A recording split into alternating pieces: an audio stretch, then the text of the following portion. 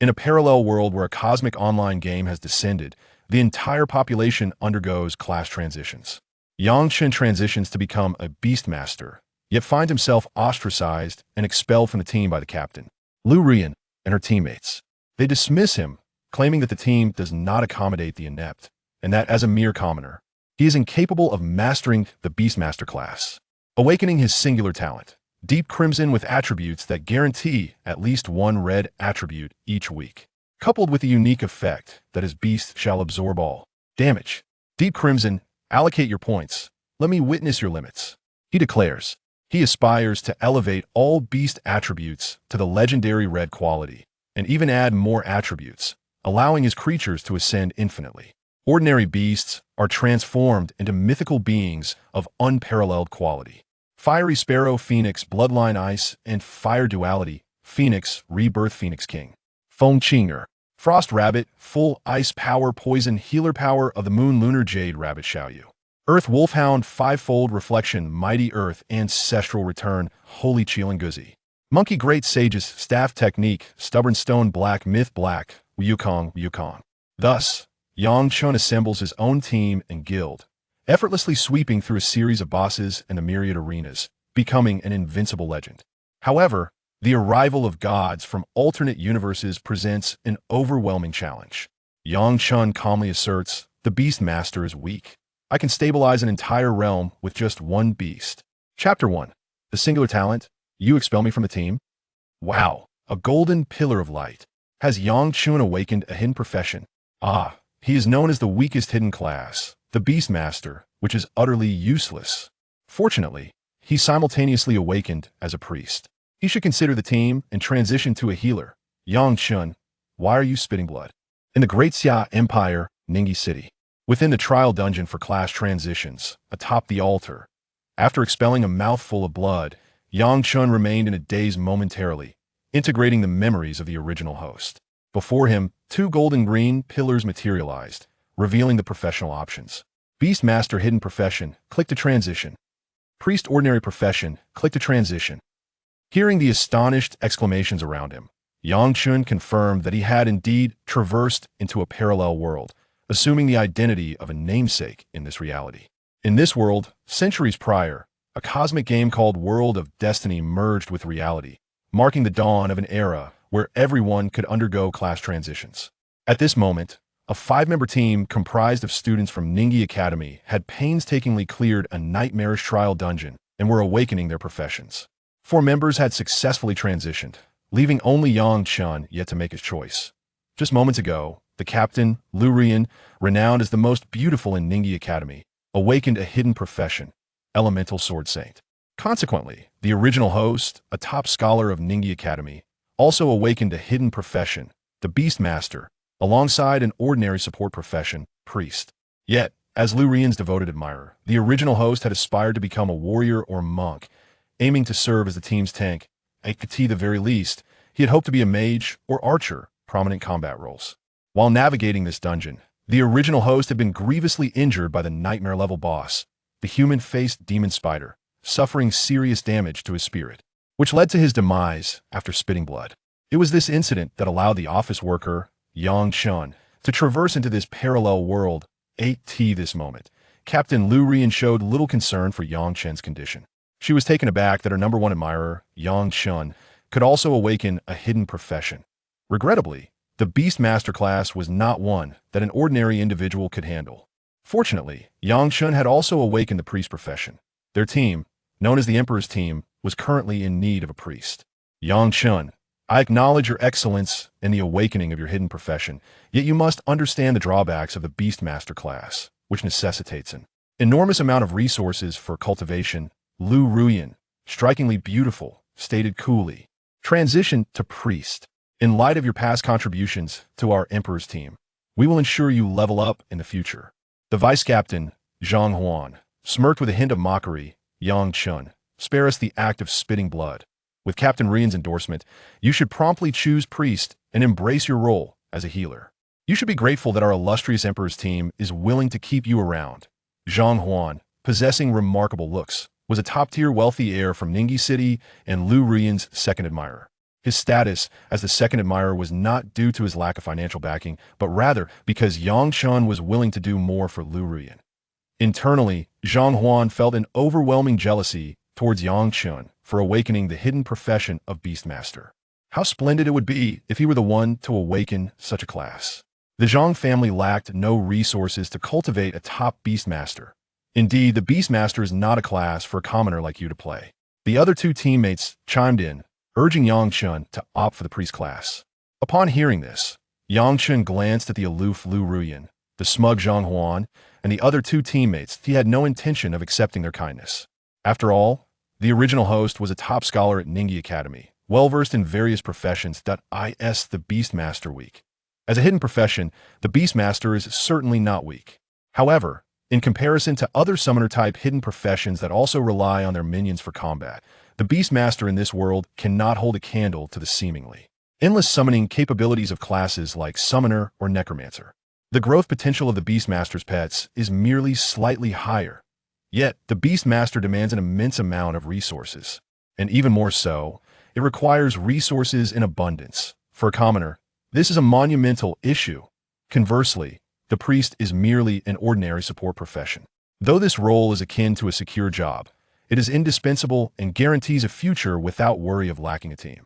However, a priest is not a primary combat role and is relatively weak. Thus, the original host felt despondent upon awakening these two professions, unable to bear the disheartening reality. If it were the original host, hearing the words from his beloved Lu Ruyan, he would undoubtedly choose the priest profession. Nevertheless, Yang Chen, as a time traveler, was unwilling to remain a mere tool for the Emperor's team. The Beastmaster, as a primary combat profession, may face challenges in early development, yet it undoubtedly becomes a pivotal player in the later stages. As a devoted reader of novels, Yang Chen naturally could not fathom the notion that his transmigration would occur without a golden finger. Thus, amidst the astonished gazes of Lu Ruyan and Zhang Huan, Yang Chen extended his hand toward the option of Beast Tamer and clicked to confirm. Buzz! In a dazzling flash of light, Yang Chen successfully transitioned to the role of Beast Tamer. Congratulations on your successful transition to the hidden profession of Beast Tamer. Transition successful. Trial level reset. Your status has been restored. You have awakened your professional talent. You may open your destiny panel to view. A series of destiny prompts echoed forth. Before Yang Chen could even examine his professional talent, an exclamation pierced through the air. Yang Chen, how dare you disregard my words and choose the worthless profession of Beast Tamer? What use do you have for my Emperor squad now? Seeing Yang Chen's disobedience, Lu Ruyan was utterly infuriated, her temper flaring. The stunning Lu Ruyan's bosom heaved with indignation. This sycophantic Yang Chen had been adoring her for 2.5 years. He had long desired Lu Ruyan to be his girlfriend. For all this time, he had obeyed her every command. He had served as the free driver, cook, waiter, and meat shield for the entire Emperor squad, always charging to the front whether battling monsters or engaging in fights. He dared not stray from the path when directed east, nor would he ever rub her shoulders if asked to massage her feet. Today, how could he dare to defy her? Ruyan, since this brat refuses to listen, let's expel him from squad. Zhang Huan, witnessing the scene, was elated his opportunity had finally arrived. As long as he could rid himself of the eyesore that was Yang Chen, the title of the foremost sycophant would rightfully belong to him. No, even better. In the future, Lu Ruyan would be solely his. No matter how much of a scholar Yang Chen was, or how handsome he appeared compared to Zhang Huan, what would it matter? Having transitioned to the weakest beast tamer with no wealth, how could he even hope to compete? Furthermore, Zhang Huan had awakened the epic profession of Berserker of the Blade. Professions are categorized into 4 major ranks: ordinary, elite, epic, and hidden. The higher the profession, the greater the potential. Although Zhang Huan's Berserker of the Blade could not compare to Lu Ruyan's hidden profession of Elemental Sword Master, he remained confident that with his father Zhang Er's influence, he would undoubtedly win the heart of the beauty. With this thought, Zhang Huan exchanged a knowing glance with his close friend. The other boy, quick to grasp the situation, addressed Lu Ruyan. Ruyan, with you and young Master Zhang in the Emperor squad, why would we need a beast tamer, such a trivial profession? I propose we expel Yang Chen. Another female classmate chimed in. Sister Ruyan, this Yang Chen has shown utter disrespect for your authority as captain. Sister Ruyan's ambition is to lead the Emperor squad to the cosmos and become a legendary emperor. We don't need a wasteful beast tamer who squander money recklessly. Yang Chen cast a fleeting glance at the group, committing their faces to memory. The boy was Chen Wan, Zhang Huan's lackey, while the girl was Zheng Liuli, Lu Rian's confidant. As the scion of the Zhang family, Zhang Huan had lavished considerable wealth, ensuring that these two would readily echo his sentiments. As Lu Rian opened the team information on the Destiny panel, she addressed Yang Chen. Apologies, Yang Chen. It is not that I, Lu Rian, am heartless. All the team members wish for your departure. I had originally suggested you transition to a priest. I offered you a chance. At that moment, Yang Chen glanced at his panel that he beheld his professional talent. Crimson Addendum, a unique talent. But a unique talent, Crimson Addendum? Isn't that the same name as the cheat I used before my transmigration? Crimson Cheat? He pondered, astonished. Before his transmigration, Yang Chen had enjoyed playing various single-player and private server games. Due to his status as a corporate drone, he had limited time to devote to gaming. Thus, he had customized a cheat. As he grappled with confusion, a sense of certainty blossomed within him. Crimson Addendum, let me witness your limits. Just as he had crossed into this new world, a cheat had been granted. Yang Chen hastily skimmed the talent's effects. The brilliance of this talent lay in its ability to infinitely enhance and add attributes. Moreover, it guaranteed a minimum of one red attribute every week. In the realm of destiny, items, tamed beasts, and summons all possessed attributes. The greater the number of attributes, the higher the quality and properties. Attributes and item qualities are classified as white, green, blue, black, purple, gold, and red. Red mythic attributes represent the pinnacle of quality. This signified that the coveted gold and red attributes that others yearned for would be effortlessly obtainable by Yang Chen. With this unique talent by his side, what could he possibly fear in mastering the beast tamer profession? As for being expelled from the Emperor squad, Yang Chen felt utterly indifferent. The previous Yang Chen had been Lu Rian's sycophant. What concern was that to him now? With no time to linger over the panel, Yang Chen looked toward Lu Rian and, with an easy smile, stated, "No need for explanations, I shall take my leave. I only hope you won't regret this decision in the future." Witnessing Yang Chen's attitude, which starkly contrasted with his previous supplications to avoid expulsion, Lu Rian was momentarily taken aback. Not only am I a hidden profession elemental sword master, but I have also awakened a red mythic talent. I possess the makings of an emperor, while you are merely a gluttonous beast profession. What is this attitude of yours? Of course, Lu Rian refrained from voicing such thoughts aloud. After all, the talents of each profession must remain confidential to prevent being targeted by rival nations or even myriad races. Lu Rian was merely astonished. Yang Chen's current demeanor seemed like that of a transformed person, but he was no longer her foremost sycophant. With a click, Lu Rian confirmed the expulsion of Yang Chen from the team. Ding! You have been expelled from the team by Captain Lu Rian of the Emperor Squad. Hurry and form your own team or join a new one. With the system's prompt, Yang Chen was cast out of the Emperor Squad. He materialized directly at the entrance of the trial dungeon of Ningyi Academy. Chapter 2. Infinite Addition of Attributes, guaranteed red every week. I have transitioned into a bowman. The Destiny world shall be my unrivaled journey. Oh, Great One, please guide me. Alas, I have taken on the rogue profession, which will make it difficult to join a team. I have opted for the priest class. I need not worry about lacking a team. It is quite challenging. In the difficult trials we entered, 2 perished before we could successfully transition. Your team has chosen the difficult trial? Truly commendable courage. A moment of silence. I wonder how the Empress team, led by the goddess Lu, is faring? They have chosen the nightmare level trial. The transition trials only offer 3 difficulties: normal, difficult, and nightmare. Generally, teams do not dare to enter nightmare level dungeons, for they risk annihilation. However, it is said that nightmare trials often yield elite professions, and even epic or hidden classes. The Empress team's Lu Xiaohua, Zhang Huan, and Yang Chen are all top-tier experts from our institution, and the other 2 are no slouches either.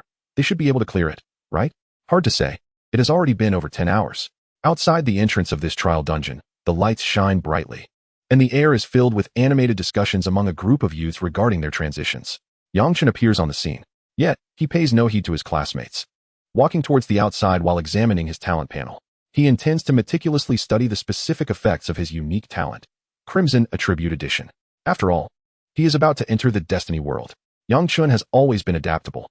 Having arrived in this world, where it is said that the strong can achieve immortality, he certainly hopes to live a splendid life during his time here. Soon, he discovers that although this Crimson Attribute Edition shares a name with the Crimson Cheat from his past life, It is merely a talent and cannot be mindlessly modified. Thus, resources are required to enhance attributes.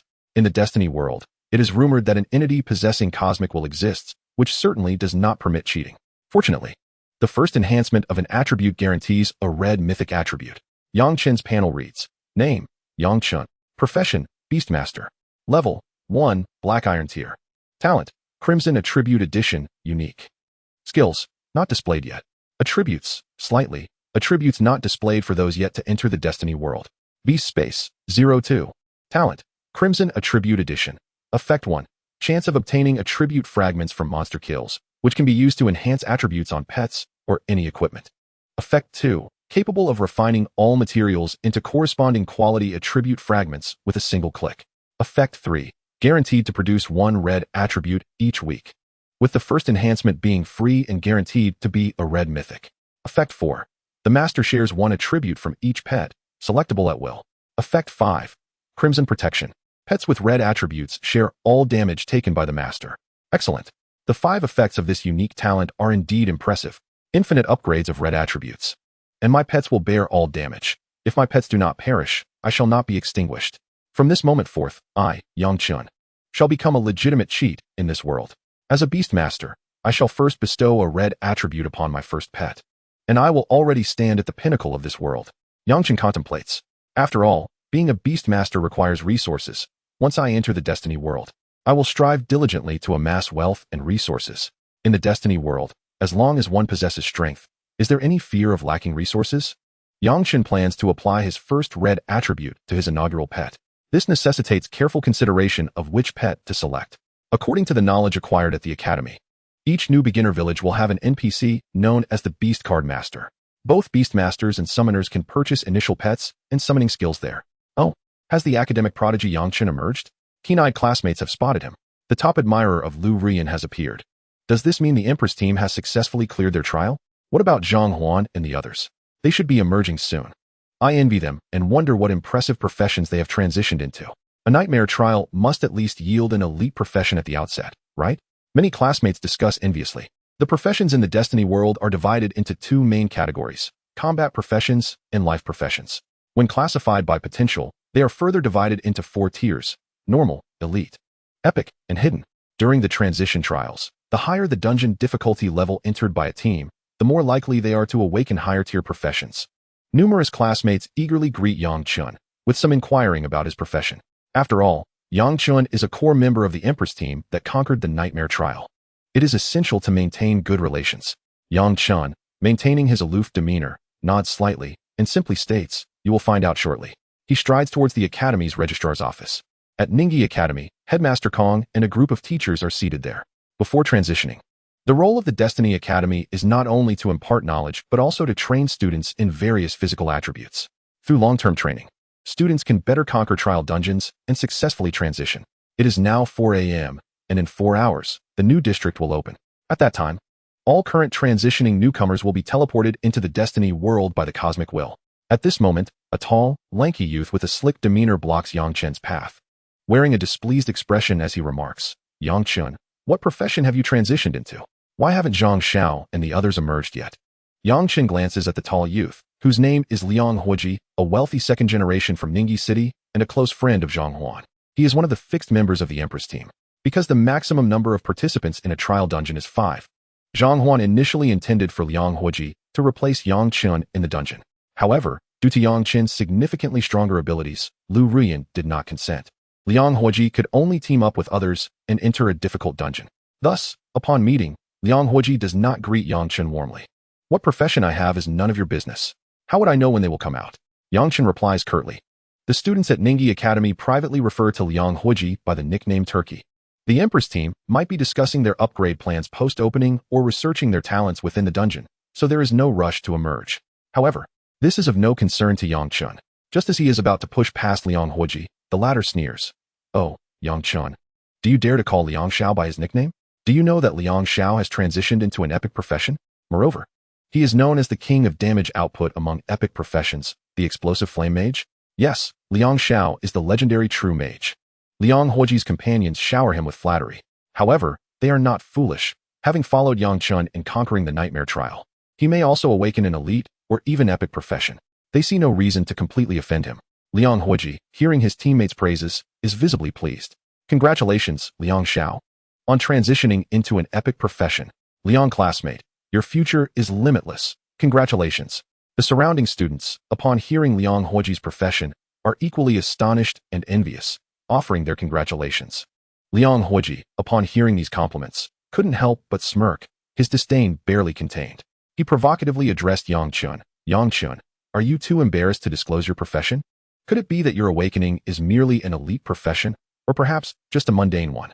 Liang Huiji was acutely aware that conquering the nightmare-level trials signified at least the potential to awaken an elite profession. However, there was also the possibility of some mundane professions emerging. He chuckled to himself, noting that Yang Chun, much like Team Lu, had awakened a hidden profession. But while Team Lu's awakening was the legendary and invincible Elemental Sword Saint, Yang Chun was merely a Beastmaster from the depths of obscurity. At that moment, in the Nightmare Dungeon, Lu Rian, Zhang Huan, and 2 others were also teleported out. As soon as Zhang Huan emerged, he promptly exposed Yang Chun's background. Casually, he lavished praise upon Lu Rian. What? Did I hear that right? Goddess Rian has transitioned to the Elemental Sword Saint, a profession rivaling the Sword Immortal? This hidden profession is indeed invincible. Throughout the history of Azure Star, it has rarely appeared. It is said that an Elemental Sword Saint above level 100 can summon Elemental Sword Spirits to fight, certainly not weaker than the summoned creatures of a summoner or a necromancer. Moreover, their inherent combat prowess far exceeds that of a summoner or beastmaster of the same level. The Emperor Rian is truly formidable. How impressive is my school bell? And Yang Chun, a mere commoner academic prodigy, has transformed into a beastmaster, a profession from the depths? While the Beastmaster is indeed one of the 3 renowned summoning classes, it is not inherently weak. However, for a noble to cultivate a powerful Beastmaster is no small feat. Yang Chun lacks resources, and this once promising commoner genius is doomed to fade into obscurity. The students in the trial square were astonished by Lu Rian's profession and expressed their sympathy for Yang Chun. Haha, so you've become a lowly Beastmaster. Liang Huiji laughed heartily. He cast a sidelong glance at Yang Chun. That pathetic profession of yours is surely inferior to even elite professions. How could it possibly compare to my explosive fire mage? In the newbie zone 886, New World Village, Yang Chun disdainfully refrained from engaging. A lowly mage? How ridiculous. A powerful Beastmaster, once they nurture a formidable magical companion, can certainly contend with an explosive fire mage. Moreover, Yang Chun planned to utilize his first red attribute to cultivate an exceptionally strong magical pet. After all, possessing a ranged magical companion is vital for ensuring an accelerated leveling pace. Liang Huiji, finding his jests unamusing, turned to Zhang Huan and inquired, Huan Ge, what is your profession? As they had yet to enter the fated world, everyone could only see their attributes, not their professions. Zhang Huan replied with pride, I am a Tyrant Blade Berserker, an epic-level profession. Beside him, his sycophant Chen Wen chimed in, Zhang Xiao's Tyrant Blade Berserker is naturally a combat-oriented powerhouse. A Tyrant Blade Berserker? That must be fiercer in battle than my explosive fire mage. Liang Huiji, impressed, extinguished his aspirations for Lu Rian. After all, they were all epic professions. His mage class was indeed strong in farming monsters and leveling up, but in terms of combat PK, it would undoubtedly be at a disadvantage against a berserker. Furthermore, Zhang Huan had a powerful father, Zhang Er. He couldn't compete in that regard either. Huan Ge Rian. Since Yang Chun has awakened to the useless Beastmaster, and I am an explosive fire mage, it seems the main force should shift to me now, Liang Huiji suggested. Glancing at Zhang Huan and Lu Rian cast a calm glance at Liang Huiji and Yang Chun, nodding indifferently. That is certainly the case. Zhang Huan sneered. Rest assured, your fire chicken will undoubtedly be the main force of our Emperor team. Yang Chun, having chosen not to become a priest, has already been expelled from our ranks. It wasn't uncommon for someone like Yang Chun to awaken 2 or more professions, so the crowd was not particularly surprised. Yang Chun merely observed their performance with a smile, choosing to remain silent as he walked away, uninterested in further conversation. Soon, they would realize how erroneous today's decisions had been. In the fated world, a powerful Beastmaster would have no trouble forming a team. At Ningyi Academy, this year's cohort had remarkably produced 2 hidden professions, 2 epic professions, and over 30 elite professions. Wonderful. Our students are truly remarkable. This is a promising sign for Ningyi Academy. It seemed this might be the strongest cohort in the Academy's history. Even among the other academies in the Daxiao Empire, no other cohort boasted such a formidable lineup. Once Yang Chun, Lu Rian, Zhang Huan, Liang Huiji, and the last group of students completed their registration, The silver-haired Dean Kong expressed his satisfaction. The other faculty members were abuzz with excitement. Although Yang Chun had chosen the Beastmaster profession, which left Dean Kong and the other teachers somewhat disappointed. This profession had once produced strong individuals throughout Azure Star, and even among the myriad races of the universe. Admittedly, it was a challenging path to grow in the early stages, yet it still held promise. Had Yang Chen opted for a priest profession, it would have been rather ordinary, as many students in the area had chosen that path. Subsequently, Dean Kong personally distributed a sum of resources for the elite professions and above, while each class's homeroom teacher allocated resources to their ordinary profession students. This funding, colloquially known as the entry fee, consisted of spirit coins from the fated world. Other resources could not be brought into the newbie zone. However, even with spirit coins, they would automatically diminish by 100-fold upon entering the newbie zone. Such was the rule of the fated world. For those with elite professions and above, Dean Kong treated them all equally, distributing 1 million spirit coins each. Once they entered the newbie zone, this amount would shrink to a mere 10,000 spirit coins. Ordinary and lifestyle profession students received 100,000 spirit coins, which would reduce to 1,000 spirit coins upon entry. Yang Chun, Lu Rian, Zhang Huan, Liang Huiji, and others were all in the genius class. However, the homeroom teacher, Zheng Xiaobo, was too busy conversing jovially with Lu Rian, Zhang Huan, and Zheng Lioli to pay any mind to Yang Chun. Zheng Xiaobo, the uncle of Team Emperor member Zheng Lioli, had never held Yang Chun, the commoner student, in high regard. Upon learning that Yang Chun had chosen the seemingly feudal Beastmaster profession, he entirely ignored him. Furthermore, Yang Chen's original character had lost both parents early on in the fated world and was considered an orphan. He had become a mere sycophant to Lu Rian, the campus belle, and a source of ridicule among his peers, consistently suppressed by the second sycophant, Zhang Huan. At Ningyi Academy, he had few close acquaintances. Nonetheless, due to his excellent academic performance and physical prowess, Dean Kong and some other teachers had not given up on him. This time, the academy did not rescind his entry resource allocation, despite Yang Chen's choice of a lowly profession, for which he was still grateful. The 1 million spirit coins, even after being reduced to 10,000, would allow him to purchase a blue exceptional beast card from the Beast Card Master.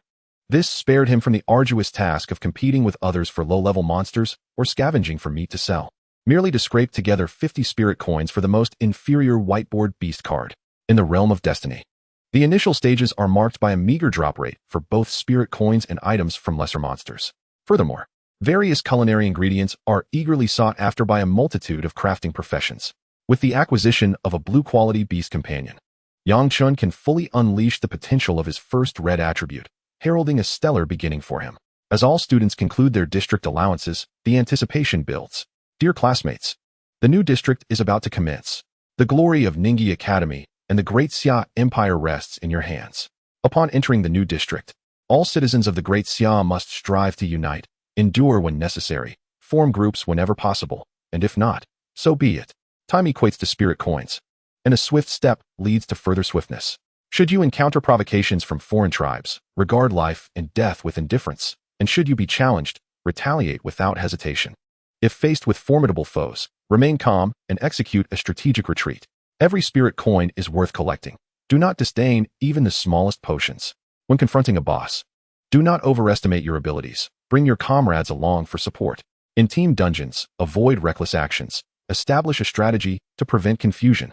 Principal Kong, embodying the role of an irritable elder, delivered the final rallying speech. His resonant voice stirred the hearts of the students, igniting their fervor. After a brief moment of adjustment, at precisely 8 o'clock in the morning, Destiny World was activated. With a thunderous roar, a magnificent ancient stone door materialized in the sky. Inscribed upon the door were the archaic characters Destiny World, Defy Fate, and Change Destiny. This stone portal cast its glow across the cosmos, encompassing all tribes. With a resounding boom, the gate of destiny swung open, unleashing an ethereal wave that swept through countless realms. The new district was finally launched. I have arrived at Destiny World. As figures transformed into radiant light, being consumed by the stone door, Yang Chun found himself in a novice village within Destiny World. Universal announcement. All novice adventurers have been successfully teleported. Regional announcement. Welcome to Destiny World. You are currently in the New Realm Village, number 886. The population of this village stands at 100,000. System notification. Your personal panel has been refreshed. You have acquired the initial skill of the Beast Tamer profession. Fire symbol technique. Summon Beast. Chat channel has been activated. Consignment platform has been opened. The Novice Village, known as New Realm Village, was now teeming with an overwhelming crowd. Individuals were clad in scanty swimwear, flaunting their figures. Wow, those ladies are quite impressive. Look over there, that girl is stunningly fair. Quickly, beauties. Don the coarse cloth garments in your backpacks, and don't let these lecherous men take advantage of you. Hee hee, what is there to fear? Gazing costs nothing. That young man over there is incredibly handsome, with a chiseled 8-pack. Hey, who dares to touch me? Don't come near. Hastily. They adorned themselves in their cloth attire and seized their short swords, preparing to venture forth to slay monsters and level up. Indeed, you still have the leisure to admire handsome men and beautiful women. Our principal has declared that time equates to spirit coins. The clamor of the crowd was incessant. Many proactive adventurers had already begun their hunt outside the village. Yang Chen surveyed his surroundings, unfazed by the attention directed at him. With a staggering population of 100,000 in this novice village, it was evident that students from multiple cities of the Great Xia Empire had congregated here. Each novice village consistently boasted a starting population of 100,000. Yang Chen donned the coarse cloth garment stored in his backpack and grasped his short sword, ready to seek out the beast card master within the village to purchase a beast card. Destiny World provided each newcomer with a basic coarse cloth garment and a rudimentary weapon. Coarse cloth garment, white. Attributes: physical defense 2, magical defense 2. Level requirement, 1. Short sword, white. Attributes: physical attack 5, magical attack 1. Level requirement, 1. Chapter 4. Unveiling the blue beast card, Fiery Sparrow. Yang Chen glanced at his attribute panel. Name: Yang Chen. Profession: Beast Tamer. Level: 1, Black Iron Tier. Talent: Deep Red Attribute, Unique. Skills: Fire Symbol Technique Level 1. Summon Beast Level 1. Status: Health 160-160, Mana 200-200. Strength: 15, 1 point of strength equals 1 physical attack. Mentality: 20, 1 point of mentality equals 1 magical attack, 10 mana. Agility: 14, 1 point of agility equals 1 hit rate, 1 evasion, 2 attack speed, 2 movement speed. Vitality: 16, 1 point of vitality equals 1 dual defense, 10 health points, with a hidden attribute enhancing health regeneration. Luck: 1, enhances item drop rates, critical hit rates, critical damage, and triggers probabilities for fortunate events. Equipment: short sword, coarse cloth garment. Beast space, 0-2. Remaining revives, 2. This is indeed impressive. The 4 primary attributes, strength, mentality, agility, and vitality, surpass the typical novice S baseline of 10 points. Notably, the mentality attribute has reached the maximum of 20 points for a level 1 profession. This is likely due to his robust spiritual essence as a transmigrator. To maintain balance, the cosmic will, or heavenly path, has ensured that no level 1 novice across all races in the universe possesses a single attribute exceeding 20 points. As for luck, it stands as the most enigmatic attribute within Destiny World, impacting drop rates and critical hits. Typically, every ordinary and elite adventurer begins with a luck score of 0, while only epic and hidden professions commence with a score of 1. The remaining 2 revival chances signify that Yang Chen possesses 2 extra lives. This is a commonality among all players at the start, granting each 2 revival opportunities. Unlike the online games of his previous life, where death merely resulted in experience loss or a level drop, here, expending all revival opportunities means true demise. However, additional revives can be procured from the reputation shop, albeit at a considerable cost. Defeating bosses and completing various dungeons allows one to accumulate reputation. Yang Chen observed that the inhabitants of New Realm Village were already surrounded by throngs of people, particularly around the village chief's residence, the blacksmith's shop, and the potion store. Most inquiries revolved around novice quests or the purchase of potions. However, Destiny World offers limited quests, typically yielding only modest experience and spirit coins. Outside the novice village, the anguished cries of low-level exotic beasts, wild chickens, red-eyed rabbits, deer, and alpacas, could already be heard. It appeared these non-aggressive creatures had fallen victim to the onslaught of eager newcomers. As a beast tamer, Yang Chen's first priority was to secure a beast companion to maximize his efficiency in hunting. He did not rush to engage in combat, but instead proceeded to the beast card shop adjacent to the clothing store.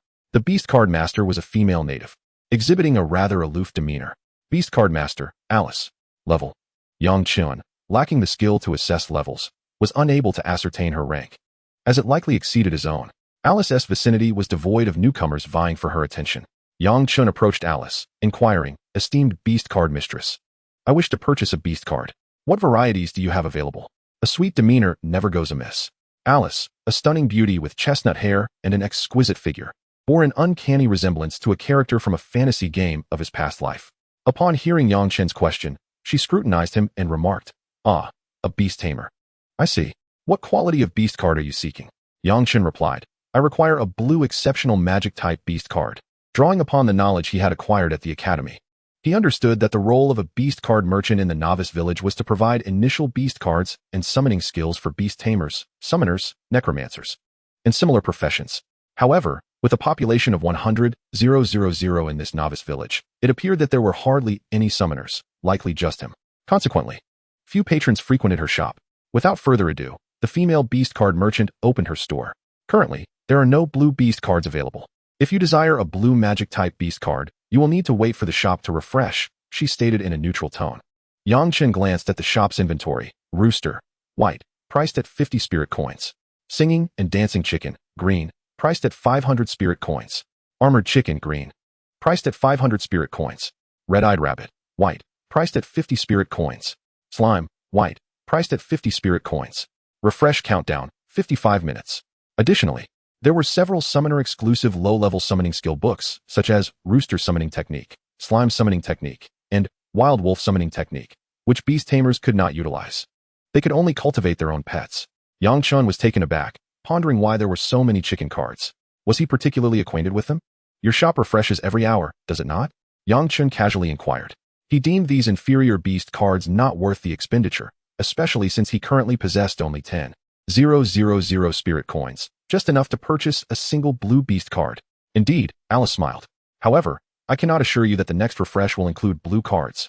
Perhaps it was due to Yang Chen's striking appearance or the nature of his hidden profession, but Alice's demeanor had softened considerably. Feeling somewhat disheartened, Yang Chen contemplated that he could afford to wait. With 100,000 individuals in the novice village, the nearby low-level monster area was teeming with players engaged in combat. The respawn rate of the minor monsters likely could not keep up. Although Yang Chen's attributes were high, venturing into higher-level monster zones posed certain risks. Thus, he resolved to wait patiently. With that thought, Yang Chen settled onto a long bench in front of the beast card shop, perusing the regional chat channel's messages while awaiting the refresh of beast cards. Currently, he could only view messages within the area. The monsters in the Destiny world are exceedingly formidable. I fought a level 2 Kuin for ages. I almost got obliterated by a level 3 alpaca. Is there an older brother willing to guide this little sister? I'm an unloved rogue, but I'm open to meeting in person. Hehe. The sister above has an appealing avatar. Private message me, and I'll take you along. Haha. Our team has commenced hunting level 4 wild dogs. We have a brawny warrior leading us, seeking a healer to venture into the depths of the grasslands for level 5 wild wolves. Regional message. Li Si was unexpectedly pecked to death by a rooster. Regional message. Mo Geely has perished. He was slain by an alpaca. Regional message. Lu Rinjiao was bitten to death by a wild dog. It is rumored that an elite slime has respawned by the riverside. It is rumored that an elite wild wolf has respawned in the depths of the grasslands. Amidst the chatter of players, Yang Chen also noted through system messages that several practitioners had already met their end. Fortunately, each player had 2 opportunities for resurrection. Moreover, news of elite monsters beginning to spawn had surfaced. In the Destiny world, monsters were classified into tiers: ordinary, elite, boss, commander, lord, and king. Ordinary monsters were mere minions, while elite monsters were akin to mini-bosses, boasting a significantly higher drop rate than their ordinary counterparts. As for those above the boss tier, they represented true bosses, typically yielding substantial rewards, albeit with considerable danger. However, in the novice area, it was unlikely that outdoor bosses would spawn so soon. Yang Chen checked the consignment platform. But aside from some meat and a few pieces of basic equipment, there was nothing of value. As he continued to browse the chat channel, the time for the beast card shop's refresh finally arrived. Yang Chen hastened to stand before the female beast card merchant. Madam Alice, your beast card shop has refreshed. Indeed, Alice replied with a smile, reopening the shop interface. As expected, the inventory had changed. Skipping over the summoner skill books, Yang Chen immediately focused on the sole beast card emanating a blue glow among the 5 cards available. Fire Sparrow, blue exceptional, priced at 10,000 spirit coins. What fortunate luck. Without hesitation, Yang Chen purchased the Fire Sparrow beast card. As a top student from Ningyi, he was well aware that the Fire Sparrow was a magical companion, a fire-based creature. The Fire Sparrow was known for its high attack and speed within the magic category. Its only drawback was its relatively low defense and health. Yet, this mattered little. as he possessed the attribute of enhancing stats. Crimson, enhance my attributes and reveal your limits. Chapter 5, the first red attribute, Phoenix Bloodline. In an instant, Yang Chen expended his entire 10,000 spirit coins. However, it was undoubtedly a tremendous bargain. According to his textbooks, the items in the Novice Village Beast card shop were offered at a 90% discount on the first day of the server's opening. Only on the inaugural day would such low prices be available. After today, prices would revert to the original rates. The regular price for a blue beast card was, in fact, 100,000 spirit coins. Thus, Yang Chen felt he had struck a remarkable deal. Among the remaining 4 beast cards, 2 were green cards that piqued his interest. Wild Boar, green, priced at 500 spirit coins. Big Orange, green, priced at 500 spirit coins. Big Orange? Yang Chen hadn't anticipated that Big Orange was also a green beast card. However, now that he possessed a blue quality beast, he had little regard for green ones. Besides, his wallet was entirely depleted. Thank you for your patronage. Upon clicking to use the Fire Sparrow beast card, he summoned a splendidly feathered Fire Sparrow, which he then stored in the beast space, glancing back at Alice. He was inquiring if there were any tasks she needed him to undertake. Yet, the female beast card merchant indeed had no tasks available. She stated, I am always purchasing beast cards and summoning books here, rewarding experience and spirit coins based on their quality. Very well, should I acquire any unused beast cards or summoning books, I shall return them to you, Yang Chen replied. Understanding that such material recovery tasks did not truly qualify as missions. Resembling a butcher's meat shop, it offers an endless bounty of meat, albeit with rather meager rewards. Indeed, the Destiny world feels akin to a genuine game devoid of substantial quests. This aligns perfectly with Yang Chen's preferences from his previous life, where he was not particularly fond of undertaking missions. After bidding farewell, he sought a secluded corner within the Novice Village, ready to utilize the Crimson enhancement to augment the prowess of his Fierce Sparrow. He was eager to venture forth and engage in combat to level up. Yang Chen opened the attribute panel of Fierce Sparrow within the Beastmaster space. Fierce Sparrow, Blue Excellence. Level 1. Attributes, Flame Mastery, Blue. Transformation Law, Blue. Skills, Explosive Fireball Level 1, Claw Strike Level 1. Attributes, Strength 12, Spirit 20, Agility 18, Constitution 16. This Fierce Sparrow possessed 2 blue attributes, Flame Mastery and Transformation Law. Flame Mastery, Blue. The Fierce Sparrow excels in fire-based spells, enhancing the power of all fire skills by 50. Transformation Law, Blue. The Fierce Sparrow mitigates 20 points of all damage, with an additional 10 points against spell damage. Transformation Law, Yang Chen chuckled. Had the Fierce Sparrow grasped the essence of Master Ma's martial arts? The plus sign following the attributes evidently indicated the capabilities granted by the Crimson Enhancement talent. Here, the plus denotes the potential for allocation of points or upgrades. Of course, attributes can also be added, provided there are available slots. The Transformation Law, attributes damage reduction of 20, along with the spell damage augmentation, was indeed a commendable attribute. It is said that in the Destiny world, equipment attributes that reduce damage are exceedingly rare. However, Flame Mastery is also formidable, directly increasing the power of fire skills by 50. This left him uncertain as to which attribute to enhance. Yang Chen contemplated for a moment and resolved to upgrade the Flame Mastery attribute. Firstly, he required rapid leveling, making it prudent to enhance the Fierce Sparrow's offensive capabilities.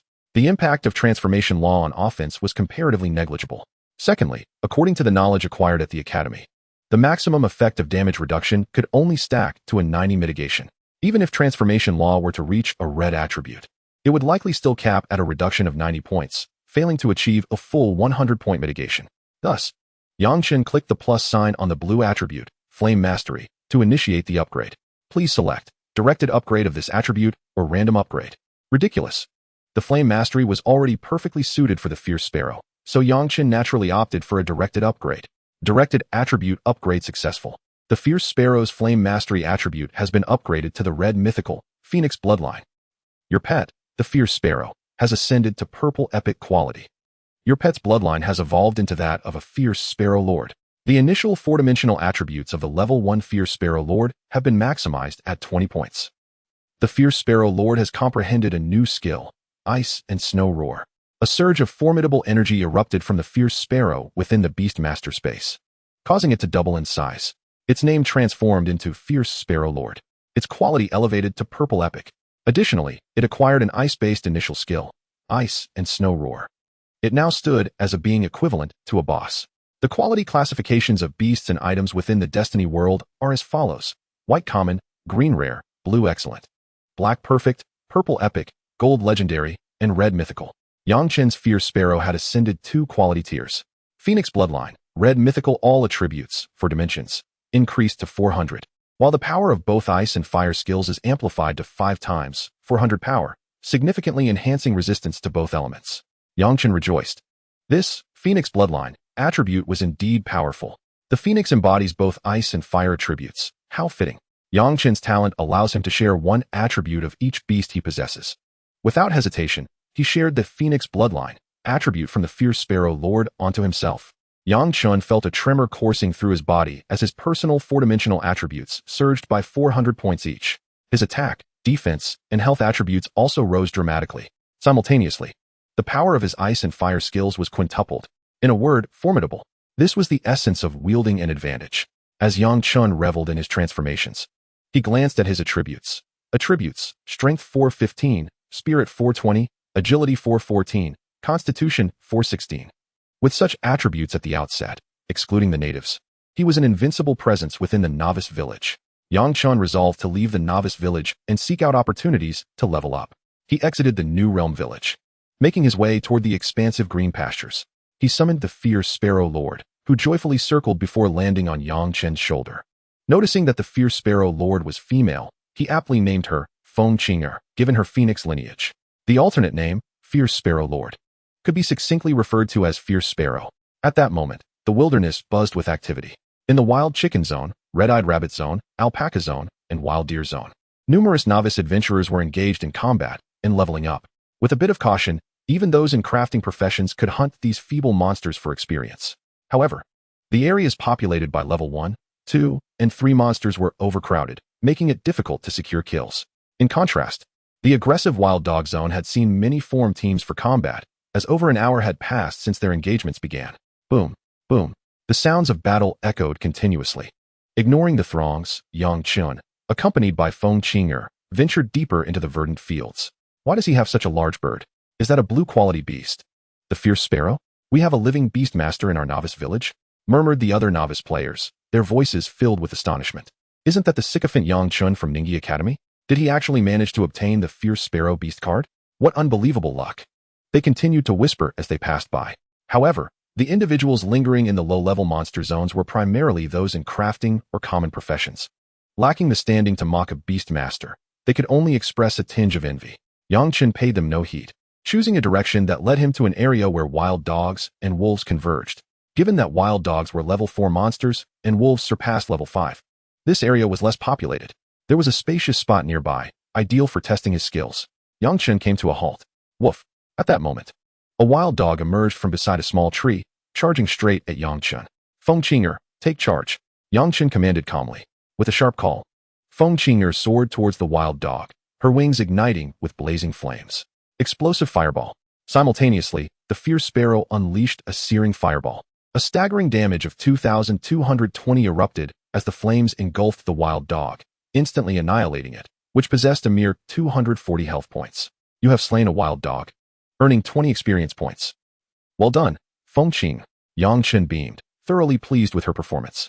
Chapter 6. Into the Misty Jungle, rapidly leveling up by 5 levels. Splendid. Instant kills are precisely what I seek. Moreover, these kills far exceed the health points of the monsters. Progressing from level 1 to level 2 requires 100 experience points. Thus, slaying 4 wild dogs will elevate me to level 2. However, these wild dogs are miserly, dropping not even a morsel of meat, let alone any spirit coins or equipment. Nearby, a 5-member team is engaged in hunting another freshly spawned wild dog. Yet, the agility of the wild dog proves too high for them, and a moment's inattention could result in a painful bite. The 3 men and 2 women are flustered as they attempt to subdue the beast, oblivious to Yang Chen's presence. Accompanied by the fiery bird, Feng Qinger, Yang Chen ventures deeper into the grasslands in search of prey. A howl resounds. Suddenly, several level 5 wild wolves emerge. These wolves are ferocious, charging directly at Yang Chen and Feng Qinger. Blizzard roar. Without needing further command, Feng Qinger spreads her wings, and the air grows frigid. A vast ice storm, encompassing a 99-yard radius, descends from above, accompanied by hail, sweeping towards the pack of wild wolves. 2,346. 2346. 2346. The four wild wolves barely have time to whimper before being shredded by the icy tempest, their health bars depleted. You have slain 4 wild wolves, gaining experience. 25, 25, 25, 25. Your level has risen to 2. You have gained 10 free attribute points. Your pet Feng Qinger has leveled up to 2. Attributes enhanced. Feng Qinger's broad area attack is indeed formidable. Beneath the carcasses of the 4 wild wolves, Yang Chen discovers 6 spirit coins and a piece of coarse cloth clothing. Additionally, they drop 2 white attribute fragments, which can be directly added to the talent interface. Quite satisfactory. Rewards are beginning to manifest, and Yang Chen feels a sense of contentment. Yang Chen allocates the 10 free attribute points, distributing 2 points each to strength, spirit, and agility, while adding 4 points to constitution. This is a conventional distribution method for summoning-type classes, as such professions do not rely on personal combat prowess. Thus, a greater emphasis is placed on constitution for survival. Yang Chen recalls Feng Qinger to his shoulder, gently patting her head. Feng Qinger, strive to level up and grow stronger. In the future, I shall depend on you for protection. Chirp. Feng Qinger tilts her head, seemingly pondering, before earnestly nodding in agreement. As a purple epic pet, her intelligence is undoubtedly high. She simply has yet to acquire the ability to speak. Nevertheless, she possesses the capacity for mental communication with her master. Thus, Yang Chen strides toward the distant jungle. According to the messages in the regional channel, several elite monsters deep within the grassland have already been vanquished. Therefore, Yang Chen prepares to enter the area of level 8 monsters, the Misty Jungle. Along the way, he dispatches several wild wolves, wild boars, and moose, swiftly gaining levels alongside Feng Qinger, both reaching level 3. At the edge of the Misty Jungle, he finally takes down an elite wild boar. It drops several white items and over 20 spirit coins, a windfall. Isn't that Yang Chen from our academy? His pet is a fiery bird? Wow, look. The fiery bird just instant killed a wild boar. Is this pet really that powerful? Nearby, a party of adventurers observes. As Feng Qinger unleashes a fireball that obliterates a wild boar, they witness the spectacle. Hearing familiar voices, Yang Chen glances over. To his left, 4 men and 1 woman gaze at him in astonishment. Upon closer inspection, he recognizes 4 of them as classmates from Ningyi Academy. While the unfamiliar male, mage likely hails from another academy. They are all clad in novice cloth attire. 2 of the warrior class adventurers show signs of fatigue. Their health bars nearly depleted from the recent skirmish. Fortunately, the only priest in their group raises her small staff, casting healing spells upon them. However, Yang Chen recalls that these 4 classmates had previously spoken ill of his past self due to Lu Ruyan's influence. Thus, he has no desire to engage with them. He decides to circumvent the group and proceed into the Misty Jungle. Humph, what are they trying to show off for? The group's temporary leader, the rugged warrior Li Shan, grumbles in frustration. We are from the same academy. You, Yang Chen, are merely fortunate to have obtained a remarkable pet. And now you act all high and mighty? Initially, Li Shan had contemplated dismissing the other academy's mage to recruit Yang Chen. Given the prowess of his pet that could instantaneously kill wild boars, he suspects that this fiery bird possesses some high-level attributes, enabling it to deliver critical hits, thus achieving such swift kills. Yet, that is not the crux of the matter. If they could team up with Yang Chen, their leveling speed would soar. Regrettably, before Li Shan can articulate his thoughts, Yang Chen is already on the move. Meanwhile, the freckled female priest points at Yang Chen, exclaiming, "Who would have thought that our academy's Yang Delict dog, such a mediocre individual, could acquire such a formidable pet? Why is he able to slay monsters with such ease while we toil so hard? Indeed, this initial setup is quite unfair." Chime in the other 3 team members. These words reach Yang Chen's ears, prompting a cold chuckle from him. Is there truly anything in this world that is absolutely fair? He finds it difficult to describe his past classmates. Choosing not to engage further, he strides into the Misty Jungle with Feng Qinger in tow. They do not impede his progress, as it is the first day of the new area and everyone is in peace mode. Moreover, they have witnessed the might of Yang Chen's pet and thus dare not provoke him. Upon entering the jungle, Yang Chen spots a burly, humanoid green-skinned creature prowling nearby, an 8-level orc. Orcs are notoriously troublesome foes in the early stages. They possess high attack power and substantial health, coupled with intelligence that enables them to coordinate effectively. Once ensnared by a group of orcs, escaping can prove quite challenging. However, Yang Chen remains unperturbed. Charge! Yang Chen encourages Feng Qinger, gently stroking her, as he gives the command. Whoosh! The fiery bird lunges forward once more. The orc, noticing the dangerous crimson glow enveloping Feng Qinger, reveals a look of trepidation as it turns to flee. Caw! Feng Qinger emits a piercing cry. Boom. A fiery explosion engulfs the orc, incinerating it instantly. You have slain the orc, gaining 40 experience points. The orc drops a low-grade healing potion. Low-grade healing potion restores 50 health points over time, with a cooldown of 3 minutes. Such potions are available for purchase at the apothecary in New Village. Priced at 5 spirit coins.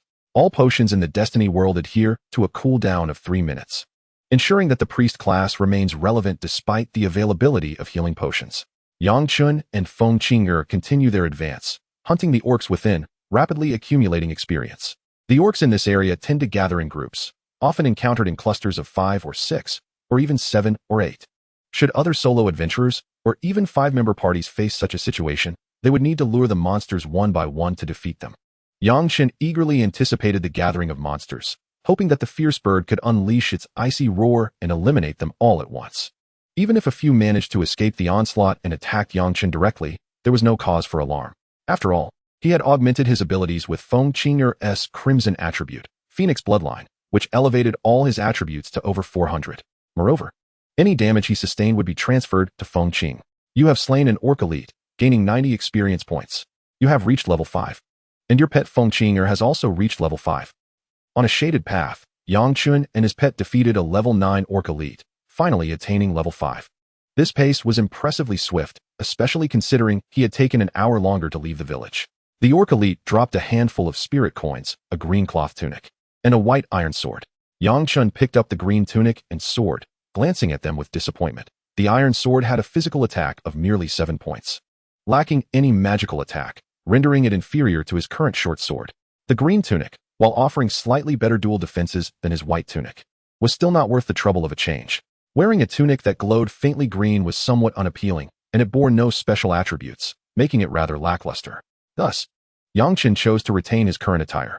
Unbeknownst to Yang Chen, the white iron sword and the green tunic were likely to be highly sought after in the marketplace, provided they were not priced exorbitantly. After all, the equipment drop rates in the Destiny world were notoriously low, and most players were still wielding their initial short swords and coarse tunics, particularly the warrior class, who would benefit from any increase in physical attack and dual defenses. Chapter 7. Swiftly achieving the first kill of the new area boss. To progress from level 5 to level 6 required 600 experience points. With the demands for subsequent levels escalating significantly, Yang Chun prepared to delve deeper into the forest to continue leveling up, as elite monsters were a rare encounter, and the respawn rate of normal monsters was relatively slow.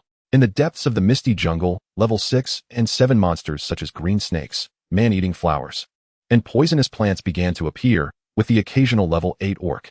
Yang Chun and Feng Qing'er forged ahead, and Yang Chun initiated combat himself, swiftly dispatching foes with his fire talisman technique. It wasn't long before both he and his pet ascended to level 6. Before them lay the entrance to a valley. Notice, you have entered the Orc Valley.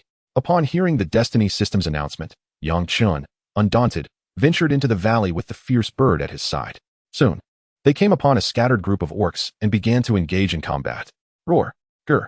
A throng of orc warriors and orc champions, upon spotting the human intruders, charged forth with feral cries.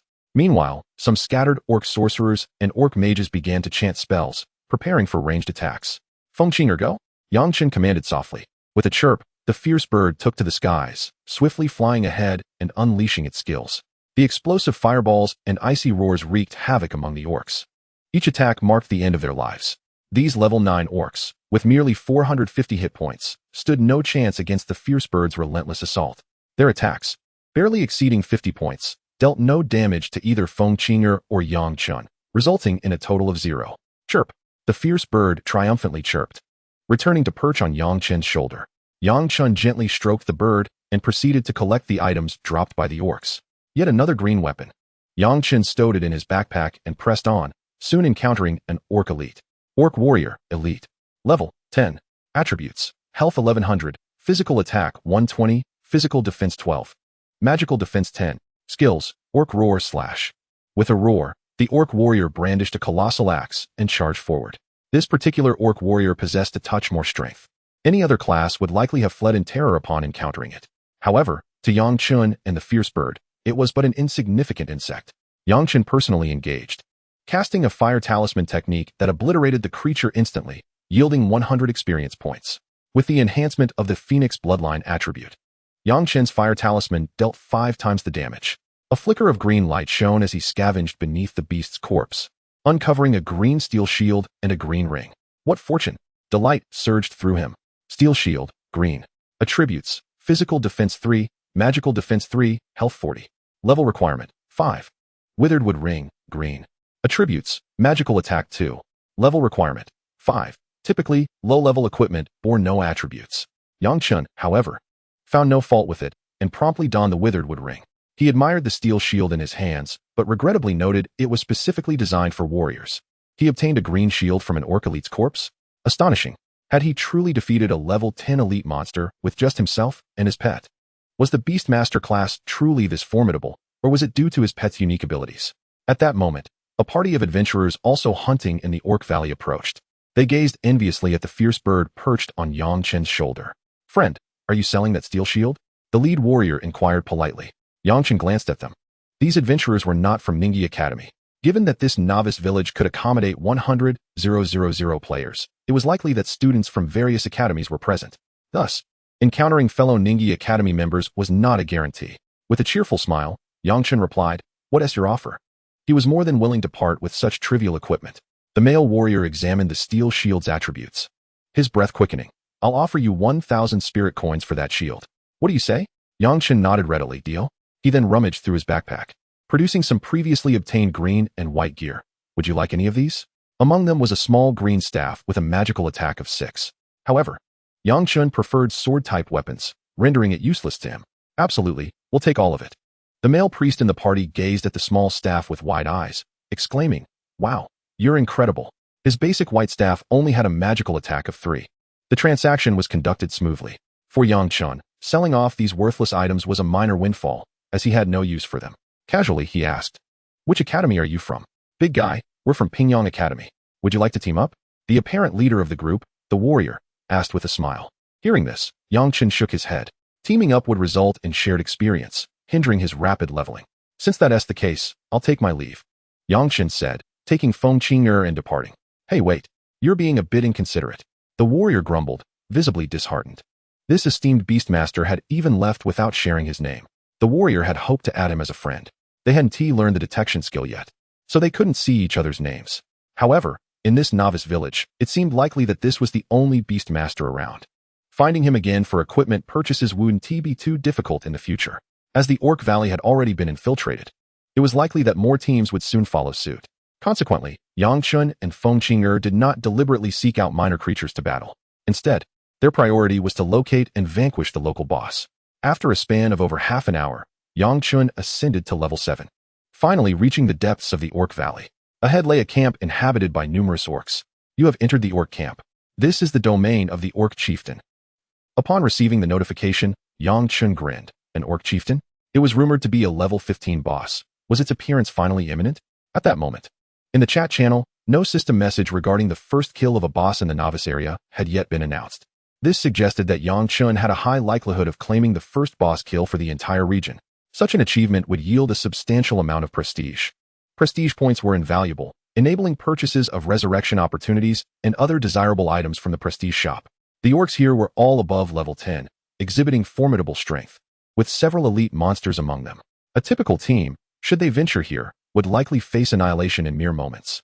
Unless they were as powerful as the Emperor team led by Lu Ruyan, capable of grinding monsters in this area. Yet, with the exceptionally high defenses of Yang Chen and Feng Qing'er, the orcs were utterly incapable of breaching their defenses, awaiting their inevitable demise. Another elite orc emerged, and Yang Chen remained unfazed. A towering orc guard, over 2 meters tall and wielding a battle axe, appeared. With a casual exhale, Lu Kei unleashed a blazing fireball, incinerating it instantly. This orc guard dropped a level 10 white light helmet, a return scroll, and several fragment items. Light helmet, male, white. Attributes: physical defense 5, magical defense 5, level requirement 10. Yang Chen smiled with satisfaction, though he could not yet don this armor. "Your actions in the orc camp have angered the orc chieftain. It seeks to retaliate against you." Suddenly, a roar echoed. From a stone house within the orc camp, a towering figure wielding a great sword emerged. The orc chieftain's eyes blazed with fury as it fixed its gaze on Yang Chen and Lu Kei, slowly advancing. Accompanying it were a cadre of elite orcs. Orc chieftain, novice boss. Level 15. Attributes: health 4850, physical attack 302, physical defense 332, magical defense 278. Skills, slash, charge, whirlwind slash. This boss was indeed formidable. Boasting over 4,000 health and impressive defenses, Yang Chen felt a slight stir of concern. If it were anyone else, would they be able to breach this boss's defenses? Moreover, the boss could regenerate health, and its attack power was alarmingly high. No wonder no team had yet succeeded in slaying a boss outside the novice village. However, before Yang Chen, this boss remained merely a dish to be served. After all, both Yang Chen and Liu Kei boasted attack powers exceeding 2,000. Liu Kei, with an eager glint in her eyes, gazed at the orc chieftain, ready for action. Feng Qinger, this boss is yours. Yang Chen remarked casually. Chirp, Liu Kei replied. With a rush, the orc chieftain charged forward, swinging its great sword and unleashing a whirlwind slash. Other orc warriors, guards, and sorcerers joined in, unleashing their skills in a fierce assault. However, a cascade of icy shards descended from the heavens. The chilling roar of a snowstorm resounded as Liu Kei unleashed 2 rounds of ice storm and a bursting fireball, decimating all orcs, including the heavily armored and high-health chieftain. Green and blue lights shimmered on the ground, revealing blue gear. You have slain the orc guard, orc sorcerer, and orc priest. You have defeated the orc chieftain boss. You have leveled up to 8, gaining 10 free attribute points. Congratulations on achieving the first kill of the Black Iron Tier boss. You have earned 20 prestige points. Would you like to make a non-anonymous announcement to the entire region? A system notification chimed in. Yang Chen felt a surge of joy. Indeed, he had secured the first kill of the boss. First kills of bosses in the novice area typically awarded at least 20 prestige points, while normal kills yielded only 1 or 2 points. Prestige was invaluable. A regional announcement? Of course, it would not be anonymous. Yang Chen smiled. There was no need to maintain a low profile any longer. He then began to collect the loot. Regional announcement. Yang Chen has successfully slain the orc chieftain, achieving the first kill of the Black Iron Tier boss in the current novice area. Regional announcement. Yang Chen has successfully slain the orc chieftain. The voice of the heavens echoed 3 times. All practitioners in the 886 novice area were left utterly bewildered. Chapter 8. The recruitment from the Qingyun team. 666. What? Did I hear that right? A solo player has claimed the first kill of a wild boss. Impossible. The server has only been open for a few hours. A hidden profession could not possibly do this. Bosses are all level 15 and above, with that health and defense. Is it even feasible for a single practitioner to take it down? Who is this Yang Chen? Which academy does he hail from? Our team nearly faced death while battling a level 10 elite monster, and he single-handedly defeated a boss. Perhaps he was part of a team that disbanded just before the boss's demise. In our novice village, aside from Lu Rian's Emperor team and Goddess Yunlua's Qingyun team, which other teams could possibly take down a boss? Perhaps this Yang Chen seized the opportunity amidst the chaos of others battling the boss. Yang Chen, could you please say a few words? The regional channel of the novice village erupted with excitement and speculation. Each participant could speak 5 times a day for free in the regional channel before incurring charges. In the Limar wilderness, the Emperor team was fiercely hunting a Limar chieftain boss.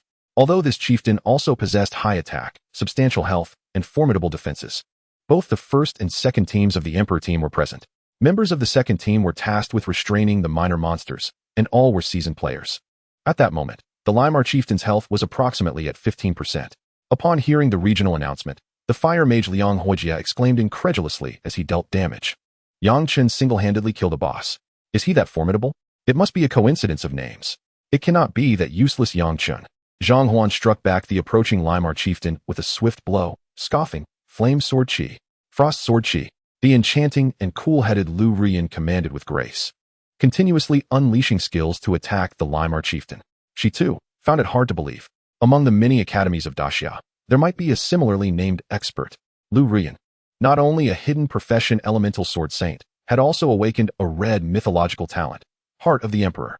Heart of the Emperor permanently enhances her skills to 5 times their power, increasing by 400 power, provides an additional quadruple critical hit rate, and grants her teammates a doubled critical hit rate.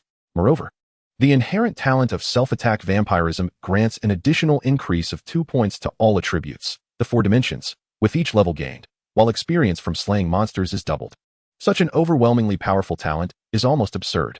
Coupled with Zhang Huan, the affluent heir and a berserker of unparalleled ferocity, who has awakened a purple talent, and Liang Huijia, the explosive fire mage with a black talent, the rest of the team members are equally formidable.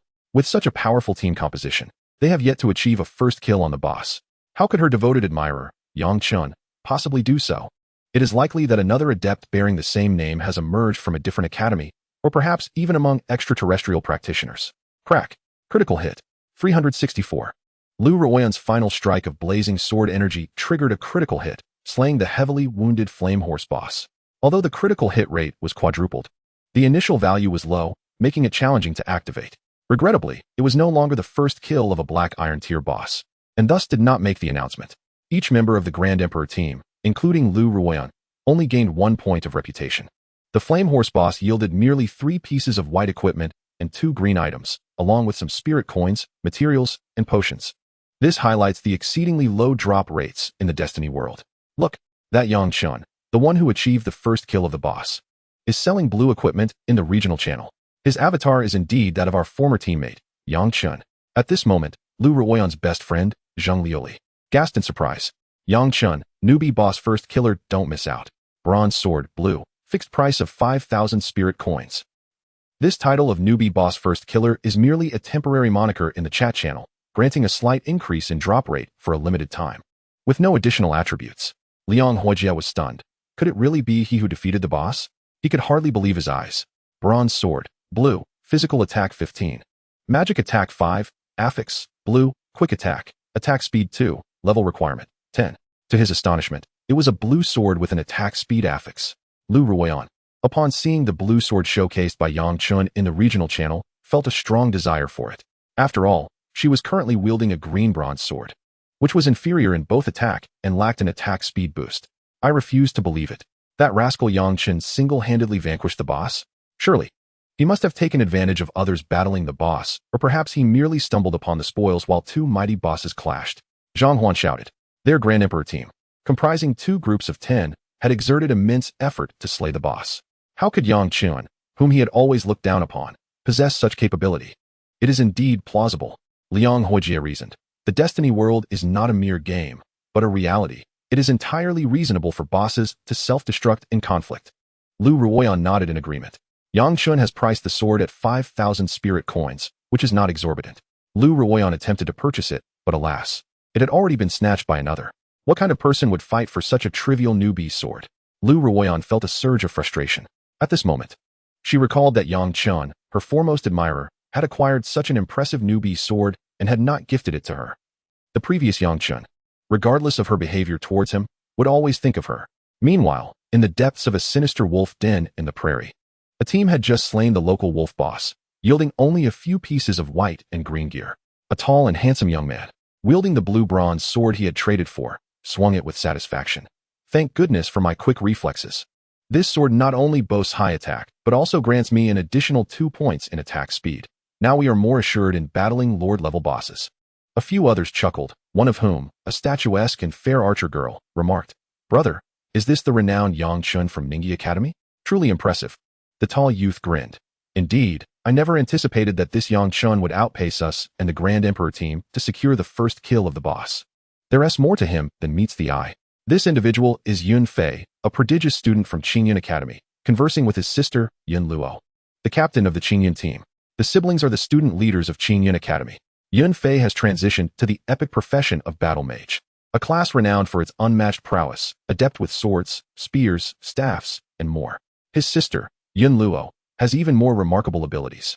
Having transitioned to the hidden class of Lightning Light Archer, a combination of lightning and light-based skills, capable of both destruction and healing, provided she acquires the requisite skills. Yun Fei and Yang Chen were once desk mates, and 2 years prior, Yun Fei transferred to Ningyi Academy, staying for a while before returning to his alma mater just before the game launch. He had transferred primarily to witness the spectacle of the stunning school belle, Lu Ruoyan, and how the wealthy Zhang Huan and the common genius Yang Chen were both her admirers. The Yun and Zhang families are not on good terms within the Daxiao Empire, and Yun Fei's intention in attending Ningyi Academy was to relish Zhang Huan's misfortune. During his time there, Yun Fei's desk mate was none other than Yang Chen, and they shared a dormitory. As both were academically inclined and Yun Fei was gregarious and friendly, they became good friends. Now, it seems my brother Yang Chen is quite formidable. Lu Ruoyan's dismissal of him is undoubtedly their significant loss. Yun Fei mused. The other team members also expressed their astonishment. That brother, with such extraordinary prowess, you must recruit him into our Qingyun team. Yun Luo cheerfully urged. Yun Fei nodded. Certainly. However, I previously sent him a message, and he has yet to respond. Thankfully, we are in the same newbie village. I shall seek him out later. Yun Fei casually sent Yang Chen another friend request. All right. Once we distribute these spoils, let us prepare to head to the mining area. The mining area is the greatest treasure trove within the newbie village. Yun Luo commanded in a sweet voice. Very well, we shall set forth immediately. The teammates replied in unison. Yang Chen's recent boss kill yielded 2 blue bronze swords, several green and white items. As a Beastmaster, his opportunities for combat are limited. So he decided to sell the blue sword with the attack speed affix at a high price, retaining the one with higher magic attack for his own use. The remaining inferior equipment, which he had no need for, was listed on the consignment platform for quick sale. Additionally, the orc boss had dropped some low-tier magic cores, basic pet food, shards of white, green, and blue affix fragments, and a trove of spirit coins, along with a dozen inferior potions, a newbie village wild map, and several return scrolls. Since the friend channel's initial setting is muted, Yang Chen had not paid attention to it prior. It was only after perusing the consignment platform and processing a plethora of new friend requests that he noticed Yun Fei, who had purchased the attack speed sword, had sent a friend request. Furthermore, the other party had previously left a message. I am Yun Fei, bro, add me. Yang Chen then recalled that this Yun Fei was a former acquaintance from his previous life, a top student who had transferred from Qingyun Academy. He was the only one willing to play alongside the original protagonist. Yun Fei had once aided the original character and urged him to forsake Lu Ruyan, suggesting that such a girl was beyond his grasp. Regrettably, the original protagonist had not heeded this advice. Yang Chen promptly added Yun Fei as a friend and left a message explaining, so it's you, brother Yun Fei? I've been busy leveling up and just saw your message. Added you in a heartbeat. As for the other friend requests, Yang Chen glanced at them. They were filled with pleas for sponsorship, team formation, and equipment purchases. Without a second thought, he deleted them all with a single click. Before long, Yun Fei initiated a chat. Yang Chen, you, the Beastmaster, have truly astonished me with your prowess. You managed to solo the novice boss? Yang Chen, while strolling with the fiery bird, humbly replied, yes, it was a solo kill, though I must admit, I was merely fortunate to acquire an impressive pet. Yun Fei responded, I won't pry into that. Since you've left Lu Ruyan's team, how about joining my Qingyun team? Yang Chen casually replied, sure. We can discuss it when we meet. In truth, the various teams at this stage could hardly be deemed formal organizations. To establish a legitimate guild, they would need to obtain a guild insignia and create a guild recognized by the Destiny system. The world of Destiny, as a fusion of reality and a cosmic MMORPG, also featured competitive arenas for teams and guild wars, offering enticing rewards that were simply too good to miss. Additionally, forming a guild would yield further benefits. Yun Fei, the original protagonist's brother, sought to recruit him into the Qingyun team, undoubtedly with intentions to invite him to join a guild in the future. However, Yang Chen had plans to establish his own guild. In his past life, he had been a mere wage slave. Now, having traversed into this world with extraordinary talents, he refused to remain subordinate to others. In this realm, he aspired to be his own master. Chapter 9, the second solo kill of the Lord Boss, Dungeon Unlocked. After exchanging a few words, they both returned to their respective tasks.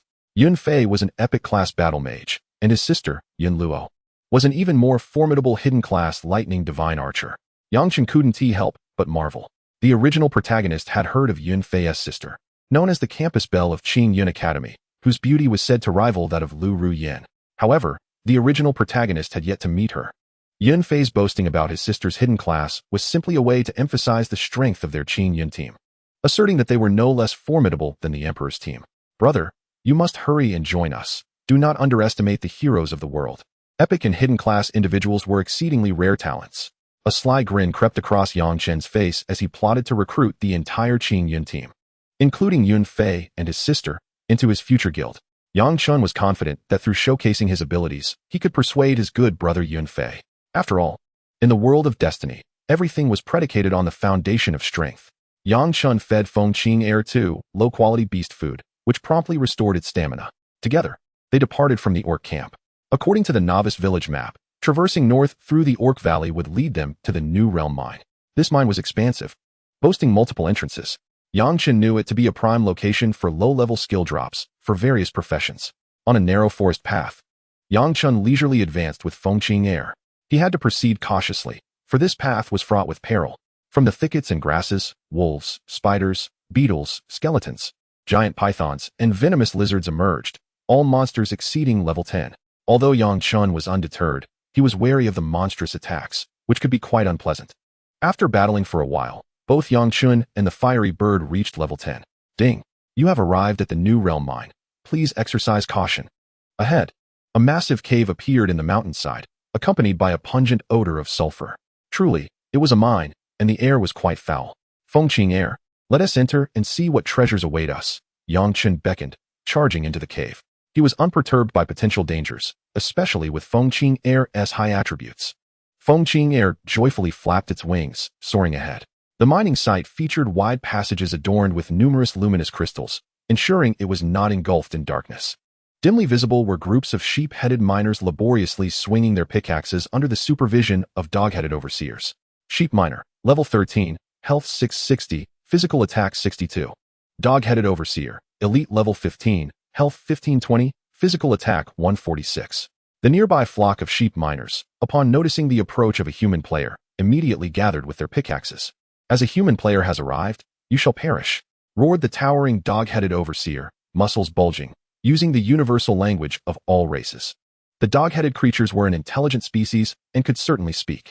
Yang Chen dismissed its words, issuing commands to Fengqing Air. Without hesitation, Fengqing Air unleashed its skills. Boom. In an instant, the collective health of the generally level 12 sheep miners and one dog-headed overseer was obliterated, leaving behind a scene of carnage. My future Phoenix Queen, Fengqing Air, is truly formidable. Yang Chen praised. To his delight, more loot dropped, including a skill book. He picked up the skill book and equipment. Detection technique can be used to observe enemy conditions and investigate the information of individuals and monsters not exceeding 3 ranks below oneself. In the world of Destiny, ranks were tied to levels. Upon reaching every 20 levels, one would automatically ascend a rank. All beings were classified from lowest to highest as Black Iron, Bronze, Silver, Gold, Diamond, Starry, Monarch, Saint, Legendary, Demigod, and Divine. Higher ranks correlated with longer lifespans. A god, as depicted in legends, was a terrifying existence that transcended level 200 and possessed a divine essence. At that moment, Yang Chen learned the detection technique. Nearby mining monsters, alerted by the commotion, rushed toward him. Yang Chen and the fiery bird automatically engaged them, pressing deeper into the heart of the mining site. Eventually, they entered the second layer of the stone quarry. Here, the monsters' levels escalated rapidly. Level 15, pig-headed miners. Level 16, Yao corpses. Level 17, elite, bull-headed overseer. And level 18, elite Yao corpses. The Yao corpses were creatures resurrected from the remains of various miners. Due to the overwhelming number of monsters, Fengqing Air's frequent skill usage was quite taxing, necessitating some rest. Yang Chen had no choice but to engage the monsters himself. Yet, even here, the monsters were incapable of breaching their defenses. After a fierce battle, Yang Chen and the fiery bird surged to level 12. A plethora of white and green equipment, along with an assortment of materials, attribute fragments, gold ore, copper ore, iron ore, and more have been acquired. Additionally, a dozen first-level skill books for various professions were obtained. Unexpectedly, from the remains of an elite demon corpse, a spirit crystal was discovered. Spirit crystal, a hard currency in the Destiny world. One spirit crystal can be exchanged for 10,000 spirit coins. Wealth has arrived. Yang Chen learned the sole Beastmaster skill, taming technique. This skill enhances the automatic recovery speed of a beast's health and mana. A resounding roar echoed throughout the cavern, causing the entire mine to tremble. A massive figure, towering at 3 meters, slowly ascended from the depths. Minotaur Mine Overseer, Lord Boss level 20, health points 12,000, physical attack 404. Skills, charge, berserk, whirlwind slash. Star sword technique. The boss has finally appeared. This is a level 20 Minotaur Mine Overseer, a lord level boss even stronger than the average chief. Upon its emergence, it summoned a horde of Minotaur Overseers and corpse witches. Clad in heavy armor and wielding a colossal sword, the Minotaur Mine Overseer exuded an aura of ferocity. With a staggering health pool of 12,000 and formidable attack power, it posed a significant threat. However, Yang Chen possessed over 400 points in Constitution. After reaching level 12, he allocated an additional 44 points to Constitution and donned white light armor, an ebony helmet, and a cloth belt. This boss could hardly breach his defenses. Given this, there was no need for elaborate aggro tactics. The battle commenced directly. Boom, boom, boom. As soon as the swarm of corpse witches appeared, they swiftly brandished their staffs, unleashing fireballs, ice arrows, and lightning strikes. The Minotaur Overseers charged forth. But they were merely minor foes with significantly reduced attack power, inflicting little more than a tickle. Yang Chen resolved to eliminate these bothersome minor enemies, particularly the corpse witches. Before confronting the boss, he commanded Feng Qing'er, who complied by unleashing 2 rounds of Blizzard Roar, obliterating the minor threats in an instant. With a deafening roar, the Minotaur Mine Overseer raised its sword and swung violently at the airborne Feng Qing. However, its attack was ineffectual against her. After all, Feng Qing'er not only boasted high defense, but also possessed a damage reduction attribute, mitigating 20 points of damage. Fire spell. Yang Chen immediately cast a fire spell, dealing 736 damage. Feng Qing'er rapidly unleashed explosive fireballs and blizzards, inflicting 54 and 198 damage respectively. The combined assaults from Yang Chen and Feng Qing'er dealt tremendous damage to the Minotaur Mine Overseer. With a health pool of 12,000, it could not withstand much more. Moments later, the boss lay defeated at their feet. You have slain the Black Iron Tier Lord level boss, Minotaur Mine Overseer. Gained 1,000 experience points. You have achieved the first kill of the Black Iron Tier Lord boss, earning 30 reputation points. District-wide announcement. Yang Chen has successfully slain the Minotaur Mine Overseer, achieving the first kill of the Black Iron Tier Lord boss. Galactic announcement. The Lord boss in the novice area of the Galactic Star Domain has been defeated, and all Black Iron Tier dungeons in the novice areas of the Galactic Star Domain are now open. The entire Galactic Star Domain erupted with excitement as the announcement resonated across all novice zones. Chapter 10. The Galactic Regions Tremble, Yun Luo's Anticipation. What an astonishing turn of events. Someone has taken the lead. Just mere hours after the launch, a player has already slain a Lord-level boss. Has our novice dungeon in the Galactic region opened just like that? This person must be cheating. Unthinkable. Excellent. We can now enter the dungeons. Who is this Yang Chen? We have no such elite in our Whitewater Star. This dark horse does not belong to our planet. Never underestimate the heroes of the universe. The system indicates that this Yang Chen hails from Novice Area 886, a Blue Star inhabitant. According to the textbooks, Novice Area 886 has always been a low-tier zone among the Morning Star, Mars, and Blue Star. Yet, this Novice Area, historically at the bottom of the Galactic District, has produced a dark horse this time. Our top-tier forces from Whitewater Star, Greenwood Star, Canaan Star, and True Marshall Star are falling behind. Novice Area 1199 belongs to the elite faction of Whitewater Star. 2 powerful teams of players had just negotiated a collaboration to take down the Lord-level boss in the hall when the cosmic announcement rang out, leaving the Whitewater Star players in a state of shock and firmly imprinting Yang Chen's name in their memories. Similarly, the novice areas of the Greenwood Star in Area 1888, Canaan Star in Area 333, True Marshall Star in Area 111, and other novice zones with major factions also found themselves bewildered. However, the early opening of the novice dungeon is a tremendous boon for the entire Galactic District. Everyone knows that the Black Iron Dungeon is a treasure trove brimming with equipment and resources for novice players in the early stages. All players in the Galactic District were filled with exhilaration. Not far away, in Novice Area 886, the channel for New Realm Village was already buzzing with activity. Numerous newcomers from various academies across the Great Xia were fervently discussing Yang Chen. There were even some envious individuals questioning if he was cheating. After all, who could single-handedly slay a level 20 Lord boss at this stage? Not even a Beastmaster could. Wasn't it said that Beastmasters were useless? As for Yang Chen's identity, being a top scholar from Ningyi Academy and once the #1 admirer of the goddess Lu Ruyan, his story was recounted by some anonymous individuals. At that moment, Yun Fei, leading the Qing Yun team along a forest path toward the mine, was filled with excitement. Good. My brother is truly impressive, making it onto the screen again. Another solo kill of a Lord-level boss. Yun Fei glanced at the chat channel, his spirits lifted. Ha! Beastmaster useless? Just envy. I have a keen eye for talent. My brother Yang Chen has the potential to become a god. Yun Luo, listening to her brother's words, revealed a hint of curiosity and anticipation in her beautiful eyes. Is this Yang Chen really as outstanding and handsome as you say, brother? She wondered why such an exceptional Yang Chen, who was supposedly a female heartthrob, was cast out of the team by the renowned Ningyi schoolflower, Lu Ruyan.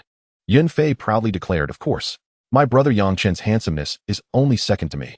The other teammates were equally thrilled, as the possibility of having the formidable Yang Chen, capable of soloing bosses, join their team seemed promising. Moreover, the opening of the Black Iron Dungeon was indeed a fortuitous event. The elite knight, Su Zheng, remarked. The Black Iron Tier Dungeon is not only a vital source of early equipment and spirit crystals, but also a chance to drop guild tokens. As long as we are the first to unveil the guild emblem, we shall surpass others and establish our guild. Another teammate remarked, indeed, when the time comes. The name of our guild will resonate throughout the entire galactic district. The guild emblem. It is the most coveted treasure for any team. For possessing the guild emblem signifies the ability to recruit more professionals, thus forming a united family that advances towards glory together. Yun Fei chuckled heartily. Forming a guild is merely a matter of time. There's no need to rush. It is the true experts that are hard to come by. I must recruit the illustrious Yang Chun into our guild. Yun Luo nodded in agreement, her eyes shimmering with aspiration. She sincerely hoped her guild could attract such a remarkable expert. For Yun Luo, who harbored grand ambitions, Yang Chun, being her brother's comrade, was also considered her brother. She eagerly anticipated meeting this esteemed Yang Chun soon. Unbeknownst to them, Yang Chun was also contemplating the Qingyun team on another narrow forest path leading to the mine. Zhang Huan grumbled, damn it, is Yang Chun's luck truly this extraordinary? Has he managed to secure another boss first kill? Liang Huoji, more composed, replied, that's impossible, right? Even if there is some inside information, for Yang Chun to infiltrate the mine at this moment is already a testament to his skills. After all, the monsters in the mine are both high-level and densely packed. Ordinary professionals can hardly even stand their ground there. Moreover, I suspect Yang Chun is collaborating with the Yun siblings, considering how close he was to Yun Fei back then. Upon hearing this, Lu Rian added, it's not without possibility. After all, Yun Fei transferred to Ningyi Academy just to pursue me. When I declined, he indeed became good friends with Yang Chun. He even playfully teased me in front of Zhang Huan to provoke him. However, Lu Rian believed that the transfer was solely for her sake. If the Yun siblings are indeed attempting to irritate our Emperor team, they could very well work with Yang Chun to whittle down the boss's health before retreating. Allowing Yang Chun to claim the kill under his name, Liang Huoji analyzed calmly. Zhang Huan suddenly slapped his forehead. Alright, Huoji. I didn't expect your mind to be so agile. I just thought of this too. Nonsense. Brother Huan's prowess is unparalleled, Liang Huoji quickly flattered. After all, Zhang Huan's father was Zhang Er. The other teammates chimed in with their compliments. Lu Rian scanned her teammates and commanded, enough of this fruitless chatter. Let's hasten to the mine and be the first to procure the guild emblem. With that, the group set forth with great enthusiasm towards the entrance of the mine dungeon. Meanwhile, outside the New Realm mine, a vast safe zone appeared out of thin air. At the center of this plaza stood an orange portal, emanating an invisible aura. A powerful, mysterious figure clad in a robe guarded this area, deterring the surrounding monsters from approaching. This enigmatic individual was the overseer of the Black Iron Tier dungeon. At this moment, a considerable number of professionals had already gathered at the entrance of this Black Iron dungeon. Once the dungeon opened, professionals could teleport directly to the dungeon entrance via the village chief. This allowed them to arrive far quicker than Lu Rian and Yun Luo's team. Naturally, the teleportation service provided by the village chief came at a cost. Yang Chun had already exited the mine and was now amidst the crowd. Feng Qing'er had been summoned into his beast space for some rest. Previously, in defeating that Minotaur boss, he had acquired a trove of equipment, materials, and several first-level skill books from other professions. However, the most valuable rewards were 2 spirit crystals and fragments of white, green, and blue attributes. Yang Chen currently possessed over 300 white fragments, more than 40 green fragments, and over 10 blue fragments. These white, green, and blue attribute fragments could be combined in sets of 20. The drop rate of items in dungeons was significantly higher than that of the wilds. Yang Chun intended to gather as many attribute fragments as possible within the dungeon. We're forming a group. Our Fierce Fire team has 1 mage, 2 warriors, and 1 archer. We just need a priest. Our White Lotus team has 1 female warrior, 1 female martial artist, and 1 female priest. We need 2 DPS, gender unrestricted. Our Manly team has 2 warriors and 1 mage, seeking a healer. Our Heavenly Dragon team has 2 warriors and 1 assassin. We need a healer and a spellcaster. Some team members began to shout fervently. The Black Iron dungeon is divided into 5 difficulty levels: normal, hard, nightmare, hell, and destruction. The disparity between these levels is immense. These newcomers, barely at level 10 or even less, could form temporary teams to tackle the normal dungeon without much issue. With a well-organized composition, adequate potions, and proper execution, even clearing the hard dungeon wasn't out of the question. After all, the equipment drop rate in dungeons is significantly higher than outside, and there are generous completion rewards. Thus, everyone was eager to tackle dungeons. Chapter 11. Charging to lead others into dungeons. Yang Chun had initially planned to wait for his good friend Yun Fei's team. However, Yun Fei informed him that they encountered an orc chief boss en route, delaying their arrival. Oh, Yang Chun, you're here too. You're the one who secured those 2 boss first kills, right? Could you guide me through the dungeon? As more people gathered, the professionals from Ningyi Academy recognized Yang Chen and approached him for camaraderie. However, most of these classmates had previously looked down on Yang Chen, mocking him as a mere commoner who couldn't see reality and pursuing Lu Ruyan, likening it to a toad dreaming of eating swan meat. Upon learning that Yang Chen had switched to the Beastmaster class and had been expelled from the Emperor team by Lu Ruyan, some classmates had even ridiculed him openly. Therefore, Yang Chen was disinclined to engage with them now.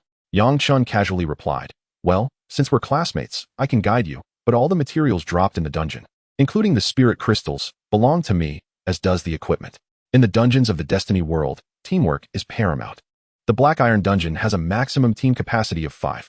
If one does not gather enough members or attempts to solo the dungeon, the drop rates will be significantly reduced." As Yun Fei's team had yet to arrive, Yang Chen was indifferent to the idea of charging his own academy classmates. After all, Principal Kong and some teachers had treated the original host quite well. Upon hearing this, the Ningyi Academy students erupted in outrage. After all, the terms were excessively harsh. Wasn't it akin to them finally clearing a dungeon only to receive mere experience and completion rewards? The most valuable prizes in dungeons were the equipment and various rare materials. They found this unacceptable. Someone immediately voiced their discontent. "Yang Chen, aren't you being a bit greedy? Yang Chen, you're being too unreasonable. Just charge us 1 spirit crystal each for the run. The rest of the loot can be ours. 1 spirit crystal is worth 10,000 spirit coins, which is already quite a lot. We can only enter the free dungeons 7 times a week. As long as the team can clear the dungeon, each person is guaranteed to receive at least 1 spirit crystal." Thus, this condition they could reluctantly accept. An increasing number of students from Ningyi Academy rallied against him.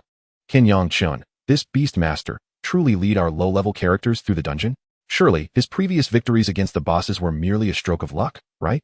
Indeed, the difficulty of the dungeon far surpasses that of the outside world. Even Lu Ruyan and Zhang Huan would not dare to claim they could handle a team alone, would they? Many students expressed skepticism, doubting Yang Chen's abilities. Yang Chen cast a glance at these classmates, choosing not to respond. The warrior Li Shan, whom he had encountered outside the misty jungle, loudly incited the crowd, exclaiming, "Our civilian academic genius Yang Chen has succumbed to greed. Fellow classmates, we must resist such unscrupulous behavior." Li Shan's teammate, the freckled priest Pai Xinyuan, echoed his sentiments. Yes, Yang Chen merely relied on sheer luck in the early stages. If no one teams up with him, as a Beastmaster, he won't be able to amass resources. Upon hearing this commotion, many onlookers from other academies gathered around to watch. Yang Chen gave Li Shan and Pai Xinyuan a piercing look and declared, "Since you too wish to oppose me, I shall blacklist you. Don't expect to purchase my items in the future." Without hesitation, Yang Chen cast a detection spell upon them, opened his social interface, and promptly blacklisted them. "What?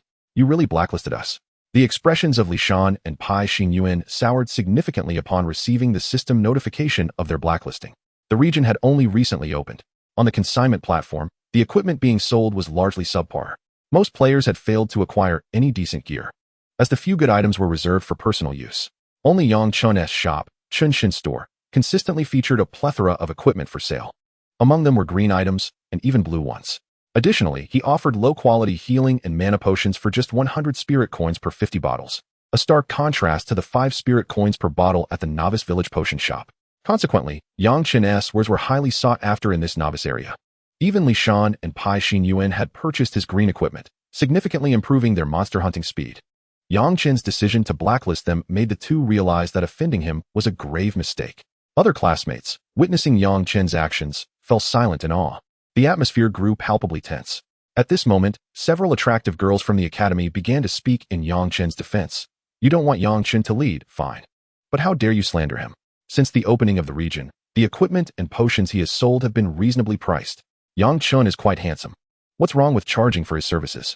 Are you really questioning our civilian academic genius? He has achieved 2 boss first kills, something only he could accomplish. Even Senior Lu and Senior Zhang couldn't manage it. Right, if they don't want to join, then let the seniors take me." A tall female warrior chimed in. "Chen, take me with you.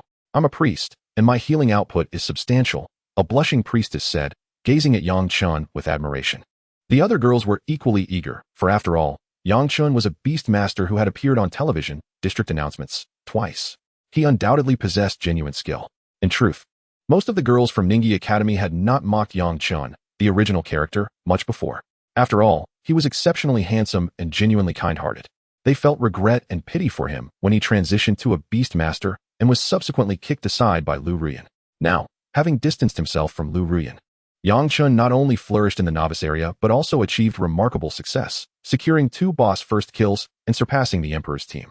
They thought that perhaps their opportunity had finally arrived. After all, how could a male idol like Yang Chen not have admirers in secret? Very well. As you all know my rules, I am now forming a group. Let us get this started. Yang Chen stated nonchalantly. He paid little mind to the girl's thoughts. Acquiring resources was his utmost priority. Yang Chen created a team named Chun Shin Team and casually added 4 girls from Ningyi Academy. The first to join were the female warrior and the priestess. He then conversed with the dungeon manager to initiate the dungeon and selected the nightmare difficulty for the Black Iron Stage dungeon, Death Mine. Upon clicking Team Enter Dungeon, with a flash of white light, Yang Chen and the 4 girls were transported into the Death Mine.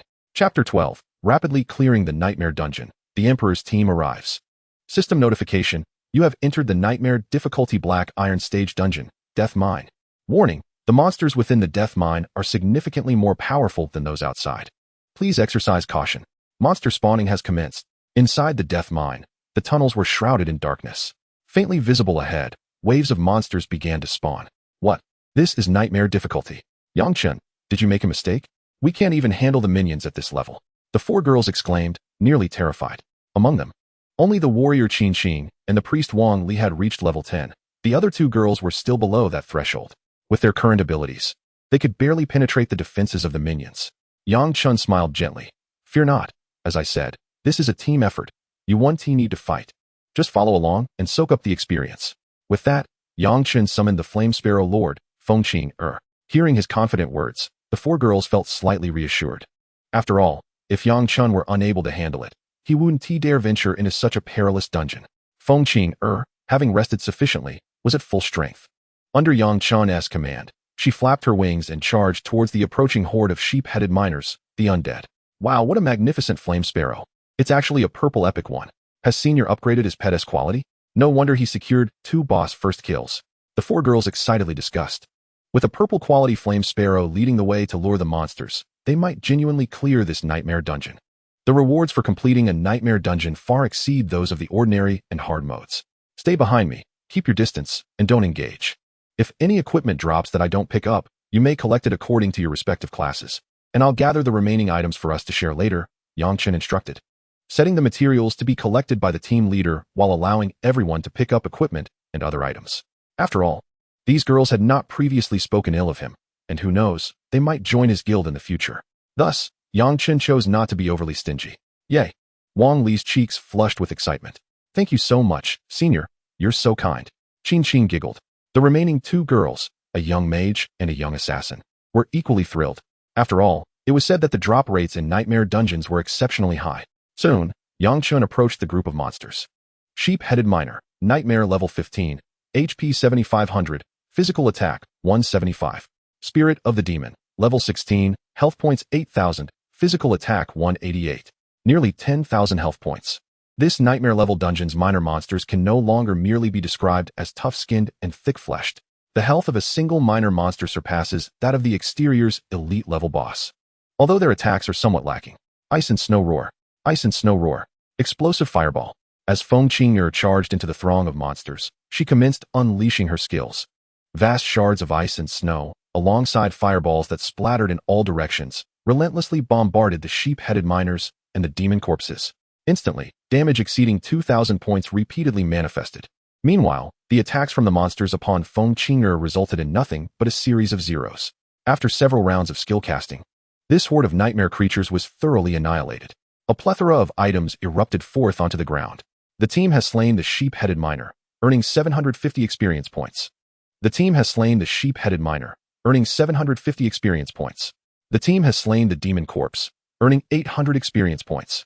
Wow, my senior's Firebird is incredibly powerful. It deals such high damage to nightmare monsters. A single area attack can inflict over 2,000 damage. The monsters simply cannot breach the defenses of the Firebird. My senior is amazing. I thought that even if he possessed the purple tier divine pet Firebird, he would still need to gradually draw and defeat monsters, but I was immediately proven wrong. With such high experience points, I leveled up. I want to level up too. Qin Qing, Wang Li, along with the female mage and female assassin, gazed with wide eyes at the unfolding scene, excitement coursing through them. Yang Chen calmly stepped forward, collecting the abundant materials, potions, some spirit coins, a blue item, and a green item dropped by the defeated monsters. Noticing several skill books suitable for their classes, he chose not to pick them up. Additionally, this group of minor monsters had dropped numerous attribute fragments, including 2 blue attribute fragments, which automatically integrated into Yang Chen's talent interface. This indicates the exceptionally high drop rate within the dungeon. Yang Chen and Feng Qing'er proceeded along the mine path towards the next cluster of monsters. The 4 girls, Qin Qing, Wang Li, and the others, joyfully divided the remaining equipment, spirit coins, and skill books. Yang Chen paid them no mind. After all, the monsters within the dungeon would not respawn once defeated.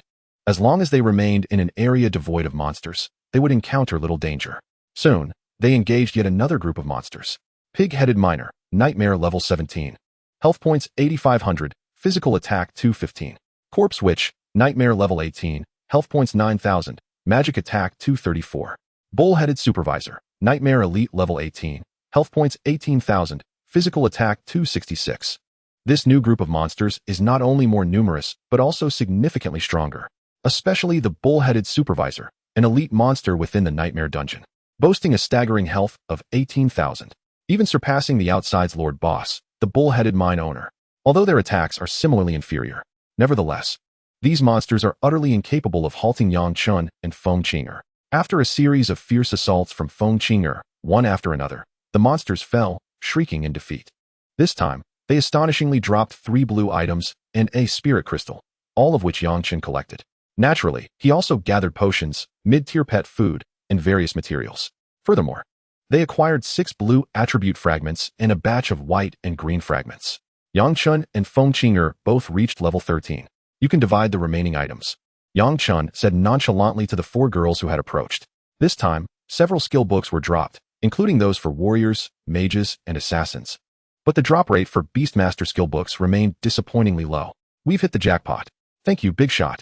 Senior, you're so handsome. I wish you were my boyfriend. Giggled Wang Li, her cheeks flushed with shyness. Hee hee, I really want to have children with you, Chen God. The remaining items included several pieces of white and green equipment, piles of spirit coins, potions, and skill books. These constituted a substantial resource for the 4 girls. Thus they were all elated, their conversations becoming more relaxed. If Yang Chen truly desired to pursue them, it seemed that each girl in the vicinity would eagerly welcome such attention. Yang Chen smiled and shook his head. Women will only hinder my swordplay.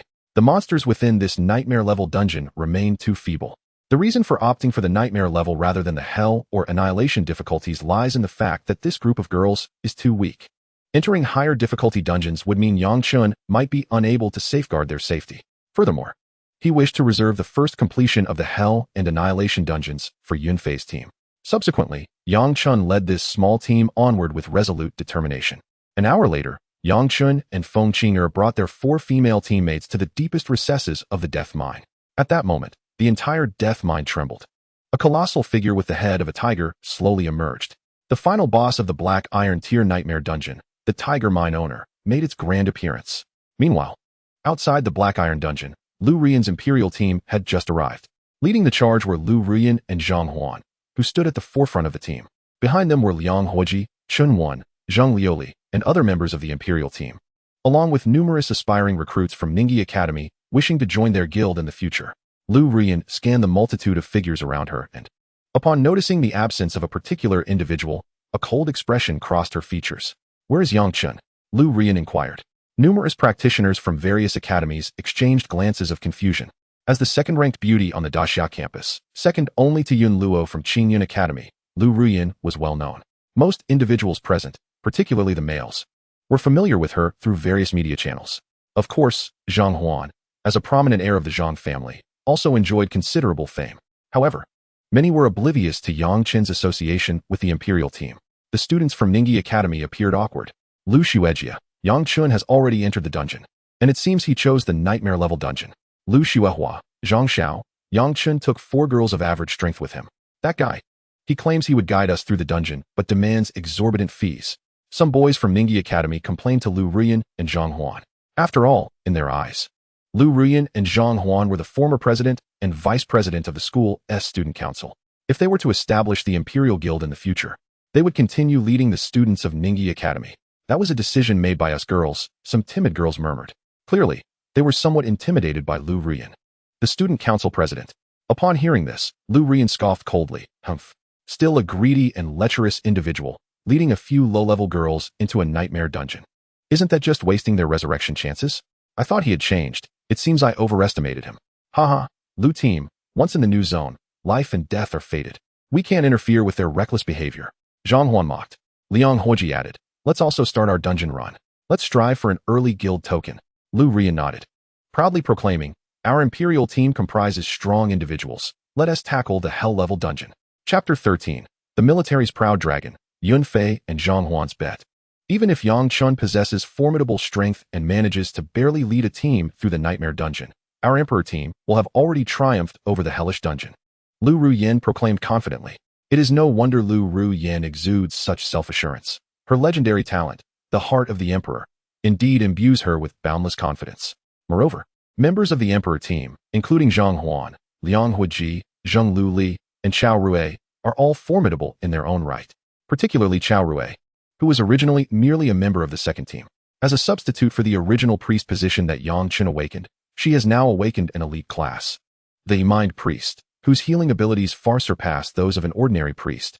Thus, Lu Ruyan naturally harbors confidence in conquering the hell-level dungeon. Simultaneously, Lu Ruyan pondered that although the intensity of the nightmare dungeon is one level below that of the hell dungeon, the difficulty would not be significantly lesser. The time limit for the Black Iron Tier dungeon is always 24 hours. If Yang Chun can lead 4 female characters to complete the nightmare dungeon within a day, it would prove his strength. Perhaps her Emperor team, or the future Emperor Guild, might consider allowing Yang Chun to return. After all, Lu Ruyan is one who cherishes talent. In the world of destiny, skilled individuals and talents are exceedingly rare. The previous expulsion of Yang Chun was not only due to Zhang Huan's influence, but also because Lu Ruyan herself believed Yang Chun had wasted his potential by becoming a Beastmaster. Just as Lu Ruyan was about to instruct the dungeon manager to initiate the dungeon, a group of high-level professionals entered the dungeon square. Leading the group were a strikingly handsome man and woman, Yun Fei and his enchanting sister Yun Luo. The latter, renowned as the most beautiful woman of the Great Xia Empire, immediately spotted Lu Ruyan and greeted her. The Qingyun team has finally arrived.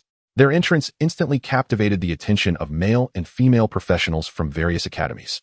Our student leader from Qingyun Academy has arrived.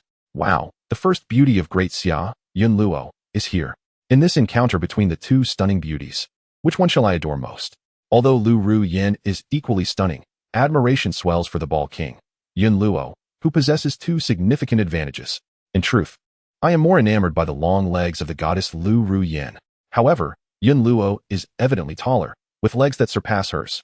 Male professionals from various academies gazed at the 2 goddesses with eyes akin to wolves, whispering their opinions. Yun Fei cast a fierce glance around, raising his bronze sword as a warning. Yet Yun Luo remained composed. After all, she was accustomed to such spectacles. Lu Ruyan, having concluded her conversation with the dungeon manager, turned to Yun Fei and Yun Luo, smiling gently. Ah, it is Yun Fei Sr. and Yun Luo Jr. from Qingyun Academy. Meanwhile, Zhang Huan and Liang Huoji, along with other members of the Emperor team, directed their gazes toward the Qingyun team. Zhang Huan, in particular, subtly swept his eyes over Yun Luo's figure before locking his gaze onto Yun Fei, his eyes brimming with hostility. Yun Fei shot a glare at Zhang Huan before smiling as he approached Lu Ruyan, stating, Sister Ruyan, listening to the words of the Zhang family's young master and expelling my brother Yang Chun may very well be your greatest loss in this lifetime. My brother has now agreed to join our Qingyun team. Upon hearing Yun Fei's words, Lu Ruyan slightly furrowed her brows. Initially, she had hoped that Yang Chun had not truly fallen from grace and might still desire to return to the Emperor team upon encountering her again. Yet now, he had agreed to join the Qingyun team? Of course, Yang Chun had merely consented to team up with Yun Fei and the others. Teams can always be renamed or restructured. Zhang Huan, unyielding, showed no regard for Yun Fei, scoffing, Yun Fei, who do you think you are to call my goddess sister? Do not intertwine our Ruyan with your team. As for Yang Chun, he is merely a worthless Beastmaster. We in the Emperor team do not covet him at all. It is your Qingyun team that treats trash as treasure. Upon hearing this, Yun Fei's expression darkened. The Zhang and Yun families have always been at odds. While he could tolerate Zhang Huan insulting him, he could not abide by the disparagement of his brother. Yun Luo, standing by Yun Fei, was equally incensed, for she was now the captain of the Qingyun team. How dare this young master of the Zhang family label her potential teammate Yang Chun as trash, and to claim her Qingyun team picks up garbage? If you, Zhonghuan, are so formidable, why did the first kills of the two black iron bosses not go to you, but to my brother Yang Chen instead? Yunfei, with his fiery temper, directly retorted at Zhonghuan. I see you, Zhonghuan, as the very dregs of garbage. You are nothing but a pampered Zhang family heir. While others may fear your family, my Yun family does not. If a fight is what you seek, I, Yunfei, will gladly oblige. Whether it is a duel or a brawl. At this, Zhonghuan was rendered speechless, glaring fiercely at Yunfei. After all, Yang Chen, regardless of whether he exploited loopholes in the world of destiny, as Zhonghuan believed, had indeed achieved the first kills of two bosses. Moreover, the Yun and Zhang families were evenly matched in the world of destiny, giving the Yun family ample reason to stand their ground. Witnessing the argument between Yunfei and Zhonghuan, Lu Ruyin could not help but furrow her brows. At this moment, the professionals from Qingyun Academy had almost all positioned themselves behind the Yun siblings, while the majority of those from Ningyi Academy stood behind the Emperor team. After all, Zhonghuan is the vice president of the Ningyi Student Council and represents the Academy's prestige to a certain extent. The Zhang family is also a backer of Ningyi Academy, hoping to join the Emperor Guild in the future. Just then, a robust young man stepped forward to mediate, saying, "All right, let us all calm down. We are all citizens of Great Xia, so why engage in internal strife?" A voice rang out, belonging to a remarkably sturdy young man who advocated for peace. "Whoa, Kuang Long, a level 15 hidden class, the Iron Blood War General," someone exclaimed, having used a detection skill. Kuang Long, the prodigy of the legendary Longhu Legion, one of the 3 great legions of Great Xia. Many professionals gasped. He is in the same novice village as us? Wasn't Kuang Long just in a difficult dungeon? How did he emerge so quickly? Numerous professionals expressed their astonishment. Some opened the Black Iron Dungeon interface within the Destiny system, and indeed, they found that the completion record for the difficult Black Iron Dungeon had been refreshed. The Kuang Long team from the 886 Novice Zone ranked 4th. The top 3 spots were occupied by alien teams from the Galactic District. Nevertheless, the strength of the Kuang Long team had been proven, as they could contend with formidable teams from the cosmos. As for the records of ordinary dungeons, they had already been obliterated by alien teams. No records existed for dungeons above the nightmare level. This novice village was truly a gathering of the mighty. It not only assembled experts from the Emperor team and Qingyun team, such as Lu Ruyin, Zhonghuan, and the Yun siblings, but also military powerhouses like Kuang Long, as well as Yang Chen, the Beastmaster who achieved the first boss kills. The Longhu Legion represents the military might of the Great Xia Empire, and even the Zhang and Yun families would not dare to provoke them lightly. As such, Zhonghuan, seizing the opportunity, addressed Kuang Long. It is Kuang Long from the Longhu Legion. In that case, I shall not pursue matters with the young master of the Yun family."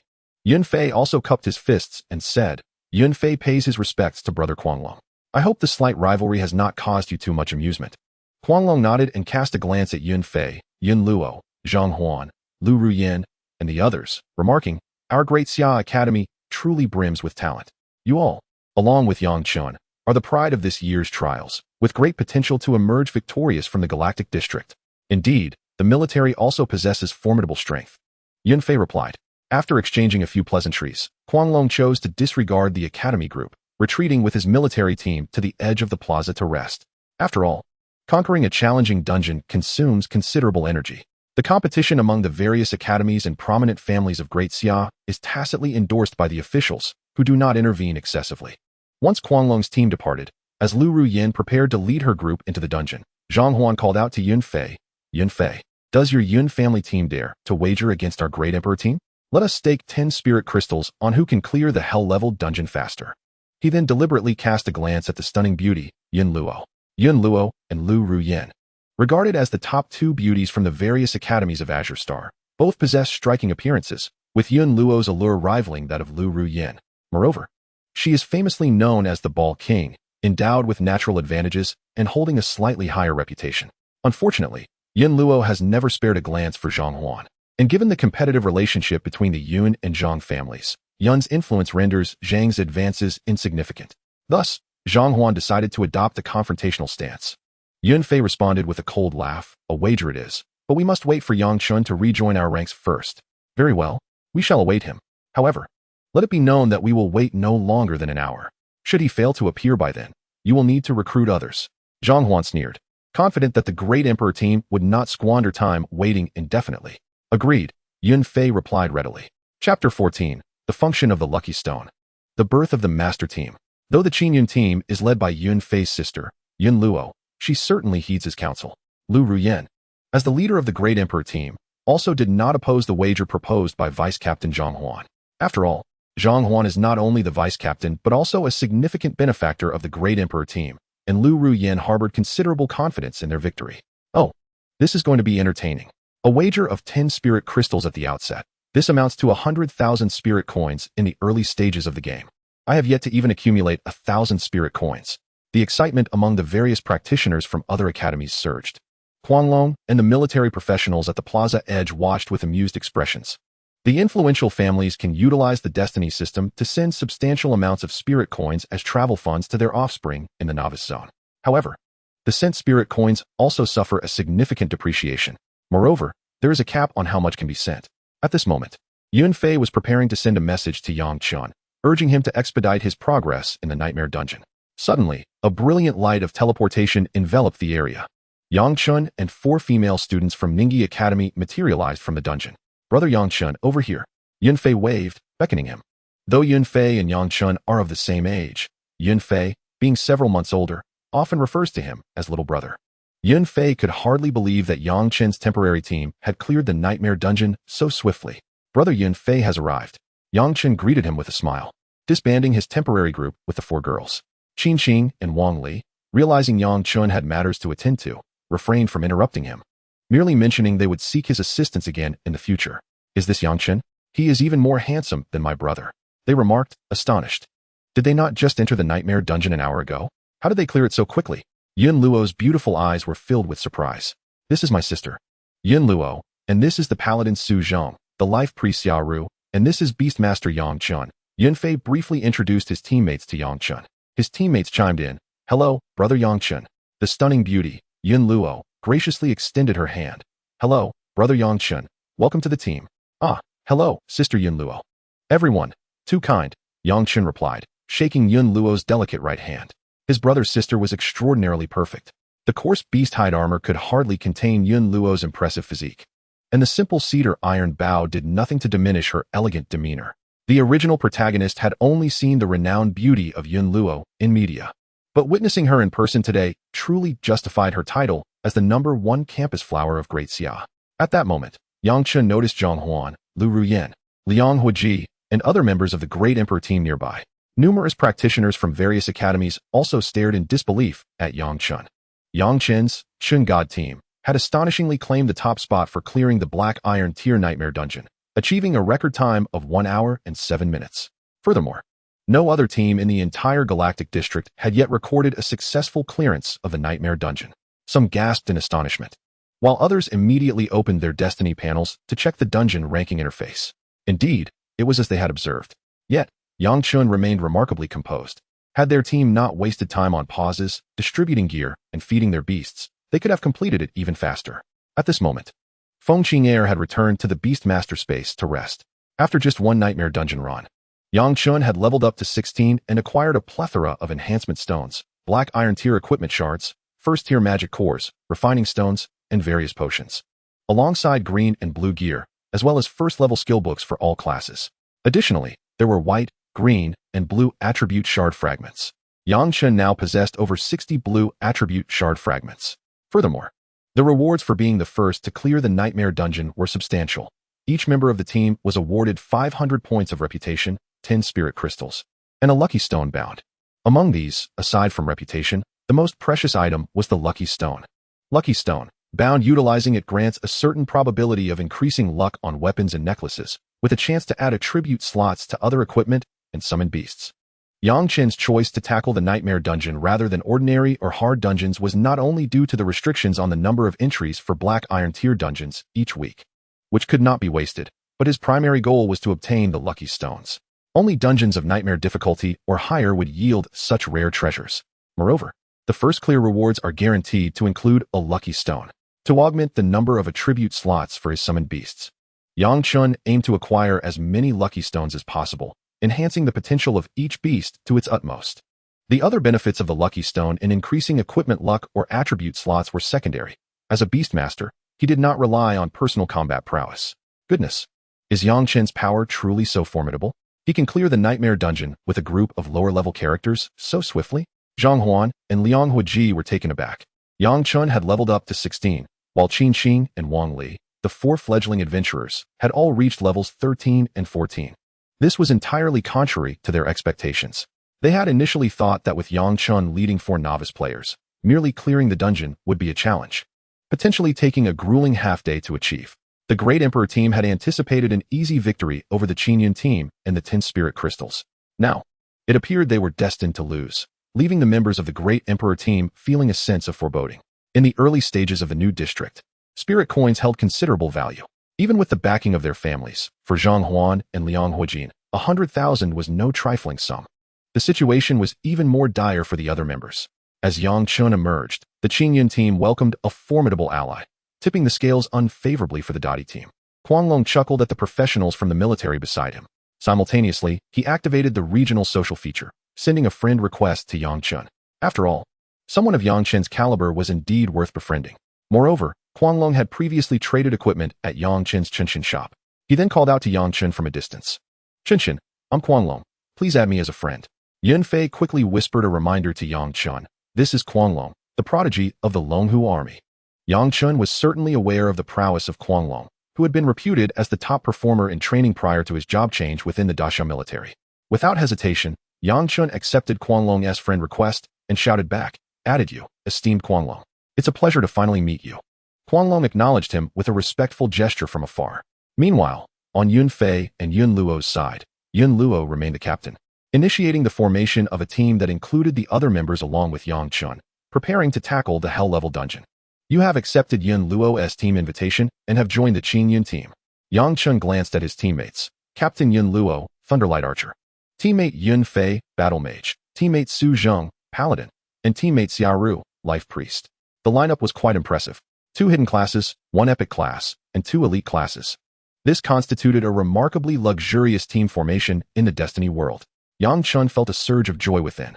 Such talents were indeed exceptional recruits for his future guild. However, he knew he must first showcase his own strengths. Otherwise, the Yun siblings, as distinguished heirs of a prominent family and talented students from the academy, would not be easily swayed. Brother Yun Fei, sister Yun Luo, may I suggest we consider renaming our Qingyun team? Yang Chen proposed. Perhaps this name could be carried forward when we establish a guild in the future, attracting members beyond just Qingyun Academy. He pointed out that the Qingyun team was named after Qingyun Academy, and he had no intention of using that name for his guild, which would not be limited to a single academy. Oh, we could certainly change the name of our Qingyun team or future guild. What resonant name do you have in mind, brother? Yun Fei's eyes lit up. He was not a rigid individual and understood that the name Qingyun team, representing only Qingyun Academy, was somewhat restrictive. When they formed a guild, they would undoubtedly seek to recruit talents from across the realm. Yun Luo playfully raised her hand, exclaiming, "This captain agrees with the esteemed opinions of Yang Chun." At that moment, the Yun siblings were blissfully unaware of Yang Chen's true intentions. Yang Chen planned to let them witness his capabilities in the dungeon before discussing the matter further. If they were unwilling, he could simply part ways and establish a guild on his own. After all, he had no intention of working for anyone else. How about we rename it to Yun Luo's team? What do you think of Luo team? Yun Luo cheerfully suggested, completely oblivious to Yang Chen's thoughts. Wouldn't that make it more of your personal team? And it lacks grandeur. The priestess Xia Ru countered with a laugh. Su Zheng chimed in. How about Daxia team? Or Divine Xia team? Though it seems we already have a guild by that name. Yang Chun gazed at his teammates, shaking his head with a smile as he shared his own idea. Let us call ourselves the Rulers.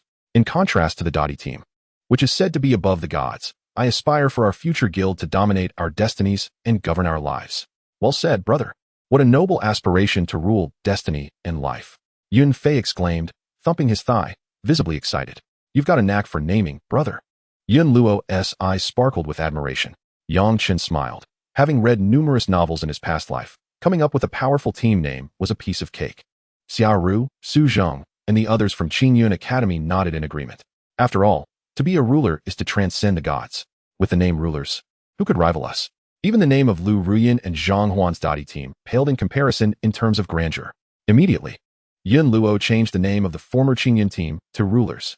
Thus, on this momentous day of the new district's opening, the most formidable team in the Destiny world was born. Subsequently, Yun Fei informed Yang Chun about the wager between their team and the Dadi team. Upon hearing this, Yang Chen couldn't help but grin, saying, Do they think they can wager against us? They will face a crushing defeat. Chapter 15, Hell-Level Dungeon, Goblin Tribe. Even the military prodigy Quanglong took the initiative to add Chen as a friend. The Yun's siblings, particularly the stunningly beautiful Yun Luo, who was not lacking in charm herself, were engaging in light-hearted banter with him. Meanwhile, Lu Rian observed Chen's confident demeanor, coupled with his remarkable record of completing the Nightmare Dungeon, stirring complex feelings within her. Previously, she had been discussing strategies with Zhang Huan, Liang Huijin, and others on how to defeat the Qingyan team. However, with Chen's impressive first completion of the Nightmare Dungeon and his subsequent addition to the Yun family team, along with the military prodigy Quanglong actively seeking his friendship, the Yun siblings appeared to be in eager pursuit of his talents. This left Lu Rian feeling quite displeased and utterly astonished by Chen's prowess. For if she were in his position, could she possibly lead 4 burdens to swiftly conquer the Nightmare Dungeon within such a short time? Concurrently, Lu Rian began to reflect on her earlier decision to dismiss Chen. The Beastmaster class was not inherently weak. At the very least, a wealthy Beastmaster and a lucky player would undoubtedly possess significant strength. Indeed, Lu Rian speculated that Chen might be one of those fortunate players. Having acquired a powerful pet at the start, along with commendable innate abilities, which allowed him to shine so brightly on the very first day of the new district. As time progressed, however, that advantage might fade. Yet, she herself, endowed with divine-level talent and a hidden class capable of ascension, would only grow more formidable in the future. Thus, Lu Rian quickly adjusted her mindset. At this moment, Yun Fei and Zhang Huan were establishing a wager with the dungeon administrator, betting on which team could clear the hell dungeon faster. They each staked an amount of 110,000 spirit coins. As neither side possessed spirit crystals, they opted to exchange spirit coins for spirit crystals through the village chief, where 11,000 spirit coins equated to 1 spirit crystal, with unlimited exchanges available. 10 spirit crystals amounted to 110,000 spirit coins. With neither side having the time to return to the village, they chose to use spirit coins as their wager. Initially, Zhang Huan hesitated to bet after witnessing Chen's swift completion of the Nightmare Dungeon. However, after Yun Fei pressured him relentlessly, the prideful Zhang Huan begrudgingly decided to stake his wager, as it had originally been his proposal. Chen. As both teams prepared to enter the dungeon, Lu Rian called out coldly. Chen had emerged from the dungeon for quite some time, yet he had not cast a single glance in her direction. Instead, he was engaged in lively conversation with the individuals from Qingyun Academy, particularly with Yun Luo, whom she secretly regarded as a rival. This incited a surge of inexplicable ire within her. Upon hearing Lu Ruyan's voice, Chen turned his gaze toward her and calmly inquired, "Lu, the esteemed schoolflower, what brings you here? Is there something amiss?" Lu Ruyan, given that you have voluntarily chosen to assist the team from Qingyun Academy, I, as the president of the student council of Ningyi, should refrain from interfering. However, she continued, fixing her gaze on Chen with a hint of derision. Even with the addition of another Beastmaster to your team, victory is by no means guaranteed. And you, Chen, are merely relying on the strength of a single good pet, aren't you? Once that advantage is stripped away in the future, you will find yourself at a loss. Zhang Huan interjected, indeed. The difficulty of the hell-level dungeon far exceeds that of the nightmare level. With only 1 pet, your capabilities remain severely limited. The members of the Emperor team, including Liang Huiji and Zheng Lu Li, also turned their attention to Chen. Chen chuckled heartily. Working for you? What? Lu Ruyan, Zhang Huan, are you both feeling insecure? If you possess such confidence, then splendid. I only fear that you may soon find that confidence shattered. Chen chose not to elaborate on the notion of working for them, for it was an impossibility. Yun Fei addressed Lu Ruyan. Allow me to clarify, President Lu. My brother Chen is not merely working for us. He is destined to be one of the founders of our future guild. Yun Luo added, our current Dominator team, which will evolve into the Dominator Guild, is not confined to Qingyun Academy, but aims to embrace talent from all corners of the world. The mention of the Dominator team and the future Dominator Guild left Yun Fei as the young master of the Yun family, making a promise that Chen would be among the founding members. Meanwhile, Yun Luo, as the president of Qingyun Academy's student council, showed no opposition to Chen, a mere underdog, standing alongside her as an equal. At this declaration, Lu Ruyan found herself astounded by the audacity of the Yun siblings, especially Yun Luo, who was said to have been cherished by the upper echelons of the Yun family since childhood. Now, having transitioned to a hidden profession as a lightning bowmaster, her prospects appeared boundless. It seemed that her standing within the Yun family had surpassed that of Yun Fei. Yet, at this moment, she stood closely beside Chen, reminiscent of a junior in elementary school.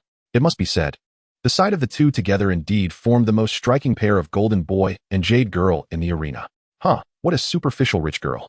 Could she possibly have taken a liking to a mere underdog that I, Lu Ruyin, have cast aside? Such a person is hardly worthy to be my rival. Lu Ruyin scoffed inwardly, casting this judgment upon Yun Luo. The practitioners in the square began to murmur amongst themselves.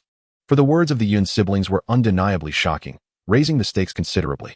Zhang Huan, noticing Lu Ruyin's signal, stepped forward, proclaiming, "Our future Emperor Guild will also actively recruit experts from all regions, not solely students from Ningyi. Rest assured, with my father Zhang and Liang Huaji's Liang family as our backing, our member benefits will be abundant." Zhang Huan directly aligned himself with Liang Huaji, confronting Yun Fei head-on. At that moment, thousands of practitioners had gathered in the arena. Upon hearing this, many began to ponder their own prospects. Both the yet-to-be-established Dominator Guild and Emperor Guild had influential family forces backing them, making either a commendable choice for those wishing to join a grand guild in the future. Naturally, many practitioners, particularly those from other academies, contemplated forming their own guilds. Standing at the edge, Kuang Long remarked, "The affluent families truly possess great resources. Their military guilds do not casually promise high benefits to recruit members. Moreover, military guilds enforce strict discipline, which may not be suitable for the average practitioner." Yun Fei turned to Zhang Huan. "Very well, Zhang Huan. Let us each rely on our own abilities and see who secures a guild token first." At that moment, Yun Luo had prompted the dungeon manager to initiate the dungeon. Subsequently, she selected the Hell-level dungeon, transporting all her teammates, including Yang Chun, into the Hell-level dungeon, Goblin Tribe. "Come, let us hurry inside," Zhang Huan urged. Lu Ruyin also opted for the Hell-level dungeon, leading the Emperor team into the Goblin Tribe. "A Hell-level dungeon, you say? In that case, our Longhu army shall enter as well to compete with the academies," Kuang Long declared with exuberance, ushering his military team into the Goblin Tribe dungeon. Meanwhile, within a vast gorge, a massive goblin tribe thrived, capable of sending shivers down the spines of women from all races. Countless grotesque green-skinned beings scuttled about. Suddenly, the figures of Yang Chun, Yun Luo, Yun Fei, Su Zheng, and Xiaoru materialized at the entrance of this gorge. The internal scenery of the gorge was quite magnificent. In the distance, a few diminutive goblins were patrolling, oblivious to the presence of intruders. "Yun Fei, take a look at these blue and green gear, as well as skill books. Feel free to take whatever you need," Yang Chen declared, retrieving over 40 blue and green pieces of equipment and dozens of skill books from his backpack, all suited for battle mages, archers, knights, and priests. Most of these items had been looted from the death mines. Yang Chun intended to rally his teammates to form a guild together, and given that this hell-level dungeon was no trivial affair, the stronger the allies, the better. Thus, he generously sought to enhance his teammates' capabilities first. "Wow, so many pieces of equipment and skill books. Senior Yang Chun is truly generous," exclaimed Yun Luo and Xiaoru, their eyes sparkling with astonishment. "Brother, your intentions are clear. In that case, we shall not stand on ceremony." Yun Fei chuckled heartily. "Thank you, Chen Shen," Su Zheng added with a respectful gesture. The group swiftly donned their new gear and learned the skills. In truth, Yang Chen himself had already equipped a full set of blue gear, including a blue bronze sword, blue mid-armor, helmet, belt, and rings, though his necklace, bracelet, and shoes remained at the green tier due to their lower drop rates. After they finished with the unnecessary equipment and skill books, they returned the leftovers to Yang Chun. Yang Chun summoned his pet, the Flame Sparrow Lord, Feng Qing Air, ready to engage in battle. What a beautiful flame sparrow! Both Yun Luo and Xiaoru gazed in awe. Unfortunately, as they were not Beastmasters, they could not summon pets in the early stages. "A purple tier pet, my brother, is impressive," Yun Fei praised. The Holy Knight, Su Zheng, typically reserved, appeared equally astonished. "My flame sparrow boasts high attack and defense, allowing it to charge into battle while I and Su Zheng remain in the second row. Yun Fei, as a battle mage, you can occasionally help Su Zheng draw the monster's aggro. Xiaoru, you will primarily be responsible for healing Su Zheng and Yun Fei, while Yun Luo takes out any stray targets, and be sure to protect Xiaoru." Yang Chun proactively laid out the strategy, for he was aware of his capabilities and estimated he could solo this hell-level dungeon. However, they were unaware of their own strengths. Moreover, Yang Chen's objective was to achieve the first clear of the hell-level dungeon without wasting any time. "Aggroing groups, you say? It seems your defenses are quite robust, Yang Chen. You don't even require a healer for group aggro." Yun Fei, brimming with excitement, interjected as he prepared to devise a strategy. He certainly recognized Yang Chen's Flame Sparrow was formidable. After all, if it weren't, how could he have completed the Nightmare Dungeon so swiftly? Unbeknownst to them, Yang Chun was remarkably formidable. Yun Luo and the others were equally astonished. A Beastmaster like Yang Chen, confident in his defensive capabilities, could surpass the Holy Knight Su Zheng? You shall witness it shortly, Yang Chen remarked with a light chuckle. Very well, let us proceed as per our brother's arrangement, Yunfei declared. Engage the monsters. Thus, Yang Chen commanded Feng Qing'er to initiate the encounter. Yang Chen and Su Zheng followed closely behind, with their companions trailing in their wake. Yang Chen first cast a detection spell upon the distant group of monsters. Goblin Warrior, Hell level 17, Health 12750, Physical Attack 286.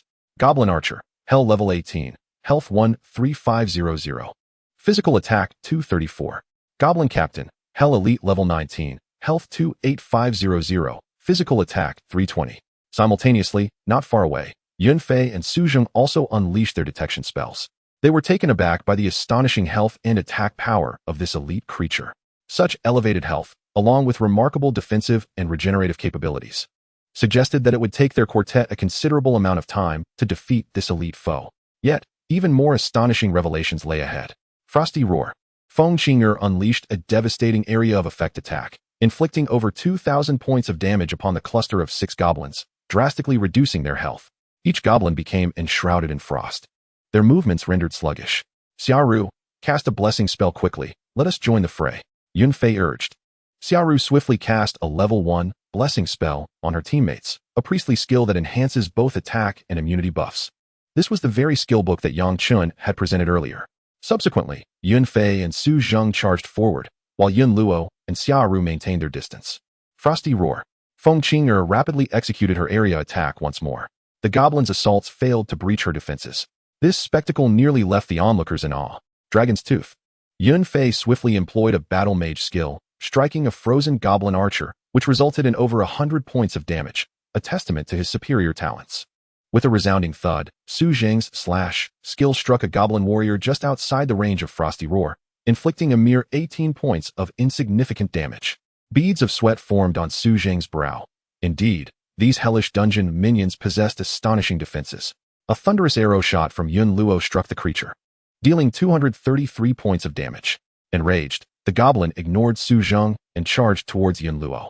However, Su Zheng activated a taunt skill, compelling the creature to halt and raise its wolf-toothed club in a furious swing towards him. Bang!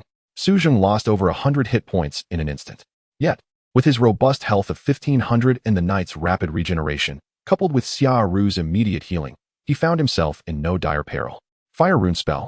Yang Chen unleashed his own skill, targeting the goblin captain and dealing 1922 points of damage. The battlefield transformed into 2 distinct zones. Yang Chen and his pet engaged 4 monsters, including the elite, while Yunfei, Yun Luo, and Su Zheng faced off against 2 goblins, with Xiaoru providing healing support. As Yang Chen attacked the monsters, he kept a vigilant eye on his comrades. All 4 were at level 13, showcasing exceptional prowess. Even if they weren't grouped with Yang Chen, should they engage monsters in this hellish dungeon, they would likely find success in their endeavors, for they too would level up, while the dungeon creatures would not respawn after being defeated. Frosty Roar. Explosive Fireball. Feng Qing'er was the swiftest in executing her skills, while Yang Chen was not far behind. In mere moments, they dispatched the 4 monsters with ease. Team kills Goblin Warrior, gaining 1275 experience. Team kills Goblin Archer, gaining 1350 experience. Team kills Goblin Captain, gaining 2,850 experience. For system notifications invigorated Yunfei and company. They had only chipped away at the health of 2 minor creatures, while Yang Chen's group had already vanquished their foes. Subsequently, Feng Qing'er darted over, using several skills to eliminate the remaining 2 monsters. In a party setting, her abilities posed no threat to her allies. Yunfei, Yun Luo, and the others shimmered with light as they ascended to level 14. After allocating their attribute points, their strength increased further. The 6 defeated creatures yielded several pieces of equipment, skill books, and materials. Yang Chen proclaimed, "I'll take these materials. I have use for them. You may claim the equipment and books." He intended to gather all materials for future refinement into attribute shards. Yunfei chuckled. "Very well. We shall hold on to the equipment and books for future guild benefits." Yun Luo, grinning, added, "In truth, you could take everything, Chen Shun, considering you are the one who defeated these monsters. Our contributions are practically negligible." Su Zheng and Xiaoru nodded in agreement. They had indeed become some of the top players in this novice village. Yet, in comparison to Chen Shun, they felt like mere novices. Yang Chen laughed heartily. that is not necessary. Soon after, the 5 of them, accompanied by a pet, continued to advance against another group of goblins. Within the depths of this hellish dungeon, they swiftly swept through throngs of monsters, harvesting the lives of countless goblins. Before long, Yang Chun and Feng Qing'er reached level 17, while Yun Fei and the others ascended to level 15. The experience gained from slaying monsters in this hellish dungeon was simply monumental. An abundance of equipment, skill books, and materials flooded forth, even yielding items of level 20. Moreover, the quantity of white, green, and blue attribute shards on Yang Chen's talent interface rapidly increased. The drop rate in this hellish dungeon was indeed exceptional. Thus, the quintet wreaked havoc within the goblin tribe. The ranged attackers, aside from the goblin archers, included goblin mages and goblin priests, who were more challenging due to their magical capabilities. Holy Knight Su Zheng found it slightly difficult to withstand their assaults due to his lower magical defense. To conserve time, it was left to Yang Chun and Feng Qing'er to confront these foes directly. This hellish dungeon housed 3 bosses in total. The first 2 were the Goblin Chief and the Goblin High Priest. Nevertheless, they could not breach the defenses of Yang Chun and Feng Qing'er. The 5-member team exhibited remarkable synergy, effortlessly dispatching both bosses. Everything progressed smoothly. After defeating the 2 bosses, the group took a brief respite. Feng Qing'er needed to consume some pet food to recover her stamina. My brother Yang Chun is truly formidable, with senior Yang Chun among us. Our team effortlessly overpowered 2 hellish bosses. Indeed, we are fortunate to have Yang Chun in our ranks. One can only imagine how splendid our future guild will be with Chen Shen leading us. Yun Fei, Yun Luo, Su Zheng, and Xia Ru were all deeply impressed, marveling at the prowess of Yang Chun and his primary pet. A cacophony of unrestrained praise filled the air. At that moment, seizing the opportunity, Yang Chun rose and, addressing the assembly, cleared his throat. Ahem, brother Yun Fei, sister Yun Luo, as well as Su Zheng and Xia Ru. I would like to share some thoughts regarding the establishment of our guild. The mention of his ideas caught the attention of the Yun siblings and Su Zheng, Xia Ru, who were momentarily taken aback. In truth, ever since departing from the Emperor's team, I had contemplated founding my own guild, relishing the prospect of becoming its president. However, since you all have graciously invited me to join your ranks, I accepted your offer. Forming a guild together is indeed a splendid idea. Nevertheless, I hope to assume the role of president. I, Yang Chun, possess the confidence to lead us all to the pinnacle of the destiny world. Everyone listened intently. Yang Chun aspired to be the guild leader? Yun Fei and Yun Luo exchanged astonished glances, taken aback by Yang Chen's resolute gaze. They were momentarily at a loss for words. Su Zheng and Xia Ru, too, shared a silent exchange, as they had always been staunch supporters of the Yun siblings. Thus turning their attention to them, Yang Chun continued, addressing Yun Fei, Brother Yun Fei, should you disagree, I would completely understand. We remain brothers, and I will continue to assist you in completing this week's dungeon runs. When we acquire the first guild token, I shall grant it to you for the formation of your guild. However, if you happen to obtain a second token, I would appreciate it if you could pass it to me, as I intend to establish my own guild. After all, Yun Fei had indeed been quite generous to the original owner, lending him money without demanding repayment. In a previous life, he could certainly have been referred to as a father figure. Thus, aiding them in a few dungeon runs posed no issue for Yang Chun, who harbored no concerns that Yun Fei would withhold the second token. For a moment, Yun Fei pondered, clearly taken aback by his brother Yang Chen's proposition. If they were to refuse, it would signify that their esteemed Yang Chun would part ways with them in the future. However, Yun Fei, being inherently carefree, had never yearned for leadership. Their team had initially intended for his sister, Yun Luo, to assume the role of guild leader. Now that Yang Chun had expressed his desire for the position, Yun Fei held no objections, considering Yang Chen's formidable prowess made his ambition entirely reasonable.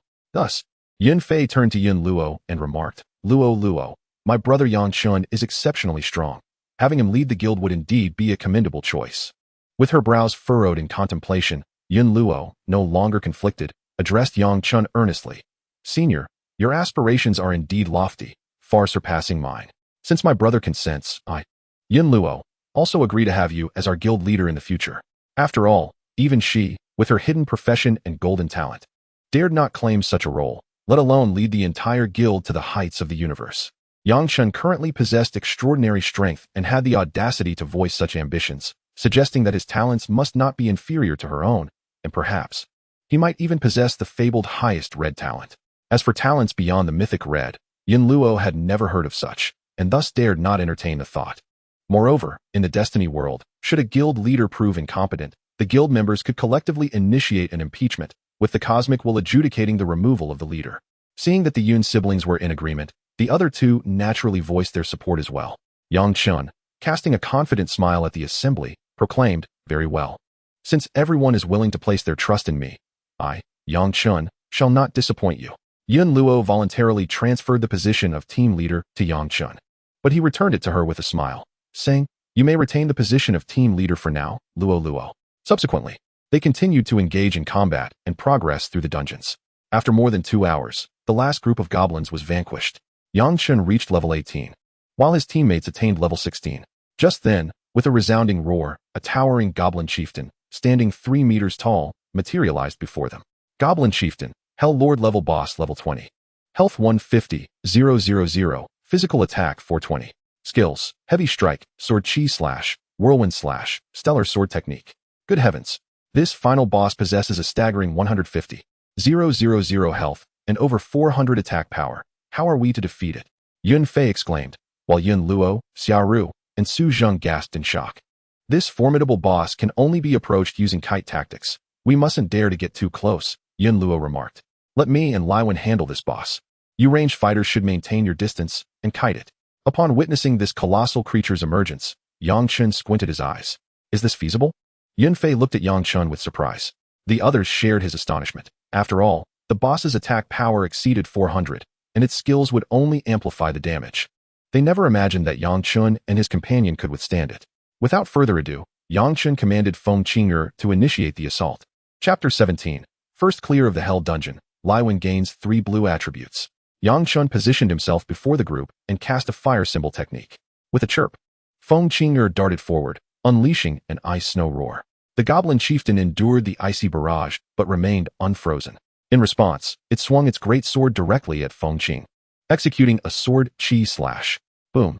A resounding explosion echoed as a massive wave of sword energy swept across. Liwen floated upwards, suffering 0 damage. She was unscathed. Yang Chen raised his hand and unleashed another fire symbol technique. The group quickly concentrated their fire. Only Su Zheng, the paladin, had yet to learn any ranged skills.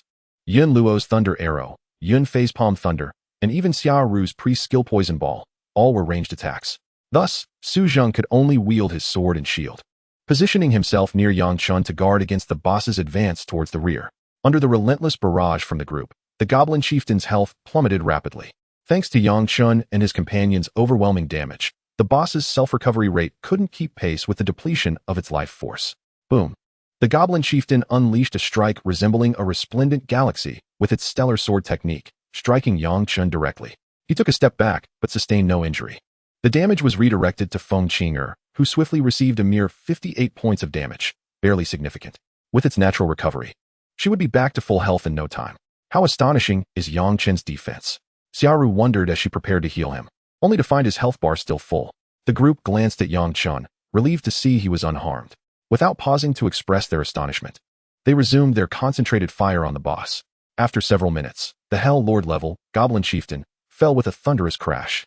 With a clatter, it dropped a plethora of green and blue equipment, among which were several black, shimmering items that appeared to be perfect gear, along with various materials.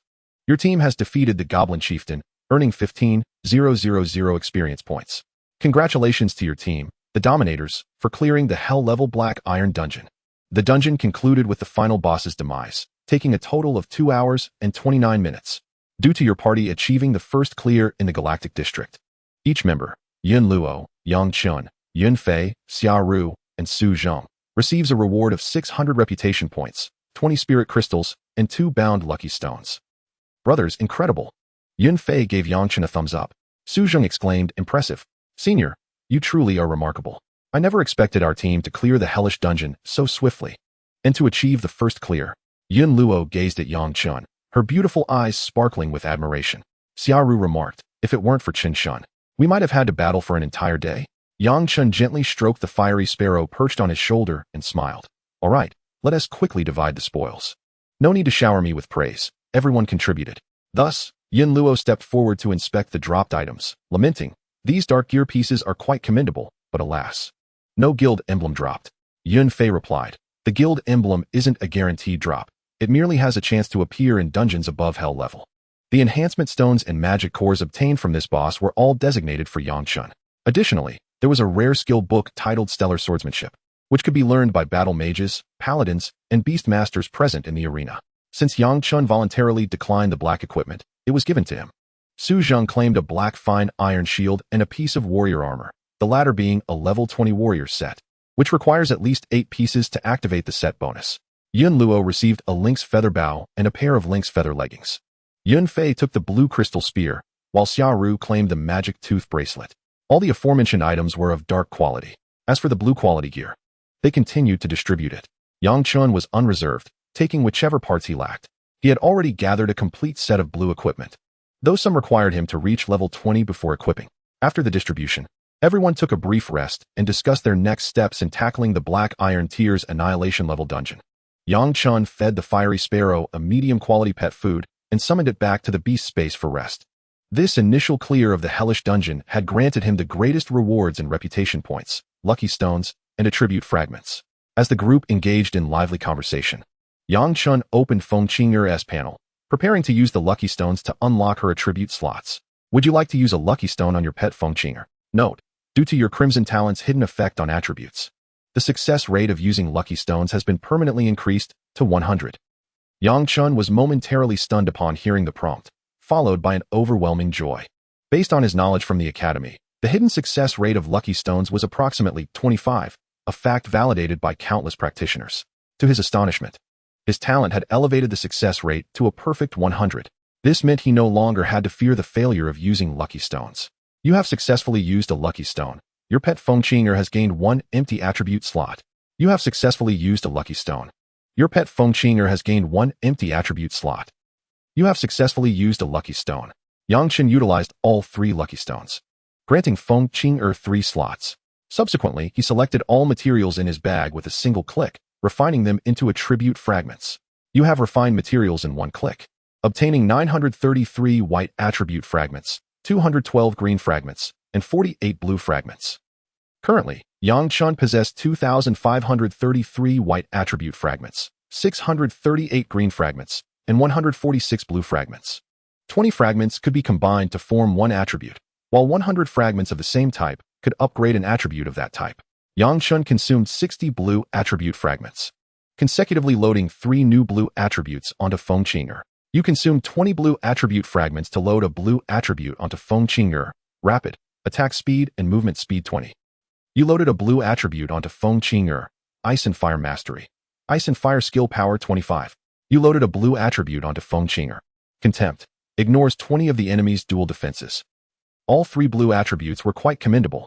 The first 2 enhanced speed and skill power, while the latter effectively granted Feng Qing'er 20 damage as true damage in her attacks. Instantly, it seemed as though Feng Qing'er underwent further transformation.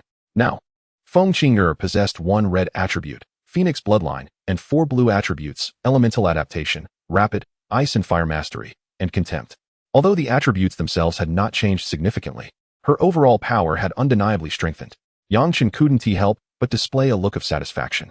Moments later, the domineering team exited the dungeon. In another hellish dungeon, within the goblin tribe, Lu Ruyan, Zhang Huan, Liang Huiji, Zheng Lu Li, and Xiao Rui were currently ensnaring the first boss, the goblin chief, against a stone wall, taking turns to attack and kite it. The nearby minor monsters had long been cleared. Excellent, though this boss is tough, with another hour of effort, we should be able to take it down, remarked Zhang Huan, wielding a great sword and standing off to the side. We'll need at least an hour and a half. This boss has 90,000 health, and its evasion and healing rates are alarmingly high, Lu Ruyan responded coolly. After speaking, she unleashed a frost blade that drew the boss away from Liang Huiji, who was casting fire spells. Meanwhile, Zheng Lu Li, the gunner, took aim at the boss's rear and fired a shot. The priest, Xiao Rui, beside her, also released a poison ball spell, further attracting the boss's attention. Among the 5, 4 had learned ranged skills, leaving only Zhang Huan as the melee fighter. Thus, the berserker was forced to wait for an opportunity to charge in and deliver damage, as the boss's attacks were exceedingly formidable. Even with medium-quality healing potions and the priest's support, he could barely withstand a few hits. Under Lu Ruyan's guidance, the domineering team displayed impeccable coordination, keeping the goblin chief disoriented and unable to inflict casualties on the team members. Previously, the team had struggled against the goblin minions, each with a health pool exceeding 1,000, making the clearing process painstakingly slow. Only now were they engaged with the first boss. Their damage output was commendable, especially Lu Ruyin, whose critical strikes could inflict nearly 400 damage on the boss. Liang Huiji dealt over 100 damage, while Zheng Luli contributed several dozen points. However, the Goblin Chief's high evasion rendered many attacks as misses.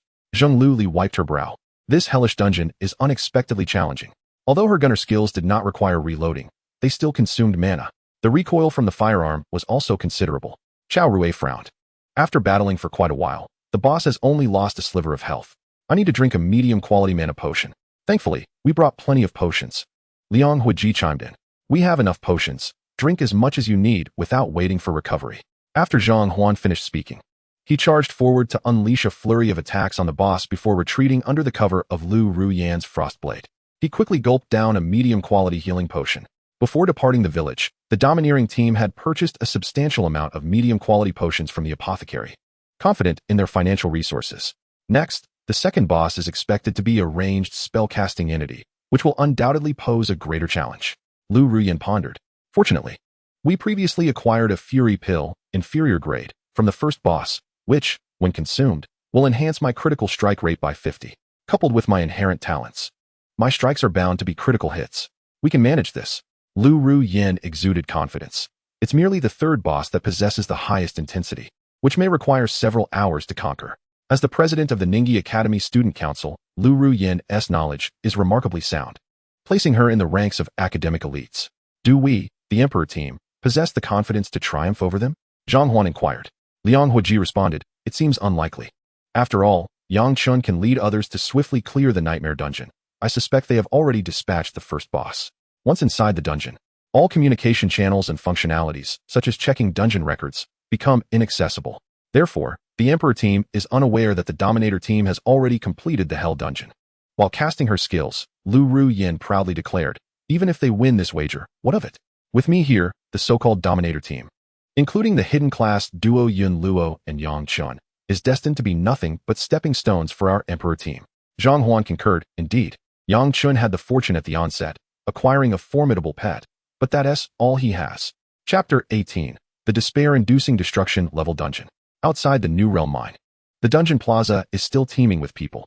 A flash of light heralds the arrival of Yang Chun and his 4 companions. As the 5-member team emerged, they immediately approached the dungeon administrator, preparing to tackle the highest difficulty, the destruction level dungeon. Yun Fei first collected his 110,000 spirit coins in the 110,000 wager he won from Zhang Huan at the dungeon administrator's counter. What the heck, it's Yun Fei, Yun Luo, Yang Chun, and their team. The Dominator team has emerged so soon. Have they finished battling the bosses inside? Are you foolish? One cannot exit without vanquishing the monsters unless the dungeon time expires. As Yun Fei began collecting his wager, the Dominator team had already triumphed over the Emperor team. It was almost unbelievable. Had they truly cleared the Hell Dungeon in just over 2 hours? Upon reviewing the dungeon completion records, it was revealed that the Dominator team had swiftly cleared the Hell Dungeon in under 2.5 hours, achieving the first completion in the entire Galaxy District. What? Our Great Xia Empire has actually outperformed countless extraterrestrial teams in the Galaxy District to secure the first completion of the Hell Dungeon? This is indeed true. Currently, the records for the Hell Dungeon only list the Dominator team. No one else has completed it yet. In the plaza, countless adventurers were left in shock, excitedly discussing the news. The Dominator team's victory over the Emperor team's wager was merely a minor detail. The fact that the Dominator team managed to outpace numerous formidable teams in the novice area to achieve the first completion of the Hell level dungeon was a matter of great honor. The name of the Dominator team etched in the records of the Hell Dungeon's first completion signifies that Azure Star and the Great Xia Empire have once again made their mark in the Galaxy District. Previously, it was the first kill of a boss by Yang Chun and leading a team to clear the Nightmare Dungeon. However, now securing the first completion of the Hell level dungeon is of even greater significance. Everyone recognized that the newly established Dominator team indeed possesses a formidable lineup, featuring Yang Chun, a supremely skilled Beastmaster, and the renowned Yun siblings from the Great Xia. Yet, no one anticipated their prowess to be this exceptional. After collecting his wager, Yun Fei boasted to the crowd, "Ladies and gentlemen, the mere Emperor team has only Lu Ruyan as a notable expert. How can they contend with our Dominator team? I, Yun Fei, declare that our Dominator Guild will undoubtedly become the most formidable guild in Azure Star, and perhaps even the entire Galaxy District." There was no mistake. This was an advertisement. hoping that all those present and absent would consider joining the Dominator Guild to ascend to the pinnacle together. The people from Qingyun Academy led the cheers. Dominator Team is magnificent. Dominator Guild is awe-inspiring. The adventurers in the plaza echoed the sentiments. I want to join the Dominator Guild. I too wish to join. Seeing this, Yun Fei laughed heartily, reveling in his ostentatious nature. Yang Chen shook his head in exasperation. All right, brother Yun Fei, let us proceed. Sister Yin Luo, let us commence the destruction level dungeon and strive for the first completion. Yang Chen had briefly perused the records of the Black Iron tier dungeons in the Galaxy District and discovered that the rankings for clearing the normal, hard, and nightmare level dungeons had been thoroughly dominated by extraterrestrial teams. The first place in the nightmare dungeon remained with Yang Chun's previous team, the Chen Shin team. The subsequent ranks were densely populated by alien teams. For hell level and above, aside from the Dominator team, there were no other completion records as of yet. Yun Luo nodded and activated the dungeon with the dungeon administrator, then led Yang Chun and the other team members into the Black Iron tier destruction level dungeon, Golden Forest. Meanwhile, the entire novice area 886 was engulfed in a tidal wave of excitement. What madness is this? 2.5 hours to complete the hell level dungeon? What kind of divine team is this? Is there such a powerful squad in our novice area? The adventurers of Azure Star are this formidable? They completely outclassed our Morningstar team. In a dungeon plaza of a certain novice village, an alien team had just emerged from the nightmare level dungeon, astonished and discussing the events. You Morningstar team has always been the leader in our novice area 886. This time, it appears you're in peril. Another team from Mars jested. The captain of the Morningstar adventurers scoffed, unlike you Martians, who were born to be subordinates. As Yang Chun and his 4 companions stepped into the dungeon, the scenery abruptly transformed. Before them lay a dense, eerie forest, and at the entrance stood a towering stone tablet. Inscribed upon it were the words, Golden Forest. The entrance to the forest was a broad pathway, which meandered into the unknown, flanked by dense thickets and trees. Within the shaded path, one could vaguely discern groups of leopards, golden pythons, and other creatures lurking. Upon witnessing this, Yang Qin immediately summoned Feng Qing'er, instructing her to fly ahead and scout the path. This golden forest may prove quite challenging to traverse. Su Zheng remarked. What are you worried about? It's just a destruction level dungeon, with my brother Yang Qin here. Even the small monsters at this level will be easily dispatched, Yun Fei replied confidently. Yang Qin smiled. The monsters in the destruction level dungeon are indeed quite formidable. Be cautious as you follow behind. With proper coordination, we should be able to clear it swiftly. Everyone nodded in agreement. Let us engage the monsters. Yun Luo's melodious voice rang out. Taking the lead, Yang Chun, alongside Feng Qing'er, ventured forth. Suddenly, 4 leopards sprang from the forest, lunging toward Feng Qing'er and Yang Chun. Male leopard, destruction elite level 20, health 40, 000, physical attack 400. Mutated leopard, destruction elite level 20, health 41, 000, physical attack 410. Female leopard, destruction level 20, health 20, 000, physical attack 360. Damn, we're greeted with 2 elite monsters right from the start, boasting 40, 000 health and 400 attack. Yun Fei exclaimed after using his detection skill. Yun Luo furrowed her brows. The destruction level dungeon is utterly despairing. The attack power of these small monsters is so high that aside from Yang Chun and Su Zheng, no one else dares to take them head on. Even the paladin Su Zheng cannot withstand much. Chirp chirp. Feng Qing'er, undaunted, flapped her wings, unleashing a flurry of icy shards that blanketed the entire path, mercilessly obliterating the foes. 3,122, 3,084, 3,326, 3,326. The 4 leopard monsters were instantly hindered, suffering over 3,000 points of damage each. With Feng Qing'er ascending to level 18 and acquiring 3 additional blue attributes, her attack power saw a remarkable enhancement. Yang Chun, without a moment's hesitation, brandished his sword and executed the stellar sword technique, unleashing a broad, resplendent blade of energy towards the front. This technique was indeed exquisite, yet regrettably, it only inflicted a few hundred points of damage on 2 of the leopards, falling short compared to the fire talisman technique. Due to the Phoenix bloodline attribute, there was a 5-fold increase in power for ice and fire skills, but none for the stellar sword technique. It appears that I must acquire more ice and fire skills in the future. Bang! Su Zheng pushed back a female leopard with his shield, inflicting a mere 10 points of damage due to it being a basic attack. Heavenly Strike. Yun Fei employed his newly learned battle mage skill, wielding a spear to launch the male leopard that had strayed from Feng Qing'er's area of attack back into the air, causing it to crash down to the ground. Yun Luo similarly began firing thunder arrows at the monsters. As a priest, Xiaoru did not need to join the fray just yet. Her role was to keep a watchful eye on her teammates, healing whoever was injured. Your fiery sparrow has certainly increased in power, and it seems her attack speed has accelerated as well, Yunfei remarked while battling the monsters, his gaze fixed on Feng Qing'er's remarkable performance. At this moment, Feng Qing'er, as the main force, unleashed an impressive barrage of attacks. Explosive fireballs, ice roars, and claw strikes were rapidly alternated. The claw strike, being a physical attack, dealt significantly less damage, but due to Feng Qing'er being a magical pet, her usage frequency was lower. Most of the time, she relied on fireballs and ice spells. In the blink of an eye, 2 female leopards whined and perished. The 2 elite leopards were also on the brink of death. With her level increased, her strength undoubtedly soared. Yang Chun smiled faintly, offering a perfunctory response. Soon, all 4 minor monsters were vanquished, yielding a vast amount of experience points. The experience from this catastrophic level dungeon is exceedingly high. Leveling up is imminent. Yunfei's face gleamed with delight. Indeed, Yun Luo collected the dropped items, stating, "It's all thanks to you, Brother Chen. Otherwise, we wouldn't dare enter this catastrophic dungeon." Yun Luo naturally referred to Yang Chun as Brother Chen. For addressing him as senior or Chun God felt too distant. Currently, Yun Luo and her companions were responsible for gathering loot, intending to divide it after completing the dungeon to avoid wasting time. Indeed, without Brother Chen in the team, entering here would be akin to courting death. Xiaoru, being Yun Luo's close friend, wholeheartedly agreed. It would require a team equipped with level 20 gear to conquer this catastrophic dungeon, Su Zheng remarked. Without Yang Chen, they would have to engage the monsters one by one. If they failed to draw the monsters correctly and were overwhelmed by a horde, total annihilation would be a real risk. How could they maintain such a steady pace against a swarm of monsters like they are now? Of course, dying here only consumes revival attempts. However, purchasing additional revival attempts from the system's reputation shop is quite costly, requiring 200 reputation points for a single attempt. For those who cannot afford revival attempts, death is indeed final.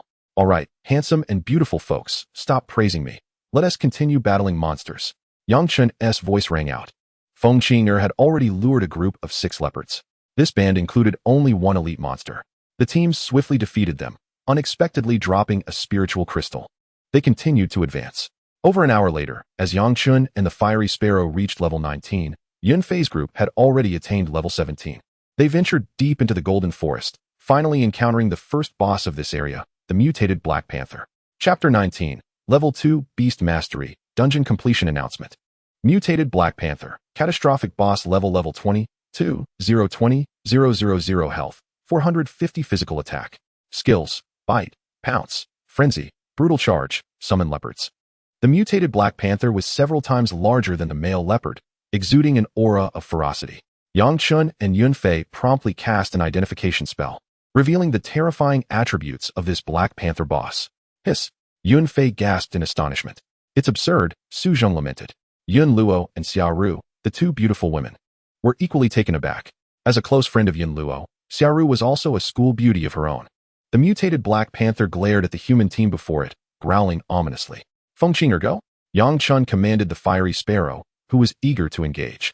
To unleash an ice roar, the battle commenced. The 5 individuals and their pet joined forces, forcing the mutated Black Panther to roar in fury as it swiftly maneuvered its agile form to counterattack. Unfortunately, with the high defense Yang Chun and fiery sparrow acting as shields at the forefront, and their output being exceedingly high, the boss's ire was predominantly directed at them.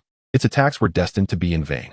The group of leopards summoned by the mutated Black Panther caused Yunfei's team to retreat momentarily. However, they were soon eradicated by Yang Chun and the fiery sparrow. Why is this creature's evasion so high? Yunfei complained while attacking. Their 4 members' strikes frequently missed the mutated Black Panther. Yet Yang Chun and the fiery sparrow rarely missed, due to their high accuracy. After a strenuous effort, after approximately 10 minutes, the mutated Black Panther's health finally dwindled to nothing. With a final wail, it collapsed amidst a pool of blood. Wow! The dropped items shimmered with white, green, blue, and black light. The team has slain a catastrophic level boss, earning 200 experience points. Yunfei, Yun Luo, Su Zheng, and Xiaoru all leveled up to 18. Yang Chun and Feng Qing'er, however, had not yet leveled up. Wow! We leveled up. This experience is astounding. Yunfei exclaimed with excitement. So many black grade items dropped. Xiaoru remarked. They had obtained over a dozen pieces of level 20 black gear. What incredible luck to have dropped so many black items. Yunfei laughed heartily. Yang Chun, Yun Luo, and Su Zheng also bore smiles. Come, let us distribute these black items. Once we reach the required level, we'll equip the sets. Yun Luo stepped forward to allocate the loot. After all, everyone would take items suitable for their respective classes. Additionally, there was a plethora of materials, mid-grade healing potions, mid-grade mana potions, spirit coins, several spiritual crystals, and a dozen level 2 skill books. The boss of the catastrophic dungeon is already dropping level 2 skill books. Su Zheng exclaimed in astonishment. In the Destiny world, to upgrade a skill, one must learn the corresponding level skill book to advance. Oh, this is a level 2 beast summoning skill book? Brother Chen, you've hit the jackpot. Yun Luo handed the level 2 beast summoning skill book to Yang Chen. As a beast tamer skill, it rightfully belonged to Yang Chen. Upon receiving the skill book, Yang Chen couldn't help but reveal his delight. The summoning of beast companions is undoubtedly the most vital skill for a beastmaster, without exception. The higher the skill level, the greater the number of beasts that can be summoned into battle simultaneously. With a level 1 summoning skill, one can only summon a single beast. However, with a level 2 summoning skill, 2 beasts can be summoned for combat at once. Yet, to acquire the level 2 skill book, one must reach level 20. Yang Chen decided to stow the book in his backpack, as he would soon attain level 20. Afterward, he could contemplate the nature of his second beast companion. Once the group donned their gear and tidied up, Yang Chen, accompanied by Feng Qing'er, continued to lead the way, with Yun Fei and the others trailing behind. Their party exited the shaded path and traversed through the depths of the forest, where they encountered the second boss, the two-headed golden giant python. This formidable foe was a Destruction Lord-level boss, significantly more powerful than the previously faced mutated panther. After successfully vanquishing it, Yang Chen reached level 20, allocated his free attributes, and learned level 2 summoning of beasts. Feng Qing'er also achieved level 20, enhancing her strength further. All 4 teammates reached level 19. Regrettably, this boss did not drop a guild token. The party pressed onward toward locations teeming with monsters.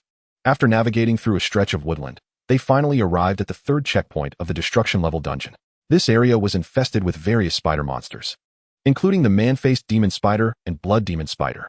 Ahead, 6 demon spiders detected their presence, swiftly scuttling towards them with their 8 spear-like legs. Oh my, these spiders are larger than millstones, and their attributes are astonishing. Yun Fei exclaimed, feeling a shiver run down his spine. Man-faced demon spider, destruction elite level 20, health 40. 000, magic attack 420. Skills, poison ball, poison spray, bite, web entanglement. Blood demon spider, destruction elite level 20, health 45, 000, physical attack 440. Skills, bite, life drain, devour. Neurotoxin, demon spider, destruction level 20, health 22, 000, physical attack 410, skills, minimal. These spiders are utterly repugnant and grotesque, exclaimed Xiaoru, who was somewhat anxious beside Yun Luo. Yun Luo chuckled lightly. With our Chen god here, these spider monsters are mere trifles. Ice and snow roar. Fire charm technique.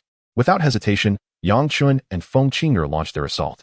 Feng Qing'er unleashed 2 consecutive ice and snow roars, significantly slowing the movements of the demon spiders.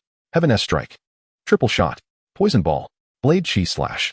As Yang Chen and his beast unleashed a relentless barrage of attacks, his teammates also joined in with their skills. In mere moments, the horde of demon spiders was annihilated, dropping a plethora of spirit coins, materials, and several blue-grade equipment. The party continued their advance, slaying a myriad of diverse demon spiders along the way. Fortunately, with Yang Chen and Feng Qing'er at the forefront, the team was spared from the peril of battling the destruction-level monsters with their lesser strength.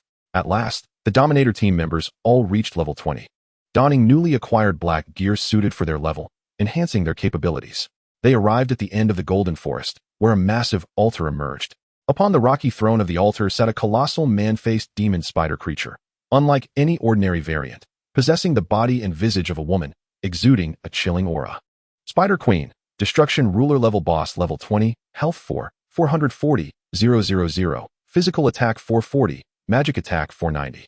Skills, Poison Ball, Life Drain, Poison Spray, Silken Bind, Venomous Stinger. Spawn demon spiders. To their astonishment, the Spider Queen was a ruler-level boss, armed with 6 powerful skills. Yun Fei gasped in disbelief. The Spider Queen's health exceeded 440, 000, and her dual attacks were exceedingly high. Is this the level of strength expected from a novice dungeons boss? Yun Luo chimed in with a hint of sarcasm. Moreover, she can spawn demon spiders on the spot. It's utterly terrifying. Su Zheng marveled. Ordinary adventurer teams, even clad in level 20 black gear, would likely stand no chance. Xiaoru remarked. Indeed, only a god-tier player like myself could triumph. Yang Chen laughed heartily. Even Yang Chen felt astounded by the Spider Queen's attributes. However, if the entire team comprised powerful members of epic-tier professions, donning level 20 gear, they might still secure victory, albeit at a slower pace. With Yang Chen in the Dominator team, they were certainly not destined for a drawn-out battle. This boss has exceptionally high attack power. Let us see how the fierce sparrow fares. Be cautious with your positioning, Yang Chen advised before preparing to engage. Ha ha ha, you human adventurers. Since you have ventured into my domain, prepare to become nourishment for my progeny. With the Spider Queen's chilling words, her crimson eyes snapped open. Suddenly, the Spider Queen rose, her body swaying as the surrounding rocks trembled. Feng Qing'er charge, Yang Chen commanded in a low tone. Feng Qing'er surged forward, swiftly unleashing her skills in a fierce confrontation with the Spider Queen. As expected, Feng Qing'er's magical skills inflicted over 2,000 points of damage on the Spider Queen. Meanwhile, the Queen's powerful skills barely managed to breach Feng Qing'er's defenses, causing only trivial damage in the tens. This minuscule damage was overshadowed by Feng Qing'er's remarkable recovery speed. Her basic attacks could hardly penetrate Feng Qing'er's defenses. Seeing this, Yang Chen felt reassured and joined the fray, as he donned half a set of level 20 blue crystal gear, boasting defense nearly comparable to Feng Qing's. The others commenced their ranged attacks against the Spider Queen. Should anyone fall victim to her ranged skills, they promptly retreated from her assault range to consume healing potions. After all, aside from Yang Chen and Feng Qing'er, the remaining members could not endure the relentless onslaught of this boss. After a grueling half-hour, the team finally whittled the Spider Queen's health down to critical levels. Under the expansive area effect of Feng Qing'er's ice and snow attacks, the minions spawned by the Spider Queen barely affected the team. With a soul-piercing wail, the Spider Queen collapsed into a pool of blood. With a clatter, a multitude of black gear, low-tier items, and various treasures scattered across the ground. The team has slain the Spider Queen, successfully completing the Iron-tier destruction level dungeon.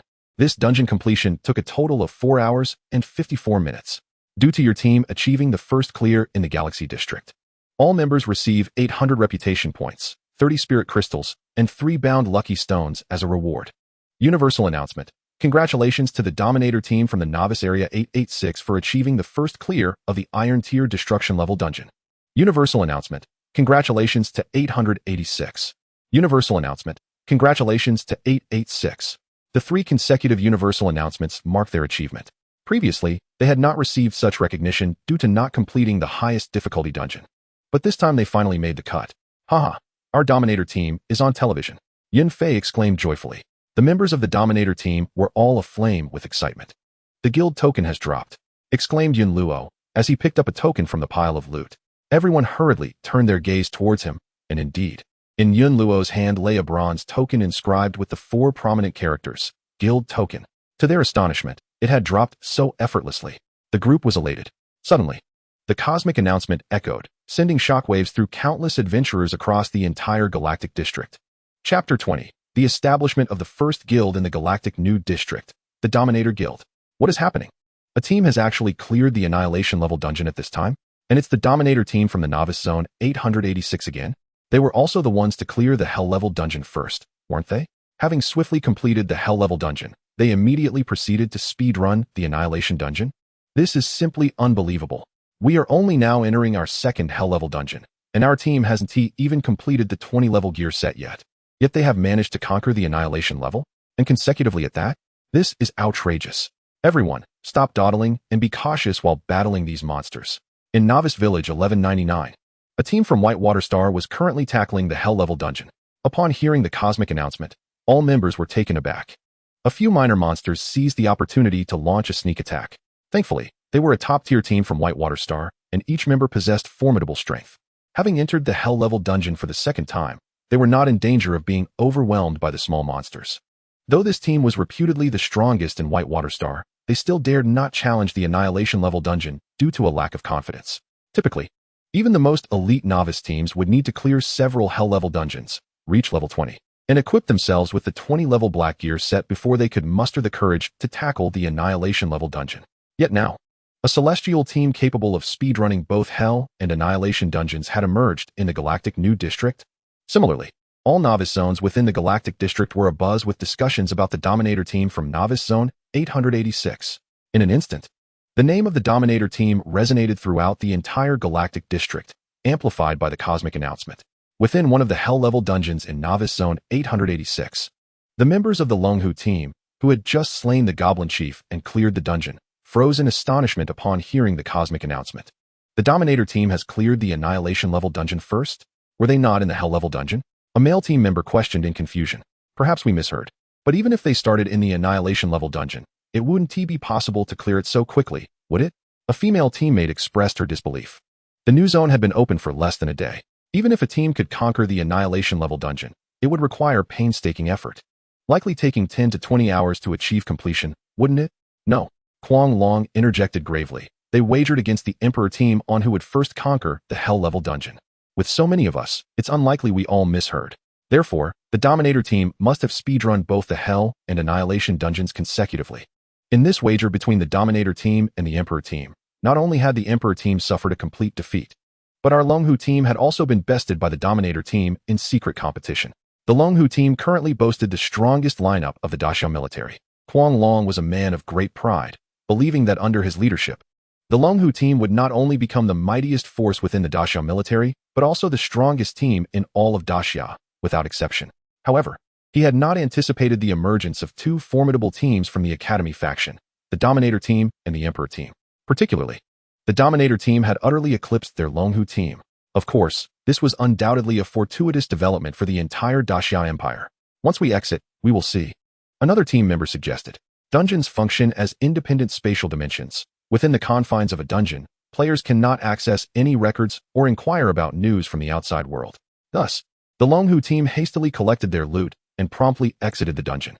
Meanwhile, in the Hell-level dungeon where the Emperor team was situated, the cosmic announcement proclaiming the Dominator team's first completion of the Annihilation dungeon rang out thrice. At that moment, the 5 members of the Emperor team had already reduced the final boss, the Goblin Chief, to a sliver of health. Fiery Sword Chi, Lu Rian delivered the final blow, successfully depleting the last vestige of the boss's health. The Goblin Chief fell in defeat, unwilling to accept his fate. The Dominator team has cleared the Annihilation-level dungeon first? Has the will of the cosmos faltered? Liang Huijin, exhausted, jolted upright. Zhang Huan wore a face of shock, murmuring, "How can the cosmic will possibly err? Could it be?" Lu Rian also took a moment to gather herself, feeling a pang of defeat.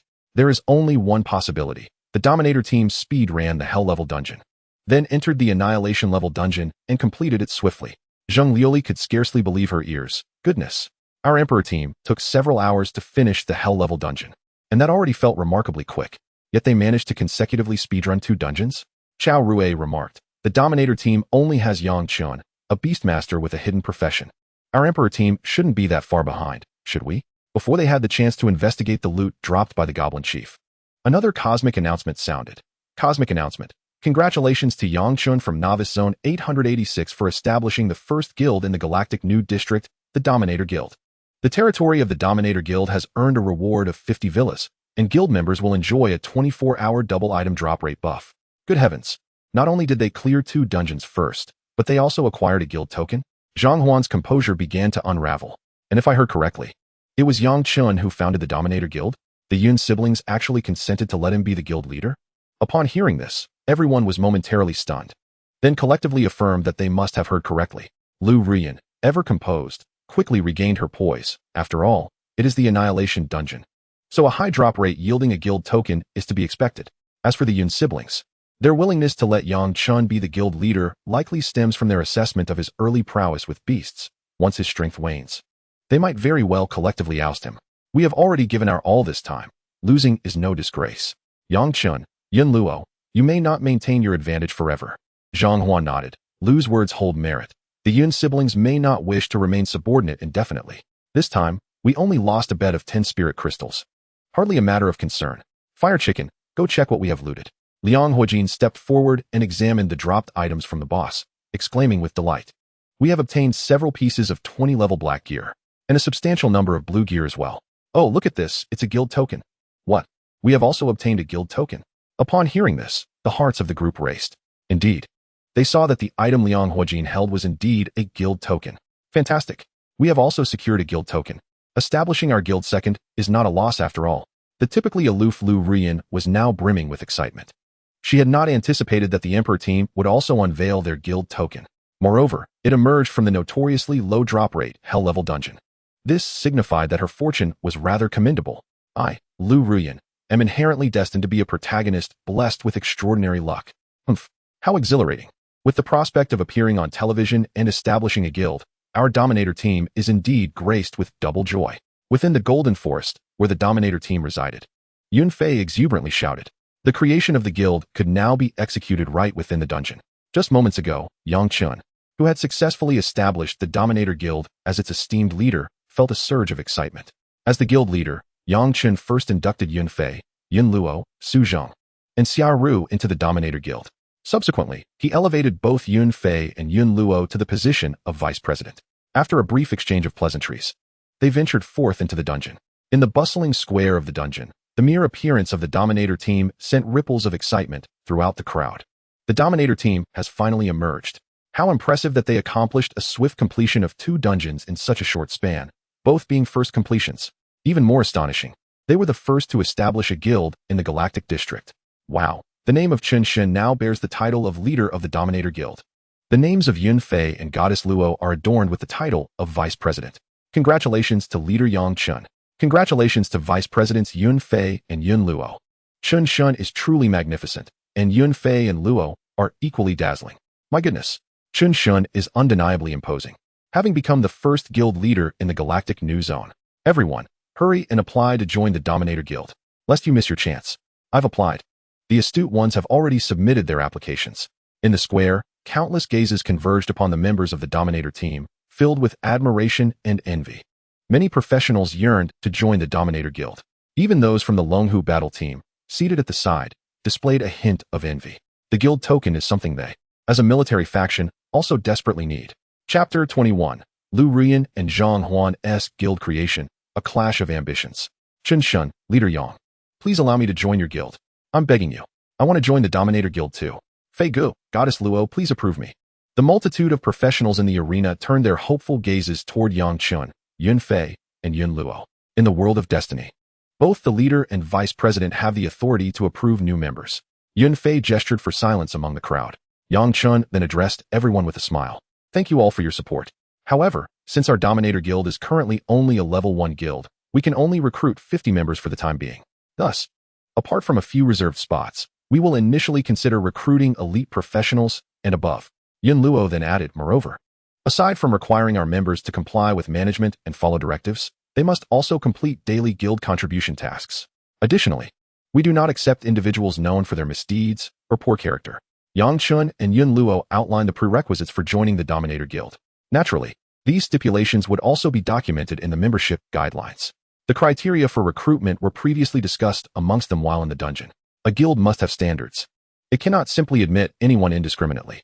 In terms of recruitment, Yang Chen primarily entrusted the responsibility to Vice President Yun Luo. Although he was the leader, he intended to adopt a hands-off approach, as being involved in every detail would be exhausting. The Yun siblings hailed from a prominent family and were surely adept in management. Particularly Yun Luo, who was rumored to be the president of the student council at Qingyun Academy, possessed remarkable organizational skills. Upon hearing the requirements of the Dominator Guild, the arena fell silent. After all, these expectations were quite elevated, yet entirely reasonable. The Dominator Guild harbored lofty ambitions and would naturally only recruit the strong. A guild must rapidly augment its contribution value to expedite its upgrade and subsequently increase its member cap. However, the number of elites and epic professionals present was rather meager. In fact, among the hidden professionals, only Yang Chen, Yun Luo, and Quang Long were accounted for. Many newcomers exchanged glances, realizing that most aspiring members would have to wait until the Dominator Guild upgraded its capacity before being admitted. A portion of the professionals, who believed they met the criteria, swiftly opened the guild interface and submitted their applications to the Dominator Guild. Yang Chen, Yun Luo, and Yun Fei promptly accessed the system's guild interface to approve several applicants. One by one, the elite professionals successfully joined the Dominator Guild. Yang Chen noted that among the numerous applicants were 2 elite female classmates from Ningyi Academy, along with some ordinary professional female classmates who had previously sought his assistance in dungeons. Qin Qing, Wang Li, and 2 others from his former team appeared on the application list. The 2 elite professionals were a swordswoman, Guan Yitong, and a hunter, Kong Yanyan. Both were stunning beauties from the genius class, and Yang Chen was certainly familiar with them. particularly Kong Yinyan, who was the granddaughter of the dean of Ningyi Academy. The dean had always treated the original host rather well. Therefore, it was only right to extend a helping hand to his granddaughter whenever possible in the world of destiny. Thus, Yang Chen promptly approved the applications of the two elite female classmates. He also accepted Qin Qing, Wang Li, and the other two ordinary professionals he had teamed up with. Yang Chen turned to Yun Luo and inquired, Luo, do we have enough spots in the guild right now? Given that the original host did not maintain good relations with most of the students from Ningyi Academy, while the Yun siblings, hailing from Qingyun Academy, would undoubtedly recruit more from their own institution. Yun Luo smiled and replied, whether we have enough is one matter. But it seems elite professionals have their own considerations and cannot all be recruited at once. Yun Fei chimed in. Let us select the remaining spots from the ordinary professionals of Ningyi and Qingyun Academies. Su Zheng and Xiao Ru, who stood nearby, nodded in agreement. Epic professionals were inherently scarce and typically belonged to established factions. They would not join just any guild. Some elite professionals also had their own plans. This time, they managed to recruit 31 elite professionals, most of whom hailed from Qingyun Academy. All right, then I will approve a few more from Ningyi Academy, Yang Chen said with a smile. He then added several female classmates he recognized to the guild. Yun Luo and Yun Fei also brought in several ordinary professionals from Qingyun Academy. Due to the limited spots, the remaining applicants would have to wait for the guild to upgrade before they could be approved. At that moment, a flash of light appeared. The 5 members of the Emperor team finally emerged from the dungeon. Are you recruiting members for your guild? Please hold on. I have something to say. As Zhang Huan stepped out, he noticed the Dominator team was recruiting and hurriedly spoke up. Their Emperor team had previously spent time discussing equipment distribution and guild creation matters in the dungeon, which had caused a slight delay. They had not anticipated the Dominator Guild to take action so swiftly. At this moment, the membership of the Dominator Guild was already at capacity. Yang Chun and the others were not in a hurry to leave. Rather, they were keen to hear what the Emperor team had to say.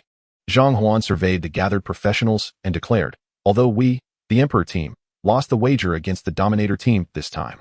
However, Yang Chun and Yun Fei, do not let your triumphs lead you to complacency. The future remains uncertain regarding who shall ultimately revel in victory. Upon hearing Zhang Huan's words, Yang Chen could not suppress a derisive laugh. Such audacity. Yang Chen's talent for crafting exceptional items remains unexploited, confined to the limitations of a novice village. Yielding no high-quality fragments as of yet, he has yet to unleash even a fraction of his potential, coupled with a guaranteed crimson fragment each week. How could defeat be a possibility? Yun Fei joined in the laughter. Indeed, Zhang Huan, you might want to review the dungeon records. Your Imperial team has not only succumbed to our dominance team, but has also been bested by the Dragon and Tiger team of the Mad Dragon. The completion speed of the Dragon and Tiger team even surpassed ours. Zhang Huan, Lu Ruyan, and Liang Huiji were momentarily taken aback. They hastily opened the records of the Black Iron-held dungeon and, to their astonishment, found it to be true. The Dominance team proudly held the top position, while the Dragon and Tiger team and the Imperial team languished in the lower ranks, securing the 43rd and 44th places in the Galaxy Zone, respectively. Not only did the Dominance team outclass the Imperial team, but the Dragon and Tiger team's completion time was also 2 minutes faster. The timing was calculated upon defeating the final boss, thus they could not blame their late exit from the dungeon. The members of the Imperial team stood in stunned silence, clearly unprepared for this revelation. At that moment, the Mad Dragon rose and, with a hearty laugh directed at Zhang Huan, remarked, "We, the Dragon and Tiger team, were fortunate to win by a mere 2 minutes. The Imperial team's prowess is commendable." The members of the Dragon and Tiger team gazed back with cheerful expressions. Zhang Huan, in response, offered a respectful gesture to the Mad Dragon, truly worthy of the title Mad Dragon of the army, indeed a formidable force. The Mad Dragon feigned humility, yet a smirk played at the corners of his mouth. Lu Ruyan then produced a guild token, raising it high, and addressed the Mad Dragon, Yang Chun, and Yun Luo with haughty pride. "We, the Imperial team, acknowledge our defeat. However, we too possess great fortune, having procured a guild token. Now, I, Lu Ruyan, hereby declare the establishment of the Imperial Guild, welcoming all adventurers from across the land, with abundant benefits for our members." Upon concluding her proclamation, Lu Ruyan promptly utilized the guild token to create the Imperial Guild, deftly navigating the interface to incorporate all members of the Imperial team, appointing Zhang Huan and Liang Huiji as vice presidents. However, the second established guild would receive no further rewards. It was now the turn of the Mad Dragon and the Dragon and Tiger team to be taken aback. How could we compete with the two guilds of such illustrious fortune? The Dominance team and the Imperial team? Yang Chen, rather surprised, realized that the Imperial team had also procured a guild token. Upon hearing Lu Ruyan's declaration, the crowd erupted once more. How amusing, how delightful. Just as the Dominance team establishes a guild, the Imperial team follows suit. Are they competing against each other? I hail from Ningi Academy. I wish to join the Imperial Guild. I too desire entry into the Imperial Guild. The Dominance Guild has just expelled me, so I shall join the Imperial Guild. Goddess Lu, Young Master Zhang, Young Master Liang, grant me entry. Witnessing this, Yun Fei appeared somewhat bewildered. What? As soon as the Imperial Guild is established, they are encroaching on our territory.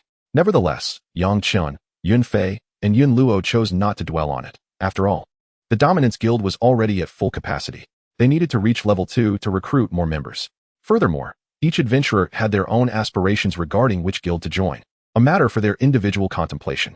At this moment, Lu Ruyan brimmed with confidence as she turned to Yang Chen and remarked, Yang Chen, now that we have established our guild, prepare for the Dominance Guild to serve as a stepping stone for the Imperial Guild.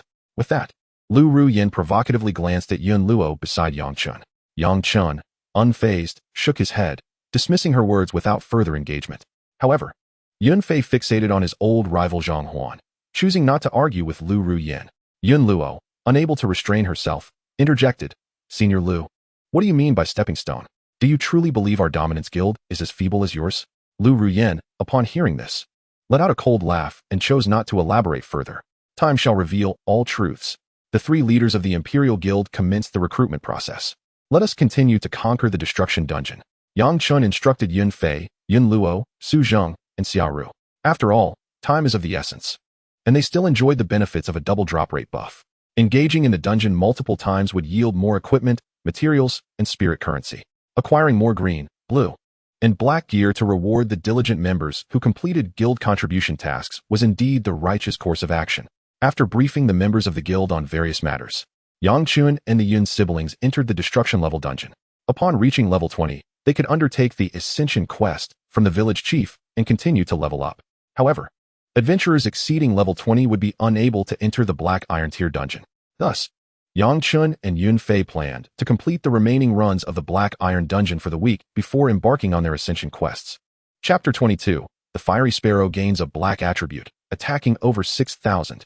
The Dominance team re-entered the Golden Forest, and their monster-slaying speed had significantly improved. After all, most of them had equipped nearly a full set of 20-level black gear. Particularly, Su Zheng, the paladin, boasted health exceeding 2,000 points. With the support of Xia Ru's blessing spell and healing, he could now withstand an elite monster single-handedly. Meanwhile, Yun Fei and Yun Luo's damage output had also seen substantial enhancement. Naturally, Yang Chun and Feng Qing remained the team's undeniable mainstays, their combined power eclipsing the entire team's output by several magnitudes. One by one, the spotted leopards fell, dropping potions, spirit currency, materials, and equipment. Although the group had been immersed in the Destiny world for over 10 hours, they felt no hint of fatigue. With each level gained, their characters' states were rejuvenated. Adventurers in the Destiny world could purchase bottled water and food directly from the system's spirit currency shop when hunger or thirst struck. However, these items were not inexpensive. A bottle of mineral water cost 300 spirit coins, while a chicken leg meal was priced at 600 spirit coins, and beef rice at 1,000 spirit coins. In the novice village, taverns and inns provided lodging and meals for adventurers, albeit at exorbitant rates. Additionally, various life class professionals, such as chefs, herbalists, grillers, butchers, and brewers, sold food and beverages in the novice village and dungeon square, ensuring that no one would go hungry. With their enhanced offensive and defensive attributes, and having nearly mastered their lower-tier skills, the members of the Dominance team were all bursting with vitality. They excitedly discussed guild matters while battling monsters. Yang Chun and the Fiery Sparrow, however, took it a step further, activating a massacre mode, completely disregarding monster attacks as they cleave through foes like a hot knife through butter, forging ahead. Yang Chen contemplated whether Feng Qing could develop a new attribute slot. While leading his teammates in battle, he pondered the possibility of creating new slots for Feng Qing. Currently, she possessed 5 attributes: Phoenix Bloodline, Red, Transformation Method, Blue, Speed, Blue, Ice and Fire Power, Blue, and Contempt, Blue. After previously completing the Destruction level dungeon, they had acquired 3 lucky stones, yet had not utilized them. You have successfully opened the 6th attribute slot for Feng Qing using a lucky stone. Ding. Unable to continue using lucky stones. The maximum number of attribute slots for purple tier pets is 6. Yang Chun consumed a lucky stone to create an empty attribute slot for Feng Qing'er. Further attempts to open additional slots were futile. The Academy's textbooks were indeed accurate. The attribute limit for purple-tier pets, summoned beasts, is 6. To add more attributes, one must wait until the pet is upgraded. In the Destiny world, both equipment and pets have a cap on attribute numbers. Yang Chun was not overly surprised and promptly utilized attribute fragments to bestow Feng Qing'er with a blue attribute. You consumed 20 blue attribute fragments and successfully added a blue attribute to Feng Qing'er, Rage. Rage, blue critical hit rate 15. Wow. It turned out to be a critical hit attribute. Feng Qing'er was indeed fortunate. This was precisely the attribute Yang Chun desired. With the Rage attribute, it meant that roughly every 6 or 7 attacks from Feng Qing'er would trigger a critical hit. In the Destiny world, a critical hit deals double damage compared to a normal attack. 6 or 7 attacks for a single critical hit seemed a bit low in probability, Yang Chun mused. Thus, he clicked on the Rage attributes, sign, and selected Targeted Upgrade Attribute. You consumed 100 blue attribute fragments, and the targeted upgrade was successful, elevating Feng Qing'er's attribute, Rage, to black, enhancing its effects. Rage, black, 25 critical hit rate. A critical hit rate of 1/4, excellent. Yang Chun beamed with satisfaction. His stock of blue attribute fragments was nearly depleted. He decided to save the remaining 2 lucky stones for his second pet. Critical hit, 6,420. At that moment, Feng Qing'er unleashed a fireball that astonishingly dealt over 6,000 damage, instantly obliterating a male flower leopard with over 5,000 health left. Goodness! Yun Fei, who was battling the flower leopard, was taken aback. He widened his eyes and exclaimed, "How did your fiery sparrow suddenly unleash such overwhelming critical damage?" Yin Luo was equally astonished. It seems Feng Qing'er has never dealt a critical hit before. This damage is utterly outrageous. Aside from Yang Chun and his pet, the next highest damage came from the beautiful Yun Luo, while Yun Fei, the battle mage, lagged significantly behind. Yun Luo's highest damage skill, Lightning Arrow Ring, only dealt around 300 damage to the flower leopard. Feng Qing'er's critical hit was nearly 20 times her damage. Su Zhang was likewise dumbfounded. The damage from this fiery sparrow is simply astonishing. Feng Qing'er was magnificent. Xiaoru clenched her small fist in excitement. The two ladies had grown accustomed to referring to Yang Chen's fiery sparrow as Feng Qing'er. Before them stood the last elite flower leopard. Everyone paused, watching as Feng Qing'er sporadically unleashed terrifying critical hit damage. Yang Chen remained calm, stating, "It's nothing extraordinary. It gained a critical hit attribute upon leveling up." Feng Qing'er's damage was already over 3,000, so dealing over 6,000 with a critical hit is quite reasonable. Isn't it? Enlightened, the others realized. It was said that certain pets of beast tamers and summoners could undergo transformations upon leveling up. After all, they were hidden classes. However, this fiery sparrow was exceptionally powerful. At level 20, it likely possessed several remarkable attributes. It should be a pet capable of limitless growth. Goodness, a level 20 creature dealing 6,000 damage is unprecedented. Whether for a professional or a pet, one could only imagine that this fiery sparrow would undoubtedly be a super divine pet. Yun Luo and the others excitedly speculated. However, no one dared to probe Yang Chen further. Yang Chen smiled, choosing not to reveal his talents.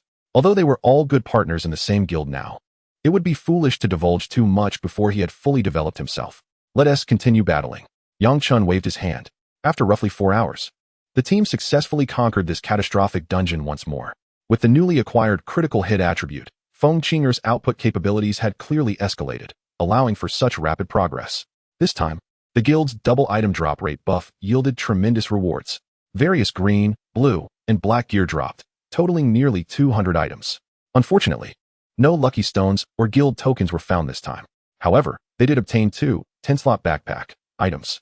It should be noted that in the Destiny world, novice professionals do not possess infinite inventory space. Upon the server's launch, each newcomer starts with an 80-slot backpack. Of course, potions and materials can stack, but each piece of equipment occupies 1 slot in the backpack. Consequently, the 2 10-slot backpacks were distributed to Yang Chun and Yun Luo. After all, Yang Chun was the guild leader and the primary force behind dungeon runs. Yun Luo, appointed by Yang Chun as the guild's chief officer, a role without official designation, but privately assigned by the leader, also required additional slots for storing items. Furthermore, all materials naturally belonged to Yang Chun. This time, the Dominator team collectively acquired nearly a full set of level 20 black gear. The level 20 black iron tier sets in the Destiny world are divided into 4 categories: the Warrior's Berserker set, the Mage's Demon Tooth set, the Archer's Antelope Feather set, and the Mixed Classes Blue Crystal set. A complete set consists of a weapon, armor, helmet, belt, pants, shoes, bracelet, ring, and necklace. However, possessing just 8 pieces activates the set bonus. The so-called mixed class refers to equipment that balances both physical and magical attack capabilities. Beast Tamers, Summoners, and certain hybrid classes can wear the Blue Crystal set. For level 20, only black quality sets exist. Currently, Yang Chen donned an entire black Blue Crystal set, complete with a Blue Crystal robe, helmet, belt, pants, shoes, bracelet, ring, and necklace. His weapon was a Blue Crystal sword, truly striking. Onward. Let us capitalize on the double drop rate buff. The Dominator team, upon exiting the dungeon, handed their equipment to several elder-level guild administrators to clear their backpacks and avoid inventory overflow. Then, the 5 members of the Dominator team re-entered the dungeon. Night swiftly passed. The next morning, the Dominator team emerged once more from the dungeon. They had finally completed this week's Black Iron Tier dungeon. Next, they could lead the members of the Dominator Guild into the guild territory to engage in the Monster Invasion guild activity. Chapter 23, being called foster father by a group of female classmates. The Black Iron Dungeon Square was exceptionally spacious, coupled with the safety zone at its edge. It was even larger than a 50,000-seat stadium from Yang Chun's previous life. A day has passed, and the professionals in the arena have predominantly reached level 12 or above. After all, for those who have ventured into dungeons as part of a team, rapid advancement is hardly a dream. The deceased, however, are not counted among them. At this moment, on one side of the square, the members of the Dominance Guild have gathered. Previously, the 3 guild leaders had already communicated through the guild channel. Now, every single member has arrived without exception. Yang Chen surveyed the crowd and spoke with clarity. Brothers and sisters of our guild, today marks the 2nd day since the launch of the server, and our Dominance team has successfully cleared this week's Black Iron Dungeon. Next, we shall collectively enter the guild territory to commence the Monster Invasion event. After all, the Dominance Guild will undoubtedly soon comprise more than one team. Yang Chen then officially renamed their small squad as Team Dominance. Upon the establishment of the guild, an event featuring monster invasions is scheduled. Thus, Yang Chen had previously refrained from granting members access to the guild territory. Yun Fei interjected, as everyone is aware. The Monster Invasion event, while fraught with difficulty, offers bountiful experience and equipment rewards. The guild members listened attentively. It is said that the intensity of the monsters in this invasion event rivals that of the annihilation-level dungeons. Given our current low levels and inadequate gear, we might struggle to even harm the monsters.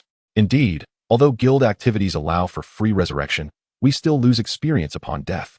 Perhaps we should wait another day until everyone reaches level 15 before starting this event? Some members proposed. After all, while this guild activity may not result in true death, the loss of experience and potentially dropping levels due to insufficient experience is not something they can easily accept. By then, with increased attributes and the ability to equip level 15 gear, they would feel far more confident. Yun Luo smiled reassuringly. Fear not, we need not wait. Team Dominance will handle all the monsters. You only need to deal a single blow to each. Yang Chen added, just inflict some damage on each monster. Then sit back and await your experience rewards. Yun Fei chuckled. The guild leader speaks truth. With him and us here, you can simply relax and level up. Could this truly work? Is this permissible? The members looked at one another in bewilderment. While they understood that the guild leader and Team Dominance were formidable, having swiftly cleared annihilation-level dungeons, they were aware that in dungeons, monsters could be eliminated one by one or in small groups. However, in the Monster Invasion event, swarms of monsters would surge forth all at once. How could a mere 5-person elite team manage such a feat? After all, aside from Team Dominance, the rest of the guild consisted of top-tier experts, and the remaining members had not demonstrated particularly remarkable prowess. Even Kong Yinyan, Guan Yitong, Qin Qing, Wang Li, and other female classmates from Ningyi Academy who had joined the Dominance Guild were somewhat incredulous. This group of Ningyi girls, led by Kong Yinyan and Guan Yitong, consisted of 2 elite professionals who were both renowned beauties, ranking 2nd and 3rd at Ningyi Academy, only surpassed by Lu Rian. Kong Yinyan, with her vivacious and carefree personality, had been influenced by Dean Kong and held no biases against any factions. Moreover, she had previously clashed with Lu Rian and had even been harassed by Zhang Huan. Kong Yinyan had also felt indignant at the way Yang Chen, a commoner and academic achiever, was marginalized by the Emperor Squad. Guan Yitong, her inseparable best friend, always supported her. Now that Yang Chen and the Yun siblings from Qingyun Academy had established the guild, the 2 of them had led a group of Ningyi girls to join the Dominance Guild. Given that the 3 guild leaders had spoken, the others, of course, had no objections. At worst, they might lose a level. Yang Chen surveyed the crowd and declared, since everyone agrees, let us head into the guild and distribute a selection of low-level green and blue gear, as well as first-level skill books, before assisting you in the event. Hooray! We have gear and skill books to share. The guild leader is generous, and the 3 leaders are formidable. This is fantastic. Finally, we have the opportunity to enter the guild territory. Upon hearing about the gear and books, the crowd erupted with excitement. Let us go. Yang Chen activated the permissions for entering the guild territory, and with a command, all members of the Dominance Guild clicked to enter the guild domain. The guild territory resembled a small estate existing within an unknown realm. Inside, it already boasted a grand hall, a guild warehouse, streets, a guild crystal, and 50 opulent villas. Surrounding the territory was a veil of mist, obscured by air walls that rendered the outside world invisible and made escape impossible. Once everyone had entered, Yang Chen, Yin Luo, and Yun Fei retrieved heaps of equipment and skill books from their bags. The gear consisted of level 10 and 15 green and blue items, along with hundreds of pieces of equipment and skill books provided by the elders, all piled on the ground. As the chief administrator, Yin Luo instructed several guild elders to distribute these low-level equipment and first-level skill books to the members. Most of these members were around level 10, so the level 20 sets were deemed unnecessary for now, as they were relatively rare and would not be distributed freely. Wow, so many blue and green items. So many skill books. This is amazing. Our guild is truly impressive. Now I can learn all the first-level skills for my mage. I can equip a full set of level 15 blue gear. I'm only level 14, so I'll take a set of level 10 blue gear for now. The members excitedly chatted amongst themselves. They had all completed their guild contribution tasks the day prior, so distributing some benefits was hardly an issue. It should be mentioned that several elders, including Xia Ru and Su Zheng from Team Dominance, as well as a few elite professionals from Qingyan Academy, had been appointed as guild elders by Yang Chen. Additionally, Kong Yinyan from Ningyi Academy had also received the title of elder. These elders were the primary management figures within the guild, subordinate only to the 3 guild leaders. Once the management had finished distributing the guild benefits, Kong Yinyan and Guan Yitong, accompanied by a group of Ningyi juniors, approached Yang Chen. With a beaming smile, Kong Yinyan said, Guild leader, you are truly remarkable. To amass such an abundance of blue and green gear and skill books within a single day is astonishing. Internally, Kong Yinyan felt a profound admiration for Yang Chen. Through the words of several elders, she had learned that Yang Chen was the main force behind Team Dominance. Without him, the Dominance Guild would not have acquired such excellent equipment, nor would they have been able to establish a guild. She could hardly believe that the Yang Chen, who had once been the butt of jokes for his infatuation with Lu Ruyan at Ningyi Academy, had transformed into such a formidable figure. Not only had he developed incredible strength, but he had also founded the first guild in the entire region. Lu Ruyan must be regretting her decision to expel him now. She mused. Guan Yitong and Wang Li, along with the other girls, looked at their senior and guild leader with admiration. At this moment, guild leader Yang Chen, clad in a striking black and blue crystal suit, appeared utterly charismatic. Yang Chen gazed at Kong Yinyan and the other girls, smiling as he said, this is merely a trivial matter, just some inconsequential equipment and low-level books. Kong, I happen to possess a few second-level skill books. Allow me to gift them to you, including one for your hunter profession. After Yang Chen finished speaking, he handed over dozens of level 2 skill books to Kong Yinyan. He also mentioned, once you all reach level 20, feel free to come to me for the level 20 equipment set. Initially, the guild had planned to place the level 2 books and the level 20 sets in the guild shop, where members could exchange them using their personal contribution points or purchase them with spirit coins. However, since these junior members from Ningyi chose to follow Yang Chen and join the Dominator Guild, he was more than willing to provide them with additional benefits. Hehe, our senior is truly kind to us. Kong Yinyan's beautiful eyes narrowed into crescent shapes as she temporarily stowed the skill books in her backpack and playfully bowed to Yang Chen, saying, then we shall not be polite. Thank you, guild leader. Please allow Yinyan to call you adoptive father. Guan Yitong also chuckled. Currently, the level 2 books and sets on the consignment platform are nearly impossible to purchase for tens of thousands of spirit coins, right? Oh, adoptive father. Let me pay my respects to you. Qin Xing, Wang Li, and the remaining female members clamored to acknowledge Yang Chen as their adoptive father. Even Wang Li, in her exuberance, directly hugged Yang Chen's leg and called him daddy. Yang Chen laughed heartily. There's no need for that. I hardly deserve the title of adoptive father. Just call me guild leader or senior. A group of members nearby listened in, their eyes filled with envy. They weren't merely jealous of the guild leader being surrounded by such beautiful classmates clamoring to call him adoptive father. Rather, they too longed to address Yang Chen as adoptive father. After all, Uttering those words might just grant them the coveted level 2 books and black armor. How desirable that would be. Elder Xiaoru smiled. These are the guild leader's beautiful classmates. You all shouldn't entertain such thoughts. Yun Luo interjected, everyone, do not rush. After we complete the guild activities, a batch of level 2 books and black sets will be available in the guild shop for everyone to exchange using their personal contribution points. If your contributions are insufficient, you can purchase them at a fraction of the market price with spirit coins. Yun Fei chuckled, in our guild. Who needs to worry about not having exceptional gear to wear? Wow, at a tenth of the price, that's fantastic. This is simply a benefit. I'll work hard every day to contribute to the guild so I can buy books and black armor. This is wonderful. The members were all abuzz with excitement. After all, level 2 books and level 20 black armor primarily dropped from hell-level black iron dungeons, which were quite challenging given their current strength. Once Kong Yinyin and the other girls completed their level 2 skills, Yang Chen declared, all right, now the guild leader will commence the activity. You will stand at the elevated positions on either side of the main path, making it difficult for melee monsters to reach you. We, the Dominator team, will face the enemies head-on.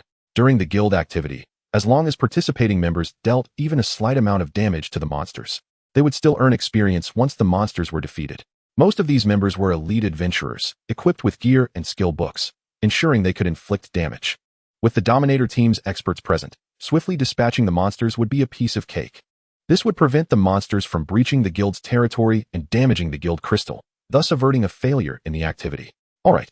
The members promptly moved to take their positions. The activity commenced.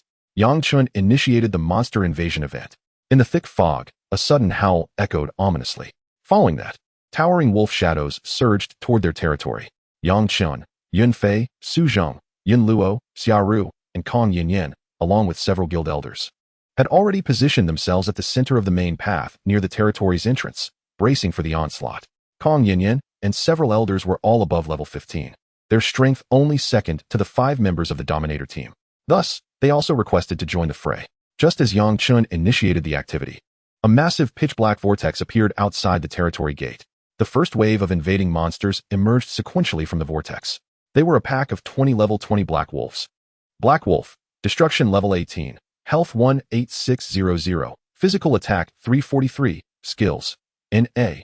Great Black Wolf, Destruction Elite level 19, Health 38300, Physical Attack 362, Skills, Bite, Leap, Claw Strike. Hungry Wolf Pounce. Wow, these black wolves have such high health and attack. They are significantly stronger than the monsters I've faced in difficult dungeons. The monsters for this guild activity were indeed of the destruction level. They're coming for us. Let us deal some damage quickly. The members stationed on both sides of the path began shouting in unison. Each of them launched ranged or mid-range attacks at the invading black wolves and great black wolves. Thanks to the skill books provided by the guild, even melee warriors and assassins possessed at least one mid-range skill. For example, the warrior's mid-range skill was Sword Chi Slash, while the assassin's was Throwing Dagger. Summon Beast. Yang Chen activated his skill, summoning the mysterious beast, the Fiery Sparrow, in the eyes of the guild members. The Dominator team stood at the forefront, all eager for action. Meanwhile, several elders took their positions along the roadside, ready to pounce. Their task was to ensure the rampaging monsters did not reach the platforms and attack the guild members. Summon Hound. With a flourish of light, Kong Yinyin summoned a hound. As a hunter, she possessed not only archery and firearm skills, but also a skill to summon hounds. Her hound could also grow stronger. The hunter class functioned as a weaker version of the Beastmaster. Among the level 2 skill books Yang Chen previously provided to the junior members, one was Level 2 Summon Hound. After learning the Level 2 summon skill, the hound summoned by Kong Yinyin became significantly more powerful. It was a black hound, appearing robust and unafraid of the pack of black wolves. Black Emperor, go and bite them to death. Kong Yinyin commanded playfully, referring to her pet as Black Emperor. Woof. Upon receiving the command, Black Emperor let out a fierce roar and charged toward the pack of black wolves. Meanwhile, the Dominator team had already engaged in battle. Caw. Feng Qinger had already flapped her wings, unleashing her ice skill and wreaking havoc among the black wolves. 33-24, 32-61, 34-22, 64-34, critical hit. 62-88, critical hit. A massive area of effect ice howl descended from the skies, encasing the black wolves in frost and causing their health to plummet. Their movement speed also slowed. Explosive Fireball. Ice Howl. Feng Qinger's attack speed was swift as she unleashed a flurry of spells. Fire Talisman Technique. Whirlwind Slash. Lightning Arrow Rain. Yang Chen, Su Zhong, and Yun Luo also surged forward to battle the Black Wolves. Heavenly Strike. Yun Fei gripped his blue crystal spear tightly, launching 2 black wolves into the air. Xiaoru cast Poison Ball and Burning Techniques, though as a priest, her damage output was the lowest in the team.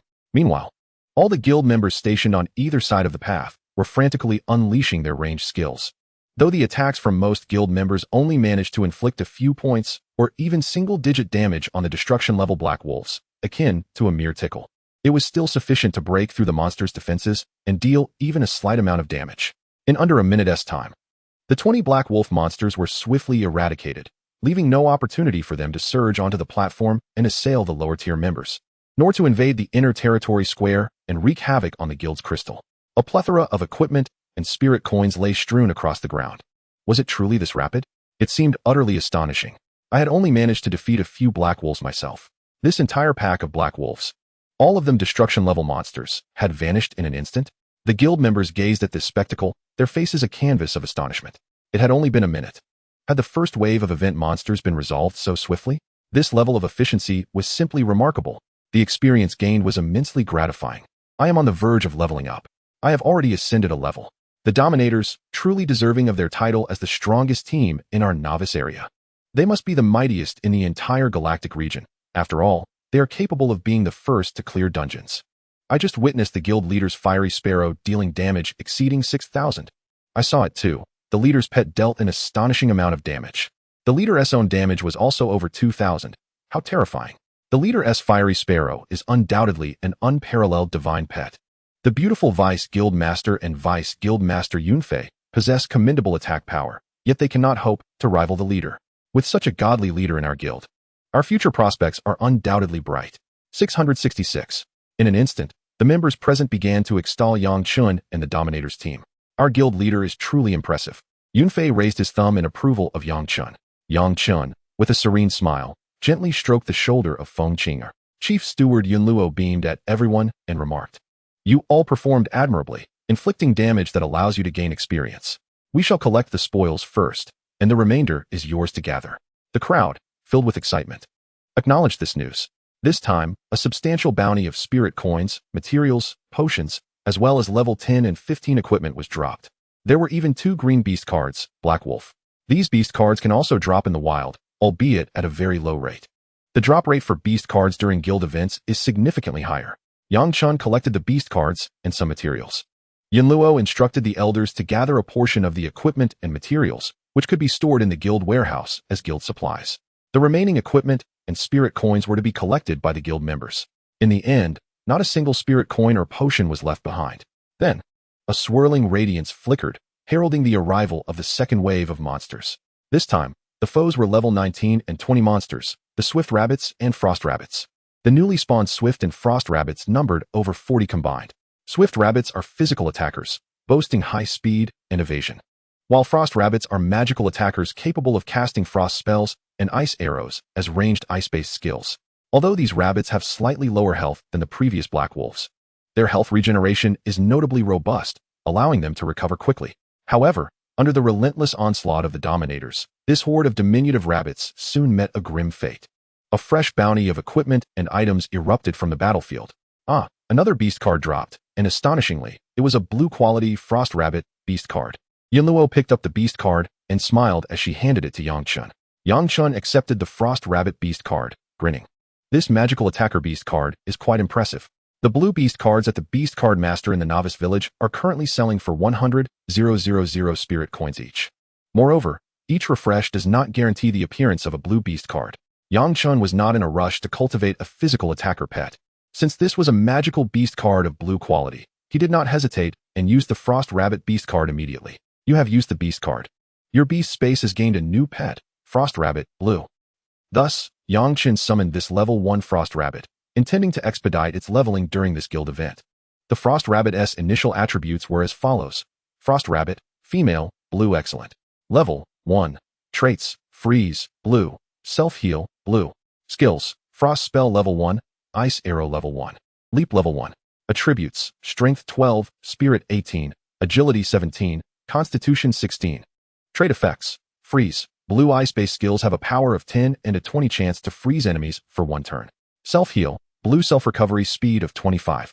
For a level 1 blue pet, possessing such attributes and these two traits is indeed commendable.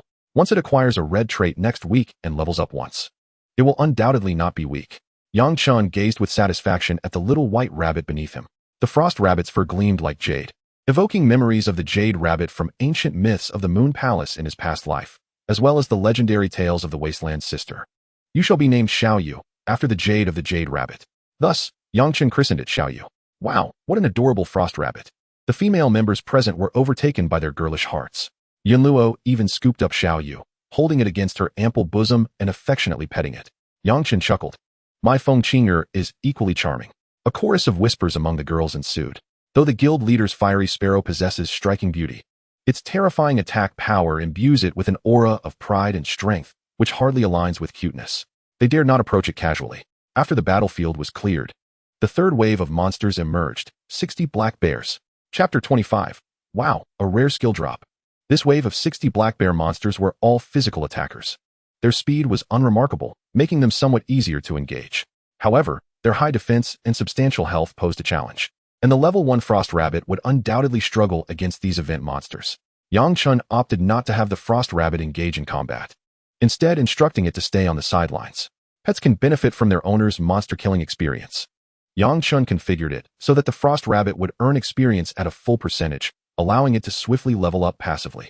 After all, Yang Chen himself was already level 20 and, having yet to undertake the promotion quest, could not exceed this level. These black bears were indeed formidable. Even Su Zheng and Yunfei, clad in their level 20 black gear, found it challenging to withstand the assault of more than 3 black bears simultaneously. At this moment, the immense value of a priest became apparent. Xiaoru, donned in her black attire, could restore over 300 health per second with a single healing spell. Among the guild elders, there was another spiritual healer, who, though not clad in level 20 gear, could still heal over 200 health per second. Additionally, the mid-grade healing potion was a valuable item. When circumstances became dire, one could always resort to it. Mid-grade healing potion restores 100 health points per second for 5 seconds, with a cooldown of 3 minutes. Thus, each mid-grade red potion can restore a total of 500 health points. The same principle applies to the mid-grade mana potion, which restores mana. In the novice village's apothecary and guild shop, mid-grade potions are available for the modest price of 50 spirit coins each. This is undoubtedly a fair price. However, with Yang Chen acting as an indomitable tank, the members of the domination team rarely resort to purchasing potions. The potions they acquire from vanquished foes are more than sufficient. Are you too capable? Step aside, allow me. Yang Chen jested, teasing Su Zheng and Yunfei, before charging headlong into the throng of monsters, swiftly engaging and evading, striving to draw the ire of all surrounding creatures. Damn, how could I not be capable? It's just that I cannot compare to a freak like you, Yunfei exclaimed, though he and Su Zheng retreated somewhat deeper into the territory. Despite their resilience, they still required the priest's healing assistance. As for Yunluo, the hidden class lightning archers possess a defense comparable to Yunfei's, yet as a ranged class. She did not need to engage in close combat. Her positioning mirrored that of Xiaoru, standing at the rear to unleash her assaults, targeting the severely weakened black bear monsters that had breached the backline. Members of the guild on either side fervently concentrated their fire on the horde of black bears. As they continued to level up and allocate their attribute points, their attacks began to exceed the defense of the creatures they faced. Particularly, the elite class players were capable of inflicting dozens of points of damage. With the collective firepower of numerous members, the total damage output became quite remarkable.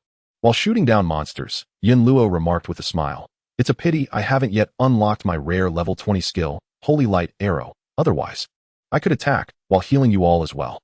This light-based skill not only dealt damage, but also restored health to oneself and allies. A veritable divine technique for the lightning archers. Yunfei responded, "Guild activities do yield rare skills for all classes, albeit with a rather low drop rate." Yang Chen interjected, "I believe I spotted 2 skill books on the ground. Perhaps one of them contains Holy Light Arrow?" Wow, a rare skill drop. Yunluo and the others exclaimed joyfully. Moments later, they successfully eradicated a wave of 60 black bears. Upon surveying the battlefield, they indeed discovered 2 rare level 1 skill books. One was the warrior skill Overpowering Armor Break, and the other was the mage skill Energy Shield. Haha, Energy Shield. That's a legendary skill for mages. Yunfei exclaimed, beaming with delight. Learning this skill will enhance my defensive capabilities beyond even Su Zheng, the paladin. As a battle mage, he was also eligible to learn Energy Shield. Su Zhang was equally pleased, knowing that acquiring overpowering armor break would remedy his offensive shortcomings. Rare skill books were undoubtedly prioritized for the guild's main forces. Yun Fei, holding the 2 rare skill books, passed overpowering armor break to Su Zhang before invoking energy shield. With a hum, he activated the energy shield skill, enveloping himself in a luminous, oval-shaped blue aura. He took a moment to admire the effect, feeling extraordinarily satisfied. The mage's energy shield, available at level 20, could absorb damage using mana, reminiscent of the magical shield seen in some games from Yang Chen's past life. My brother is so handsome. Yun Luo giggled. What a pity it isn't a rare skill for my class. Fei Gu is simply stunning. Xia Ru chimed in, showering him with praise. Yun Fei's energy shield is absolutely impressive. Fei Gu is incredible. With energy shield, a mage can truly stand invincible. The members in the area gazed enviously at Yun Fei, who was proudly showcasing his energy shield. Although Su Zhang had also learned a rare skill, its effects were not immediately visible, so the others did not express much envy. Let's continue hunting to see if we can uncover more rare skills. Yang Chen called out at an opportune moment. He noticed that his frost bunny pet had already reached level 10. The experience from defeating event monsters was indeed substantial. Yun Luo clicked on the activity interface to accelerate monster spawn. Soon, the 4th wave of monsters descended. A total of 80 serpentine creatures, green snakes, striped pythons, and golden pythons began to spawn, swiftly flooding into the guild's main territory. These level 20 serpent monsters possessed toxic breath attacks, capable of inflicting persistent poison damage, and included a considerable number of elite monsters. With the energy shield, Yun Fei became significantly more resilient, able to withstand the concentrated assaults of 10 serpent monsters.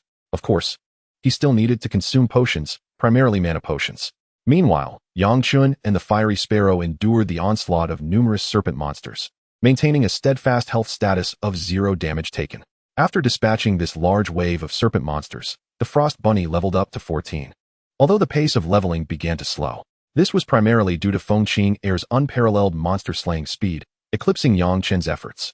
Additionally, the experience she gained from defeating monsters could not be shared with other pets. Once again, 2 rare skill books dropped. Haha, my Holy Light Arrow has finally dropped, along with Veterinary Light for Brother Chen. The beautiful chief manager chirped, holding the 2 books with delight. Level 1 Holy Light Arrow unleashes a Holy Light Arrow, inflicting 100 dual attribute damage and restoring health to oneself and the ally with the lowest health, with healing amounts of 10 and 15, respectively. Level 1 Veterinary Light, capable of healing pets, restoring health equal to 20 of 1 spell power, and healing players for 2 of spell power. To obtain 2 hidden class skill books at once? Congratulations to both of you. The others cheered. Yang Chen smiled as he accepted the Veterinary Light skill from Yun Luo. This veterinary skill could heal pets and could also be utilized to heal oneself and others, although its effectiveness would pale in comparison to that of a dedicated priest. Nevertheless, Yang Chen's spell power far surpassed that of a typical priest, and he might later acquire more enhancements to his attributes. Moreover, this skill could be leveled up, potentially evolving into a formidable healing ability in the future. At that moment, the 2 learned their new skills while the Domination Guild continued to thrive in their event. Meanwhile, the Emperor Guild was struggling through the same monster invasion event. Chapter 26. Is this the power of spending? On the other side, within the Emperor Guild's territory, a massive wave of rabbit monsters surged forth like a relentless tide. Lu Ruyan, Zhang Huan, and Liang Huajin were leading numerous members in a desperate defense against the second wave of monster incursions. However, the strength of the Emperor Guild's main force was glaringly inferior to that of the Domination Guild's elite. They had already taken a considerable amount of time to eradicate the first wave of monsters, and now, as they faced the second wave of 40 rabbit monsters, they began to feel overwhelmed. They needed to extend their line and have all elite class players charge into the main territory to intercept the horde. The remaining ordinary players stood on either side, attempting to fend off the threats. Fortunately, in their previous endeavors within the hellish dungeon, Lu Rian and her comrades had successfully amassed a substantial collection of level 10 and 15 blue and green gear, along with a plethora of first-level skill books. Coupled with Zhang Huan and Liang Huajin's lavish expenditures, they procured an additional assortment of equipment and skills from the consignment platform. The initial wave of monster incursions also yielded a bounty of items. These acquisitions had effectively armed every member of the Emperor Guild, elevating their collective prowess to new heights. They were no longer at a loss when it came to breaching the monster's defenses. However, inflicting damage solely through the combined efforts of all members proved to be a sluggish endeavor, significantly lagging behind the progress of the Dominator Guild. Given the formidable defenses of the event monsters, Many combatants found their inflicted damage limited to merely 20 or 30 points. What the hell? Why is the evasion of these swift rabbits so exceptionally high?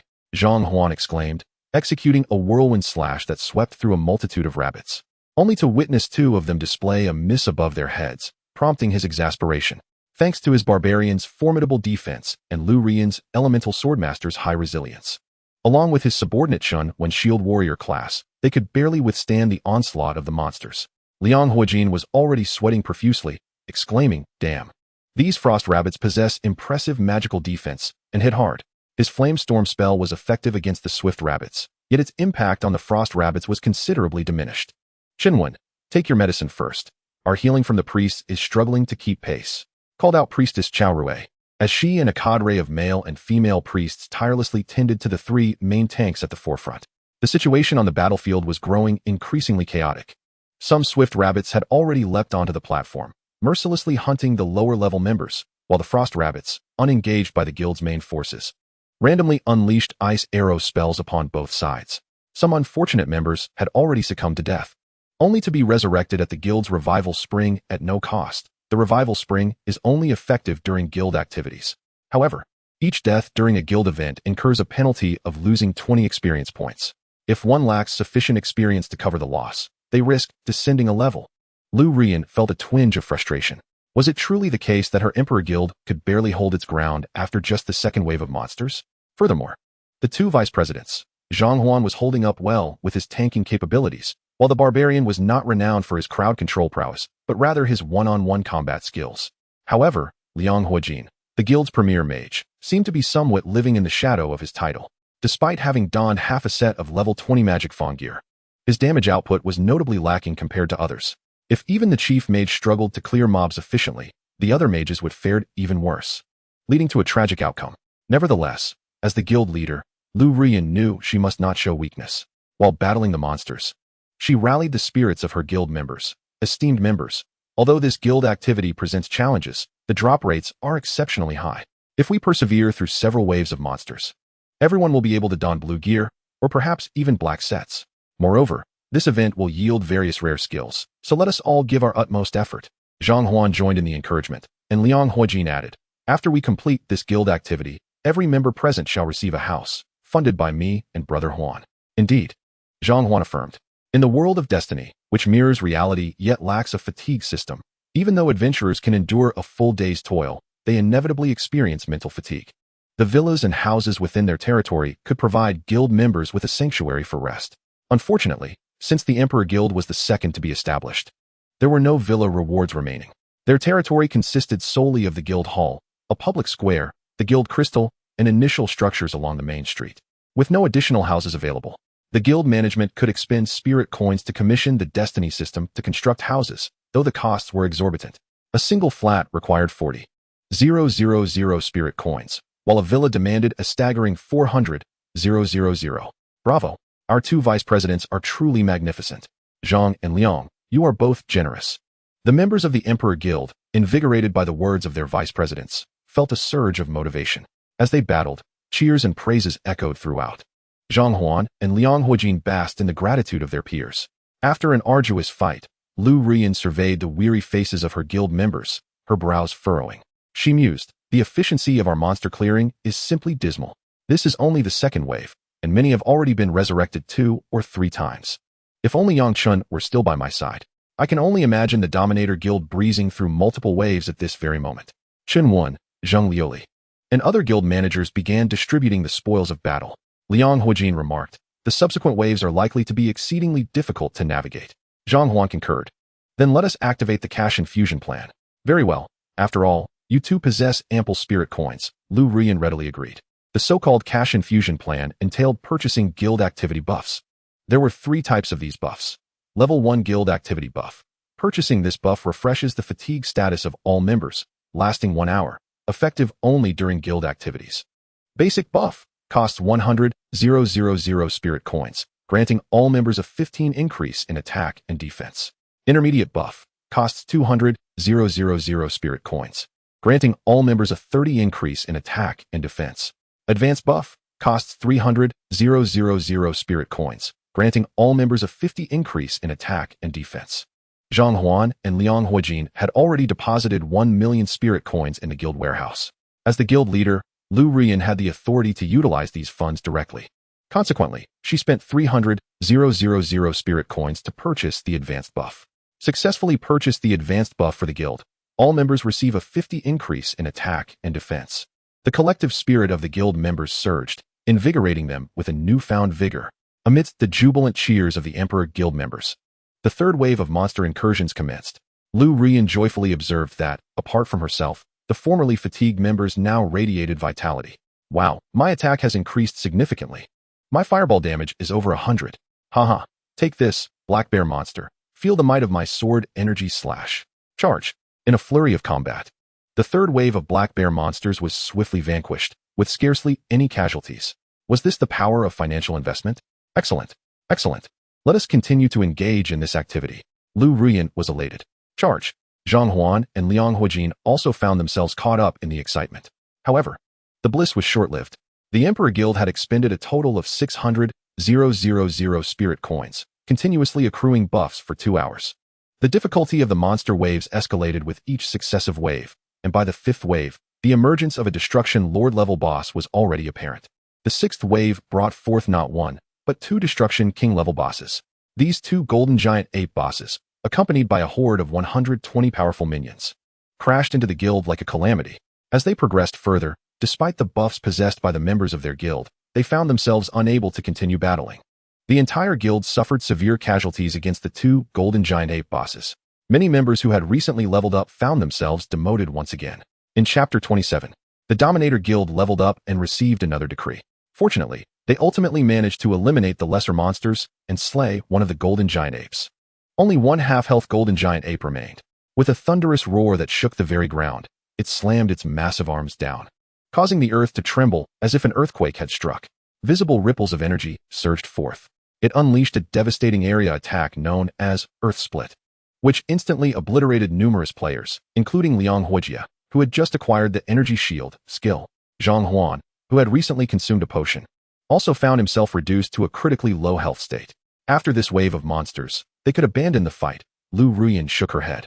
Even she, despite using potions to restore her health, was unable to keep pace and had already fallen twice. Lu Rian observed that the subsequent waves of monsters could not simply be dealt with through sheer numbers.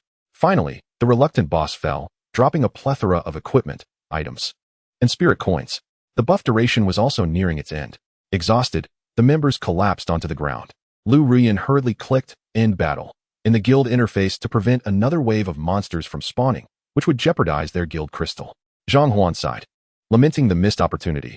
What a pity. The drop rates for this event are so high, yet we dare not continue. Liang Huijia concurred. If we persist any further, it would be perilous. The penalty for the guild crystal being destroyed is far too severe. Should the guild crystal be shattered by monsters, they would be unable to undertake guild contribution tasks for an entire week and barred from entering their territory. Nevertheless, Lu Rian was satisfied. We managed to acquire quite a few level 20 black sets and rare skills. This event has yielded substantial rewards. Our guild may not currently rival theirs, but who can predict what the future holds? The senior members of the guild, including Zhang Huan and Liang Huijia, nodded in agreement. However, unbeknownst to them, the Dominator Guild had already reached the final wave of the event, with the 15th wave of monsters now invading. In the territory of the Dominator Guild, the 15th wave consisted of 300 merman monsters, including merman warriors, merman mages, merman archers, and merman assassins, alongside a merman queen and 2 merman chieftains as bosses. Monsters from the 10th wave onward were all above level 20, classified as bronze-tier creatures. The attack, defense, and health attributes of these bronze-tier monsters far surpassed those of the black iron-tier monsters. Had it not been for Yang Chun purchasing high-level buffs after the 10th wave, courtesy of the Yun siblings, resulting in a 50 increase in attack and defense for all guild members, the Dominator Guild would have struggled to maintain control. The sheer number and strength of the monsters were overwhelming. Although Yang Chun and Lai Ke were formidable, relying solely on one player and a pet would not suffice. The inevitable outcome would have been the entire guild succumbing to the monster onslaught, resulting in level losses and potentially the destruction of the guild crystal, leading to a failed event. However, with the acquisition of high-level buffs, the guild's strength surged, and morale soared, presenting an entirely different scenario. After enduring the repeated resurrection of some members, the Dominator Guild finally faced the last wave of monsters. Notably, The fifth wave had already begun dropping level 20 sets. In light of their immense gains, Yang Chen and the others made a temporary decision to allow members to exchange blue gear for black sets, for pieces for one. As members were on the brink of reaching level 20, this strategy would significantly enhance their abilities. The blue gear could also be deposited into the guild's storage as resources. Naturally, the members were elated, as the value of a single black piece far exceeded that of 4 blue pieces. Given the trajectory, low-level blue gear under level 20 would likely flood the market in a few days. Moreover, most of these blue items had been collected during the current event. Thus, as they approached the final wave of monsters, nearly all members had reached level 20 and donned a majority of black sets, greatly boosting their power. After Yang Chen briefly outlined the battle tactics, the final confrontation commenced. Yang Chen and Lai Ke held off the Merman Queen and over 20 smaller monsters, while Yun Luo, Yun Fei, Su Zheng, Xia Ru, and several other guild administrators engaged a Merman chieftain and a horde of lesser monsters. Charge! Kill! Elite warriors! Come with me to intercept the last Merman chieftain and prevent it from breaching our territory. Don't steal my kills. The remaining guild members charged fearlessly toward the remaining monsters, knowing that death in a guild event granted free resurrection. Very well, once I've dealt with these lesser monsters, I'll let Lai Ke support you, Yang Chen declared as he unleashed a flurry of attacks on the Merman Queen. The Merman Queen's skills were formidable enough to penetrate Yang Chen's defenses, though the damage was primarily absorbed by Lai Quebec. With a significantly higher health pool and rapid regeneration, Lai Ke faced no significant issues.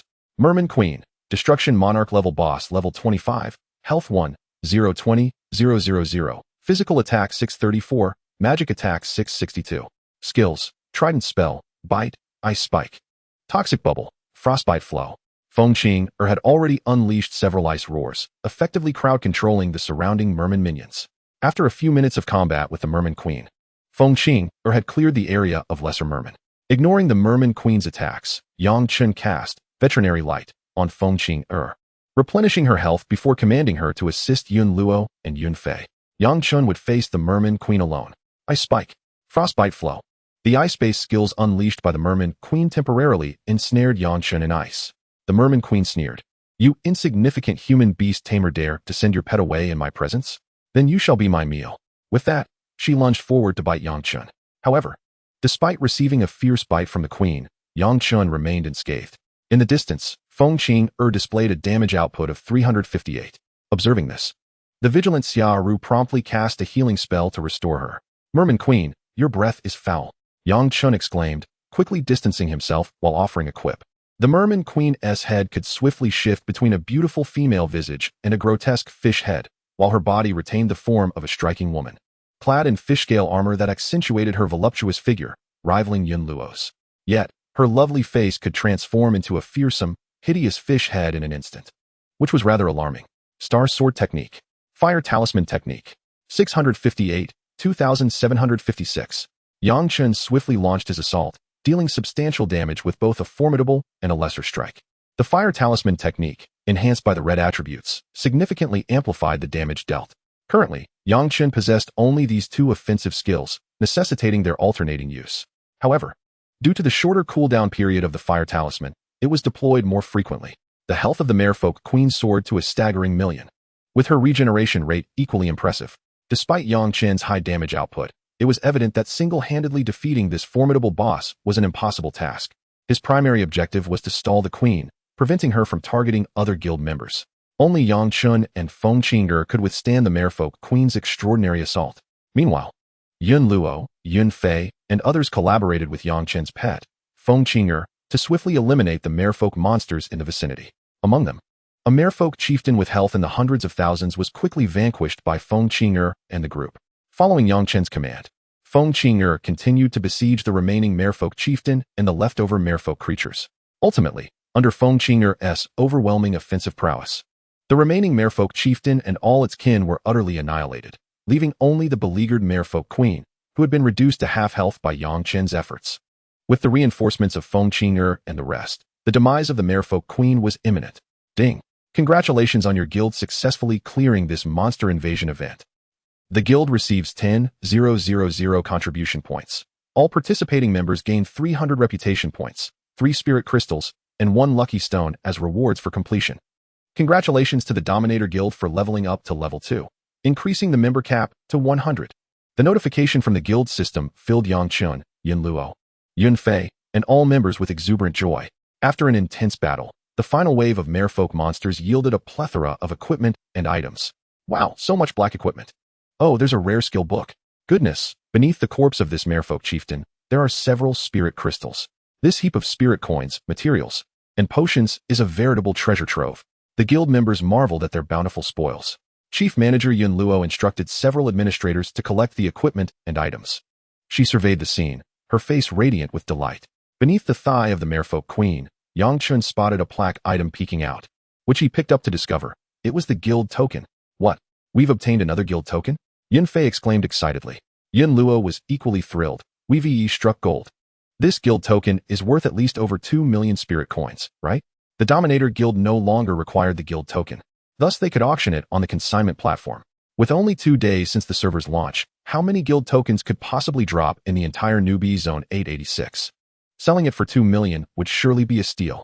Chapter 28. The Frenzy of Dragons Guild Formation, the Ascendant Guild in the Spotlight? This item is a hot commodity in the new zone, and there would be no shortage of buyers willing to pay a premium for it. It was likely that countless factions in the entire newbie zone 886 were coveting the guild token. After all, establishing a guild before others offers tremendous advantages. The other administrators and members of the Dominator Guild were equally ecstatic upon discovering the guild token. However, Yin Fei turned to Yang Chun and Yin Luo, saying, "Let us not auction this guild token, shall we? The Mad Dragon of the Dragon Tiger Army has already inquired if I have any spare tokens to sell to them." Yang Chun nodded in agreement. Indeed. During our previous dungeon runs, the Mad Dragon also reached out to me about the guild token. The Dragon Tiger team had faced unfortunate luck and had not acquired a guild token during their dungeon runs. Thus, they had yet to establish their guild. Given that the Mad Dragon was quite familiar with Yun Fei and that Yang Chun was the president of the Dominator Guild, a prominent figure in the district, the Mad Dragon sought to foster a connection by inquiring about the guild token through private messages. Both Yang Chun and Yun Fei had promised him that should they acquire a token, he would receive priority for the trade. After all, the Mad Dragon represented the elite of the Dachau military. However, despite having attempted numerous dungeon runs, Yang Chun and his team had not encountered another guild token. It was only during this guild event that one had finally dropped. The drop rate for the guild token was exceedingly low. And it wasn't just the Dragon Tiger team that had missed out.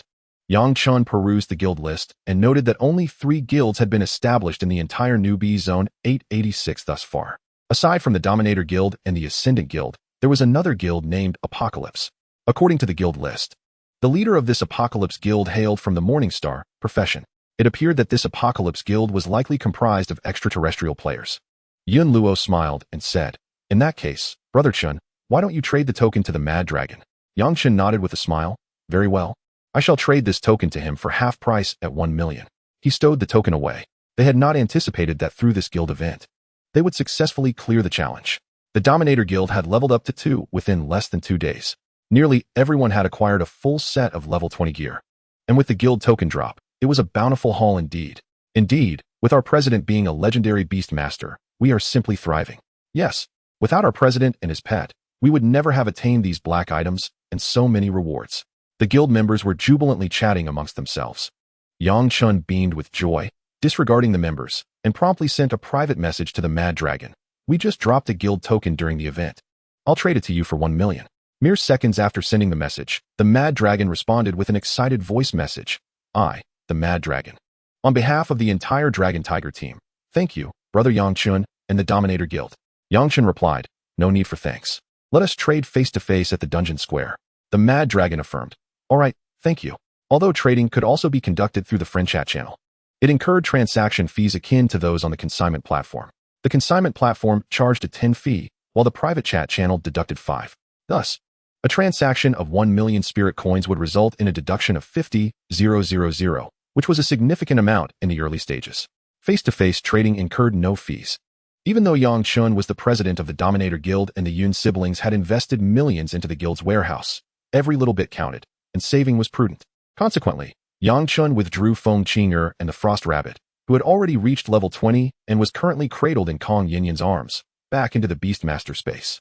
He then clicked to teleport out of the guild interface. Yang Chun materialized in the dungeon square, where he found the Mad Dragon, who had just teleported from the newbie village. After exchanging a few casual words, they proceeded with the transaction. Thus, Yang Chen secured his first million spirit coins in the Destiny world. The Mad Dragon, having finally obtained the guild token, was utterly overjoyed. The Fierce Dragon held the guild token and proclaimed, Chen, this time I, the Fierce Dragon, owe your guild a favor. In the future, should the Dominance Guild or yourself require my assistance, do not hesitate to ask. This guild token is worth its weight in gold. Let me assure you, even if it were priced at 1 million, 2 million, or even 3 million, our Dragon Tiger Legion would still covet it. The issue is, there are currently no tokens available for purchase on the consignment platform. Yang Chen smiled and replied, Indeed, we shall offer you a preferential price, which is only fitting and hardly a favor. The Fierce Dragon laughed heartily. Excellent. Such magnanimity. He continued, by the way, our Dragon Tiger team is preparing to establish the Summer Dragon Guild, and our team name will henceforth be the Summer Dragon Legion. Summer Dragon signifies the dragon of the Great Xia. The Fierce Dragon intends to integrate all the elite warriors from the 3 major legions of the Great Xia, extending beyond just the Dragon Tiger Legion. Hence the name Summer Dragon Guild. Yang Chen was about to respond when Yun Fei's voice resonated from behind. No wonder you are known as the Fierce Dragon of the military. You aim to consolidate the strength of the 3 major legions. Yun Fei also materialized beside them. The Fierce Dragon chuckled. You 2 scions of the Yun family possess quite the ambition, valuing brother Yang Chen so highly. He referred to the fact that the Yun siblings were content to be vice presidents while allowing Yang Chen to assume the role of the guild leader. Were he in their position, he might not have agreed. Haha, I jest. Please forgive my loose tongue. Realizing he had misspoken, the Fierce Dragon quickly bowed in apology to Yang Chen and Yun Fei. With a master beast tamer like Yang Chen, our guild is bound to soar. My Yun family siblings following him is only natural, Yun Fei remarked nonchalantly, undeterred by the earlier comments. Yang Chen and Yun Fei exchanged knowing smiles, not taking it to heart, as the Fierce Dragon's straightforward nature was well understood. After some time, the remaining members of the Dragon Tiger team, now the Summer Dragon team, were summoned by the Fierce Dragon. Without further ado, he established the Summer Dragon Guild. Regional Channel. Congratulations to the Fierce Dragon for founding the Summer Dragon Guild. Yang Chen and Yun Fei offered their congratulations. Today, most adventurers were engaged in dungeon runs or hunting in the wild, resulting in a lighter crowd at the dungeon square compared to yesterday. Nevertheless, several thousand individuals remained present. In no time, numerous adventurers began to congratulate the Summer Dragon Guild, astonished that a military team had formed a guild so swiftly. Given that the Summer Dragon Guild was a military guild, the Fierce Dragon did not need to promote recruitment advertisements, as they would only be inviting military members initially. The news on the regional channel was visible to all adventurers within the New Realm village. Consequently, those not engaged in dungeon runs also extended their congratulations to the Summer Dragon Guild. The guild members promptly responded, causing the regional channel to become abuzz with activity. Amidst the commotion, many members of the Great Emperor Guild emerged, proudly flaunting their equipment and boasting about their guild's success in clearing 6 waves of monster invasions during an event. Steel Cutting Sword. Blue. Our Great Emperor Guild offers fantastic benefits. The guild provided me with a full set of blue gear and a house. Medium Helmet. Blue. The perks of the Great Emperor Guild are truly impressive. I now have a full set of blue gear. Sheephead Staff. Blue. Our Great Emperor Guild tackled 6 waves of monsters. Those beasts were formidable, and the drop rates were exceptional. 666. The Great Emperor Guild is amazing. Once they level up, I want to join too. Witnessing members of the Great Emperor Guild boasting, many adventurers were stirred. The Fierce Dragon commented in the channel, 6. I'm astonished. The Great Emperor Guild is quite formidable. Even if they only cleared the 6 waves due to purchasing high-level buffs, that is still quite an achievement. Yang Chen and Yun Fei exchanged amused glances. The Fierce Dragon then inquired, by the way, your Dominance Guild is so powerful. How many waves have you cleared? He knew that the guild token he had received from Yang Chen was obtained during a guild event, hence his question. Yun Fei grinned and placed a hand on Yang Chen's shoulder, saying, only a few waves? You underestimate us, Fierce Dragon. As the premier guild, with the esteemed Yang Chen among us, clearing all waves is merely a given. Chapter 29. Preparing for the city quest. What? You cleared 15 waves? The Fierce Dragon was genuinely taken aback. The teammates beside him were equally incredulous. How could a guild manage to flawlessly clear 15 waves of monster invasions on just the second day of the server launch? If it had been 3 or 4 days in, or if some members had already reached the bronze tier, then clearing 15 waves might not have been so astonishing. Seeing Yang Chen and Yun Fei nod in affirmation, the Fierce Dragon exclaimed, truly impressive. So, you not only obtained the guild token, but must have filled your warehouse with level 20 gear as well. Of course, all 50 members of our guild are nearly equipped with a full set of black gear. Yun Fei. Noticing Zhang Huan and Liang Huajin in the regional channel flaunting their gear to promote the Great Emperor Guild, could not help but smirk. Thus, he decided to speak in the guild channel. Since they are so ostentatious, let us showcase our gear as well. Su Zhong chimed in, I was just thinking the same. Kong Yinyan added, hee, let us infuriate Zhang Huan and Lu Ruyan. Guan Yitong exclaimed, hooray. Xiaoru remarked, Fei Gu is too mischievous. Yin Luo said, I fear it may affect their confidence. Yang Chen agreed, indeed. Yun Fei declared, let us create some buzz. As such, most of the Dominance Guild's members who were not preoccupied joined in showcasing their level 20 gear.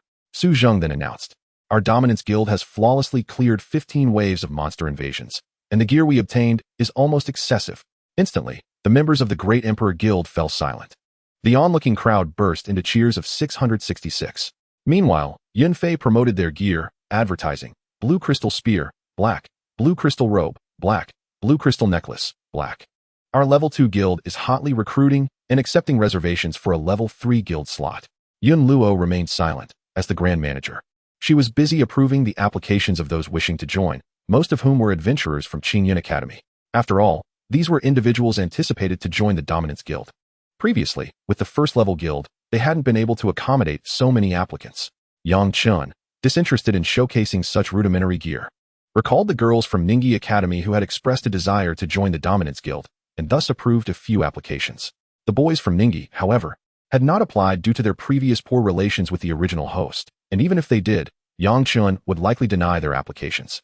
Seeing the Dominance Guild flooding the regional channel, Zhang Huan, feeling envious, remarked, Yun Fei, you're merely relying on Yang Chen's early advantages. In the long run, you will undoubtedly lag behind our Great Emperor Guild.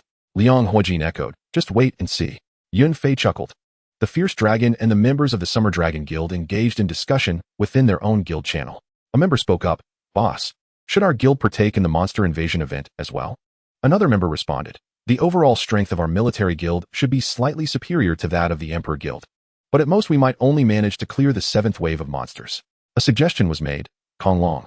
Since you are quite familiar with Yun Fei and have a decent relationship with Yang Chen, why not trade for 5 or 10 sets of level 20 black gear to push us through to the 8th wave? Kong Long replied, absolutely. I was already planning to procure some sets from them. Kong Long had formed the guild but was not preoccupied with its management. Instead, he was engaging in idle banter with Yang Chen and Yun Fei, aiming to cultivate good relationships and subsequently acquire valuable equipment. The current situation was such that there were hardly any sets available on the consignment platform, leaving him with no choice but to seek gear from the Dominator Guild. As long as their Summer Dragon Guild could clear the 8th wave, they would surely benefit. Thus, Kong Long exited the guild channel and addressed Yang Chen and Yun Fei. Since your esteemed Dominator Guild is currently thriving, I, Kong Long, shall seize this opportunity to engage with the affluent. Within the Grand Hall of the Emperor Guild, Lu Ruyan refrained from speaking in the regional channel. However, she sat in the president's throne, enveloped in silence. After all, it was astonishing that the Dominator Guild had flawlessly navigated this guild event, while their own performance paled in comparison. This left her feeling somewhat disheartened. Very well, Yang Chen. Yin Luo, you have indeed earned the right to be my rivals. Lu Ruyan possessed a resilient spirit. The stronger her opponents appeared, the more her competitive drive surged. Seated nearby, Vice President Zhang Huan scoffed. That Yang Chen fellow may have been impressive in the early stages, but we cannot afford to underestimate our guild. Liang Huojie concurred. The Dominator Guild cannot continue to bask in glory indefinitely. Moreover, the upcoming Ascension tasks will present a challenge. The higher-ranked guilds in the area will likely attract the attention of foreign guilds, even extraterrestrial factions. Indeed, let them draw the fire of foreign forces. Lu Ruyan nodded in agreement. The Dominator Guild had already ascended to level 2, with their contribution points far exceeding those of the Emperor, Apocalypse, and the newly established Summer Dragon Guild. The title of the top guild in the area was indisputable. However, this title brought not only glory but also a substantial risk. Foreign professional teams and extraterrestrial entities would certainly not allow the Great Xia Empire to give rise to an unexpected guild. Zheng Liuli remarked, then our level 20 professionals in the Emperor Guild should promptly engage in Ascension tasks? The Novice Ascension task, also known as the Entering the City task, required professionals to complete an entrance quest to the main city upon reaching level 20 and obtain Ascension pills to continue leveling up. The Novice Ascension was intrinsically linked to the entrance task. Lu Ruyan elegantly parted her lips. Certainly, the level 20 sets are merely novice artifacts. Continuing to level up is of utmost importance. Ultimately, Lu Ruyan commanded, regardless of whether our members have reached level 20, They must all participate to seize the initiative. Dispatch the orders. After a 2-hour rest, we shall all set forth. Liang Huojie added. All right, everyone should take a short nap. Zhang Huan encouraged. We are professionals. 2 hours is ample time for rest. None of us wish to remain under the thumb of the Dominator Guild, so we must strive even harder. Indeed, the president and both vice presidents are absolutely right. We must endeavor to level up and surpass the Dominator Guild. A chorus of elite members exclaimed. Deep down, they harbored slight grievances, as they were merely Black Iron Tier professionals and not yet at the point where rest was unnecessary. Since entering the Destiny world from their job transition trials, they had tirelessly fought for over a day, receiving only a mere 2 hours for rest. However, within the Destiny world, there was no fatigue system. Exhaustion would not lead to demise. Thus, with the absence of dire consequences, they resolved to push forward. Meanwhile, within the Dominator Guild, Yang Chun and Yunfei returned to their guild's grand hall to deliberate. Previously, in the Dungeon Plaza, Konglong had requested to purchase 10 sets of level 20 gear. However, with the recent recruitment of 50 new members, their own stock of sets was insufficient, making it impossible to sell them at present. Consequently, Yang Chun conferred with Yunfei and Yun Luo, deciding to lend Konglong 40 sets of level 20 black gear to assist them in the monster invasion event. To Yang Chun, 40 sets of level 20 black gear were merely novice equipment, not particularly precious. He harbored a favorable disposition toward the military faction, especially towards Konglong, and the military guild was unlikely to borrow equipment without returning it. The Yun siblings were equally inclined to assist, as the Dominator Guild intended to rest for a few hours before embarking on the main city quest, rendering the gear unnecessary during their downtime. Upon hearing this, Konglong was elated. With the aid of these 40 sets of black gear, their guild might very well clear the 10th wave of the monster invasion. As for the sets not being sold to them for the time being, that mattered little, as subsequent waves would surely yield more sets. Thus, Yang Chun and his colleagues opened the guild's warehouse to retrieve the equipment. However, the stock was insufficient to meet the demand for 40 sets, prompting them to request that some members temporarily relinquish their sets to amass the required number of black gear to lend to Konglong's guild. In the hall, Yang Chun took his place upon the president's throne and announced, "The system has successfully constructed 50 houses. Everyone is weary. So let us divide the houses and rest for a few hours." The initial 50 members who entered the guild, including Yang Chun and the Yun siblings, swiftly divided the 50 villas among themselves. The subsequent 50 new members would have to settle for the ordinary houses provided for free by the guild, funded by the guild's treasury. Naturally, members could also choose to upgrade their housing using spirit currency. Yun Luo concluded, "Once everyone awakens, all members who have reached level 20 shall embark together on the entering the city task." Wonderful.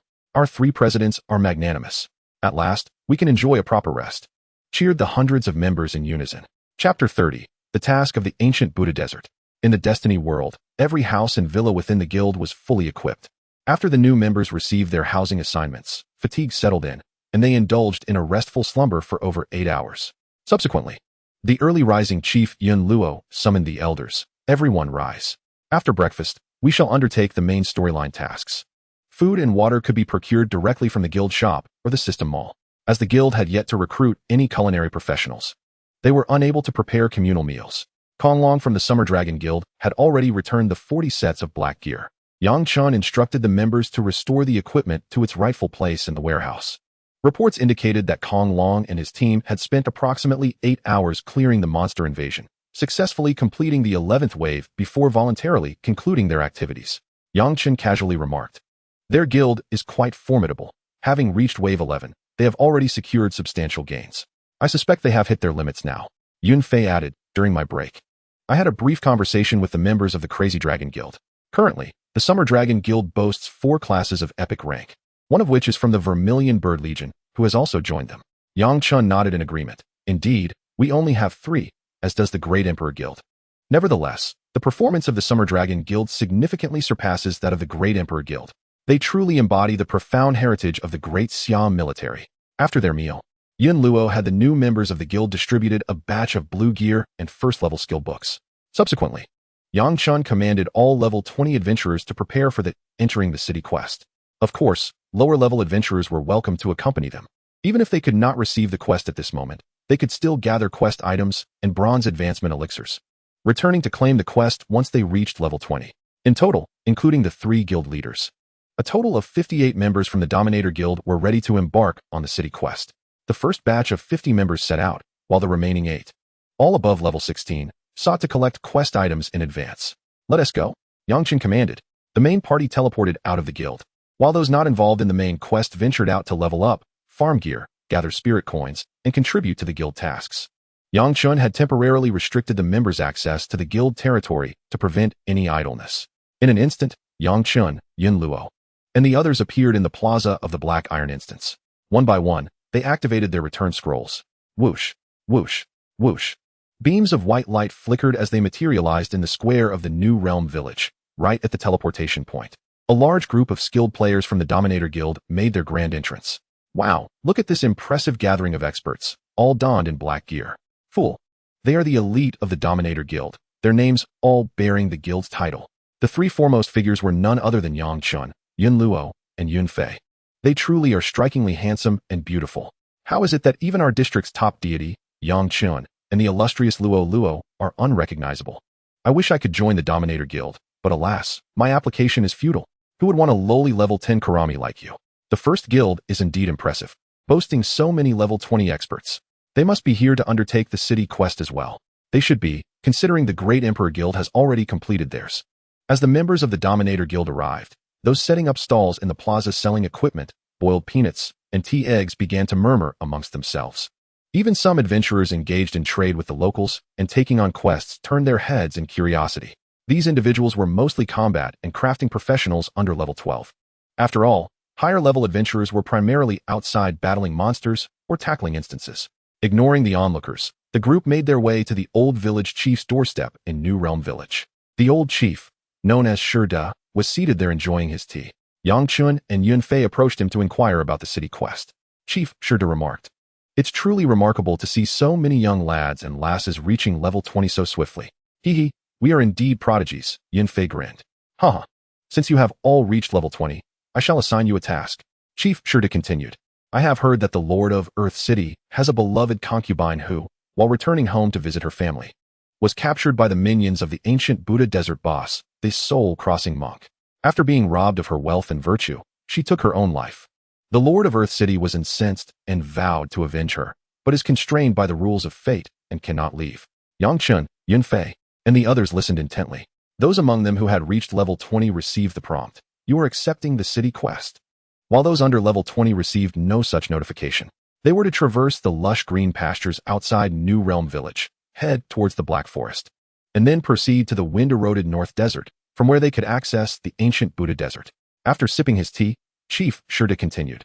If you can slay the soul-crossing monk and obtain a monk's skull, you will earn the right to meet the Lord of Earth City. The soul-crossing monk has a certain chance to drop bronze advancement elixirs, which are treasures for you Black Iron adventurers to ascend to the bronze rank. This monk truly deserves to be eliminated. Yun Luo, Kong Yin, and the other ladies expressed their indignation. We accept this quest, Yang Chen and Yun Fei declared. Such a task of defeating a field boss seemed straightforward. It likely only required a level of around 20. The village chief observed their gear without surprise and kindly warned. Your equipment is commendable, yet that area is accessible to all adventurers in the newbie zone. You will not only face the dangers posed by monsters and the monk, but also contend with other adventurer teams. Yang Chen smirked. The soul-crossing monk and foreign adventurers are merely obstacles. I've been yearning for an opportunity to hone my skills. Yun Fei chuckled in agreement. Life and death are inconsequential. If they dare to challenge us, we shall fight. At that moment, the fate system presented the option. Would you like to accept the quest? Everyone accepted the quest, though those under level 20 could not. The village chief provided those who accepted the quest with a map leading to the ancient Buddha Desert and the route into Earth City. Then, the village chief displayed a greedy expression, promoting, my altar can assist you in reaching the ancient Buddha Desert swiftly, charging merely 3,000 spirit coins per person. Beside him stood a small teleportation altar. The wealthy Yun Luo smiled. Let us teleport directly. I'll cover the travel expenses as we are pressed for time. Very well. I wish you all success. The village chief beamed with delight. Those who did not accept the quest could also utilize the teleportation. Soon after, Yun Luo paid a total of 174,000 spirit coins. Yang Chen, Yun Luo, Yun Fei, Xiaoru, and all the others teleported together. Buzz. The teleportation altar shimmered, and the group vanished from their location in an instant. The next moment, as their vision adjusted, Yang Chen, Yun Luo, Yun Fei, and the others found themselves in an expansive desert. In the distance, they spotted groups of desert lizards, desert scorpions, and various monsters exceeding level 20. Farther away, they could faintly see the silhouettes of other adventurer teams. Dust storms swept through various regions, obscuring visibility. Chapter 31. The Frost Rabbit gains a black attribute, becomes fierce. Wow. The attributes of bronze rank monsters are indeed impressive. There are adventurers battling monsters over there. It's astonishing to awaken in such a populated bronze rank wilderness. Anyone can enter this map. After all, the entire newbie zone 886 encompasses 3 major planets and countless factions of newcomers. Aren't they supposed to be resting? Stop chatting and get to fighting, everyone. The members of the Dominator Guild shouted with excitement. Many had already begun unleashing ranged skills to engage the monsters. The primary foes in this area were desert lizards, desert scorpions, and desert sandworms. Desert sandworm, level 21, health 2150, physical attack 308, desert scorpion. Level 22, health 2300, physical attack 323, magic attack 268, desert lizard. Level 23, health 2450, physical attack 339, mutated lizard. Elite level 24, health 5200, physical attack 353. These bronze tier minor creatures are merely the insignificant denizens of the wilderness. Their vitality pales in comparison to the foes found in black iron dungeons and guild events. However, their offensive capabilities are quite formidable. Moreover, the elite monsters exhibit an even greater strength. At the very least, ordinary adventurers without a full set of level 20 gear would not dare to venture here alone. Currently, the members of the Dominance Guild have nearly all equipped themselves with level 20 gear, and their numbers are considerable. The desert sandworms, scorpions, and lizards charging forward, shrieking, are swiftly vanquished by a barrage of ranged attacks before they can even approach. In the wilderness, the spoils from monster encounters belong to the slayer, except for those dropped by bosses, which can be distributed among the party. Under the guild system, members can also form parties. Yang Chun has long summoned the phoenix, Chinger, allowing her to freely engage the monsters ahead. The creatures here drop low-tier equipment suitable for level 20 or below, which Yang Chun finds unworthy of his attention. These minor obstacles do not require the personal intervention of the 3 guild leaders. Yang Chun released Chinger solely to expedite the clearing of monsters. As Yang Chun advances, he remarks, according to the mission details, the demon monk is concealed deep within the desert at the ancient Buddha ruins. Let us proceed in that direction. Yun Fei and Su Zheng nod in agreement.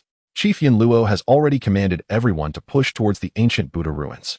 The Dominance team possesses the capability to disregard the minor creatures impeding their path, swiftly penetrating the ancient Buddha ruins to hunt the boss and complete their mission. However, they cannot abandon the other guild members in this perilous location, so Yang Chun, Yun Fei, and the others must accompany the group as well. The Dominance Guild members notice several other parties of adventurers in the distance, also advancing into the depths of the desert. Yun Fei dispatches an assassin to scout ahead.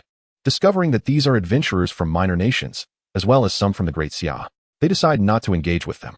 The principle of the Dominance Guild is clear. As long as others do not provoke them, they shall not initiate conflict. During their journey, Yang Chun prepares to utilize a lucky stone to unlock a new attribute slot for his beast, the Frost Rabbit. He currently possesses 3 bound lucky stones. Previously, during a guild event, Yang Chun had also acquired a sufficient quantity of blue attribute fragments. These materials must be expended to translate into strength. The Frost Rabbit remains a mere adorable pet for now, lacking in power.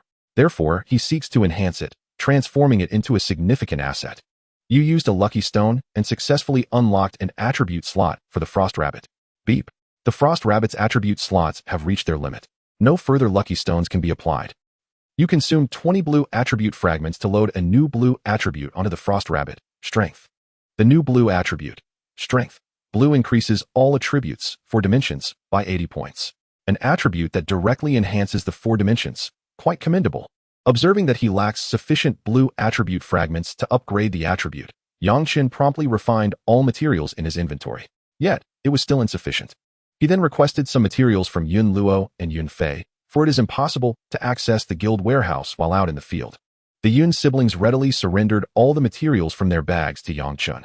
He did not hesitate to refine these materials into attribute fragments. Now, with over 100 blue attribute fragments at his disposal, Yang Chen clicked on the Strength attribute of the Frost Rabbit to initiate an upgrade. You successfully upgraded the attribute.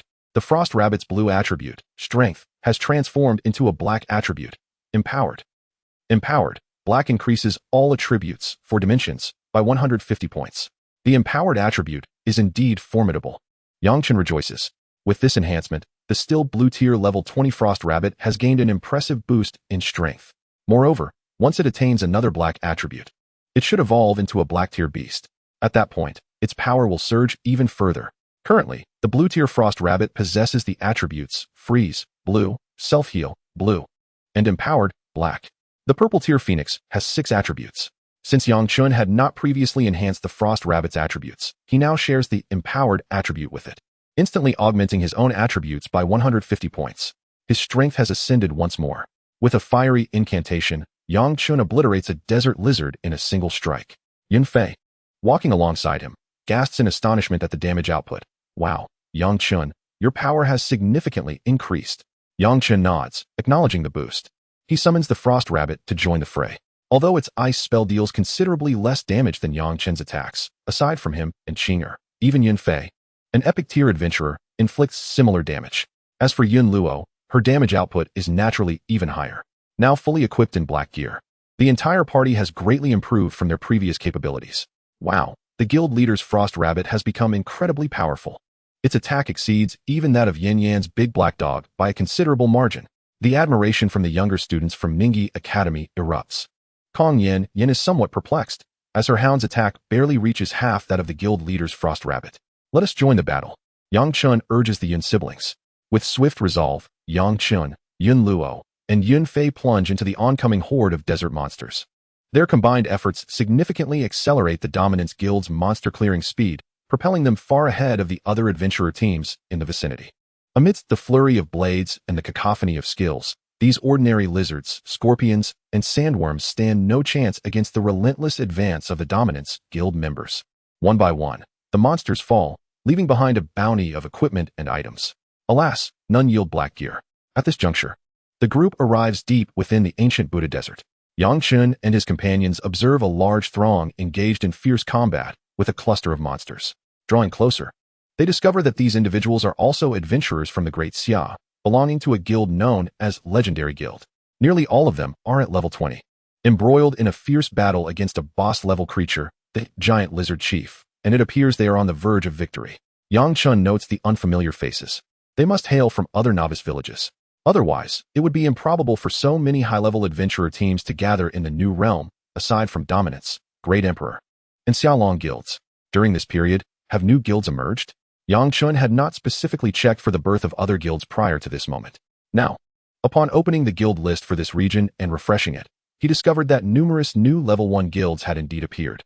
Among these new guilds, aside from the legendary guild belonging to the Great Xia Empire, the rest were all foreign guilds comprised of extraterrestrials and foreigners. After all, with so many people grinding in the Black Iron Dungeon, it was impossible that they would not obtain guild tokens. When the members of the legendary guild noticed a large group approaching, they immediately became somewhat vigilant. However, upon recognizing the name of the Dominion Guild and seeing Yang Chen along with the Yun siblings, they visibly relaxed. Chapter 32, Zazawi. The Desolate Six, Battling the Demon Monk. Oh, it turns out to be the Dominion Guild, featuring the great Yang Chen, the goddess Luoluo, and the esteemed Yun Xiao, exclaimed the members of the legendary guild. Haha, they must be engaged in the same quest, entering the ancient Buddha ruins. Look at their equipment, all in level 20 sets. How enviable. After all, the Dominion Guild is the foremost guild in this region, also affiliated with the Great Xia Empire. Other guilds from the Great Xia Empire would not be overly cautious upon encountering them. Zazawi, have you all come so swiftly to undertake the city quest?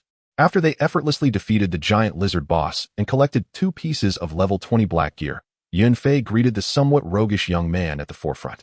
This roguish youth, Zazawi, is the leader of the legendary guild, and Yun Fei was acquainted with him. Where's the rush?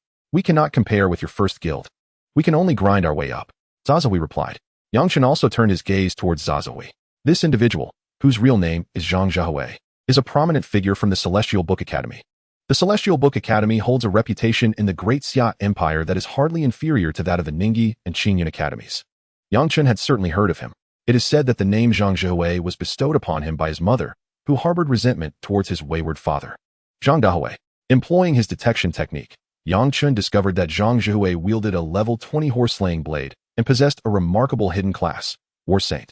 Beside him stood a cold young man who surprisingly also belonged to an epic class. Yi1, Epic Class Spell Assassin, level 20. The Spell Assassin class boasts both melee and ranged damage dealing skills, accompanied by high critical hits, making it indeed a formidable profession. As for the other members of the legendary guild, they were almost entirely elite professionals. A guild with such a luxurious roster certainly could not be classified as a third-rate guild. This must be the esteemed leader of the Dominion Guild, the most powerful deity in this region, Yang Chen. Your two pets are indeed impressive. Zazawi politely gestured to Yang Chen. He had just witnessed Yang Chen's frost rabbit cast a spell that inflicted over 700 damage on a lizard that had just spawned nearby. Meanwhile, the other pet, the flame sparrow, effortlessly eliminated the creature. Simply astounding. Heavens, are Beastmasters now this powerful? The other members of the legendary guild were left utterly astonished. The members of the Dominion Guild, however, were already accustomed to such displays.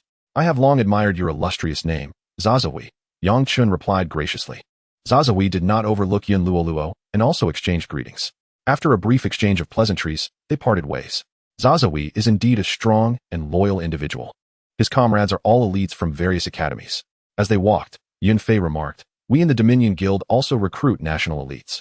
Yang Chen nodded. The encounter between the two major guilds did not lead to any conflict. After all, they were all people of the Great Xia, striving to coexist harmoniously in the outside world.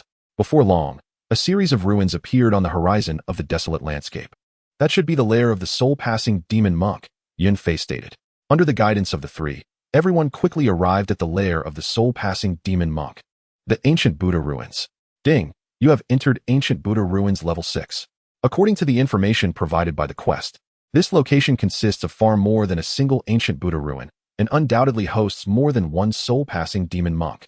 Entering any given map is random. After all, the entire novice zone is populated with numerous professionals engaged in this quest item. It is inconceivable for everyone to crowd into a single map to compete for the same boss. Otherwise, it is likely that after a year and a half, many would still not have completed the city quest. Ancient Buddha Ruins Level 6.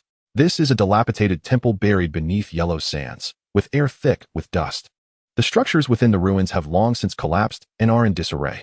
At this moment, within the ruins Level 6, in addition to a multitude of desert lizards and desert scorpions, there are many humanoid monsters such as evil monk hammerers, staff monks, joyful monks, demon monk minions, and demon monk hosts. These creatures are all above level 25. They patrol beneath the remnants of colossal Buddha statues. To lure out the boss, it is essential to eliminate a considerable number of lesser monsters. Let the battle commence, Yang Chen commanded. Thus, the Dominion Guild embarked on their grand endeavor of monster slaying and gear collection. In less than half an hour, the entire mob within ancient Buddha ruins level 6 was nearly eradicated. Cackling, the monk exclaimed, "You have come to disturb the territory of this humble monk. Do you not fear a return without escape?"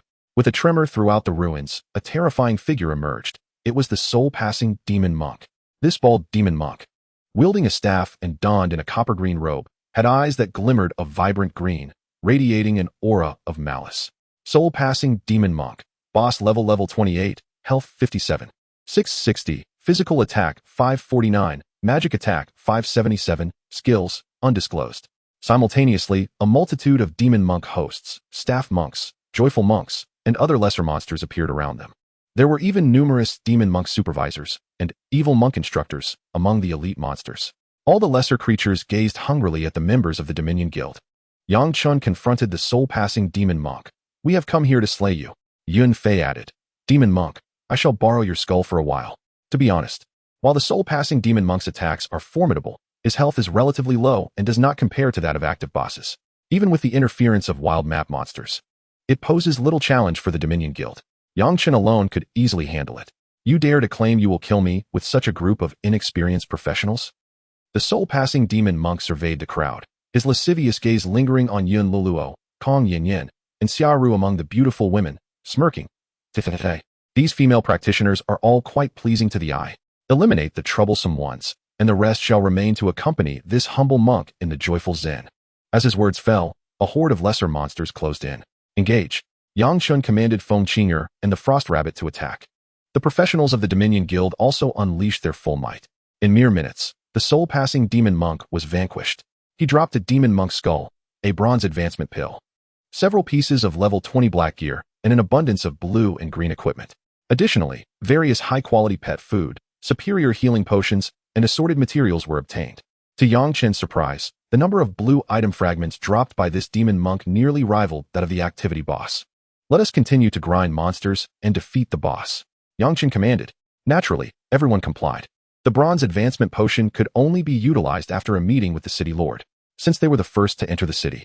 The rewards were limited. The city lord offered an additional 30 spirit crystals, and given their status as a team, sharing a single quest item would prove challenging. Thus, Yang Chen, along with Yun Fei and other guild leaders, did not hasten to complete the quest individually. Several hours passed. The Dominator Guild had slain over a dozen soul-passing demon monks. However, as quest items did not guarantee drops, they only acquired 7 demon monk skulls and 6 bronze advancement potions. During this time, numerous adventurer parties ventured into this ancient Buddha ruins map 6, only to find it monopolized by the Dominator Guild, prompting them to exit swiftly. An overly confident assassin from the Kimchi Nation ventured too close and was swiftly eliminated by the members of the Dominator Guild in a flurry of skills. In the annals of history following the arrival of Destiny World on the Azure Planet, adventurers from the Kimchi Nation and Foot Basin Chicken Nation have long been subservient followers of the Eagle Sauce Nation's adventurers, persistently at odds with those from the Daxia Empire. Upon discovering their presence, the Dominator Guild was more than eager to offer them a complimentary revival. Chapter 33, The Moldy Emperor Guild's Ambush? Then let us engage in battle. Meanwhile, in the ancient Buddha Ruins Map 14, a large assembly of adventurers from the Kimchi and Foot Basin Nations gathered. Their combined numbers approached 100, all at level 20, though their equipment was a hodgepodge of blue and black, lacking full sets. By heavens, these elite monsters in this map hit hard. One exclaimed, "If it weren't for our united efforts, we would struggle against the demon monks. Hurry and secure the quest items. Our Kimchi adventurers have detected the Dominator Guild in Map 6. We from Foot Basin have also spotted the Summer Dragon Guild and the Great Emperor Guild. Goodness. It's only the dawn of the 3rd day since the server opened, and Daxia has already established several guilds. Meanwhile, we of the Kimchi and Foot Basin Nations have only managed to form a temporary island stick guild. We must ally with our father, the Eagle Sauce Guild, and even recruit the people from the 3 countries to counteract the Daxia Empire. Or perhaps we should simply surrender," proposed one Kimchi adventurer. "Fool, we vanquished countless Daxia adventurers. How could they possibly let us off the hook?" retorted Nichuan Ironboard, the temporary leader of the Foot Basin Chicken Guild. "The Dominator Guild, ranked first in Daxia, poses the greatest threat to us and the Eagle Sauce Nation. If we can unite our forces, strike a decisive blow against the Dominator Guild, and subsequently eliminate the other Daxia guilds, they will be unable to complete their quests in peace. This way, the Daxia adventurers will struggle to level up, and they won't pose a significant threat later on." "You speak wisely," praised Park Gukchong, the vice president of the Kimchi Nation, giving a thumbs up. "The Eagle Sauce's Moldy Emperor Guild has already gone to Map 24 to coordinate with the 3 Nations Brahma Guild. Together, we shall target the Dominator Guild. We are willing to pay any price to deal a heavy blow to them. Indeed, we shall fight with all our might." The adventurers from both nations clamored. At this moment, in the ancient Buddha Ruins Map 24, the president of the Moldy Emperor Guild, Smith, led a group of Eagle Sauce adventurers in discussions with Gandhi, the president of the Brahma Guild from the 3 nations, regarding their alliance. "The adventurers from Daxia are exceptionally strong, bolstered by the formidable Dominator Guild," Smith stated. "If we do not unite, we will be picked off one by one in the future." Gandhi, with his stubbly beard, pondered for a long while before finally nodding in agreement. "When you Moldy Emperor Guild establishes dominance in the novice area, remember that we from the 3 nations expect our fair share of the spoils." The 3 nations, confident in their numbers and harboring grand ambitions, had long failed to realize their dreams within the Destiny world. Thus, when the Eagle Sauce Guild sought their cooperation, they were undeniably intrigued. Moreover, previous adventurers from the 3 nations had suffered considerable losses at the hands of Daxia adventurers, fueling their desire for revenge. Smith chuckled heartily. "Of course. In due time, you 3 nations will stand equal with our Moldy Emperor Guild. The guilds of the Foot Basin Chicken and Kimchi will merely serve as our pawns." Meanwhile, in Ruins Map 6, Yang Chun and the other members of the Dominator Guild were blissfully unaware of the foreign guilds plotting against them. They continued to eliminate every monster that spawned, systematically hunting down the soul-passing demon monks. Now, with 58 members, everyone had reached level 20, donning their new level 20 gear. The monsters and bosses here began dropping level 25 equipment, albeit of lower quality, with attributes inferior to their current sets. Nonetheless, everyone was reaping bountiful rewards, though the quantity of demon monk skulls and bronze advancement potions remained insufficient for distribution. At this juncture, a formidable king-level boss emerged, the soul-passing demon monk, king-level boss level 30, health 1, 230, 000, physical attack 579, magic attack 613. This king-level boss had relatively low health, but its attack power soared to 600. Apart from Yang Chun and his pet, Only the Yun siblings and the paladin Su Zheng could withstand its might. Fengqinger, let us charge, Yang Chen declared, rushing forward with Fengqinger. Meanwhile, the Frost Rabbit and others engaged the horde of minions summoned by the soul-passing demon monk. Just as they were on the brink of conquering this king-level boss, a group of foreign adventurers attacked. This is bad. We are being ambushed. Damn it. It's the Eagle Sauce adventurers. And the Foot Basin Chicken and Kimchi are here too. A whole legion of red-headed three-nation adventurers. Goodness, are there nearly 200 of them? The sudden onslaught of foreign guild adventurers burst into Ruins Map 6, launching a surprise attack on the members of the Dominator Guild who were preoccupied with their battles. The scene unfolded so suddenly that the Dominator Guild members were caught off guard. These foreign adventurers are courting death. Yun Fei quickly ordered everyone, drink the Great Red and retaliate. Yun Luo added, warriors, hold the front line. Mages and priests, maintain your distance and avoid being focused down. Healers, provide support. At that moment, with the high damage output from Yun Luo, Yun Fei, and others, the minions summoned by the demon monk were quickly dispatched. Yang Chen accelerated the assault on the boss, and the king-level soul-passing demon monk was already severely weakened by him and the Fiery Sparrow. The members of the Dominator Guild, clad in level 20 black armor, enjoyed high defenses and had consumed a superior healing potion, restoring 200 health points per second for 5 seconds. Thus, they were not immediately overwhelmed by the ambush. Consequently, the Dominator Guild quickly regained their composure and launched a powerful counterattack against the foreign adventurers. However, the Dominator Guild comprises only a little over 50 members present here, while the Meiji Guild, alongside the Island Stick Guild and the Vantion Guild, boasts a formidable assembly of over 200 individuals. Numerous outsiders, yet to join a guild, have also gathered. Consequently, the situation for the Dominator Guild has become exceedingly precarious, with casualties already beginning to manifest. Smith and Park Guochang are engaged in a 2-on-1 assault against Yun Luo. As Smith unleashes his abilities, he bellows with laughter. So, you are the beautiful Vice President Yun Luo of the Dominator Guild? Your guild's prowess is rather unimpressive. Park Guochang lewdly interjects, boss, this Daxia girl has an incredible figure. They say she is the top campus beauty of Daxia. If only we could subdue her. Meanwhile, Richuan Taiban and Gandhi are also attacking Yunfei in a similar 2-on-1 fashion. Yun Luo remains silent, her sacred light arrow providing her with healing, allowing her to withstand their onslaught with relative ease. Yunfei, frequently activating his energy shield, angrily retorts, a bunch of foreign scum, do not celebrate too soon. The remaining members of the Dominator Guild are equally engaged in battle, hurling profanities at these foreign practitioners. Huh. To contend with our guild, you have summoned such a grand assembly? At this moment, Yang Chen, along with Liezhua and the Frost Rabbit, has dispatched the soul-transcending demon monk.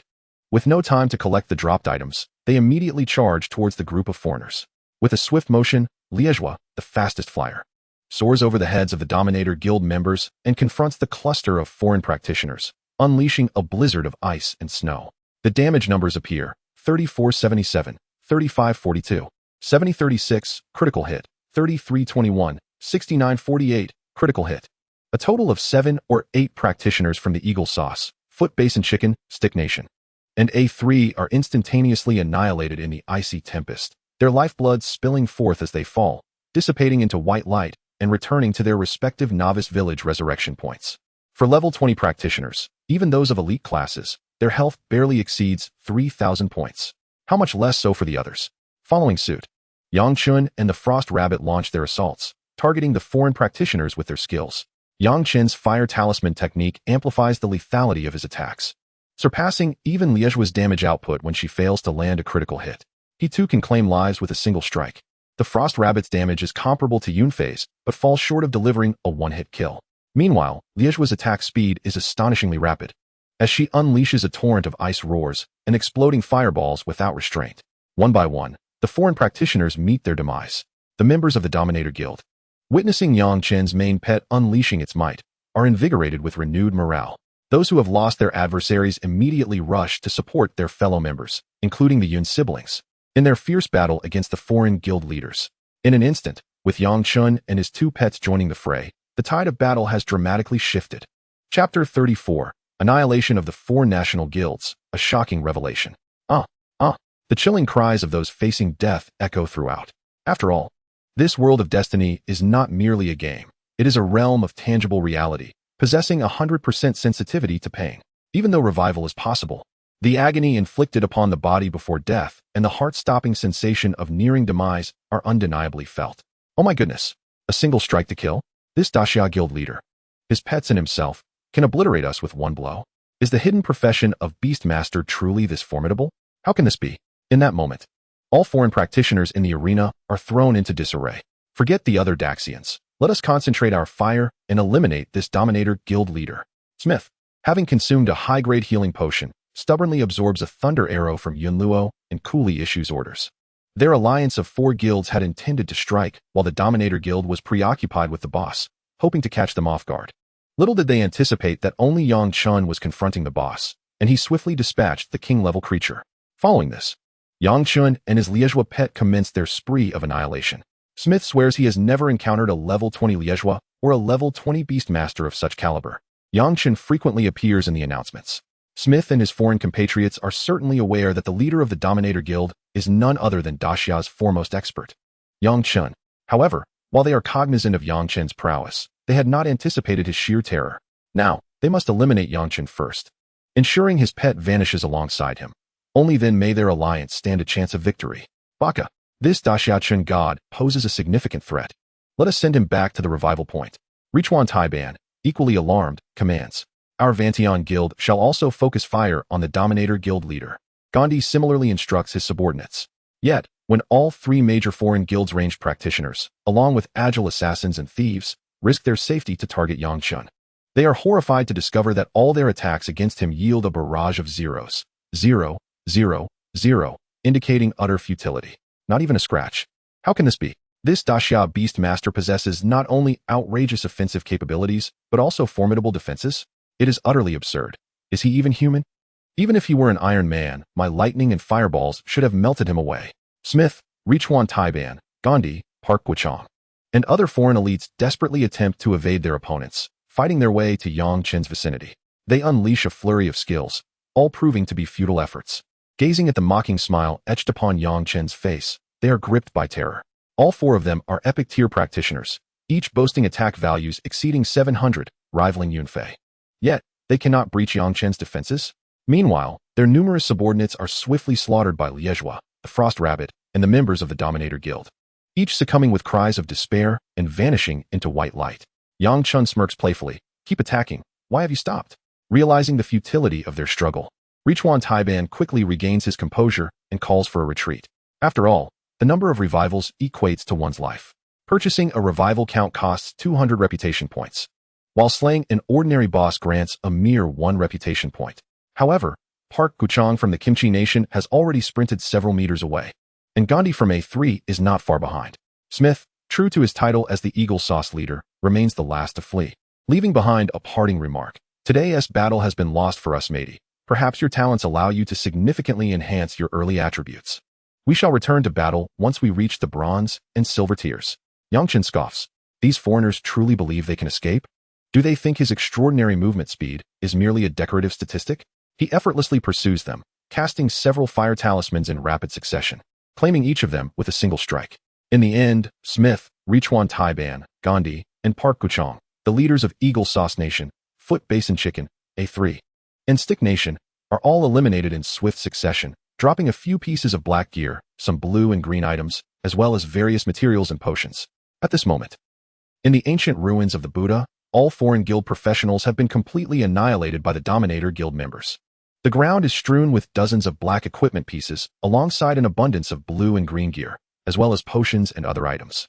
District announcement. Congratulations to the Dominator Guild for defeating the Mold Emperor, Island Stick, and Brahma guilds, achieving their first guild victory, with all members receiving a reward of 200 reputation points. Public channel. As the guild disputes have commenced, public channels across various nations are now open. The original regional channel has been modified to allow communications solely within this map. The Destiny system, not to be left out, issued 3 consecutive announcements. Chen was not surprised by these notifications, as the same rules applied in previous novice zones. We struck gold, haha, Yunfei exclaimed, approaching with a hearty laugh. Brother, you really came through. Yunfei often referred to Chen as brother, occasionally switching to guild leader or boss, without any fixed pattern. Chen paid little mind to these titles and smiled. Even if they are from Eagle Country, no matter how many guilds they unite, they remain a disorganized mob. Grand Manager Yun Luo instructed several elders to collect all the black gear, then spoke. As for the remaining equipment, let us distribute it among ourselves. After all, the guild members present already possessed a complete set of black armor. The level 20 black gear dropped by these foreigners would be reserved for the guild's newcomers. In this battle, the Dominator Guild had wiped out over 200 members of the 3 foreign guilds led by Eagle Country. On their side, 6 unfortunate members had fallen to their foes, but returned to the resurrection point in New Realm Village. Fortunately, they had now gained 200 reputation points, effectively incurring no loss. This was largely due to Yang Chun and Lai Ke being momentarily restrained by the king-level boss at the onset. Otherwise, the Dominator Guild would have suffered fewer casualties. Now, on the third day, many professionals were able to form teams and undertake the city entry quest. In the ancient ruins of the Buddha, various independent teams from Daxia and other countries, even extraterrestrial beings, had intruded. They observed the battle from the map's edges and entrances, witnessing how the Dominator Guild turned the tide once Yang Chun was free to act, annihilating the foreign guilds as effortlessly as slicing through vegetables. Their astonishment peaked as they witnessed the valor displayed by Yang Chun and his pet, leaving them utterly speechless, nearly dropping their jaws in disbelief. The independent players from Daxia were naturally ecstatic, cheering loudly and sharing screenshots in the public channel. In no time, Daxia's public channel was overwhelmed with messages. 666. The Dominator Guild is magnificent. God Chun, forever strong. They left Eagle Country and the Chicken Basin in tatters. Those from India and the Stick Country are merely asking for trouble. I want to join them and fight alongside. The channel was filled with praise for the Dominator Guild and eager requests to join. After all, the Dominator Guild had triumphed over the united forces of Eagle Country, Chicken Basin, India, and Stick Country. The professionals from Daxia felt an immense sense of pride, even surpassing the joy of acquiring black gear and lucky stones. Meanwhile, the rare sight of Eagle Country and Chicken Basin professionals from Big Hair Country in such a dismal state prompted shouts of "Yura" from the onlookers. The wealthy professionals from Sand Big Rich Country were already contemplating how to place orders for equipment from the Dominator Guild in the future. They announced in their national public channel, "Prepare your little coins, everyone. We can rely on the Dominator Guild for our future gear." After all, most professionals from Sand Big Rich Country possess talents that increased the drop rate of spiritual currency, combined with their affluent ancestry, making them all quite generous. Among the crowd, some extraterrestrial beings from Morningstar and Mars Star were present as well. Their appearance was not significantly different from that of the Azure Blue beings. According to textbooks, the majority of professionals in the entire Galactic Star region were human. Beyond this region, one might encounter various peculiar races such as the Fishmen, Elves, Monsters, Stone People, and Mechanicals. Upon witnessing the Dominator Guild's effortless victory, these alien professionals quietly departed. The independent teams from Daxia and foreign teams also left, as they could not challenge the boss with the Dominator Guild present. An epic professional from Sand Big Rich Country, before leaving, even added a high-ranking member of the Dominator Guild as a friend, stating that they could negotiate prices for equipment in the future. Yang Chun and Yun Fei smiled, and replied that there weren't enough pieces of equipment to distribute among guild members at present. When more gear became available, they would prioritize selling to them. Thus, the members of the Dominator Guild continued to remain in the area, hunting monsters and completing quest items. Meanwhile, in the ancient ruins of Buddha, the Apocalypse Guild from Morningstar had taken over the map. At this moment, several high-ranking members of the Apocalypse Guild fell into silence. Chapter 35. Before entering the city, courtesy must be observed. These individuals were among the elite among Morningstar professionals. Unlike Azure Blue Star, which had numerous countries leading to a fragmentation of power, the Morningstar people had always been united against external threats. Currently, the Apocalypse Guild had risen to level 2 through continuous recruitment of low-level accounts for contribution, now ranking second in the district, just behind the Dominator Guild. We didn't even engage yet, and we witnessed a spectacular guild battle. One epic professional sighed. How can we contend with such a monstrous guild leader? Another epic professional remarked, with Yang Chun in the Dominator Guild, they are practically invincible at this stage. The Apocalypse Guild had originally planned to strike against the Dominator Guild to set an example, forcing other guilds from Azure Blue Star and Mars Star to capitulate. However, they discovered that the Mold Emperor and other guilds from Azure Blue Star were also conspiring against the Dominator Guild. Thus, they held back and observed from the shadows. The guild leader, Bao Jun, was a rugged man standing over 2 meters tall, known for his arrogance and domineering nature. He remarked, "It seems that Yang Chun's terrifying prowess rivals my own. If we in Apocalypse Guild wish to dominate this novice area 886, it will be quite challenging." Of course, Bao Jun was somewhat inflating his own reputation, Even with his critical hits, he barely dealt under 1,000 damage. How could he compare to Yang Chen? Another enchanting woman gazed at Bao Jun with a smile, analyzing. This time, the Mold Emperor Guild attempted a sneak attack with 200 people, but suffered a crushing defeat. The Dominator Guild truly relies on Yang Chen to turn the tide. While Yang Chen's main pet is indeed fearsome, we have seen beast tamers in our history before. Just because Bao Jun cannot compete now does not mean he won tea in the future. Of course, the Yun siblings from the Dominator Guild are formidable as well. In short, the Dominator Guild will be a formidable rival for us in the Apocalypse Guild. Bao Jun was not angered by the woman's words and nodded in acknowledgement. Indeed, I, Bao Jun, currently do lag behind him. This person possesses an astonishing defense. Mere numbers will not suffice to confront him. At last, the decisive voice of Bao Jun resounded. Let the guilds of the Azure Star engage in their petty squabbles while we, the opportunistic observers, reap the benefits. Thus, a cadre of high-ranking members from the Apocalypse Guild reached a consensus. Within the main storyline map of the Black Iron Staircase, they resolved to abandon the previous tactic of suppressing newcomers through sheer force. After all, this iteration had seen the emergence of a dominant guild and the formidable Beastmaster. Yang Chen, the three guilds of the Azure Star, Moldy Emperor, Island Stick, and Heavenly Brahma, had already set a precedent. Meanwhile, within the Ruins Map 10, where the Emperor Guild was located, Lu Rian, Zhang Huan, and Liang Huojia were equally astounded. The screenshots of Yang Chen's formidable exploits alongside his pets left all members of the Emperor Guild utterly flabbergasted, at a loss for words. Particularly, Lu Rian. Upon viewing the image of Yang Chen effortlessly subduing all adversaries with his two loyal companions in the public channel, couldn't he help but inhale sharply. Her emotions were a tumultuous mixture. Previously, she had regarded Yang Chen merely as a pathetic sycophant, but now he had risen to prominence. Founding the Dominator Guild, and showcasing an overwhelming prowess that commanded respect from her and the Emperor Guild alike. She never anticipated Yang Chen would ascend to such heights, and even Liang Huojia felt somewhat discouraged. Had the Emperor Guild been targeted by the three foreign guilds led by Smith, they would undoubtedly have faced a dismal defeat. Zhang Huan, refusing to concede, shouted defiantly, "What? Feeling disheartened? Though Yang Chen is indeed powerful, the five of us will surely not be outdone." Lu Rian rallied. Even if Yang Chen has the backing of the Yun family and the Dominator Guild, he is merely strong in the early stages. Their guild's current strength only serves to attract the attention of extraterrestrial beings, allowing us, the Emperor Guild, to seize this opportunity for rapid development.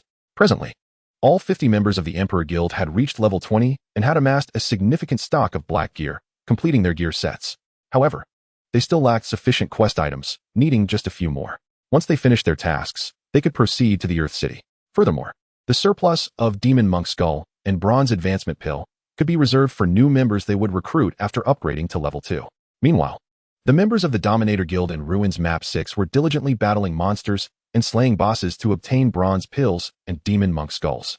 Ever since the Moldy Emperor, Island Stick, and Heavenly Brahma guilds suffered a complete debacle, they had refrained from causing further disturbances.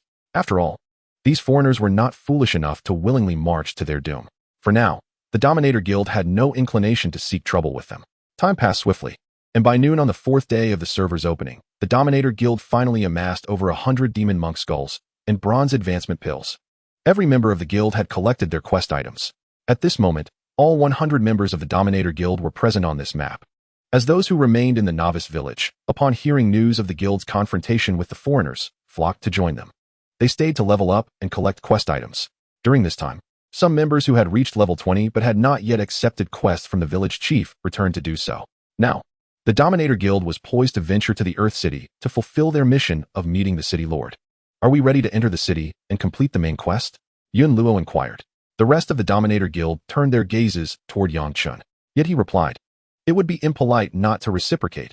Since the Moldy Emperor and those foreigners have come to stir trouble, we shall eradicate them once more to diminish their arrogance." "Haha, that suits me perfectly," Yun Fei exclaimed excitedly. "Let us go and eliminate both the Moldy Emperor and the Little Daylight guilds."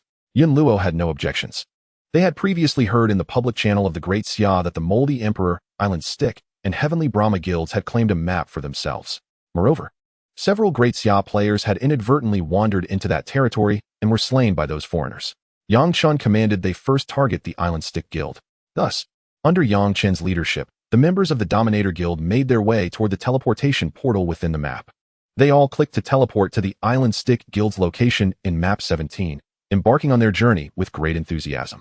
This directed teleportation service, of course, came at a cost, 2,000 spirit coins per individual. Exiting to random maps, however, incurred no charges. Meanwhile, within the ancient Buddha ruins map 17, the president of the Island Stick Guild, Richuan Taiban, and Vice President Park Guochang were hard at work with their compatriots from both nations, striving to gather bronze advancement pills and quest items. Given that the Dominator Guild had not retaliated for quite some time, they gradually let down their guard. After all, during the previous guild war, it was the 4 foreign guilds that had suffered the most significant losses. Park Changjun, we've been grinding here all day. They surely won tea come for us, right? Richuan Taiban remarked while battling. Park Guochang shook his head. I don't know. Perhaps they wish to farm more bronze pills.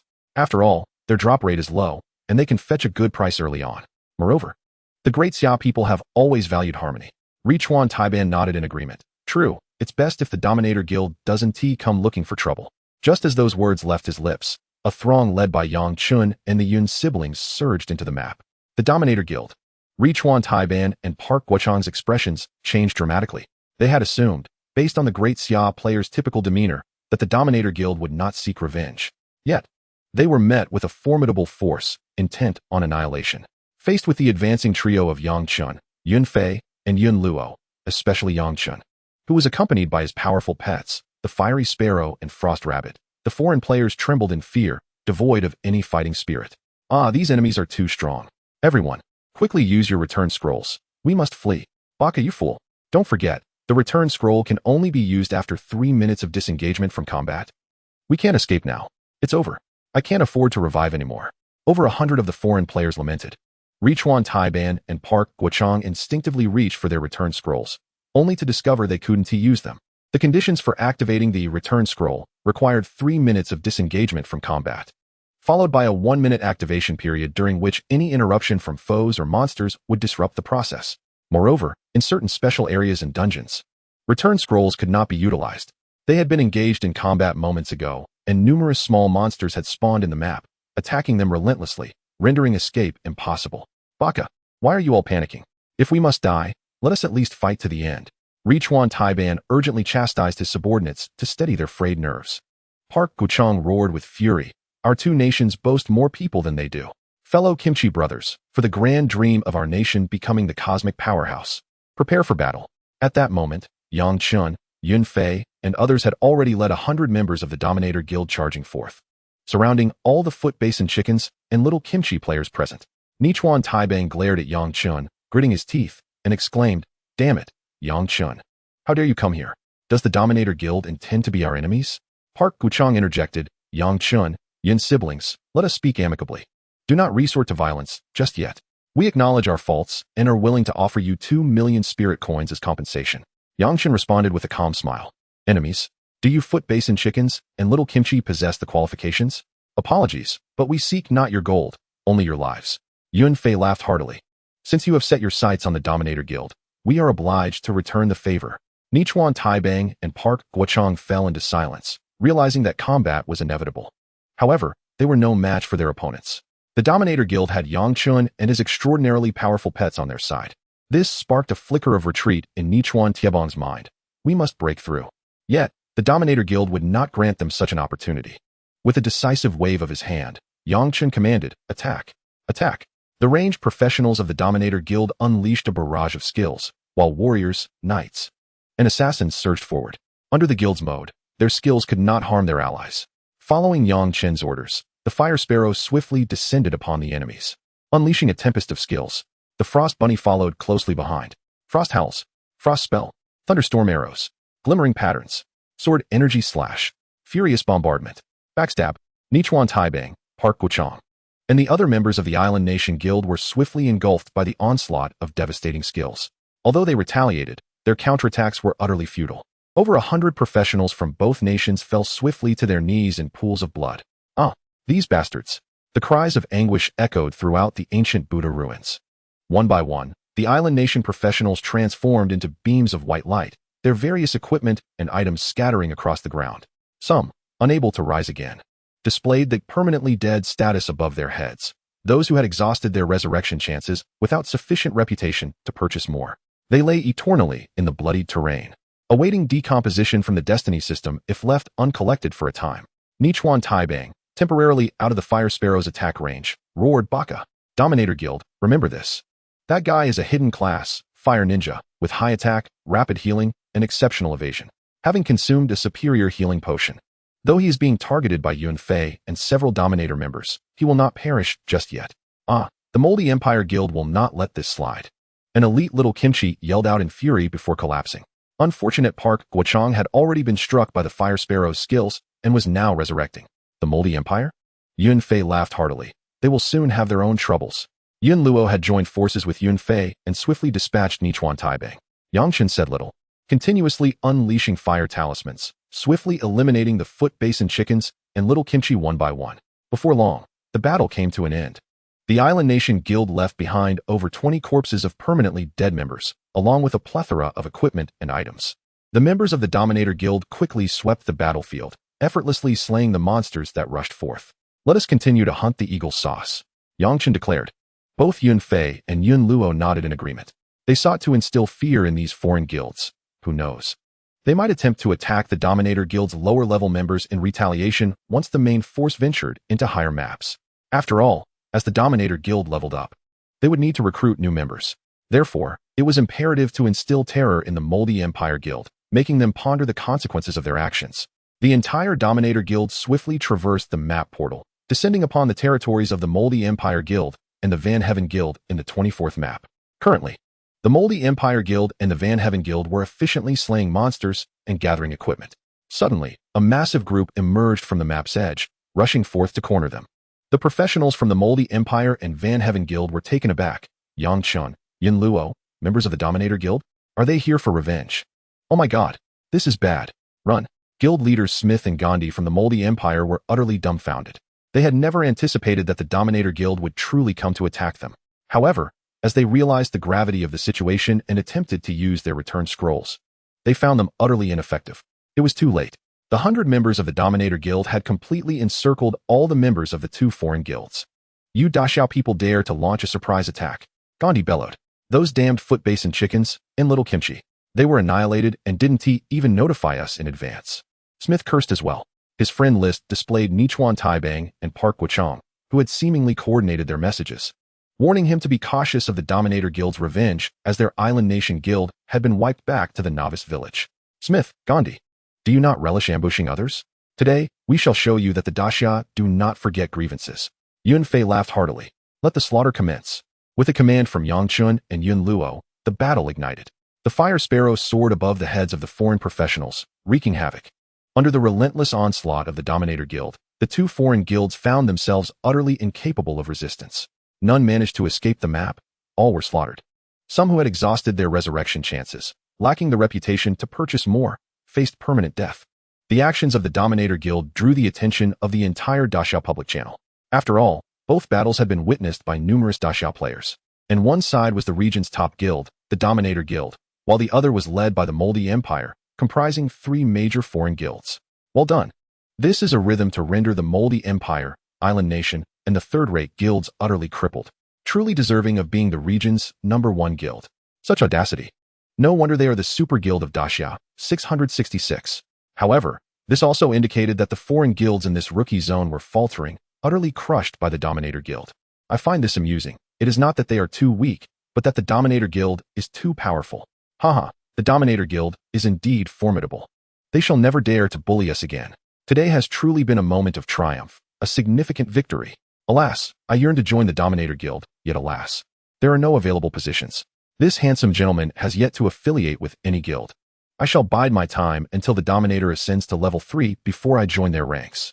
For those wishing to enter the Dominator Guild in the future, let us return to the novice village and gather for a toast. The public channels have been inundated with messages from the professionals of the Great Xia. Particularly, many solo players aspiring to join the Dominator Guild have proposed a celebratory gathering in the novice village. Channels from other nations, as well as extraterrestrial public channels, are equally astounded. The recent maneuvers of the Dominator Guild have sent shockwaves through the entire newbie Zone 886. After all, the actions of the Dominator Guild have been exceedingly ruthless. They have dealt devastating blows to the 3 major guilds, the Misfortune Emperor, the Island Stick, and the Brahma, not once, but twice. The loss of equipment among the primary professionals from the four nations is a trivial matter compared to the calamity of losing 2 lives in succession. Such a loss equates to a staggering reduction of 400 reputation points.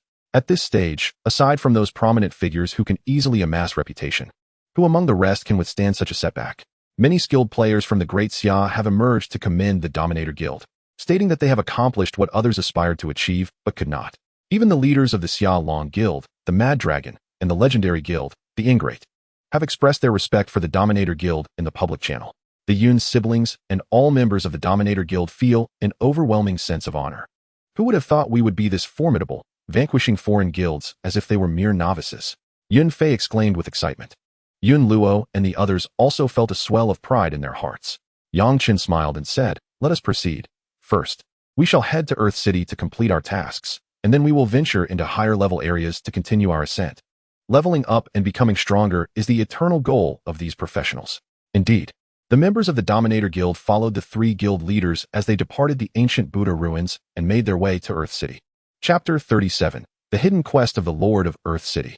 Earth City, one of the main cities in the Novice Zone, is situated amidst the weathered northern desert and the sandy wasteland. The northern desert is vast and expansive, although numerous level 21 to 25 lizard, sandworm, and scorpion monsters roam about. They are scattered across the landscape.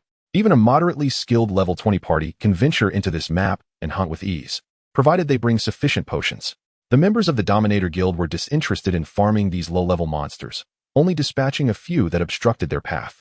They followed the designated route toward the sandy wasteland. Along the way, they encountered several hunting parties, both from the Great Xia and foreign lands. Given the sheer size of this area, it is only natural that there are multiple wild map bosses. It serves as an excellent location for farming level 20 gear. Yang Chen, leading the members of the Dominator Guild, refrained from causing unnecessary trouble. They arrived at the boundary marker between 2 maps and entered the more expansive, sandy wasteland. Here, the monsters were of a higher caliber, ranging from level 26 to 30, including desert giant lizards, multi-eyed insects, burrowing worms, and large centipedes. The monsters here began to drop weapons such as the Frost Iron Dagger, Frost Moon Sword, Wolf Moon Bow, and Crimson Magic Staff, all suitable for level 30. Moreover, the highest quality of level 30 equipment is black, since a full set requires only 8 pieces to activate. Most players at level 30 typically wear 8 pieces of level 20 gear along with a few pieces of level 30 black equipment. Among these, it is certain that at least one will be a level 30 black weapon. After all, disregarding the set effects, a level 30 black weapon will undoubtedly have a significantly higher attack than a level 20 black weapon. In addition to the bosses, level 26 and above monsters also possess a minuscule chance to drop black equipment. This has resulted in numerous parties of professionals who have completed their promotion quests beginning to grind small monsters in this map. After all, their goal is to gather 5 task items as a team, which does not take an excessive amount of time. Furthermore, some individuals on the consignment platform are selling Demon Monk Skull and Bronze Promotion Pills. It all boils down to the matter of spirit coins. After a lengthy journey spanning several hours, Yang Chun and the Yun siblings, accompanied by members of the Dominator Guild, finally arrived at the gates of Earth City. This ancient city, characterized by its robust architectural style, is vast in scale. At the entrance, there were various locals and professionals entering and exiting, though it was still not as bustling as the novice village, as most professionals had yet to arrive in the main city. Halt! At the city gate stood a squad of guards, all clad in matching purple armor, weapons in hand, blocking the path of the Dominator Guild. This is the sacred ground of Earth City. Unauthorized personnel are forbidden to enter. Unauthorized personnel? The members of the Dominator Guild exchanged glances. Yun Fei stepped forward and said, "We are sent by the village chief of the New Realm. He mentioned that presenting this item would grant us permanent access to Earth City and allow us to meet the city lord." With that, everyone produced a demon monk skull. Upon seeing this, the captain of the guards quickly bowed and said, "Ah, so you are the brave warriors who vanquished the soul-passing demon monk. Please, enter." He commanded his subordinates to clear the way. Ding! You have obtained permanent access to Earth City. A chorus of system notifications echoed in everyone's minds. He much obliged. Yang Chun, Yun Fei, and Yun Luo chuckled as they led their party into Earth City. The scale of Earth City is at least dozens of times larger than that of a New Realm village. Upon entering, they observed numerous individuals bustling about in the streets, with many locals and professionals setting up stalls along the sides of the road. The residents of Earth City, including the guards, range from levels 21 to 60. In the world of Destiny, these residents are indeed real individuals. aside from those unable to leave their posts. Other free residents can also venture out to hunt monsters and gather equipment. However, they too are constrained by the rules of destiny and cannot attack professionals at will. According to academic teachings, the residents are replicas of those professionals who have permanently perished in previous iterations. Following the task instructions, the group made their way to the Lord's mansion and met the Lord of Earth City, Wukong. Wukong appears to be in his 40s, with a robust physique and sharp, piercing eyes that emanate authority with every movement. Wukong, Lord of Earth City, level. Yangchen, Yunluo, and the others cast their identification spells in unison and were secretly astonished. The level of the Lord of Earth City was beyond even their probing spells, undoubtedly surpassing their ranks.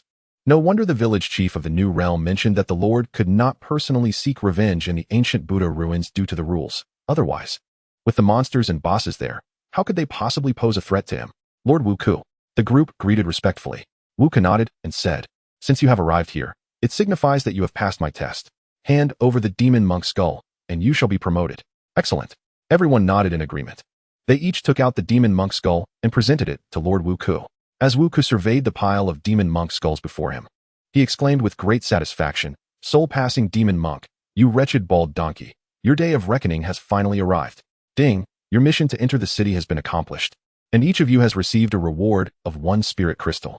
After utilizing the bronze advancement pill, you will be able to continue leveling up." At the moment the system notification echoed, Yangchen and the members of the Dominator Guild displayed expressions of delight. They promptly consumed the bronze advancement pill. You have used the bronze advancement pill, successfully breaking through the barriers of your rank, gaining 10 points in all attributes, 4 dimensions. Further use is ineffective. An increase of 10 points in each of the 4 dimensions is equivalent to the 40 attribute points one would typically need to earn through a 4-level advancement. Splendid. They could finally continue their ascent in levels. Of course, they still needed to slay monsters to reach level 21 before truly stepping into the bronze tier. The Lord of the Earth City instructed those from the City Lord's office to collect the skulls of the demon monks nearby. He then sat back with a cup of tea, choosing not to speak further. Clearly, he was hinting that everyone was free to depart. Many members of the Dominator Guild were eager to venture forth and engage in combat to level up. However, Yangchen directly inquired of Wukong, "My lord, do you have any additional tasks that require the assistance of our Dominator Guild?" Possessing the extensive knowledge of the original scholarly persona, Yangchen was well aware that it was prudent to inquire about tasks in the presence of certain key natives. This is because some hidden tasks are seldom volunteered by the natives. You must ask to uncover them. Yunluo and Yunfei were also contemplating similar questions, and upon seeing Yangchen speak, they patiently awaited the response from the Lord of the Earth City. "Indeed, it seems you, the guild leader, are quite competent," praised the city lord. "Because your guild managed to complete the city entry mission within the stipulated time, you have unlocked a hidden guild task.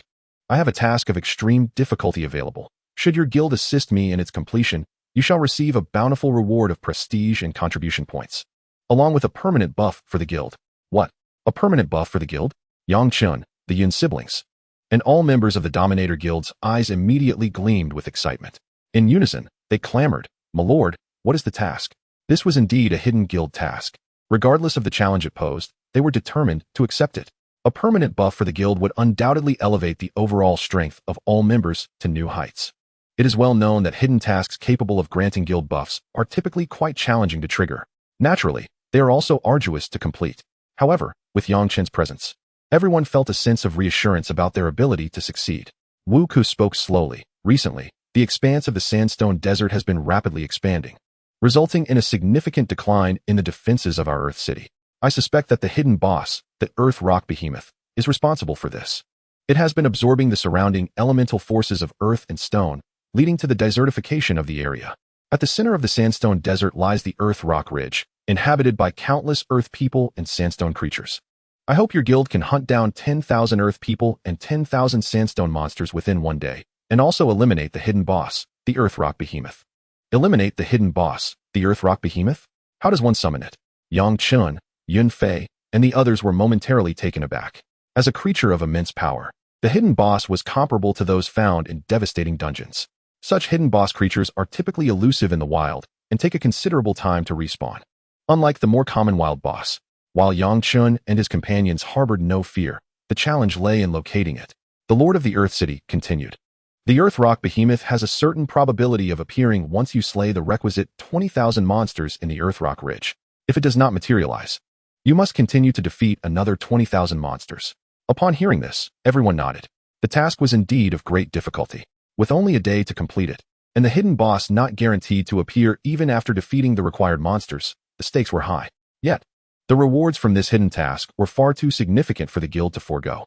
Besides the task rewards, defeating the hidden boss would likely yield numerous valuable items.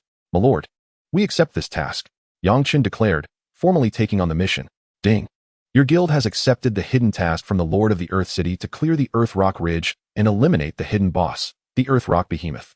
This guild task could be accepted by either the president or vice president, as long as one member took it on. Subsequently, the entire Dominator Guild set forth, departing from Earth City to the center of the desert, the Earth Rock Ridge. Chapter 38. The Frost Rabbit evolves into the Ice Jade Rabbit. Outside the city, the sandstone desert stretched endlessly like a barren wasteland, virtually devoid of life. Even though it was evening, hot winds swept through, occasionally stirring up sandstorms. Fortunately, as professionals, they were unaffected by these environmental conditions. At this moment, numerous teams of professionals were diligently hunting in the desert. Due to the vastness of the map, several bosses could respawn, including the giant lizard chief, the giant multi-angled worm chief, the great centipede chief, the sand python chief, and the golden armored burrowing worm, among various others. Thus, the sandstone desert beyond Earth City was undoubtedly a prime hunting ground for early-level players. Chen and the Yun siblings led the guild members swiftly across the sandy terrain.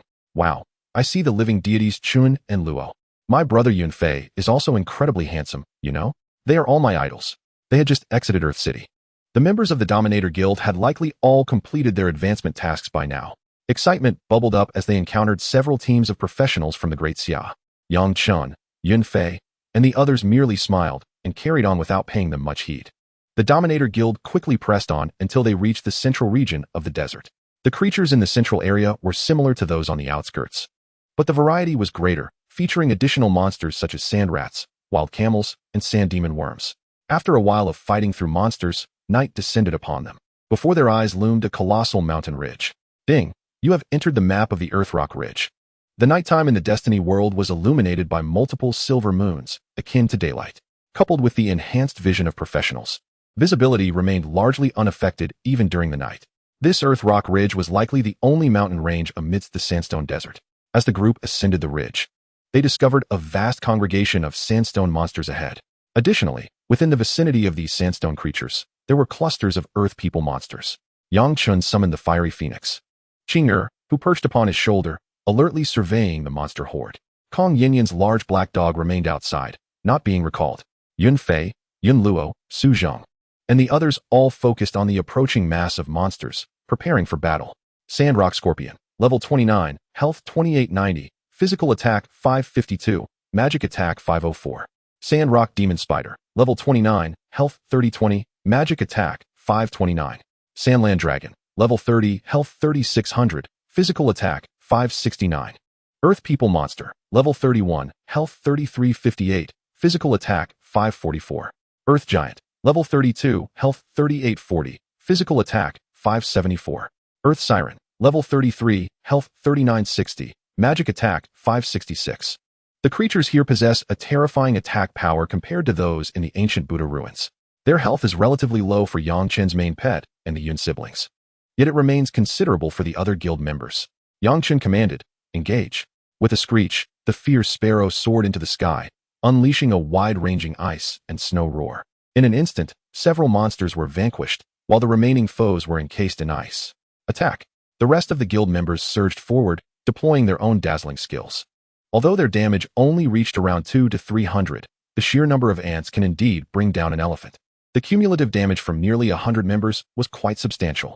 After being besieged by the multitude, the monsters were swiftly eradicated. You have slain a sandstone scorpion, earning 145 experience points. You have slain an earth monster, earning 155 experience points. You have slain an earth siren, earning 165 experience points. In the blink of an eye, over 30 minor creatures had been dispatched. The experience yielded from these wild monsters was lamentably low, far inferior to that of dungeon or event monsters. However, dungeons and events have a limited number of attempts and cannot be activated continuously. The experience required to ascend from level 20 to 21 is an imposing 280,000, which may seem daunting, yet it can be achieved in a relatively short span. Witnessing the guild's rapid extermination of monsters, Members erupted in cheers. Haha, these level 30+ monsters are hardly a challenge. With just one wave of skills, they were obliterated. It was likely that other guilds, even if daring enough to venture into these high-level zones, would not be able to farm monsters with such efficiency. Our Dominator Guild is undoubtedly the finest in this region. Defeating these minor creatures is trivial. Once we complete this hidden quest and acquire a permanent buff, that will be truly impressive. The crowd was exhilarated. Yun Fei remarked, "Everyone, do not underestimate the Earth Rock Beast. It is certainly more formidable than an ordinary boss. Or else it would not be classified as a hidden quest." Yang Chen replied, "Let us proceed. Less than 21 hours remain on the task countdown, and we must seize the moment." The primary delay stemmed from travel time. The entire Dominator Guild continued to swiftly slay monsters while ascending the slopes of Earth Rock Ridge. The closer they approached the summit, the more numerous and powerful the creatures became. However, all members managed to cope with ease, requiring no direct intervention from Yang Chen. The reason Yang Chen had yet to summon the Frost Rabbit was that he intended to upgrade its 2 blue attributes, Freeze and Self-Heal, to black quality. After all, he had defeated numerous soul-transcending monks in the ancient Buddha ruins, and the shards for blue attributes were more than sufficient. You have consumed 100 blue attribute shards to upgrade the Frost Rabbit's blue attribute, Freeze, to a black attribute, Ice Seal. You have consumed 100 blue attribute shards to upgrade the Frost Rabbit's blue attribute, Self-Heal, to a black attribute, Group Recovery. Due to your pet Frost Rabbit acquiring 3 black attributes, its quality has been elevated to black quality. The Frost Rabbit has activated its bloodline potential, evolving into the Ice Jade Rabbit. During the evolution, the Ice Jade Rabbit comprehended a new skill, Frigid Torrent. What a remarkable development. Yang Chen rejoiced. This upgrade transformed the Frost Rabbit directly into the black quality Ice Jade Rabbit, and it had learned a new area attack skill. The effects of the 2 black quality attributes are as follows. Ice Seal, black ice-based skills possess 30 power, with a 50 chance to freeze the enemy. Group Recovery, black recovery speed is enhanced by 50 for itself, the Master, and allied units, other pets under the Beastmaster. Excellent. Not only does the Ice Jade Rabbit benefit, but even Yang Chen and the Fierce Sparrow receive a 50 boost to their recovery speed. Now that the Ice Jade Rabbit has acquired the name of a Jade Rabbit, calling it Little Jade is indeed fitting. Of course, it can also simply be referred to as the Jade Rabbit. Thus, Yang Chen summoned the even more translucent and adorably Na'vi Jade Rabbit, commanding it to engage monsters on the other side. Frigid Torrent. Little Jade leaped into action, unleashing a torrent of icy winds upon 7 or 8 nearby creatures.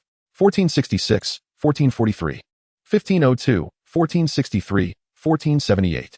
Remarkable, indeed. In the midst of the battle, Yun Luo watched in awe. Brother Chen, how did your Frost Rabbit become so much stronger all of a sudden? Its attack exceeds mine by several hundred. Yun Luo's ultimate skill damage had barely surpassed 1,000. Yang Chen chuckled heartily. It's no longer called the Frost Rabbit. It's now the Jade Rabbit.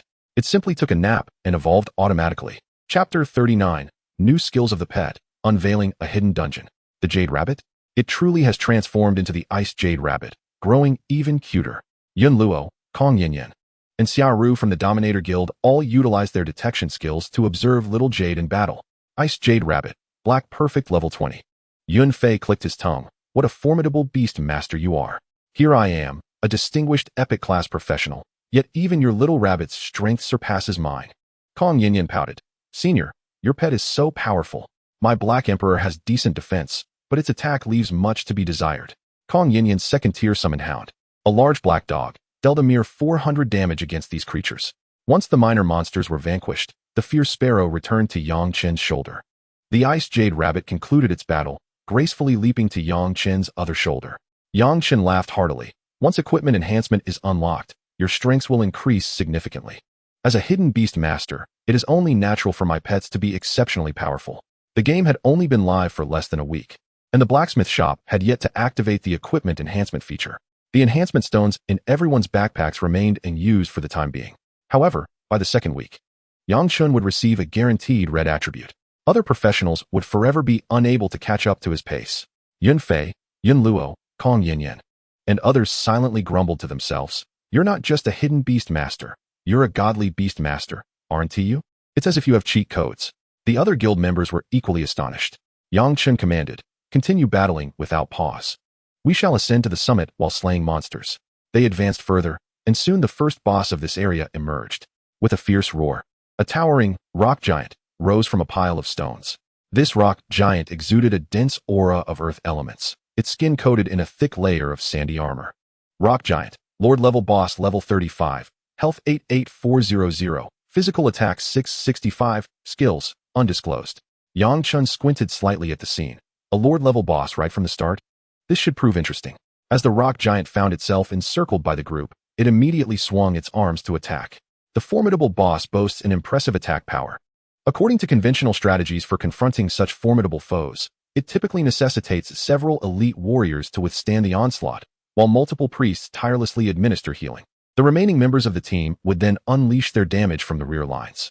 Additionally, the team must remain vigilant against the incursions of lesser monsters scattered across the map. However, the Dominator Guild possesses exceptional strength, having thoroughly eradicated the nearby lesser monsters, rendering their reappearance a matter of time. To expedite the process, Yang Chen boldly commanded the fierce Phoenix and the Jade Rabbit to charge forth, brazenly enduring the rock giantess assault while delivering relentless damage. Simultaneously, the others unleashed a barrage of fiery flames, icy blasts, arrows, and sword energy, all converging upon the rock giant, swiftly depleting its health.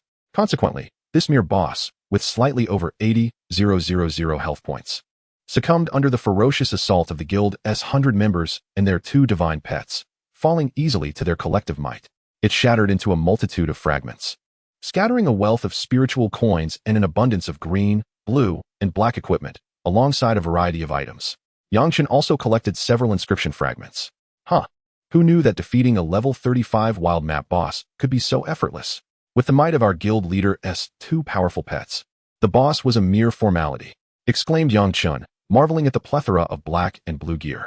3 level 30 black items emerged from the fray, along with over a dozen level 20 sets.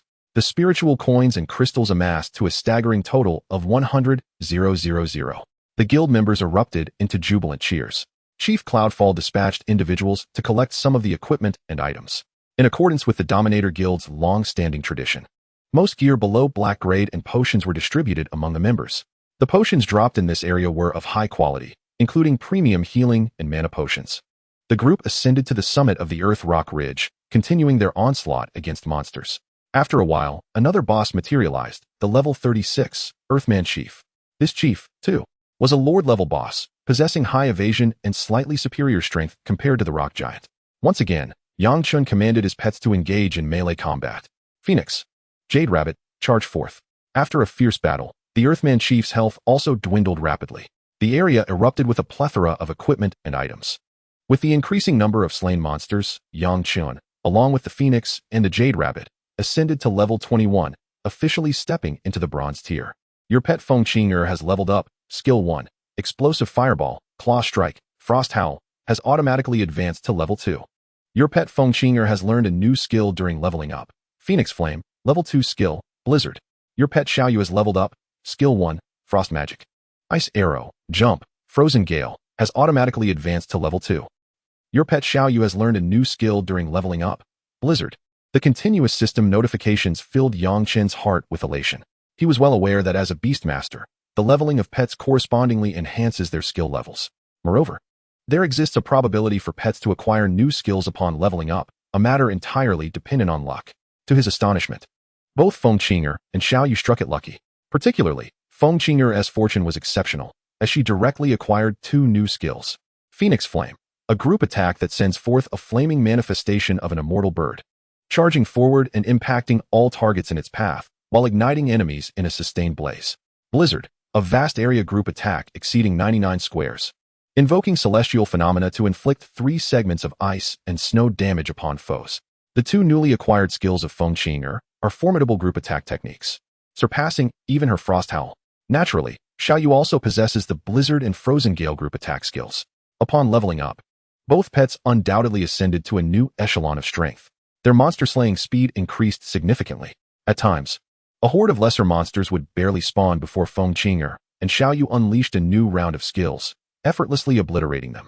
This spectacle left all members of the guild exchanging glances, collectively turning towards Yang Chen, who stood with his hands in his pockets. Yang Chen shrugged. They've leveled up.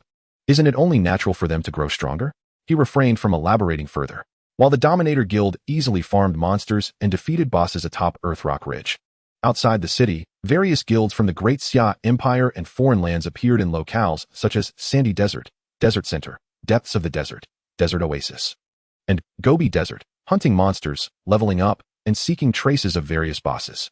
At this juncture, the practitioners of the Azure Star had witnessed an influx of guilds.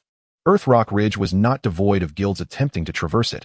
However, the high levels and attack power of the monsters posed substantial risks, with the consumption of potions escalating rapidly.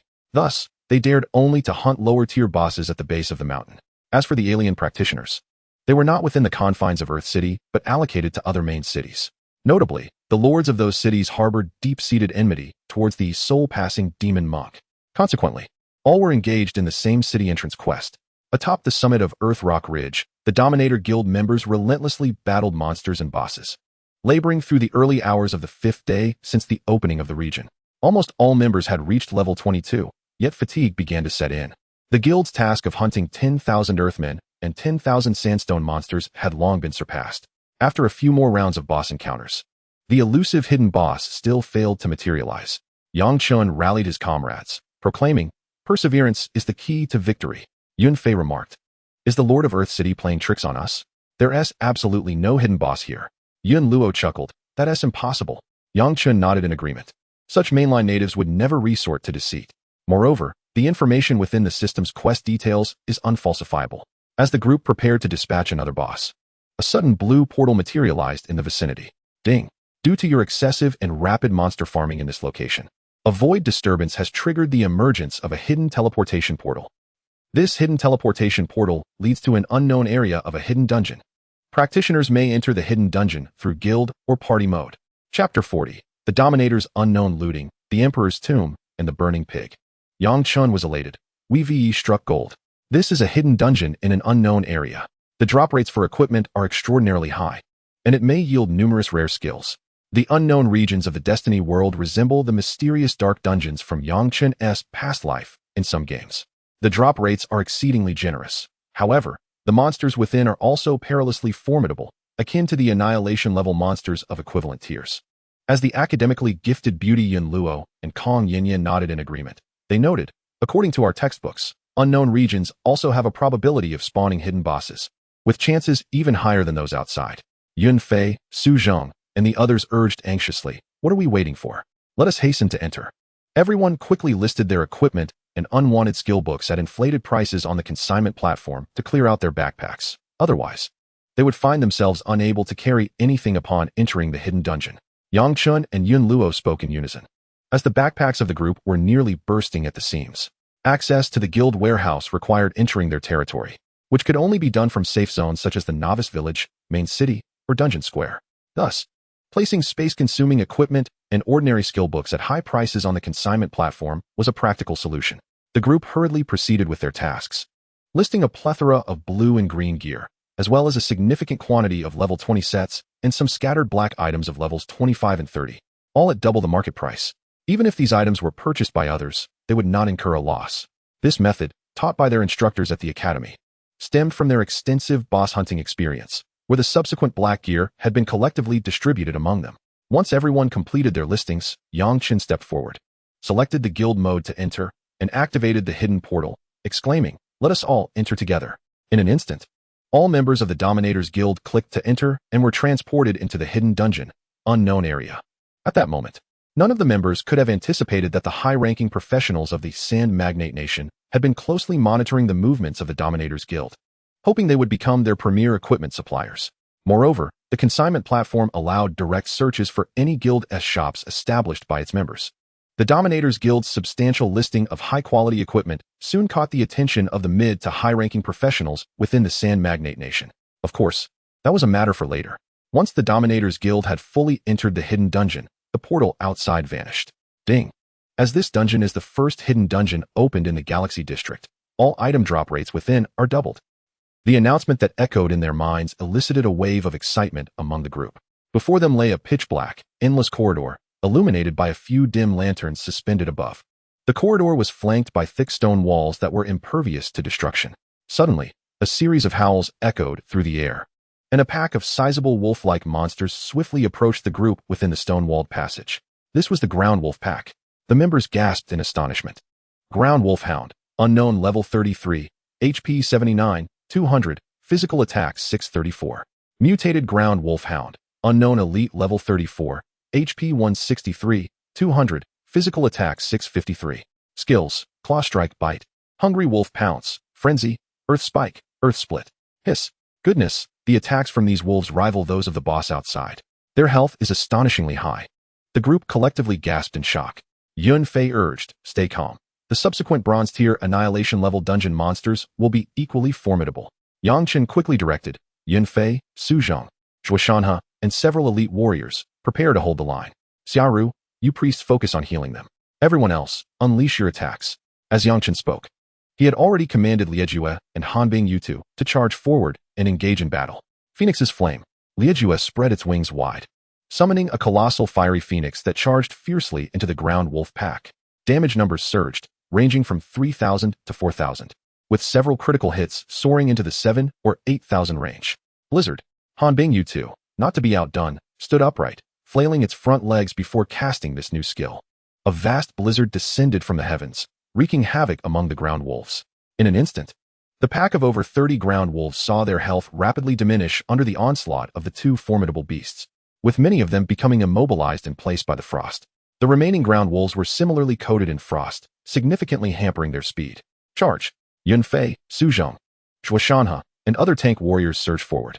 Shuashanha, tall and robust, was an elite-class berserker, formerly the captain of the original Qingyun Team 2, and continued to serve as the captain of the Dominators Team 2, also being one of the elders of the Dominators Guild. Since Yun Fei was a battle mage with high evasion and defense, coupled with an energy shield skill, he could easily function as a warrior. The output classes of the Dominators Guild assailed the monster pack. Despite the ground wolves' tough hides and the presence of several elite monsters, within mere minutes, they were all vanquished. Yang Chen had yet to lift a finger. With two powerful beasts at their disposal, his direct involvement was becoming increasingly unnecessary. The battlefield erupted with a plethora of level 20 sets, scattered black gear of levels 25 and 30, blue and green items, along with a multitude of skill books and materials. Wow, so many black items and skill books. Are you turning your nose up at the blue gear now? Truly, this hidden dungeon boasts an exceptional drop rate. Let us not forget, our guild is the first to enter a hidden dungeon, and we possess a double drop rate buff. The members chattered excitedly. Yang Chen, Yin Luo, and the other guild leaders sifted through the pile of skill books and miscellaneous items, discovering that most were second and third tier skill books, alongside a few rare first tier skill books. To their surprise, this wave of unknown monsters had yielded 2 10-slot backpacks. Let us each take a 10-slot backpack, Luo, Yang Chen declared. All right, Yin Luo replied without hesitation, accepting the item and using it. Previously, they had also acquired several 10-slot backpacks from the soul-crossing demon monk, so now, both Yang Chen and Yin Luo's backpacks boasted 120 slots. Of course, the other guild management members also had around 100 slots each, while the ordinary members had yet to receive any. Yang Chen gathered some additional equipment, skill books, and items. Then, all members collaboratively divided the spoils. Meanwhile, in the Desert Oasis map, the Emperor Guild had not received any hidden quests. Lu Ruyin and Zhang Huan, accompanied by their guild members, spent the night hunting in this map. After slaying several bosses, they unexpectedly uncovered a green portal. This was a hidden map, Stone Tomb. The hidden map was one tier lower in difficulty and challenge than a hidden dungeon, akin to a hell-level dungeon, and could be considered a weakened version of a hidden dungeon. Lu Ruyin, Zhang Huan, and Liang Huiji were overjoyed and led their members through the teleportation. Inside the stone tomb, they discovered numerous black-haired wild boars, red-haired wild boars, and white-haired wild boars among other monsters. Each wild boar possessed remarkably high health and attack stats.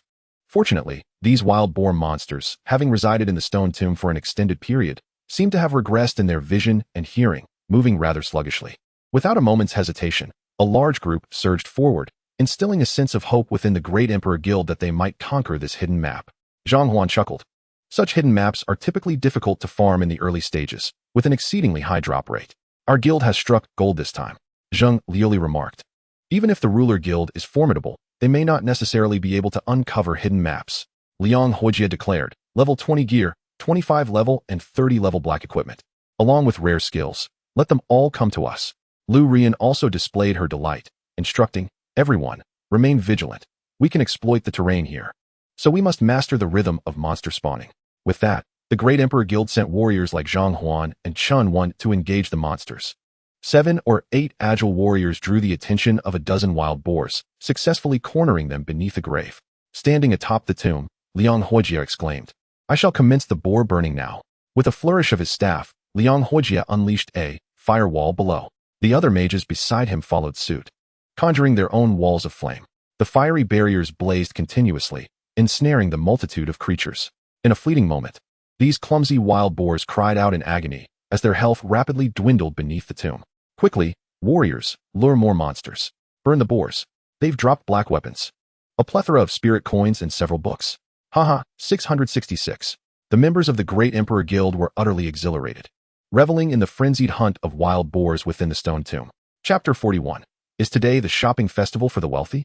In the depths of the storm wasteland outside the main city where the alien professionals resided, Qixing's Baojun led a 100-strong contingent of the Apocalypse Guild into a hidden map known as the Mysterious Cavern. This realm was teeming with formidable creatures such as cave beetles, subterranean termites, giant moths, and serpent demons. While the monsters here had slightly lower health than those in the stone tomb, their agility was notably higher, and the presence of flying adversaries made them more challenging to confront. Fortunately, as a secondary guild, the Apocalypse Guild possessed greater overall strength than the Great Emperor Guild. Additionally, Baojun, wielding the hidden class of Axe King, was exceptionally powerful. He led his guild members through the entrance with minimal risk, vanquishing the monsters and obtaining a wealth of equipment and items. A cheer erupted from the crowd. The alluring vice president, Chen, smiled, "Boss. Although the monsters in this hidden map are strong, with you here, our guild is unlikely to face any mishaps." Baojun, gripping his massive axe, laughed heartily. His Axe King class boasted high critical damage and defense, with attacks that also siphoned health, making him a force equivalent to 2 or 3 elite warriors. "Shouldn't the hidden boss in this map be quite formidable?" inquired another guild officer. Hidden maps also held a certain probability of spawning hidden bosses. Baojun smirked, scoffing, "Of course. As the guild leader, I can only withstand the external bosses and the small groups of monsters here. I doubt anyone would dare to challenge the hidden boss solo at this stage, though the top player, Chen Shun, and his beasts possessed high attack power." Baojun was unconvinced that they would dare to face the hidden boss alone, considering the inherent weakness of Beastmasters and the evident lack of defense in their magical pets. Chen nodded, adding, "Let's hope this hidden map reveals a hidden boss. Once we complete this guild task, we shall earn 20 free attribute points as a reward." The excitement among the crowd was palpable. 20 attribute points were akin to gaining the attributes of 2 additional levels, a boon for any professional. The Apocalypse Guild had also received a hidden quest from the Storm City Lord. However, their slow entry into the city resulted in them only obtaining a guild task that rewarded 20 attribute points. As they had fallen behind, frequent withdrawals and reentries by low-level accounts had a cooldown period. This task also involved slaying a hidden boss, but paled in comparison to the rewards of the Ruler Guild's task, which included a permanent buff. After collecting the equipment and items, Baojun charged forward to continue the hunt, with the others quickly following suit. Meanwhile, in the unknown zone, Yang Chun led his guild through several waves of coyote beasts. This wave of over 40 coyotes yielded a bountiful drop, including a greater quantity of equipment, skill books, materials, and potions. Yun Fei exclaimed, "Now this is the essence of a hidden dungeon." To his surprise, they discovered a blue beast card for the coyote and 2 green beast cards for the wild wolf. The coyote beast card was a melee pet. Yang Chen's face lit up. He intended to cultivate a physical attack melee pet, as both his flame sparrow and jade rabbit were magic pets. Cultivating a physical pet would provide a sturdy shield for them, while also maintaining a commendable attack. Now, fortune smiled upon him. Below the golden tier maps, blue beast cards were the highest obtainable drops, making the blue coyote a remarkable find. Yang Chun swiftly collected the 3 beast cards and various materials. He refrained from using the coyote beast card just yet, as he could only deploy 2 pets simultaneously. Yun Luo, Xiaoru, and Kong Yinyan gathered some equipment, skill books, while the remaining items were distributed among the guild members. Suddenly, Su Zheng and Yun Fei exchanged puzzled glances. "What is it?" Yang Chen inquired. Yun Fei replied, "The equipment I had on the auction platform has been completely cleared out." Su Zheng chimed in, "Mine too." Yun Luo asked, "Were they all purchased by the Wealthy Guild?" The Wealthy Guild was a newly established guild by the professionals from the Sand Wealthy Nation. Yun Luo noticed that the equipment and skill books she had listed on the auction platform had been swept away by those Sand Wealthy professionals. Yun Fei, Su Zheng, Kong Yinyan, and the others echoed in unison, "It must be the Wealthy Guild." Even the other guild members present nodded in agreement. Almost all their listed items on the auction platform had been snatched up by the professionals from the Sand Wealthy Guild, leaving only some trivial skill books and low-quality green gear. Once inside the dungeon, they could only passively receive information, unable to communicate with the outside world. Yang Chen had not previously monitored the auction platform for sales, as his auction notifications had never been activated. Now, glancing at his auction platform, he discovered it was utterly bare. Observing the flurry of transaction notifications, he noted that nearly all the traders were professionals from the Wealthy Guild. Truly, the Sand Wealthy Guild had taken advantage of the Ruler Guild's dungeon raid to engage in an automated shopping spree of their listed equipment. Yang Chen couldn't help but chuckle. Those wealthy patrons truly possess an insatiable appetite for extravagance. Being purchased by them is of no concern. After all, we are no longer in need of such equipment. Yun Luo smiled in agreement. Could today possibly be a shopping festival for the affluent? Yun Fei remarked, our Dominator Guild has listed a substantial collection of equipment tomes. Surely these affluent patrons do not believe this bounty is exclusively for them? Yang Chen nodded. That is certainly a possibility, especially since they previously sought our equipment. At that time, we informed them that should we acquire surplus, they would be our first priority. The Dominator Guild has marked up these bulk equipment sales at double the market price, with many guilds, teams, and even solo players now capable of obtaining black gear. The market price for level 20 black equipment hovers around 20,000 spirit coins each. Thus, our listed black gear is being offered at a premium of approximately 40,000 to 50,000 each. For level 30 black weapons, the prices escalate further.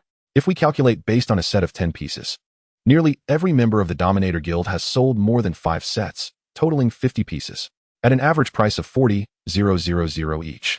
This means that each member has profited over 200 million spirit coins from this massive transaction. They have all struck it rich.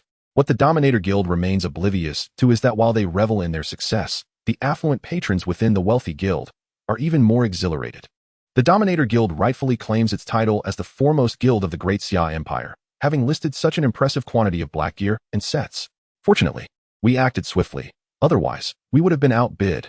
It is rather inconsiderate of them to list equipment for sale without prior notice. These items are not overly expensive, especially since they can be utilized by both high-level and low-level characters.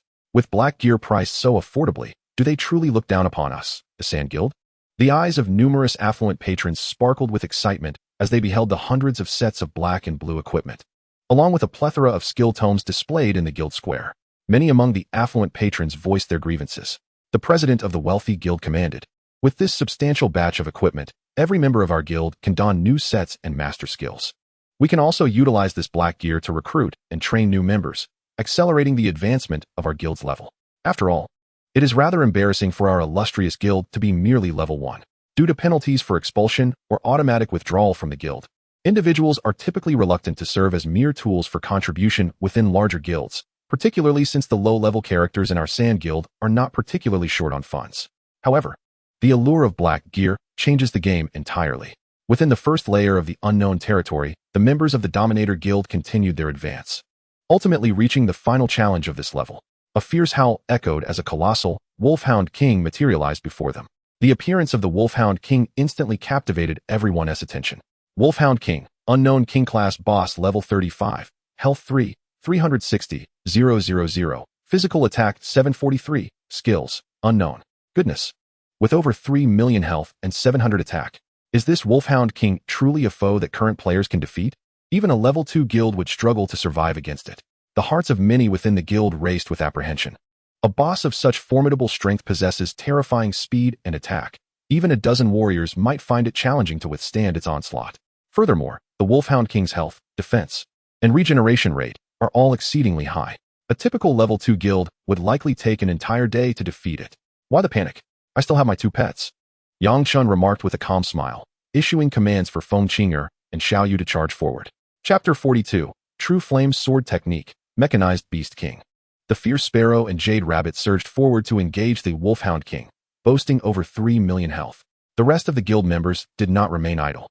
Yin Fei, Su Zheng, Zhuo Shanhe, and others, armed with high defense and substantial health, moved in to unleash a flurry of attacks. Meanwhile, a cadre of mages and archers, under Yun Luo's guidance, began to unleash their ranged skills. The priests, directed by Xiao Ru, focused their healing spells on the frontline melee fighters, as well as Yang Chen's Jade Rabbit. Although the Wolfhound King's attacks could only inflict minimal damage on the fierce Sparrow, It posed a significant threat to the Jade Rabbit, necessitating continuous healing. Blizzards, icy torrents, fireball explosions, triple shot, sword energy slashes, mountain crushing strikes, firewalls. A barrage of skills rained down upon the Wolfhound King, illuminating the entire area with a dazzling display of power. Fool, who cast that firewall? I can hardly keep my eyes open. Indeed, it seems there is more than one fool. Mages ceased casting firewalls. Given this boss's magical defense, the flames barely penetrate. Do not hinder our warriors' efforts. The frontline fighters grumbled. The continuous firewalls, with their high flames and dense smoke, did not harm the guild's members, yet they did affect the efficacy of certain skills. The mages in the rear sheepishly switched to alternative skills. Yang Chen observed his guild members as they adeptly refined their strategy for battling the boss, choosing not to intervene. It must be said that despite the Wolfhound King's high mobility and evasion, Feng Qing'er and Xiao Yu's ice-based skills effectively constrained it, coupled with Yun Luo's skills, which also inflicted paralysis, as well as the ice and lightning spells from other mages. The Wolfhound King frequently found itself immobilized, unable to move. Its speed diminished significantly, making it nearly impossible for it to break through the front line of the fierce Sparrow, Jade Rabbit, and numerous warriors to strike the back line. It could only helplessly rotate in place, subjected to relentless attacks. Although the Wolfhound King's attack power was formidable, it could not instantly eliminate the fully healthy paladins, berserkers, and other elite frontliners. With the fierce Sparrow and Jade Rabbit firmly attracting its ire, the Wolfhound King's high attack proved largely ineffective, as its health rapidly diminished under the concentrated fire of the various damage-dealing classes. Yang Chen, too, joined the fray, contributing to the focused assault. In a mere 10 minutes, the Wolfhound King was vanquished. As loot cascaded to the ground, a mountain of items accumulated, with a dazzling array of black light flashing, igniting the excitement of all members of the Dominator Guild. Wow, this boss was incredible. It must have dropped hundreds of items. There are probably 30 or 40 pieces of black gear, and so many skill tomes. Did we even get a dozen spirit crystals? Wow, are super potions starting to appear? The members of the guild were wide-eyed with wonder. Super Healing Potion restores 300 health points per second for 5 seconds. The recovery ability of the Ultra Red is vastly superior to that of the Great Red. The same applies to the Ultra Blue. Yang Chen, Yun Luo, Yun Fei, and other high-ranking members all wore radiant smiles. Especially Yang Chen, as this formidable boss had just bestowed upon him over 20 blue attribute fragments. Every member of the Dominator Guild had nearly reached level 25 by now, significantly enhancing their overall strength. Although the priest class had not actively participated in the combat, they could still team up with tanks or damage dealers to gain experience. Yang Chen and the management team, including the Yun siblings, stepped forward to examine the dropped items. 2 books of True Flame Sword Technique, one at level 1 and the other at level 2, were discovered. Brother Chen, your luck is off the charts, Yun Luo exclaimed, having found the rare skill that could be learned by both swordsmen and beast tamers, and handed it to Yang Chen. Oh, this is simply splendid, Yang Chen replied, his excitement palpable as he picked up the 2 volumes of True Flame Sword Technique, starting with the level 1 book. He successfully learned it, advancing the skill to level 2.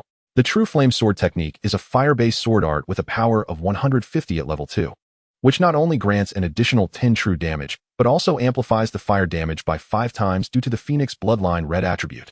Moreover, the higher the skill level, the greater the true damage becomes.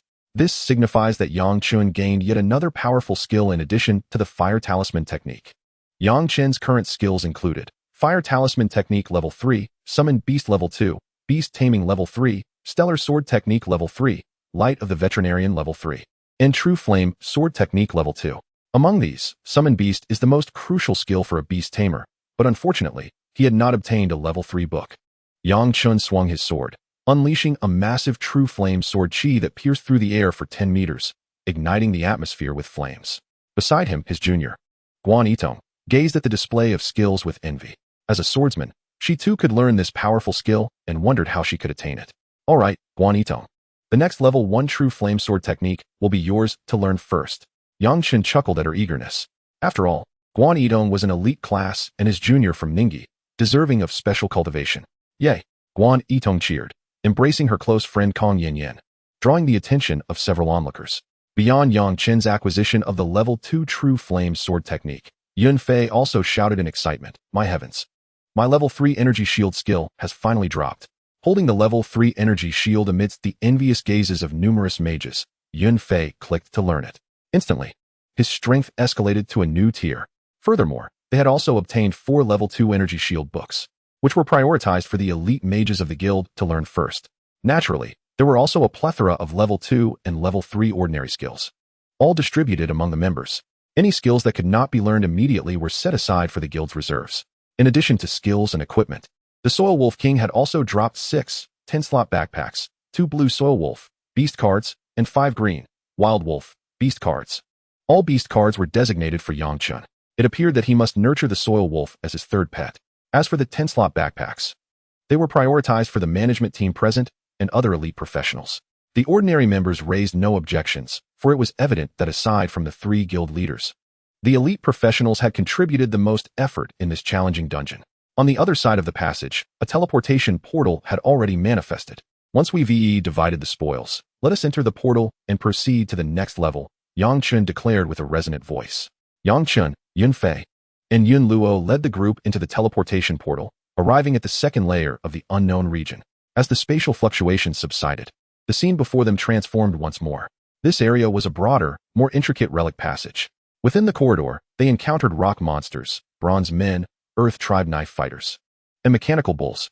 A swarm of monsters surged forward upon detecting the intruders.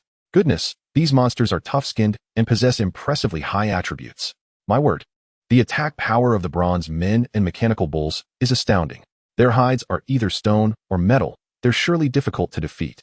Thankfully, there are no magic attack monsters here. The guild members gasped in astonishment at the attributes of these creatures. Rock monster, unknown level 36, health 86, 400, physical attack 666.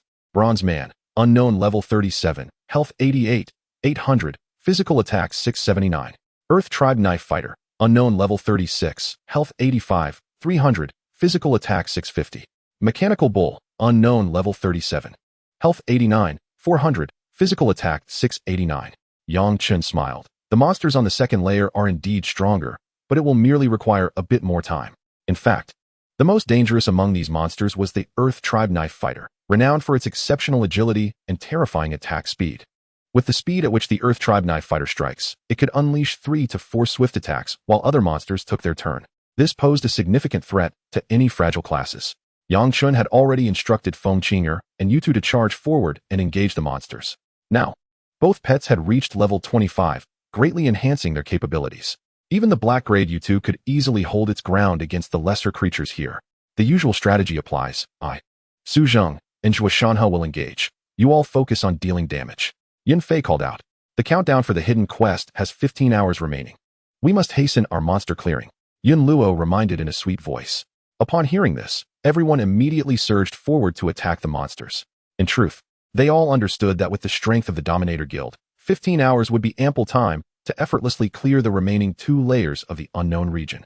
However, it remained uncertain whether the hidden boss would appear in these layers, necessitating a swift clearing. Should they fail to encounter the hidden boss, they would continue to grind monsters in the wild. Yang Chen and Yun Luo unleashed their full capabilities without reservation. As the members of the Dominator Guild rushed forward with fervor, as if invigorated by a surge of adrenaline, they swiftly pushed through the monsters. An hour later, they arrived at the final checkpoint of the second layer of the unknown region. The Guardian Boss, a colossal mechanical beast known as the Mechanical Beast King, awaited them. This mechanical beast possessed extraordinarily high defenses and a fearsome ranged output, capable of annihilating the majority of the guild members in an instant. However, it had a significant weakness. Its lower half was sealed beneath the ground, rendering it immobile. Mechanical Beast King, unknown king level boss level 38, health 36, 880, 000. Physical attack 802, magic attack 759. Skills: Iron Arm Sweep, Beast Paralysis, Earth Split, Mass Poisoning Technique, Summon Bronze Man, Summon Mechanical Bull. The Mechanical Beast King was indeed a terrifying presence, fit to dominate the second layer of the unknown region. With nearly 37 million health and an attack power exceeding 800, its formidable attributes and skills would undoubtedly spell disaster for any emerging guilds. Almost invincible. Of course, the Dominator Guild was an exception. Yun Fei, Yun Luo, Su Zheng, Zhuo Shanhe, and other elite members of the guild gazed in awe at the colossal Mechanical Beast King before them. Even the most skilled among them dared not charge forward to confront this formidable foe directly, were it not for their guild leader, a transcendent Beastmaster. The thought of vanquishing this boss would never have crossed their minds. The Mechanical Beast King would be primarily engaged by their esteemed leader, who intended to assess its power first. Yang Chen commanded Lai Ke and Yu Tu to launch an assault while instructing the others. Maintain your distance and kite it, paying close attention to the rhythm of its ultimate attacks. Should you be struck, immediately consume a potion and retreat. Yun Luo added, to strike the mechanical Beast King. We must enter its range of long-range attacks, but fortunately, its frequency of such skills is not too high. My brother and I, alongside the mage who has learned the level 2 energy shield, will focus on ranged assaults. Su Zheng and Zhuo Shanhe will unleash their skills and then withdraw, while the priests ensure we and the guild leader's primary pet receive healing. The rest can deal with the minions it summons. It was a necessary strategy, as the mechanical Beast King possessed the capability for widespread attacks, rendering most members unable to withstand even 2 successive hits. Consequently, the majority were relegated to combating the minions summoned by the boss. Flame of the Phoenix, Ice Arrow Technique. Lai Ke and Yu Tu swiftly attacked the mechanical Beast King. Having leveled up to 26, their strength had significantly increased. Lai Ke's normal attacks dealt over 4,000 damage, and critical hits soared to over 8,000. Meanwhile, Yu Tu could inflict nearly 2,000 damage on the mechanical giant. Yang Chen joined the fray, wielding his sword with fervor. Each strike of his True Flame sword technique inflicted over 4,000 damage upon the boss, while his Fire Talisman technique also dealt close to 4,000 damage. In contrast, the mechanical Beast King could only inflict a mere 30 damage to Lai Ke, with slightly higher damage redirected to Yang Chen. However, when it struck Yu Tu, it managed to deal over 200 damage. The guild leader and his pet's attacks are astonishingly powerful. Our leader is incredible, his health remains full, and his defense surpasses even that of his pet. Incredible. Priests, quickly heal Lai Ke and Yu Tu. We shall join the fray as well. The guild members marveled in disbelief. Yun Luo, Yun Fei, and several elite members stepped into the mechanical Beast King's attack range, launching their own assaults. Su Zheng and Zhuo Shanhe, relying on their formidable defense and health, executed a round of skills, but soon found their health rapidly depleting from the boss's area attacks, forcing them to retreat and receive healing from the priests. The priests stood outside the range of the mechanical Beast King's attacks, administering care to their allies. The remaining members anxiously monitored the battle. Group Poison Curse. Summon Mechanical Bulls. As the mechanical Beast King's health plummeted, it unleashed 2 powerful abilities in succession. A dozen mechanical bulls were summoned, charging towards the healers under the boss's command.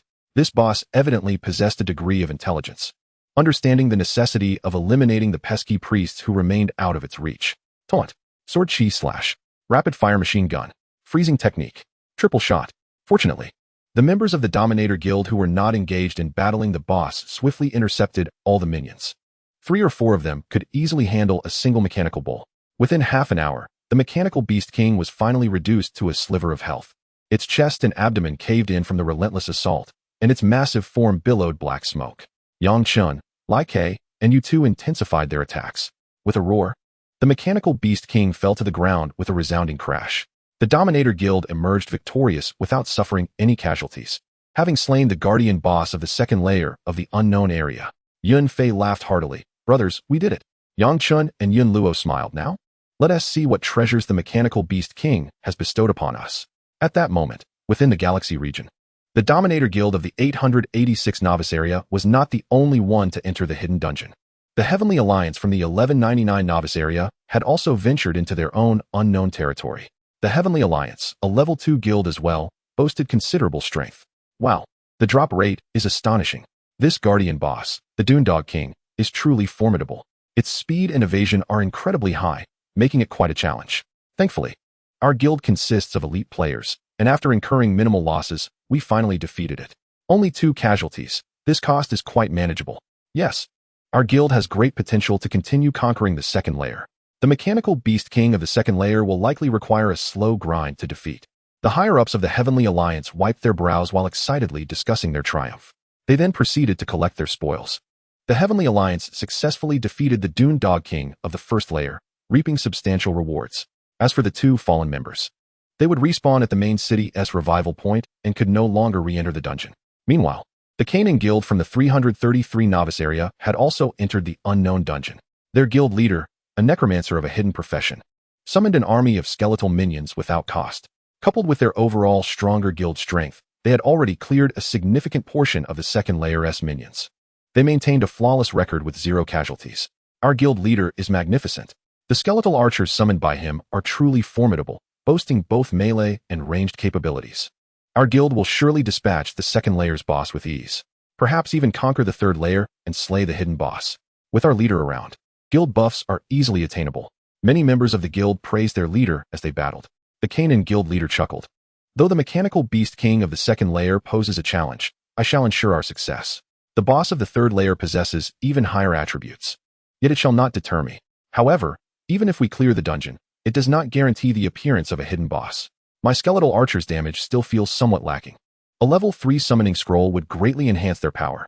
Upon hearing this, several guild members muttered under their breath, "Are your skeletal archers weak?" The damage of a single skeletal archer rivals that of our elite professionals. And you can summon 20 of them, not fearing their demise. Not to mention the 20 skeletal warriors. With 40 relentless minions that can be re-summoned after death, the Kanan guild has certainly found things much easier. The Holy King guild from the 111 novice area was also actively engaging in the unknown territory. They had already cleared all the minions of the second layer. And before them loomed a gigantic mechanical beast king. The attributes of this mechanical beast king were indeed terrifying, with an array of long-range skills that sent shivers down their spines. At this stage, it seems exceedingly challenging for any other guild in the Galactic District to vanquish this formidable boss. The president of the Holy King Guild, a hidden class wielder of exceptional talent, leads the charge. Furthermore, the Holy King Guild boasts another hidden class wielder and 4 epic class members, culminating in a truly luxurious lineup. With a smile, the guild leader declared, "Let us not underestimate the heroes of the Galactic District. Our objective is to be the first to conquer this unknown dungeon, to announce it in the Cosmic Bulletin, and to receive the reward of a permanent buff. Now, let us engage the mechanized Beast King." As the narrative progresses to Chapter 44, the hidden boss with nearly 80 million health looms ahead. Meanwhile, within the Dominator Guild, the members remain oblivious to the fact that numerous cosmic guilds in the Galactic District have already accepted hidden quests and entered the concealed dungeon. "Haha, my level 3 summoned beast has finally dropped," exclaimed the guild leader. "And you, Kong Yin Yin, have obtained the level 3 summon hound." While Guan Yitong has acquired true flame swordsmanship, he continued to list the impressive array of skills. "This is my level 3 holy light arrow and level 2 5-fold shot. Oh look, another level 3 energy shield has dropped." The excitement escalated as they reveled in the rarity of the skill books, which primarily contained exceptional skills. Among them were the White Moon Blade, Fate's Edge, Destiny Sword, Blood Spirit Bow, 9 Heaven Staff, and numerous items, including over a dozen from the 35-level black equipment set and a plethora of 20-level sets. And we have more than 9 10-slot backpacks. We are in for a windfall. At this moment, everyone erupted in jubilant cheers. Yang Chen, elated, picked up the level 3 summoned beast and clicked to learn it. Now, he could summon 3 beasts simultaneously during battle. He then distributed the other 3 skill books to Kong Yin Yin and Guan Yitong, gifting Kong Yin Yin the level 3 summon hound and Guan Yitong the level 1 and level 2 true flame swordsmanship. Hee, thank you, guild leader. Many thanks, senior. Both women expressed their delight. Yin Luo was equally thrilled as she learned the level 3 holy light arrow and level 2 5-fold shot, enhancing her prowess. The level 3 energy shield was allocated to one of the elite mage elders within the guild. The guild management swiftly gathered some equipment and 4 10-slot backpacks. The remaining 5 10-slot backpacks and equipment were left for the members to distribute. Naturally, the coveted 10-slot backpacks were allocated among the ordinary members in turn. After a brief respite, Like and you two consumed some high-quality pet food before everyone proceeded through the portal into the unknown area, third layer. This final layer teemed with formidable creatures such as Earth Chickens, Earth Archers, Earth Crystallants, and Earth Priests, all above level 36. The Earth Archers and Priests possessed ranged attack capabilities, with the latter even wielding healing spells, making them particularly troublesome. Even the weakest of the Earth Chickens boasted nearly 90,000 health, alongside high agility and attack power, warranting respect. The monster horde in the third layer proved to be remarkably powerful. Yang Chun and his primary pet, alongside the others, spent considerable time clearing the small monsters before reaching the altar at the dungeon's climax. The boss of this layer, a 39-level, Earth Clan leader, wielding a massive Roxas staff, towered over 2 meters tall, embodying an imposing figure. Earth Clan leader, Unknown King level 39 level, health 38, 44 million, physical attack 829, magic attack 810. Skills, Roxas staff technique. Earth armor, Earth element bullet, whirlwind of sand, summon Earth Clan, toxic marsh, meteorite strike. The abilities of Earth element bullet and meteorite strike combined both physical and magical attacks, while the toxic marsh represented a vast area spell, all remarkably formidable. Unlike the previous layer's mechanized Beast King, this boss was not sealed, rendering it even more fearsome. They would employ a strategy similar to the last layer. Chen solemnly commanded, "This boss cannot be defeated merely by numerical advantage." Upon noticing the adventurers, the Earth Clan leader's stony visage twisted into a sinister expression, declaring, "Entering here will be your folly." With that, it summoned a host of minions and charged forward. Fengqing and Xiao Yu dashed ahead to confront the foe, with Chen following closely behind. Yunfei, Su Zheng, and Zhuo Shanhe trailed closely, while the others prepared to kite and heal. Though the Earth Clan leader was powerful, it proved more susceptible to the control effects of Like Yu2, Yun Luo, and the mage class skills compared to the almost uncontrollable mechanized Beast King. Frequently, it found itself frozen and paralyzed. However, its ability to break free from control was swift. After more than half an hour, Chen and the others managed to vanquish the Earth Clan leader without significant peril. At this moment, the entire unknown area trembled. Due to your elimination of all minions of the Earth Rock Giant, it has decided to come forth personally to exact revenge. Earth Rock Giant countdown initiated. 30, 29, 28. Chen, Yunfei, Yun Luo, and the others rejoiced. The hidden boss is about to spawn. Our efforts have not been in vain. The target, the Earth Rock Giant, has indeed appeared. Quickly, let us collect these items. The guild management hurriedly gathered the equipment. They would allocate it after defeating the hidden boss, even leaving behind some items due to insufficient backpack space. Once the management had collected their share, the remaining items were left for the members. However, they also discarded a considerable number of green items, some of which had previously dropped. As the countdown concluded, a massive figure emerged at the end of the third layer. It was a towering Earth Rock Giant, standing 7 to 8 meters tall, its body encased in formidable scale armor that rendered it nearly impervious to harm. Its tail resembled a colossal stone whip, further enhancing its menacing presence. Earth Rock Giant, Unknown Hidden King, level boss 40 level, health 78, 8 million, physical attack 910, magic attack 800, skills, Earth Split, Rock Collapse, Earth Element Bullet, Massive Stone Strike, Stone Whip Strike, Summon Earth Minions. Goodness, is this a joke? Nearly 80 million health. Yunfei exclaimed dramatically, an attack exceeding 900, with both ranged and area damage. The guild members gasped in astonishment. Yun Luo expressed her concerns. The hidden boss in the unknown area is far more powerful than those outside. Chen Ge, will we manage? Chen chuckled. How can we know unless we try? Meanwhile, in the 111th Novice Zone, the Holy King Guild had also cleared the small monsters of the third layer and now prepared to confront the boss, Earth Clan leader. Due to their guild's haste while battling the second layer's mechanized Beast King, they had suffered the loss of 3 fragile class members. During their skirmish with the small monsters in the third layer, they had inadvertently lost 2 more. Now, facing the Earth Clan leader, they needed to muster all their strength. In the Novice Zone 333, the Kirin Guild has remarkably achieved a breakthrough by unveiling their leader's level 3 Summon Undead skill at the Mechanical Beast King in the second stage. The president of Kirin has mastered this formidable summoning technique, leading to the evolution of several undead minions and significantly enhancing their power. Astonishingly, they are now on the verge of confronting the Earthkin tribe leader. It is noteworthy that, thanks to their abundant ranks of fearless skeletal warriors, the Kirin Guild has yet to suffer any casualties. Chapter 45. The first completion of the Hidden Dungeon announcement. Enhancement features activated. In the second layer of the Stone Tomb, the Emperor Guild is valiantly led by Lu Ruyan, Zhang Huan, and Liang Huijin as they endeavor to conquer the final boss of this layer. Typically, hidden maps consist of only 2 tiers, while hidden dungeons extend to 3. The final boss of this level is a Stone Tomb White Boar King, which, despite its sluggish speed and absence of ranged attacks, has been cornered beneath a vast grave and is now on the brink of defeat. Haha, we are about to vanquish this final boss. Quickly, increase our output for the last push. Mages, unleash lightning strikes and freezing spells to immobilize it. Warriors and assassins, charge forth. Excellent. The White Boar King has fallen. Oh, look at all these skill books and rare equipment dropping. We've hit the jackpot. Just as Lu Ruyan and the guild members were reveling in their excitement, an even more thrilling event transpired. Ding! Your ruthless slaughter has awakened the hidden boss, the Millennium Corpse King, slumbering within the Stone Tomb. Hidden boss refresh countdown. 30, 29, 28. What? A hidden boss has appeared? Zhang Huan exclaimed with exhilaration, slapping his thigh. Our Emperor Guild is destined for riches this time. The guild's upper echelons, including Liang Huijin and Zheng Liuli, were equally ecstatic. Quick, gather the dropped items and prepare to face the hidden boss. Lu Ruyan commanded, her face alight with joy. Once we clear this wave of the hidden map, our guild will have the chance to rival the strength of the Dominator Guild. Of course, this was contingent on the Dominator Guild not uncovering a hidden map themselves or encountering an even more formidable hidden dungeon, which could lead to their utter annihilation. In the same region, the Apocalypse Guild has entered the hidden map, Mysterious Cavern, led by the likes of Bao Jun and Chen. The guild's elites are engaged in a fierce battle against the hidden boss, the White Serpent Demon King.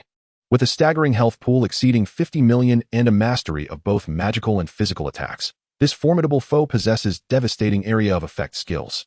Only Bao Jun dares to act as a tank, while the rest of the guild members tread cautiously, fearing a complete wipe. As they painstakingly chip away at the White Serpent Demon King's 2 million health, casualties begin to emerge within their ranks. Everyone, be vigilant. Pay attention to the timing of the Demon King's venomous attacks, and remember to drink potions. Priests, focus on healing our leader, Bao Jun. Chen commanded. Yet, Bao Jun, brimming with excitement, retorted, I have life steal. I'm in no danger. Prioritize healing the other tanks. Victory is within our grasp. Bravo, Bao Jun. We've whittled down its health by several 100,000. Excellent. At this pace, we should be able to defeat this hidden boss before suffering total annihilation. The rewards from this hidden quest are assured. The members and management alike were electrified, unleashing their might against their foe. Meanwhile, in the unknown area, Layer 3, Chen and his guildmates were diligently battling the hidden boss, the Uthrock Behemoth, which boasts an impressive health pool of over 70 million. This behemoth is a formidable adversary. Other level 2 guilds that encounter it often sustain heavy losses, if they manage to defeat it at all. However, with the unrivaled Beastmaster Chen at the helm, the battle is remarkably manageable. Chen, alongside his 2 pets, the Fiery Sparrow and the Ice Crystal Rabbit, effectively blocks the path of the Uthrock Behemoth, coordinating their attacks seamlessly while standing firm against the creature's might. Though the behemoth's skills deal considerable damage to the Fiery Sparrow and even more to the Ice Crystal Rabbit, the loss of a pet is merely temporary, as they can return to the Beastmaster's space to recuperate and revive. Furthermore, with an abundance of priests in the Dominator Guild, the health of both pets remains consistently above 80%, rendering them nearly indestructible. Chen refrains from deploying his Wolfhound beast card to summon a third pet, as the newly summoned creature would be too weak to make a significant impact. Divine Light Arrow, Palm Thunder, Flame Bomb, Lightning Strike, Triple Shot, Throwing Knives. Ranged classes such as Yun Luo and Yun Fei unleash a relentless barrage upon the Uthrock Behemoth. The overwhelming focus of the boss's ire is drawn to Chen's primary pet, allowing the other guild members to maintain a favorable output environment. As the team continues their vigorous assault, the behemoth's extensive health begins to dwindle rapidly. The minions it summons are swiftly dispatched by other guild members. However, the behemoth's health regeneration is formidable, making it unrealistic for the Dominator Guild to expect a swift kill. After approximately 2 hours of concerted effort from 100 members, the Uthrock Behemoth's health finally teeters on the brink, with less than 100,000 remaining. Let us go. Charge forth. Unleash our ultimate abilities.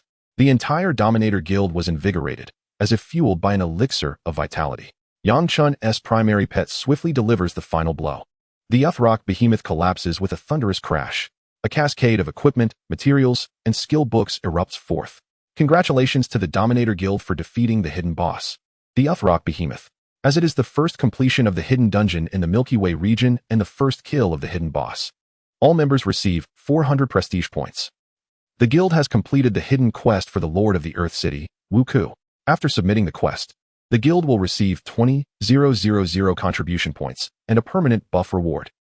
Universal announcement. Congratulations to the Sovereign Guild of Novice Area 886 for being the first to conquer the hidden dungeon. The enhancement features of Novice Area 886 have been activated ahead of schedule. Universal announcement. Congratulations to the Sovereign Guild of Novice Area 886. Universal announcement. Congratulations to the Sovereign Guild of Novice Area 886. The universal announcement resonated thrice.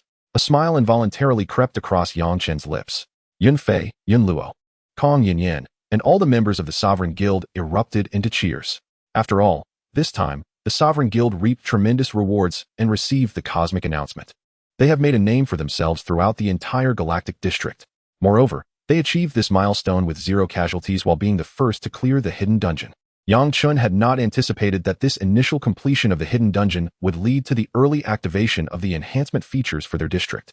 This signifies that Novice Area 886 will enjoy considerable advantages within the Galactic District. It seems that enhancement stones will indeed prove useful. They cannot be hastily refined anymore. Haha, what a thrill. Our guild is once again featured in the cosmic announcement. Yun Fei laughed heartily. In a buoyant mood, Yun Luo remarked, President, this successful clearance of the hidden dungeon is entirely thanks to your outstanding efforts. She had completely come to admire Yang Chen. Thankfully, she had previously agreed to let him lead the guild. It was his leadership that enabled them to attain such glory. Without Yang Chen, they would never have been able to gain so many benefits from this hidden dungeon so swiftly. Su Zheng, Xiaoru, Zhuo Shanhe, Kong Yanyan, Guan Yitong, Wang Li, and other guild members all wore expressions of joy. Yang Chen smiled slightly, refraining from excessive modesty. The group began to collect the vast array of equipment and items scattered around them. Next, the Sovereign Guild could return to town and take a breather. What? Once again, it is Novice Area 886, and their Sovereign Guild has actually cleared this hidden dungeon first? Is the Cosmic Will jesting? Is it true that the hidden boss in the Bronze Tier unknown area, with over 70 million hit points, is merely a FAOD? How could it be false? Novice Area 886 has already activated enhancement features. Or perhaps they have not even encountered the hidden boss in the unknown area. That is a possibility. Almost every novice area and guild across the Galactic District reacted with disbelief upon hearing the cosmic announcement. It is only the 5th day since the opening of the district. All novice guilds cannot exceed level 2. The hidden boss in the Bronze Tier unknown area possesses extraordinarily high hit points and attributes that leave all current guilds in despair. Is it feasible for a level 2 guild to achieve such a rapid victory? Compared to those guilds that have yet to enter a hidden dungeon, the stronger novice areas and powerful guilds like Tianxia, Kirin, and Holy King, who are also tackling hidden dungeons, reacted even more intensely. Chapter 46. The novice area is ablaze. The Emperor Guild remains silent. In the unknown area of Novice Area 1199, where the Tianxia Guild resides, this novice area has always been a formidable new zone within the Galactic Star Domain. Although their Tianxia Guild is the leading guild in this area, they have only managed to reach the 3rd level against the Earthman Chief and are starting to feel the strain. The guild has lost over a dozen members, including several priests. Following the 3 rings of the cosmic announcement, a brief silence enveloped the crowd. 666. This sovereign guild is simply astonishing. Who would have thought that the previously underperforming Novice Area 886 would give rise to such a formidable guild? Some guild administrators, while releasing ranged skills against the Earthman Chief, engaged in heated discussions. The guild leader of Tianxia led a group of elite warriors, taking turns to withstand the boss's attacks. Every now and then, a warrior would be sent back to the resurrection point by the Earthman Chief's successive powerful moves. The minions summoned by the Earthman Chief also began to inflict casualties. The Tianxia Guild leader sighed. This batch of newcomers cannot be underestimated. By the time we finish with this Earthman Chief, we will likely have very few members left. Another vice president lamented, if a hidden boss appears now, we will surely be wiped out. In that case, we'll have to avoid the hidden boss and wait for the dungeon time to expire to be automatically transported out, remarked another administrator. Within the hidden dungeon, the use of return scrolls is prohibited. However, the dungeon is vast, allowing them to evade monster pursuits while waiting for the dungeon time to expire, thus preserving their resurrection opportunities. After all, 200 reputation points are no small sum. Nevertheless, upon completing the unknown area, with no intention of tackling the hidden boss, their guild would still acquire a substantial amount of equipment and items, ensuring a significant profit. In the unknown area of Novice Area 333, the Kirin Guild has already begun their assault on the hidden boss, the Earth Rock Behemoth. Given that the leader of Kirin is a necromancer, the summoned skeleton warriors have evolved into several skeleton champions, while some skeleton archers have transformed into bone archers, greatly enhancing their strength. Their guild has experienced minimal casualties thus far. Only a few unfortunate members fell while battling the Earthman Chief. The Kirin leader expressed great admiration for the Sovereign Guild, which managed to clear the hidden dungeon before them. Is the strength of the Sovereign Guild truly so formidable? My summoning skill has reached level 3, allowing me to evolve skeleton champions and bone archers, yet they still surpass us?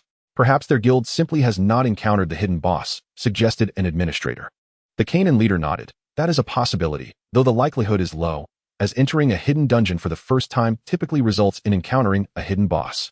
Furthermore, even if they did not face the Earth Rock Behemoth, completing all monsters and boss in such a short time frame proves their strength is considerable. Another administrator added, our guild should be able to defeat the Earth Rock Behemoth within the task time and complete the hidden quest. The Kirin leader stated, the guild buff reward for this hidden quest is crucial. Only the top 10 guilds to complete the quest in the entire Galactic District will receive it. The Sovereign Guild has a significant chance of having completed this hidden quest, leaving only 9 slots remaining.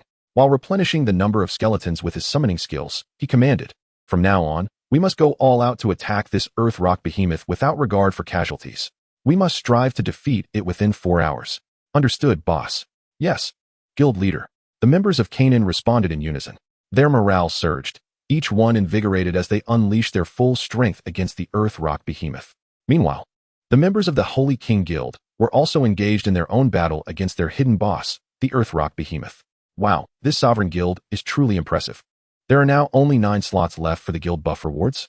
Our guild is so strong, yet we have only just begun to tackle the earth rock behemoth. One must never underestimate the formidable powerhouses of the Galactic District. The president of the Holy King Guild, along with other administrators, was equally astonished by the might of the Dominator Guild.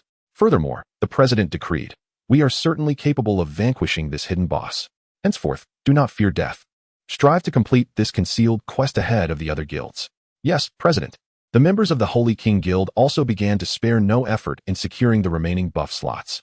Although their numbers had dwindled to fewer than 80, those who remained were all skilled players. They were confident in their ability to claim the rewards of the guild buff. Meanwhile, in the 886th Novice Zone, upon hearing the cosmic announcement, the members of the Apocalypse Guild, who had just defeated the White Snake Demon King and completed their attribute point task, fell into stunned silence. What?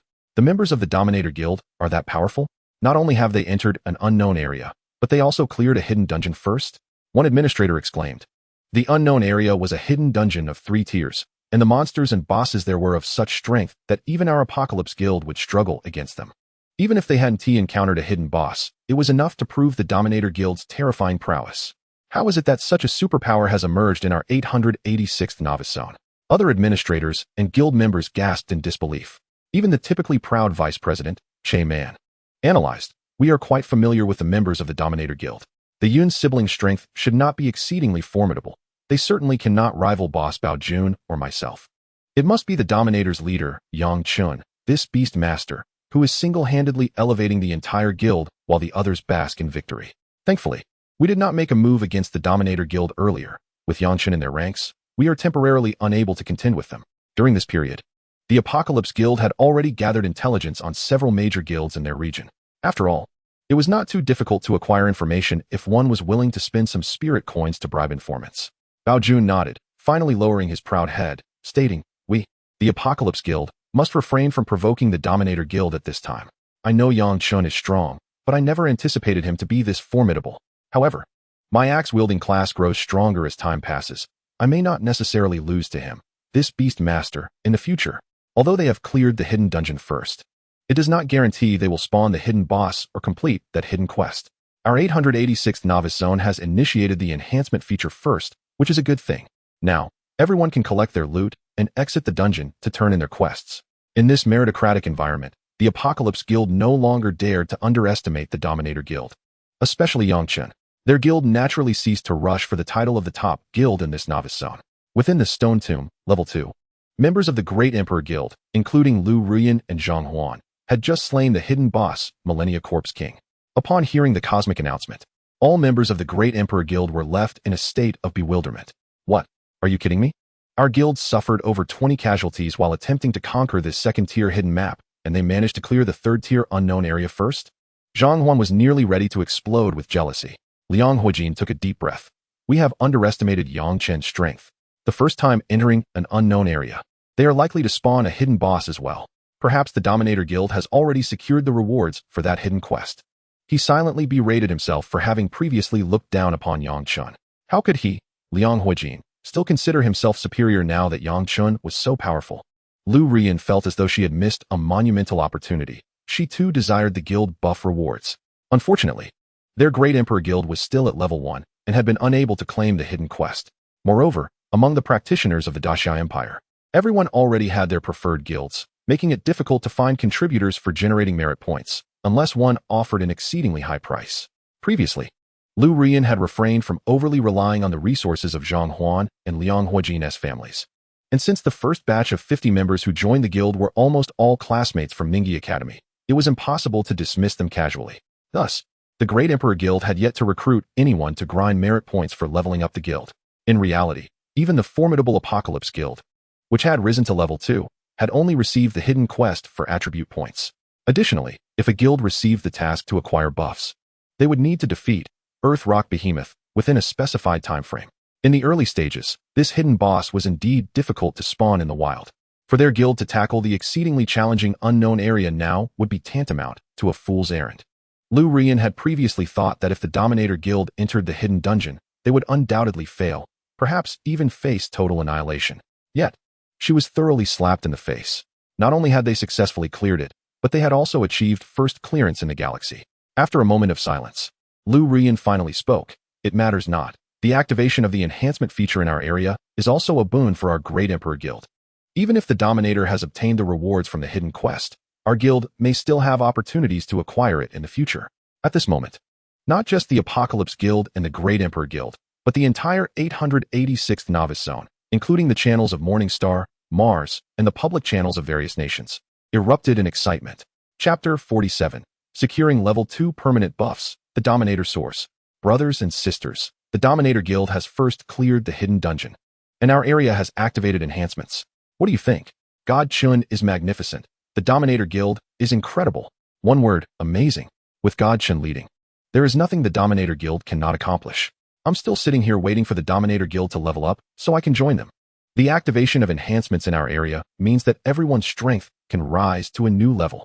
Quick, let's head to the blacksmith to upgrade my blue gear so I can tackle the Black Iron Dungeon. Is it even necessary to upgrade blue gear? Why not save the enhancement stones and spirit coins to enhance black gear instead? The practitioners of Daxia were exuberantly discussing in the public channel. Even the proud leaders of the Xia Long Guild and the Legendary Guild, such as Kuang Long and Zatsa Hui, emerged to join the conversation. They all praised the Dominator Guild for bringing honor to their region and the Daxia Empire. Notably, Zatsa Hui seized the opportunity to advertise. The Dominator Guild is excellent, but slots are limited. Friends wishing to join, look here. Our Legendary Guild is also on the verge of leveling up to 2. Let us reserve a spot for potential new members. All you handsome and beautiful folks, if you're brothers, come join me. Aside from the Daxia channel, channels from nations such as Sha Dahu, Bayon Kingdom, and Damao, which maintained good relations with Daxia, were also abuzz with excitement. Practitioners from various countries were once again astounded by the power of the Dominator Guild. In particular, the president of the Dahu Guild made a statement in his national channel. Fellow camels, from now on, we at Dahu will only trust the Dominator Guild for our equipment purchases. Numerous affluent professionals in the sands responded eagerly. At this moment, it was already the 5th day since the opening of the new region. Within the unexplored territory, Yang Chun, Yin Luo, and other leaders of the Dominator Guild were engaged in clearing the battlefield. Their harvest this time was immensely fruitful, aside from equipment and materials. They had thoroughly acquired an abundance of rare skills, as well as an assortment of ordinary skills at levels 2 and 3, sufficient enough to sell in bulk. Moreover, the most crucial guild buff rewards had yet to be credited. This expedition into the hidden dungeon had propelled everyone's levels to remarkable heights. Yang Chen's primary pet, alongside the elite members of the guild such as Yun Fei, Yin Luo, and Kong Yin Yin, had nearly all ascended to level 27. Most regular guild members had also reached level 26, significantly enhancing the guild's overall strength. After collecting all the equipment dropped by the Earth Rock Behemoth, Yang Chun activated the final teleportation portal, transporting the entire guild out. In an instant, the figures of all Dominator Guild members materialized atop the summit platform of Earthrock Ridge. Roar! Almost immediately, a horde of Earth-type monsters surged forth on the platform. As the core area of Earthrock Ridge, this location was teeming with formidable foes. Up until now, no other player teams had dared to venture into this wilderness. Or perhaps some had attempted but retreated upon discovering the daunting challenges it posed. Blizzard, Frigid Gale. Without waiting for Yang Chen's command, the Fiery Bird and the Ice Jade Rabbit unleashed their area of effect skills. Under the calm gaze of the guild members, these feeble monsters with merely a few thousand hit points were swiftly eradicated by the powerful abilities of the two pets. The Fiery Bird and the Jade Rabbit are truly impressive, praised Yun Fei, applauding the two beasts. The pets, seemingly pleased, perched on Yang Chen's shoulders. Let us find a monster-free area to prepare for our return to the city, Yang Chen directed. The guild had been tirelessly engaged for several days, and it was prudent to return, turn in their quests, and take a day to recuperate. Thus, they sought a corner devoid of monsters and awaited the moment they could use their return scrolls. 100 players simultaneously activated their return scrolls, transforming into beams of white light that vanished from the spot. At the plaza of the Earth City, the teleportation point, Yang Chun, Yun Fei, Yin Luo, and the other 100 members of the Dominator Guild materialized together. Wow, it's the god of Chen and the members of the Dominator Guild. They've returned, exclaimed onlookers. Thanks to the Dominator's first completion of the hidden dungeon, the enhancement feature has been activated, allowing us weaker players to easily farm for equipment. The Dominator Guild was hailed as the heroes of this region. God of Chen, Fei Gu Luo Luo, you are all my idols. Have they all reached level 26? Impressive. Oh great Dominator. After level 20, each level requires hundreds of thousands of experience points. I must wait for the Dominator Guild to level up and join their ranks. As a foreign player, how can I join the Dominator Guild? You'll just have to wait. Even our domestic players must queue to join. Amidst the bustling crowd of vendors and passers-by, gazes of admiration and envy were cast towards the Dominator Guild members. Now, the Earth City was bustling with a multitude of players, including many foreign professionals. The members of the Dominator Guild felt an immense sense of pride upon hearing these remarks. Yang Chen, Yun Fei, and Yun Luo exchanged subtle nods with the surrounding crowd, then led their guild members out of the plaza towards the Lord's Manor. To think your Dominator Guild was the first to complete the hidden quest. Lord Wukong of the Earth City expressed his astonishment upon seeing the weary members of the Dominator Guild. So, does this mean our task is considered complete? Yang Chen inquired with a smile. Haha, then please present the proof of your defeat of the Earth Rock Behemoth. Wukong said, stroking his beard. What proof? The members were taken aback. Lord of the City, when we accepted this quest, you did not mention needing any items. One member questioned in confusion. Wukong replied, this is also a test from the destiny system for your guild.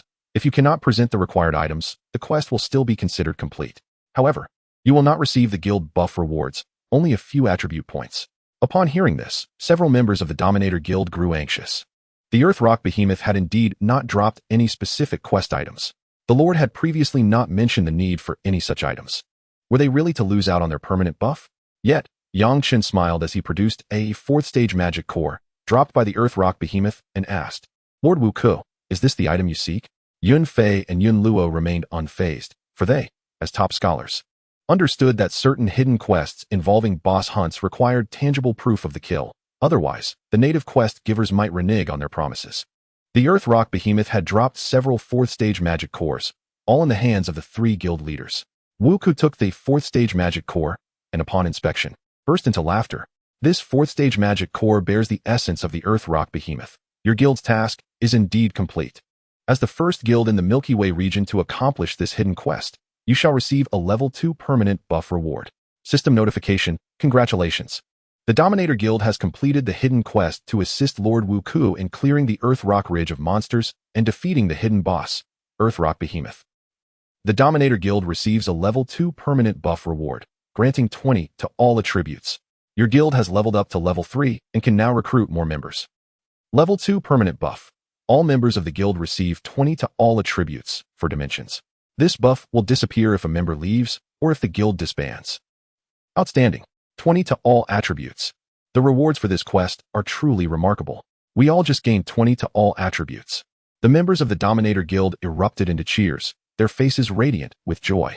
What does it mean to gain 20 to all attributes? This percentage-based buff is far superior to mere attribute points. Even if offered 100 or even 200 attribute points in exchange, no one would be willing to trade it. As the levels of players rise, so too do their attributes, making this percentage-based buff even more impactful. In simple terms, the Dominator Guild had just experienced a meteoric rise. Yang Chen, Yun Luo, Yun Fei, Su Zheng, Kong Yin Yin, and the other high-ranking members of the Dominator Guild were all smiles. Regional announcement. Congratulations to the Dominator Guild for being the first to complete the hidden quest and receiving a level 2 permanent buff, granting 20 to all attributes. We hope other guilds will strive to catch up. Public channel. Congratulations to the Dominator Guild for leveling up to level 3. As these 2 system announcements were broadcast, the public channel in the Great Xia region became even more lively. Wow. 666. God of Chen is invincible. Yun Fei and Yun Luo are magnificent. The Great Dominator is awesome. Why do I feel like the Destiny system is playing tricks on us? Indeed, the Dominate Guild has suddenly acquired a permanent level 2 buff, an overwhelming advantage that leaves other guilds struggling to catch up. This predicament is a concern for those already within established guilds, yet for those of us unaligned, why not simply join the Dominate Guild? Swiftly submit your applications. For the Dominate has ascended. I have already applied, and I urge Chen Shan, Fei Gu, and Luo Luo to promptly approve it. Countless professionals from the Great Xia Empire are fervently discussing this in the public channel. A resounding cheer echoes. unmatched supremacy. Numerous lone players have begun to apply for membership. Even the leaders of the Xiaolong Guild, the Legendary Guild, and the Wealthy Guild have sent private messages to Yang Chen, Yun Fei, and Yun Luo, extending their congratulations. Notably, the leader of the Wealthy Guild, known as Lord Sha Luoman, expressed that the equipment previously listed by the Dominate Guild has proven exceptionally useful. His guild intends to continue ordering equipment above level 20 from the Dominate. However, Yang Chen has yet to find the time to check private messages and the public channel. Yun Fei and Yun Luo have already engaged in amicable conversations with those who reached out. Yang Chen continued his inquiry with the city lord. Lord, what tasks can we expect next? He planned to accept any available quests before allowing everyone to take a respite, or if none were available, to grant a day of leisure to all. Wukong responded, once you reach level 30, return to seek me, for only then will I have higher level tasks available. Yang Chen nodded in agreement. Very well, we shall take our leave for now. Thus, Yang Chen, the Yun siblings, and their companions departed the Lord's residence. Yang Chen first courteously replied to the private messages from the guild leaders before opening the entrance rights to the guild territory. He addressed the members of the Dominate. The guild leader has activated the entrance permissions to our territory. After several consecutive days of diligent effort, it is time to rest. Tomorrow at 8 a.m., we shall organize a leveling event once more. Chapter 48, Continuous Attribute Enhancements. The new pet, the Earth Wolf, takes flight. Finally, a moment to rest. The members of the Dominate Guild were filled with exhilaration. Everyone eagerly accessed the guild interface and entered the guild territory. Yang Chen and the senior members of the Yun family also entered the premises. After the guild's elevation to level 3, the territory had expanded significantly. Ordinary members returned to their quarters, purchasing food from the system's spirit currency shop to indulge in sustenance and relaxation. Meanwhile, Yang Chen, the Yun siblings, Su Zheng, Xiaoru, Kong Yan, and other high-ranking members gathered at the stone table in the territory square. They enjoyed refreshments and engaged in light-hearted conversation, relishing the rare moments of leisure.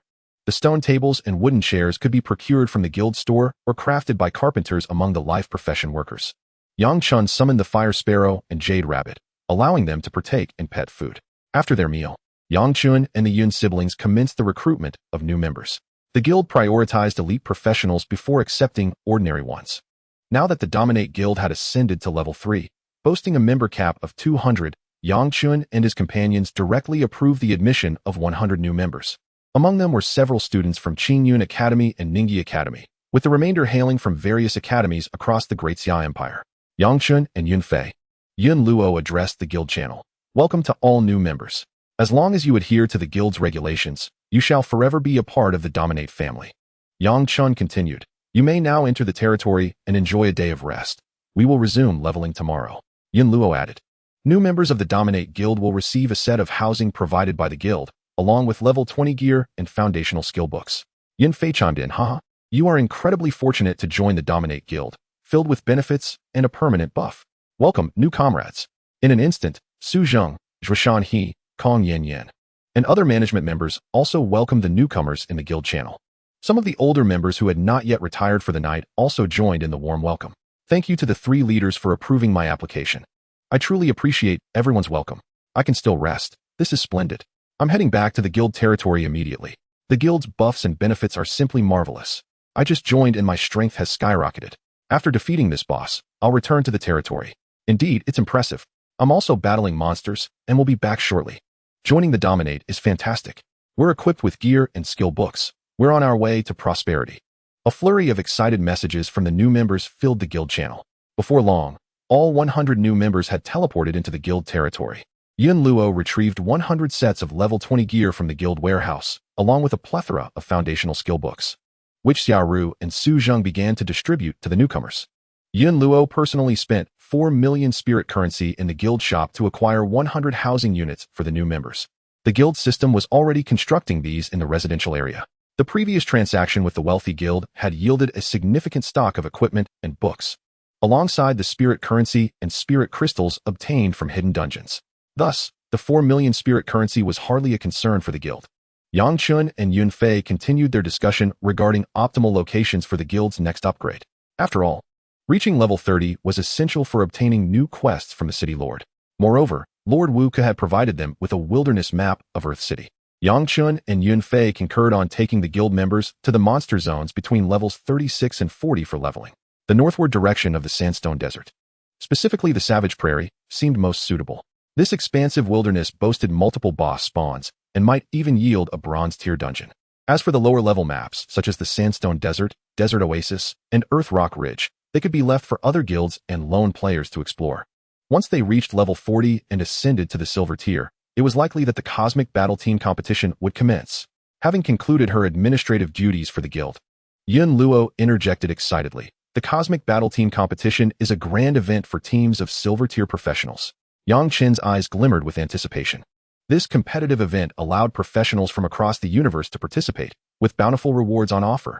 The prizes often included numerous attribute points, reputation, spirit crystals, rare skill books, and other lucrative rewards. For every professional, such prospects were undeniably alluring. There would also be a grand guild war following this event, with equally enticing rewards. This was precisely why Yang Chen was determined to establish a formidable team and guild. Yun Fei chuckled. With Yang Chen leading our dominate team, how could we possibly lose? Yun Luo chimed in with a playful laugh. With Yang Chen, our esteemed leader, guiding us, we shall seize every abundant reward that comes our way. Those listening, including Kong Yen Yen, Su Zheng, Xiaoru, Zhuoshan He, and Guan Tong, could hardly contain their excitement. Yang Chen waved his hand dismissively. Let us not underestimate the strength of the cosmic elite. However, I am confident in our ability to secure victory. The group continued to engage in spirited discussions. Subsequently, as the crowd dispersed to their respective villas for some much-needed rest, Yang Chen, having summoned the fiery sparrow and Jade Rabbit back to his side, recalled that he had yet to nurture a third pet beast. Thus, he decided to utilize a blue beast card obtained from the Sandwolf King, which read, Sandwolf. Upon using the card, a message echoed. You have acquired a new pet beast, Sandwolf. The Sandwolf was a male of exceptional blue quality, standing at level 1. Its traits were as follows: Rebound, blue; Earth Dog, blue. And it possessed skills such as Savage Bite, level 1, Brutal Charge, level 1, and Claw Strike, level 1. Its attributes included Strength 37, Spirit 30, Agility 37, and Constitution 38. The effects of its traits were noteworthy. Rebound, blue, reflects 25 of all damage back to the enemy.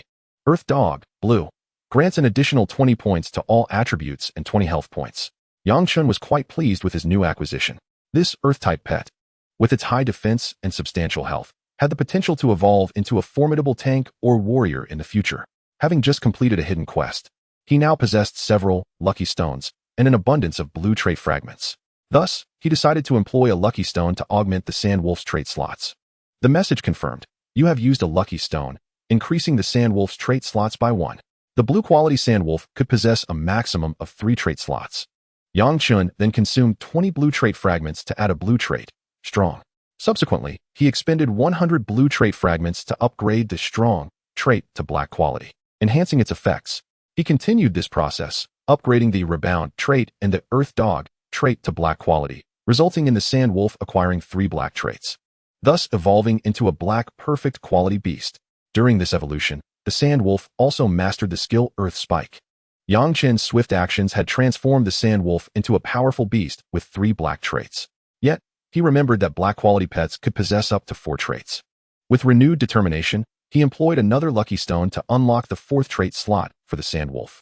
After consuming 20 blue trait fragments, he loaded a new blue trait onto the Sandwolf, Blood Dog. This trait would augment the Sandwolf's health by 30 points. Given that the Sandwolf possessed the Rebound trait, which reflected a percentage of damage, it was clear that a higher health pool would be advantageous. Yang Chen wished to further enhance this trait, but alas, his blue fragments were depleted.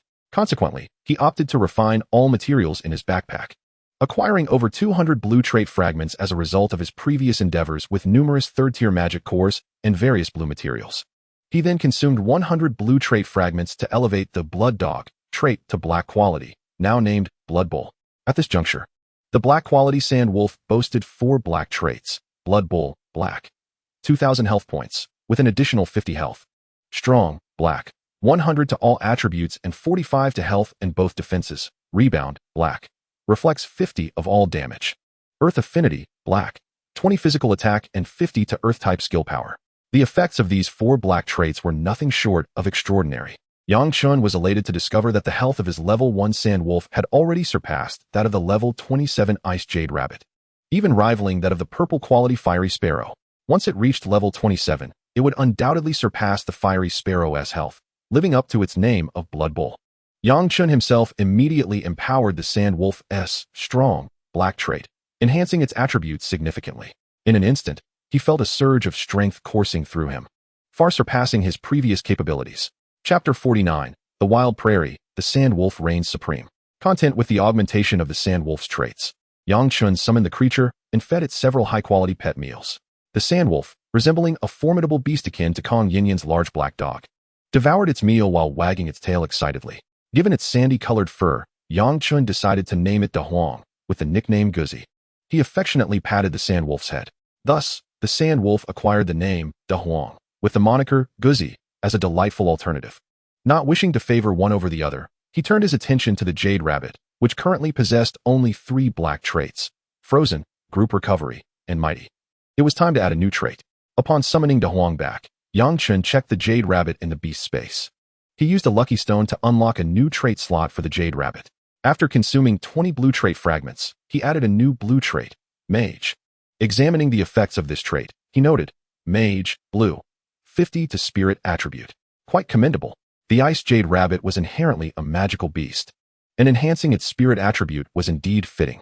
Yang Chen then expended 100 blue trait fragments to elevate the Mage trait to black quality, now termed Mage Master. Mage Master, Black, 100 to Spirit attribute and 50 to the power of magical skills. Remarkable. With this powerful trait, the Jade Rabbit would likely deal damage comparable to that of Feng Qinger when she did not achieve a critical hit. Now, the Jade Rabbit also possessed 4 black traits: Mage Master, Frozen, Mighty, and Group Recovery. Excellent. With that, Yang Chen's blue trait fragments were once again depleted. The several blue traits possessed by Feng Qinger could not be upgraded at this time. However, she still wielded 1 red and 1 black trait, ensuring her strength surpassed that of both the Jade Rabbit and Da Huang. Moreover, in just a couple of days, Yang Chen would soon acquire a second red trait, which he intended to bestow upon the Jade Rabbit, as it deserved the honor being the second among the 3 main pets. Having settled the matters of his pets, Yang Chen spent some time perusing the public channel to catch up on the activities of various professionals before yawning and retiring to his room for a restful slumber. On the morning of the 6th day since the opening of the server, the senior members of the Dominance Guild rose early. Yang Chen, alongside Yun Fei and Yun Luo, engaged in casual conversation within the guild square. Brother Chen, have you not yet enhanced your equipment? You could exchange it for a set that has been reinforced. Yun Luo remarked with a smile. The attentive Yun Luo had already instructed the elders to reinforce several sets of equipment at the blacksmith shop for future use. Yang Chen chuckled heartily. I overslept a bit. It seems I must rely on you, our esteemed steward. Yun Fei added, typically, the level 20 gear is enhanced to level 5, as each level provides a slight increase to attack and defense attributes. With over 10 pieces of equipment, it certainly adds up. Yang Chen nodded in agreement. Equipment enhancement improves weaponry and accessories for attack, while clothing, helmets, belts, pants, and shoes contribute to defense. The success rate for the first 5 levels of enhancement is not guaranteed. Though enhancement of these initial levels won't destroy the equipment, it does consume enhancement stones. Reinforcement beyond level 6 carries a certain risk of shattering equipment. To mitigate substantial losses, it is generally advisable to enhance low-level gear only up to level 5. Yun Luo presented a set of level 5 reinforced equipment to Yang Chen, exclaiming, Brother Chen, you truly are the academic elite of Ningyi, possessing knowledge of everything. Yang Chen smiled in response, accepting the equipment and turning to change his attire. Despite the presence of enchanting ladies such as Yun Luo, Kong Yanyan, Xiaoru, and Guan Yitong, he was still clad in undergarments. Once he completed his outfit change, numerous members who had ventured to the blacksmith shop in the Novice Village and the Earth City for equipment reinforcement began to return. It turned out that at 6 o'clock that morning, Yun Luo, the chief manager, had already instructed the elders to awaken all members. Yang Chen was the last to rise. Some members complained, the blacksmith shop in the Earth City is far too bustling. There are people queuing for reinforcement even at this early hour. Fortunately, there were multiple blacksmiths, along with several apprentices, capable of conducting reinforcement operations. The Earth City also featured a teleportation altar that returned players to the Novice Village. Yang Chen, Yun Luo, and Yun Fei exchanged amused glances. Su Zheng remarked, the reinforcement feature was only just activated these past couple of days, leading to an increase in the number of professionals enhancing their gear. Xiaoru added with a laugh, there were fewer people in the early hours. Once all members of the Dominator Guild had gathered and enjoyed breakfast, Yang Chen commanded, let us all depart for the Savage Prairie, to level up. Given that the newcomers recruited by the guild were all level 20 or above, this high-level map was perfectly suited for them. The 200 members of the Dominator Guild teleported out of their territory, appearing in the plaza of the Earth City. Under the leadership of Yang Chen and the Yun siblings, a grand procession of the Dominator Guild set forth from the city, drawing the attention of numerous other professionals as they moved towards this savage prairie. Outside the city, in the desolate sandy expanse, the members of the Dominator Guild engaged in combat against monstrous obstacles while making their way forward. Yang Chen summoned the Fire Sparrow to clear the path ahead. Along the journey, the Dominator Guild encountered several teams of professionals from the Great Xia Kingdom, as well as foreign teams engaged in hunting. They chose not to provoke any conflicts, merely offering free returns to the city for any teams from Eagle Sauce Country, Foot Basin Chicken, Kimchi Country, and Asan Country that they encountered. This gesture prompted exclamations of frustration from the foreign professionals on the regional channel. Damn it, we did not provoke your Dominator Guild. Why send us back to the city? Baka, I am not from the Island Stick Guild, and I hold no grudge against your guild. Why kill me? Aishiba, the Grand Dominator is too oppressive. If you kill our Asan professionals again, we will protest by starving. Yang Chen offered no explanations. Yun Fei chuckled on the regional channel. Apologies, but perhaps we mistakenly killed the wrong people. After all, you all look so similar to the members of the Moldy Emperor, Island Stick, and Van Tian guilds. The slain members from Eagle Sauce, Foot Basin Chicken, Kimchi, and Asan felt utterly aggrieved. Is it a crime to resemble our compatriots? Su Zheng added in the channel. Since those 3 foreign guilds dared to provoke our Dominator Guild, we shall slay them upon sight from now on. Yun Fei declared. In the future, anyone who dares to lay hands on our Dominator Guild members will meet the same fate until they learn their lesson. Many professionals from the Great Xia Kingdom cheered in the regional channel. With the formidable Dominator Guild standing strong, the guilds and professionals from Eagle Sauce, Foot Basin, Kimchi, and Asan had no desire for revenge. In fact, their professionals now sought to avoid encounters with anyone from the Great Xia Kingdom. After traversing some distance, the Dominator Guild finally entered this savage prairie. You have entered the map of the savage prairie.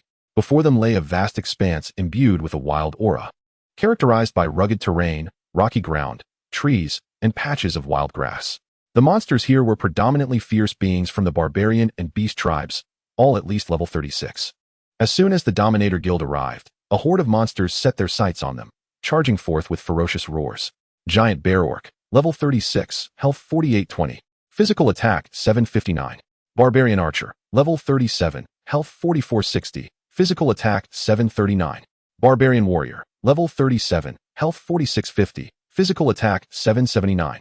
Barbarian Mage, level 38, health 4560, magical attack 759. Barbarian Commander, elite level 39, health 10140, physical attack 810. Though the health of these wild map monsters may not seem exceedingly high, their attacks posed a significant threat to professionals at this stage. The damage dealt by elite monsters could reach as high as 800. With the presence of ranged and magical attackers, a moment's carelessness could lead to a swift demise. It was precisely due to the courage of the Dominator Guild that they dared to venture here. Let the slaughter commence, Yang Chen commanded, simultaneously summoning the Frosty Jade Rabbit and the Earth Wolf Dog. Charge! In an instant, the members unleashed their skills, swiftly engaging the monsters. After a day of rest, particularly the new members who had just reached levels 20 to 23, they were eager to progress. Consequently, they exerted themselves vigorously. Thanks to the overwhelming strength of the Fire Sparrow, Jade Rabbit, and Earth Wolf Dog, Yang Chen instructed them to keep their distance from the monsters they were hunting. Currently, Feng Qing'er dealt over 4,000 damage with her normal attacks, while critical hits soared above 9,000. Little Yu's abilities also surpassed 4,000 damage. In contrast, De Huang's attacks were significantly lower, inflicting less than 1,000 damage against the small monsters. Most of the time, he relied on single-target attacks such as Savage Bite, Claw Strike, and Barbaric Charge. Even when using Ground Spike for area damage, the attack range was not extensive. However, given that De Huang was only level 1 and primarily served as a tank with damage reflection capabilities, his level of damage output was commendable. After all, these high-level monsters also boasted formidable defenses. Your new pet, the Earth Wolf Dog, is impressively powerful. It can easily take down these high-level monsters at just level 1. Yun Fei exclaimed in admiration while battling. Yun Luo, Kong Yin Yin, and the others chimed in. Congratulations to the president for acquiring yet another formidable pet. After the Dominator members eradicated a horde of small monsters, they all cheered. 666. The president is incredible. Earth Wolf Dog is supreme. Yang Chen smiled slightly, remarking, Once my Da Huang reaches level 20 or so, it will also possess considerable attacking power. No sooner had he spoken than Da Huang had already defeated a small monster, leveling up twice in succession to reach level 3. Chapter 50. Jade Rabbit levels up, unveiling hidden orange-winged dragon. The Dominator Guild continued to swiftly eliminate monsters while advancing through the savage prairie. Given that these small monster groups could not respawn fast enough against the onslaught of 200 members, they had to search for new monster groups after each encounter. Not long after, the Earth Wolf Dog reached level 10, its power surging as it began inflicting over 1,000 damage. After a brief period of hunting small monsters, a level 40 Barbarian Lord surfaced ahead. There was no need for Yang Chen to intervene against such a mere field boss. His 3 pet beasts and the guild members effortlessly vanquished it, yielding an assortment of black gear ranging from level 20 to 35, along with various materials and superior potions. Although it was a wild map boss, Yang Chen was fortunate enough to obtain several blue attribute fragments. The drop rate was commendable. After a prolonged session of hunting, they ventured deeper into the savage plains, defeating several formidable bosses, including the Savage Chieftain, Ancient Beast Archmage, Savage High Priest, and Black Bear King. The spoils were quite impressive. Yang Chen led the group onward until they reached a vast canyon. You have entered the map of the Savage Canyon. A throng of ancient beast mages, savage priests, savage corpses, golden ants, venomous ants, canyon scorpions, blood-patterned red bees, quadrupedal trappers, and other lesser monsters surged forth. The density and variety of monsters here were significantly greater. Although their levels ranged from 37 to 40, their strength was notably more formidable, presenting a greater challenge. This is an excellent place for grinding and leveling up. Yun Luo exclaimed with delight. Indeed, let us linger in this map. Yang Chen concurred. Thus, the Dominator Guild remained in the Savage Canyon, engaging in relentless monster hunting. Time flew by as countless monster hordes and wild bosses fell before them. The area was rife with bosses, including the King of Ancient Beasts, King of Savage Corpses, King of Golden Ants, Scorpion King, and King of Blood-Patterned Bees, all at level 40. Under normal circumstances, a guild would need all members to reach level 30 or higher to tackle these foes. However, the Dominator Guild managed to defeat these powerful bosses without incurring any casualties. A plethora of level 40 black gear was dropped. Regrettably, they did not obtain any level 40 set equipment, only a substantial amount of level 40 non-set items. Yet, even if they had dropped set equipment, it would still be beyond their reach. The experience points for the members of the Dominator Guild were soaring. By the 7th day since the opening of the region, Yang Chen, Yun Luo, Yun Fei, Kong Yan, and other core members had all nearly reached level 30. Many veteran members had attained levels 28 and 29. The new members had generally leveled up to over 25. Given the uncertainty surrounding the new quest from the City Lord of Wukong, whether it was a guild or personal task, Yang Chen and Yun Fei, along with Yun Luo, decided to continue leveling up here. Finally, on the 8th day, Yang Chen, Lai Ke, and Yu Tu reached level 33, while Tu Lang Quan attained level 30. Senior members such as Yun Fei, Yun Luo, Su Zhang, Zhuoshan He, and Kong Yan also reached level 32. The majority of the Dominator Guild members had attained level 30, with the remaining members mostly at level 28. Our guild is truly remarkable. We have leveled up so swiftly, exclaimed one member. The guild leader and his pets are incredibly powerful. The 2 vice presidents are also exceptional. I never imagined we could reach level 30 in just a week. I didn't expect that as an ordinary class player, I would level up to 28 so quickly. The members of the Dominator Guild were abuzz with excitement as they fought monsters. Yun Fei inquired, our levels should have met the City Lord's requirements by now. Should we return to the city to accept the quest? The high-ranking members, including Yun Luo and Kong Yan, turned to Yang Chen. Yang Chen smiled and replied, there's no rush to return. Let's grind for another hour or two. If we don't encounter a hidden boss, we'll head back to accept the quest. A hidden boss? Yun Luo pondered. In such a densely populated area of monsters, it's likely there's a hidden boss. They all agreed to continue leveling. Given the high levels of monsters in this map, it was probable that the hidden boss would exceed the bronze tier. Defeating the hidden boss should grant access to a bronze tier dungeon. Ultimately, whether they would encounter the hidden boss depended on luck. Yang Chen's second guaranteed red attribute was now ready, and he was eager to upgrade the Icebound Rabbit's red attribute. His initial plan was to prioritize enhancing the Little Rabbit's attributes. He gently moved Da Huang aside. As the Little Rabbit was engaged in combat, Yang Chen was uncertain if upgrading its attribute mid-battle was advisable, so he first summoned the Little Rabbit back to the beast space. Although Yun Fei, Yun Luo, and others were surprised, they did not question him, as they were already comfortably defeating monsters with Lai Ke and Tu Lang Quan. The level 32 Lang Quan had an attack power exceeding 2,000. Yang Chen opened the talent interface, preparing to perform the upgrade on the little rabbit. The rabbit currently possessed 4 black attributes: Mage, Ice Seal, Strength, and Group Recovery. The first 3 attributes enhanced its individual capabilities. In truth, it mattered little which of the first 3 was upgraded first, but since Yang Chen had bestowed the Strength black attribute upon it, he decided to upgrade that one first. You have used this week's guaranteed red attribute to upgrade the little rabbit's strength attribute to the red attribute, Heart of the Strong. Due to the little rabbit possessing a red attribute, it has undergone evolution, elevating its quality to purple epic. During the evolution process, the little rabbit comprehended a level 2 skill, Water Dragon Strike.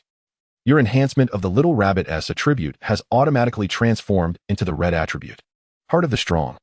The effects of this red attribute are as follows: Heart of the Strong, red all attributes, 4 dimensions, 400, power of all skills 200, all defenses and resistances 200. In an instant, Yang Chen felt a surge of warmth coursing through him, significantly amplifying his strength. Truly, the Heart of the Strong was a balanced enhancement of both offense and defense, undoubtedly rivaling Feng Qing'er's Phoenix bloodline. Yang Chen grinned with delight. He then summoned the little rabbit back into the fray. Water Dragon Strike.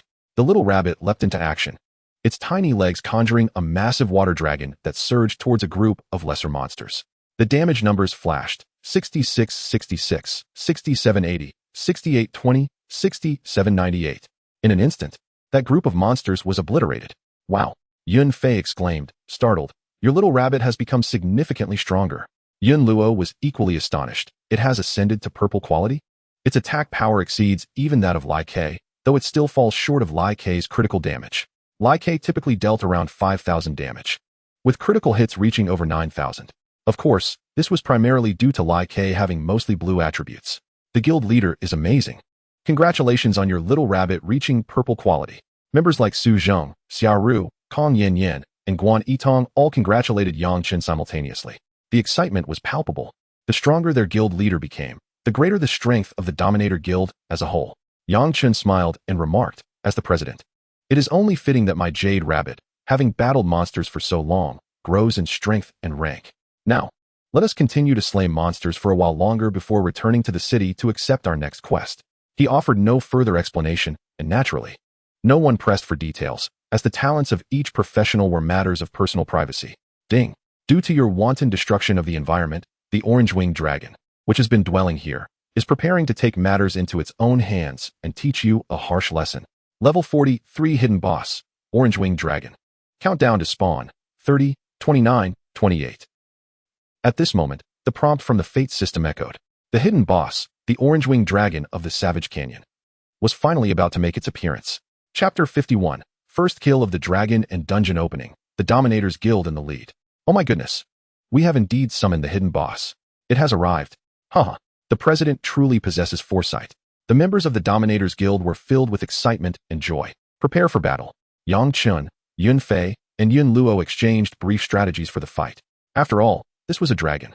Caution was imperative to avert casualties. With a roar, a fierce dragon's cry resounded.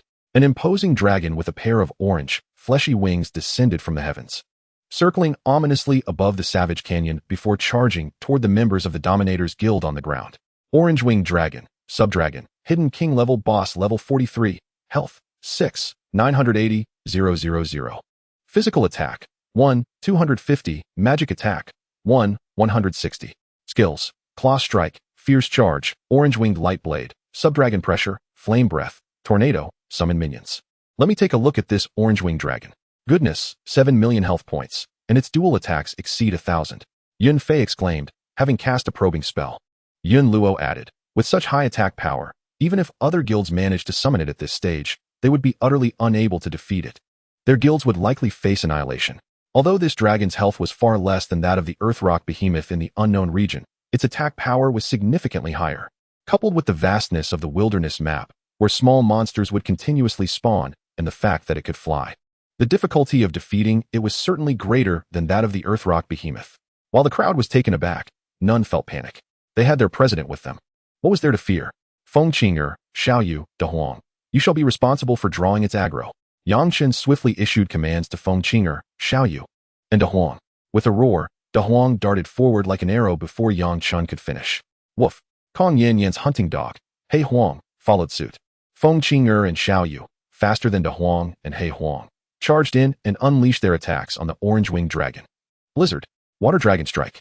Feng Qing'er dealt over 9,000 critical damage, while Xiaoyu delivered over 6,000 in damage. The skills of the two pets froze the orange-winged dragon midair. Boom. The massive form of the orange-winged dragon plummeted to the ground.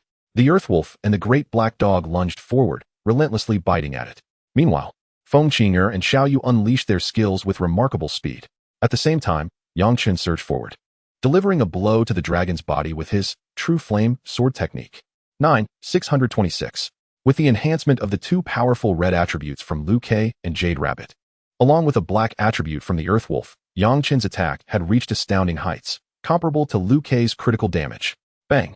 The orange-winged dragon instantly thawed, its colossal form executing a fierce charge, colliding into Chen's primary pet and Kong Yan's great black dog. Although Chen, Lunar Jade, Jade Rabbit, and the Earthwolf were pushed back a few steps, only the three pets sustained a meager 100 points of damage. However, Kong Yan's great black dog howled in agony, suffering over 1,000 points of damage. Lightning Arrow Rain, Thunderbolt, Poison Ball, Triple Shot, Sword Chi Slash, Laser Cannon. The Yun's siblings, alongside the ranged professionals, hardly had time to marvel at their president's high attack and defense as they unleashed a barrage of attacks on the orange-winged dragon. Su Zheng, Shushana, and a few other high-defense warriors charged in to unleash their ultimate moves. Meanwhile, others dealt with the small monsters that had spawned in the area. Whoosh! Seeing its health plummet, the orange-winged dragon hastily took to the skies, aiming to target the human insects below. However, Lunar Jade, Jade Rabbit, and numerous professionals swiftly released ice and lightning control skills, immobilizing it once more and bringing it crashing back down. With a furious roar, the orange-winged dragon unleashed several blasts of flame breath, followed by a devastating area attack, Tornado. In an instant, flames surged within the savage canyon, and tornadoes wreaked havoc. Both of the dragon's ultimate skills inflicted continuous, widespread damage, proving to be terrifying. Even Lunar Jade, Jade Rabbit, and the Earthwolf suffered hundreds of damage points. Kong Yan's great black dog whimpered, ultimately succumbing to the assault, transforming into a wisp of white light as it returned to Kong Yan's summoning space. Fortunately, the three guild leaders had already instructed the fragile classes to maintain their distance. Su Zheng, Zhou Shanhe, and other high-level warriors, along with Yun Fei and Yun Luo, quickly retreated, seeking healing from the priests. As Chen's pets served as formidable shields, the slight loss of health was inconsequential, especially with the priests providing support. Chen himself was undamaged, as the effects of his talent, Deep Red Sanctuary, redirected all damage to Lunar Jade and Jade Rabbit, who possessed red attributes. Moreover, Chen now benefited from the powerful attributes of all three of his pets. The orange-winged dragon's ultimate attack was unable to breach his defenses. Chen and his three pets continued their relentless assault on the hidden boss. Their formidable attacks drew the dragon's ire, compelling it to focus its wrath on the 4 copper-tier insects before it, intent on reducing them to ashes. With Chen and his 3 loyal pets firmly capturing the aggro of the orange-winged dragon and a multitude of ranged professionals keeping it at bay, the dragon's health rapidly diminished. In less than half an hour, after summoning its final wave of savage minions and unleashing its ultimate area attack, Orange-Winged Lightblade, the orange-winged dragon fell, defeated and unwillingly meeting its end. With a resounding crash, the battlefield erupted in a cascade of loot. Congratulations! You have successfully slain the silver-tier hidden boss, the Orange-Winged Dragon, due to your guild being the first in the Galaxy District to slay a silver-tier hidden boss. All participants receive a reward of 400 reputation points. Universe announcement. Congratulations to the Dominators Guild of the 886th Novice Zone for achieving the first kill of the silver-tier hidden boss. Universe announcement. With the first silver-tier hidden boss defeated in the Galaxy District, the copper-tier dungeons have now been unlocked. Public channel. A copper-tier dungeon has appeared in the center of the Savage Plains within the boundaries of the Earth City. Public channel. A copper-tier dungeon has emerged in the vicinity of Stormwind City. The Dominator Guild has once again graced the cosmic announcement. An astounding 666. We have garnered an additional 400 points of prestige and have appeared on television once more. Consequently, the bronze-tier dungeon has been unlocked ahead of schedule. Truly remarkable. My guild. Our leader is nothing short of extraordinary. I've repeated this sentiment numerous times. Among the 200 members present, each Dominator was brimming with excitement. Especially the 100 new recruits witnessing their guild's television debut for the first time. Yun Fei chuckled heartily, with our esteemed Chen leading us. Whether it be prestige or television appearances, they come effortlessly. Yun Luo chimed in. Brother Chen is propelling us to new heights. Yang Chen smiled and replied, everyone has contributed. The bronze dungeon is finally open. Let us swiftly gather our spoils and return to the city to check for any quests from the city lord. If they are merely standard quests, we shall prepare to delve into the dungeon. Standard quests are generally not time-sensitive, allowing us to complete them leisurely. Raiding the dungeon will enable the 200 members of the Dominator Guild to rapidly ascend to level 40. We must maintain our substantial lead throughout the entire galactic district. Thus, Yang Chen, Yun Fei, Yun Luo, and the management team busied themselves with collecting the loot dropped by the orange-winged dragon. They prepared to return to the city and subsequently tackle the dungeon. At the teleportation altar in the Earth City, they would undoubtedly be transported directly to the bronze-tier dungeon plaza. As they gathered their loot, the alien channel in the Novice Area 886 and various national channels were already inundated with excited chatter from numerous adventurers. Moreover, the entire galactic district was abuzz with the revelation of this cosmic announcement, as countless alien guilds were left astounded by the Dominator Guild's impressive display. Chapter 52. First to unveil the level 40 set, Heart of the Dragon. In Novice Area 1199, the top-ranked guild, Tianxia, had all its members gathered in a level 37 to 40 wilderness map. The guild leader of Tianxia could scarcely believe his ears. What? The bronze-tier dungeon throughout the galactic district has been unlocked? The Dominator Guild has accomplished yet another grand feat. How could a group of individuals below level 30 possibly defeat a hidden silver-tier boss in a level 40 wilderness? After level 20, each level requires hundreds of thousands, even millions of experience. Ascending from level 28 to 29 demands 2.8 million experience, and from 29 to 30, a staggering 3.6 million. Surely, the highest level among the Dominator Guild's members is merely level 30? Indeed, leveling up is so arduous that even our Tianxia Guild, despite our diligent efforts, has only managed to elevate a few members to level 30. Given our current capabilities, even if we encountered the orange-winged dragon, it would be impossible for us to prevail. The executives of Tianxia analyzed the situation. In every novice area, the lowest silver-tier hidden boss is the orange-winged dragon. Their guild, too, was battling monsters in a level 40 wilderness map. However, due to their sluggish monster-killing speed, they had yet to lay eyes on even a single scale of the orange-winged dragon. The Tianxia Guild leader, with a carefree smile, declared, never underestimate others. Our limitations do not imply that others share the same. He commanded, since the bronze-tier dungeon has been unlocked, let us return to raid the dungeon. After all, the efficiency of leveling through dungeons is exceptional, and the drop rates are significantly higher, presenting greater opportunities to acquire level 40 sets. In addition to Tianxia's astonishment, the Canaan Guild in Novice Area 333 found themselves equally perplexed. As a necromancer commanding a myriad of skeletal warriors and bone archers, their Canaan Guild had recently encountered the hidden boss, the orange-winged dragon, within a level 40 map. However, due to the ferocious attacks and terrifying area skills of this dreadful beast, their necromantic summons could barely withstand a few waves of assault, resulting in heavy casualties. They could not even summon reinforcements. After all, summoning skills have cooldown times and consume significant mana. As a result, several members of the Canaan Guild fell victim to the rampaging orange-winged dragon, forcing them to retreat from the map in a disheveled state. The upper echelons of the Canaan Guild engaged in fervent discussions, ultimately arriving at a startling conclusion. The Dominator Guild must possess individuals of unparalleled prowess, perhaps even more than one such deity. Only with such strength could they hope to vanquish the orange-winged dragon at this stage. The Canaan Guild leader's eyes glimmered with determination. Excellent. My skeletons shall grow ever stronger and more numerous. I hope to encounter the Dominator's deities in the arena someday, and I trust they will not disappoint me. With that, he promptly ordered everyone to return to the city in preparation for the dungeon raid. Unbeknownst to the Canaan Guild, if the Dominator Guild indeed possessed several deities beyond Yang Chen, they included his 3 formidable pets. After all, both the fierce sparrow and the jade rabbit far surpassed the Yun siblings in strength, and the other members were no exception. Even the weakest of the Earth Wolf hounds currently boasted an attack power exceeding that of the guild's second strongest member, Yun Luo, with defense and health far surpassing many others. In stark contrast, in Novice Area 111, the Holy King Guild, still embroiled in battle with the orange-winged dragon, found themselves utterly disheartened. With nearly half of the geniuses from the true martial star gathered, the Holy King Guild boasted over 200 elite adventurers. Among them, the guild leader possessed the hidden class of Berserker, a role whose power undeniably eclipsed that of the warrior and paladin classes. Additionally, a vice leader held the hidden class of Sorcerer, known for both its artillery prowess and exceptional defense. The guild also included several epic class adventurers. They had begun their assault on the Orange-Winged Dragon over half an hour earlier than the Dominator Guild.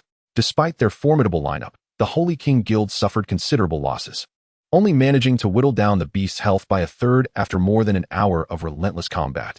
The primary issue was that the Orange-Winged Dragon frequently soared to heights unreachable to them to regain health. At this moment, upon hearing the cosmic announcement, the members of the Holy King Guild could only imagine their frustration. Boss, since this silver-tier hidden boss has already been defeated by another guild and the bronze dungeon is now open, should we concede?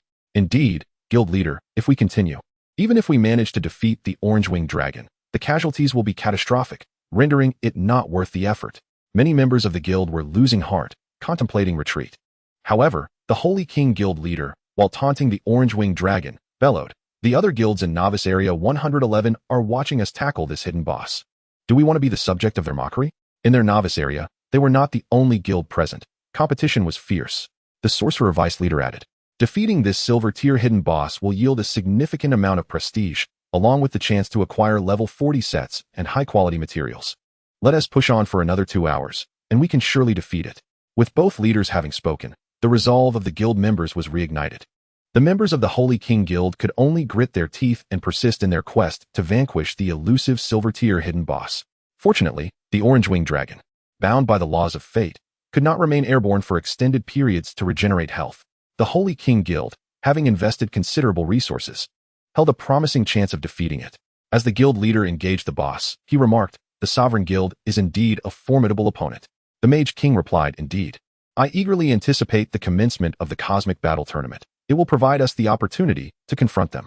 Meanwhile, in the Novice Area 886, the Dajang Guild, now at level 2, had ventured to the Earth Rock Ridge for wild hunting.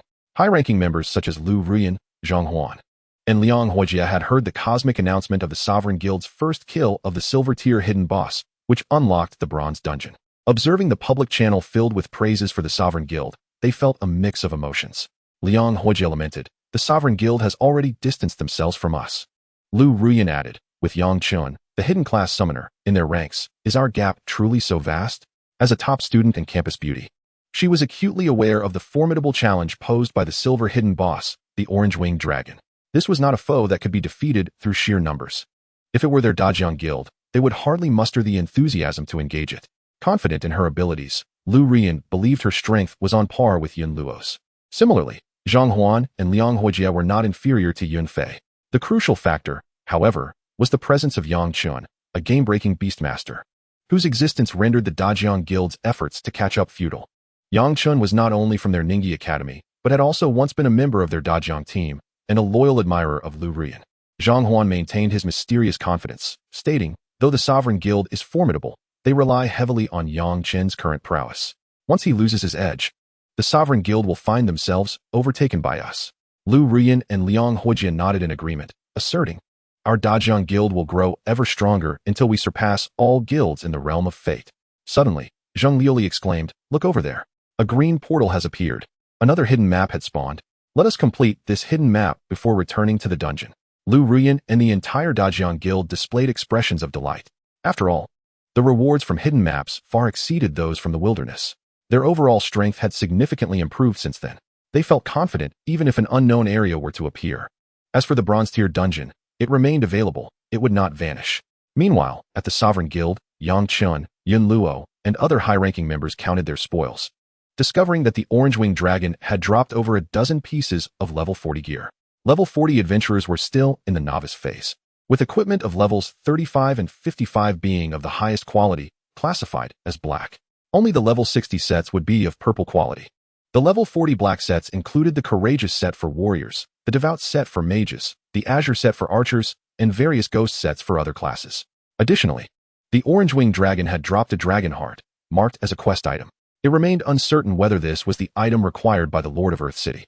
Moreover, the Orange-Winged Dragon had also yielded numerous blue attribute shards for Yang Chen. After collecting their loot, the group retreated to a corner of the map devoid of monsters and utilized a return scroll to head back to town. Chapter 53, gaining 10 points in all attributes. Commencing the Shattered Ancient Tomb quest. In the Earth City Square, a radiant light erupted as 200 members of the Sovereign Guild descended together. "Welcome back, valiant warriors of the Sovereign Guild," they cheered. "Welcome, welcome." Chen Shun, Fei Guo, and Luo remain as dashing as ever. A first kill of a silver-tier hidden boss. What guild in the entire Galactic District can claim such a feat? I am eagerly waiting for the Sovereign Guild to reach level 4, so I may join. A multitude of Daxia adventurers, some setting up stalls and others yet to tackle the Bronze Dungeon, joined in the chorus of applause for the Sovereign Guild. Indeed, the monsters in the Bronze Dungeon were exceedingly powerful, deterring the underpowered from rushing in. Yun Fei greeted the crowd. Everyone seems to be idling. Yangchen smiled. Is such a grand spectacle truly necessary? Yun Luo surveyed the adventurers and chuckled. It seems everyone still has much to strive for. Foreign adventurers turned their gazes towards the scene. Most of the adventurers present were between levels 20 and 25, reflecting the current majority level in the district. The members of the Sovereign Guild had left the mainstream adventurers far behind. Without further ado, the trio led their guild members swiftly into the Lord's Manor. Lord Wukong remarked with a smile, "Once again, it is you, the Sovereign Guild. Quite impressive. Most of your adventurers have reached level 30. Yang Chun politely inquired, "Lord, we have come to accept a quest. May I know what it entails?" Wukong replied, "This task of mine is essentially a guild quest. But I have heard the cosmic announcement that your guild has already slain the target. Ding. Wukong has issued a quest to your guild. Slay the hidden boss Orange-Winged Dragon in the wilds of the Barbaric Canyon. Time limit, 1 day. Quest reward. The guild will receive 5,000 contribution points, and all members will gain 10 points in all attributes for dimensions. A splendid quest reward indeed." Yang Chen promptly accepted the quest. Yun Luo inquired, "Can we now turn in the quest?" Wukong took a sip of tea and smiled. "Although I am aware you have slain the Orange-Winged Dragon, its heart is of some use to my training, and I cannot venture out." Yang Shun promptly produced the dragon heart and handed it to Wukong with a smile. "Fortunately, our luck was favorable, and we obtained the dragon heart." "Excellent. This dragon heart is a valuable item for us natives," Wukong exclaimed, his eyes gleaming as he consumed the heart in one gulp. "Your quest is now complete." Ding. Your guild has completed Lord Wukong's quest, gaining 5,000 contribution points, and all members received 10 points in all attributes for dimensions. The members of the Sovereign Guild rejoiced at the notification. 10 points in all attributes would significantly bolster their strength. This quest to slay the Orange-Winged Dragon was not a hidden quest. It was likely available to all guilds within the bronze tier. Subsequently, Yang Chun and his companions inquired if Wukong had any other quests available. Wukong smacked his lips, took another sip of tea, and then said, "Not at the moment. When you reach level 40, you may return here to accept the main progression quest leading to the Silver Main City, the City of Flames." Earth City was merely the main city of the bronze tier. Naturally, the higher tier city was the Silver Main City. This quest to the Silver Main City was the main quest for adventurers to advance to the silver tier. Yang Chun, Yun Fei, and Yun Luo were certainly aware of the situation. It appeared that the Lord of the Earth City had no further tasks. Consequently, the trio prepared to lead the members of the Ruler's Guild into the dungeon. The teleportation altar of Earth City was not located within the Lord's Manor. Yang Chun and the Yun siblings guided the group away from the manor and arrived at the teleportation altar situated by the square. There, an old soldier and 2 junior soldiers were stationed to guard the altar. The fee for teleportation to the Bronze Dungeon Square was 2,000 spirit coins per person. As the guild's chief administrator, Yun Luo promptly handed over 400,000 spirit coins to the old soldier. The guild's 200 members were teleported together to the central square of the Wild Plains Dungeon. "Let us commence our dungeon run. Our team, composed of 3 mages and 1 warrior, is ready for a swift clear of the normal dungeon. We need 1 more priest at level 41. Our foreign team is tackling the hard dungeon, currently having 1 high-level warrior, 1 priest, and 1 archer. We require 2 more formidable damage dealers, preferably mages. Our elite scattered team is diving into the Nightmare Dungeon, already boasting 2 warriors, 1 priest, and 1 mage. We just need another heavy hitter. No rogues, please. The Blackhand team needs 2 damage dealers, led by a gunslinger. Daxia people are welcome, but no assassins or rogues. How dare you look down on us rogues? I wouldn't want to team up with you anyway." The members of the Ruler's Guild arrived at the Bronze Dungeon Square, where the atmosphere was lively, reminiscent of their previous experiences at the Black Iron Dungeon. However, amidst the clamorous calls for team formations, there were also numerous foreign voices. After all, Earth City is one of the 2 major bronze capitals of the Azure Star. Although Yang Chun and his companions had previously seen discussions in the Daxia channel indicating that many players from Eagle Sauce, Foot Basin Chicken, Kimchi, and the 4 nations of A3 had teleported to another bronze capital out of fear of encountering the Ruler's Guild, many other foreign players had remained. At this moment, members of the Daxia guilds, such as Xia Long and Legend, were also gathering in the square. In recent times, several new guilds had emerged, mostly at level 1. However, Xiao Long and Legend had already ascended to level 2. Yang Chun and the Yun siblings chose to disregard the wild teams and smaller guilds, exchanging pleasantries with a few senior members of Xiao Long and Legend before preparing to commence their dungeon run. This regular dungeon could not be entered in guild mode like hidden maps or dungeons. It could only be accessed in team mode. Yang Chun and the Yun siblings intended for their guild to still be led by the ruler's first team, aiming for the initial clear of the Hell level and Annihilation level dungeons. After all, the first clear guaranteed a reward of lucky stones, while non-first clears might not yield such rewards. Yang Chun was determined to acquire the lucky stones, while Yun Fei and Yun Luo planned to accumulate them for use on advanced equipment in the future. The other members of the ruler's guild formed groups of 5. With the strength of the ruler's members, they could easily tackle hard and nightmare dungeons and gradually grind through the Hell dungeon as well. After all, the guild's permanent buff increased all attributes by 20, along with an additional 10 points gained from the Orange Wing Dragon Kill quest. The equipment worn by everyone had also been enhanced to level 5, and with the generally high levels of the ruler's members, they vastly outclassed most players in the square, giving them a distinct advantage in dungeon runs. After briefing the members of the ruler's guild, Yang Chun, Yun Fei, and Yun Luo left them to form their own teams for the dungeon run. Su Zheng, you'll temporarily join Zhuo Shanhe and Guan Yidong in the second team. We'll take Kong Yin with us, Yun Luo stated. This arrangement had been previously discussed among the trio. All right, I'll withdraw from the team, Su Zheng replied readily.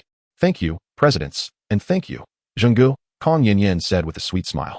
The lucky stones would be equally beneficial for her pet, Black Emperor. Although her talent could not add attributes, she could still utilize spirit crystals and magic cores to have the Beast Card Master in the main city assist in adding attributes. However, the Beast Card Master charged hefty fees and could only likely enhance lower-tier attributes. The Beast Card Master, also known as a Pet Master, had previously not been present in Earth City. However, with everyone having advanced to the Bronze tier, the Beast Card Master Alice had followed the majority of the players into Earth City. As the captain of the ruler's first team, Yang Chun, after Su Zheng had successfully withdrawn, invited Kong Yin to join. The current roster of the ruler's first team consisted of Captain Yang Chun, members Yun Fei, Yun Luo, Xiaoru, and Kong Yin. The team boasted a significant number of skilled players. Yang Chun spoke with the dungeon overseer, requesting the initiation of the dungeon, after which he led the entire ruler's first team into the Hell level difficulty. Your team has entered the Bronze tier Hell level dungeon, Shattered Ancient Tomb. Chapter 54. Swiftly clearing the Shattered Ancient Tomb, harvesting abundantly. Before the group lay a chilling tomb corridor, with eerie winds seemingly sweeping in from all directions. What is happening? This Shattered Ancient Tomb feels so cold, remarked the Yun siblings, Xiaoru and Kong Yin, shivering with goosebumps. Yang Chen chuckled, as seasoned adventurers.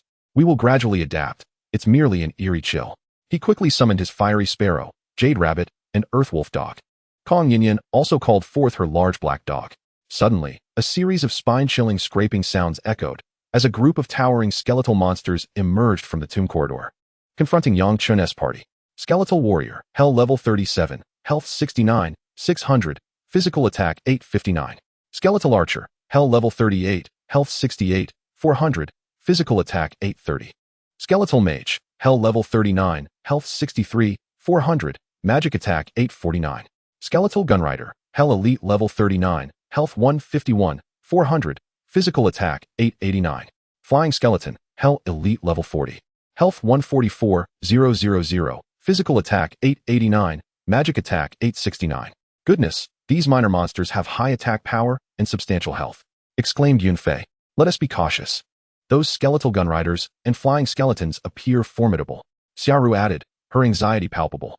No wonder this is a Hell-level bronze dungeon. It's incredibly formidable. Kong Yin echoed her tension. Yet Yun Luo remained unfazed. There are only 7 or 8 skeletons, with Brother Chun and his pets present. We don't need to lure them one by one. Indeed, while these minor monsters were strong, they were not insurmountable.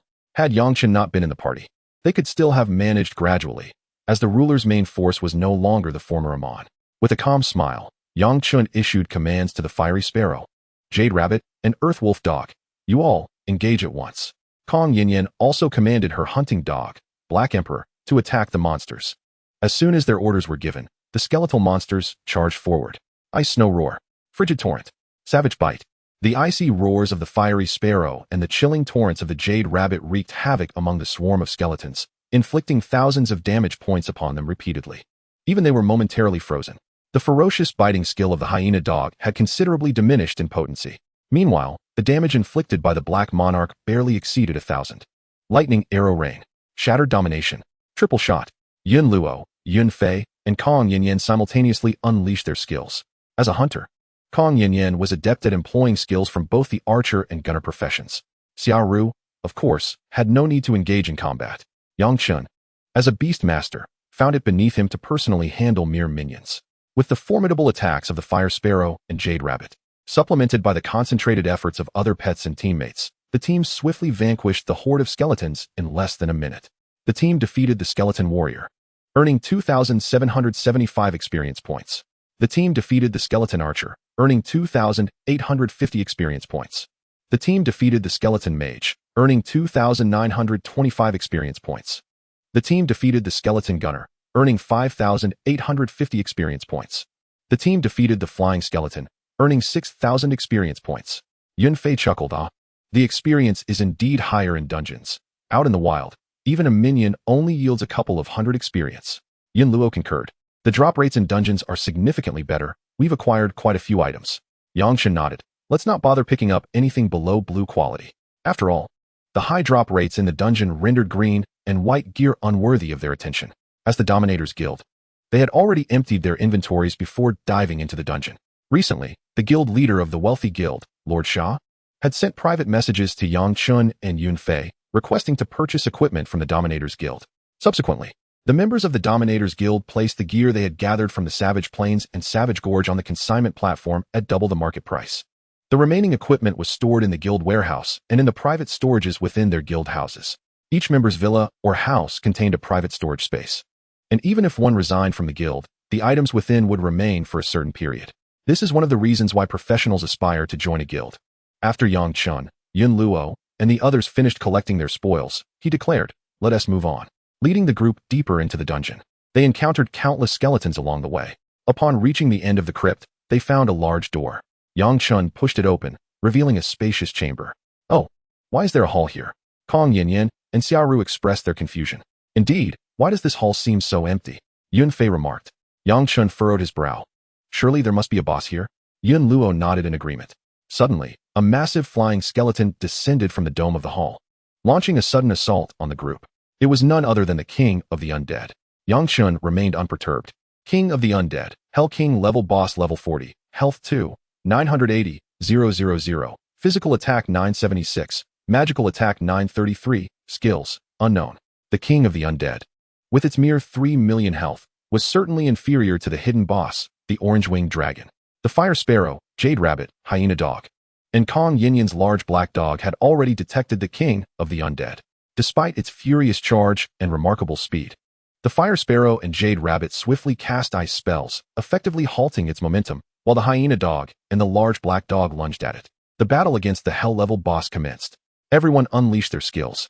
Yang Chen also joined in, launching a true flame sword technique at the King of the Undead, dealing nearly 10,000 points of damage.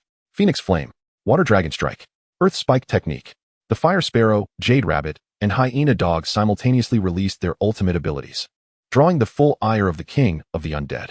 With a furious roar, the King of the Undead swung its massive sword, executing a deadly sword technique aimed at Yang Chen, the Fire Sparrow, the Jade Rabbit, and the Hyena Dog, disregarding the large black dog that had clamped onto its leg. However, the King's attacks felt like mere tickles to the Fire Sparrow, Jade Rabbit, and Hyena Dog, inflicting only paltry damage in the tens. Yang Chen, in particular, shrugged off its assault with ease. The large black dog, however, was struck by the residual energy of the sword, suffering significant injuries. How can this puny bronze-class human possess such formidable defense? The fiery eyes of the King of the Undead locked onto Yang Chen, its jaw opening and closing as it emitted a raspy, unpleasant sound. Yang Chen narrowed his eyes, staring defiantly at the King of the Undead. The so-called King of the Undead is hardly impressive. In a fit of desperation, the king summoned a multitude of skeletons. Yet, this only delayed its inevitable demise. Within mere minutes, Yang Chen, Yun Fei, Yun Luo, and the others obliterated all the skeletons and the King of the Undead. The team defeated the boss King of the Undead, earning 120,000 experience points. A plethora of equipment items erupted from the battlefield. The king of the undead yielded an astonishing 20 pieces of level 40 black gear, along with 3 10-slot backpacks. The 5 of them had become acutely aware of the high drop rates associated with this hell-level dungeon boss. At the back of the hall, a portal leading to the second level materialized. Yang Chen led the Dominator squad into the second layer of the shattered ancient tomb, where they encountered primarily skeleton foes, including dual-axe skeletons, greatsword skeletons, skeletal archers, skeleton mages, and flying skeletons, similar to the first layer. As they continued their onslaught, they arrived at a chamber where they faced a Hell Lord-level boss, the Skeleton General. This Skeleton General was weaker than the King of the Undead. Such a boss posed little challenge for the Dominator squad, who effortlessly defeated it and reaped substantial rewards. Continuing forward, Yang Chen, accompanied by his pets, bravely led the charge, exiting the chamber and advancing along the crypt. Yun Fei, Yun Luo, and the other 4 followed closely behind. With a fierce roar, they pressed onward, quickly reaching the final area of the second level, where they encountered a colossal entity.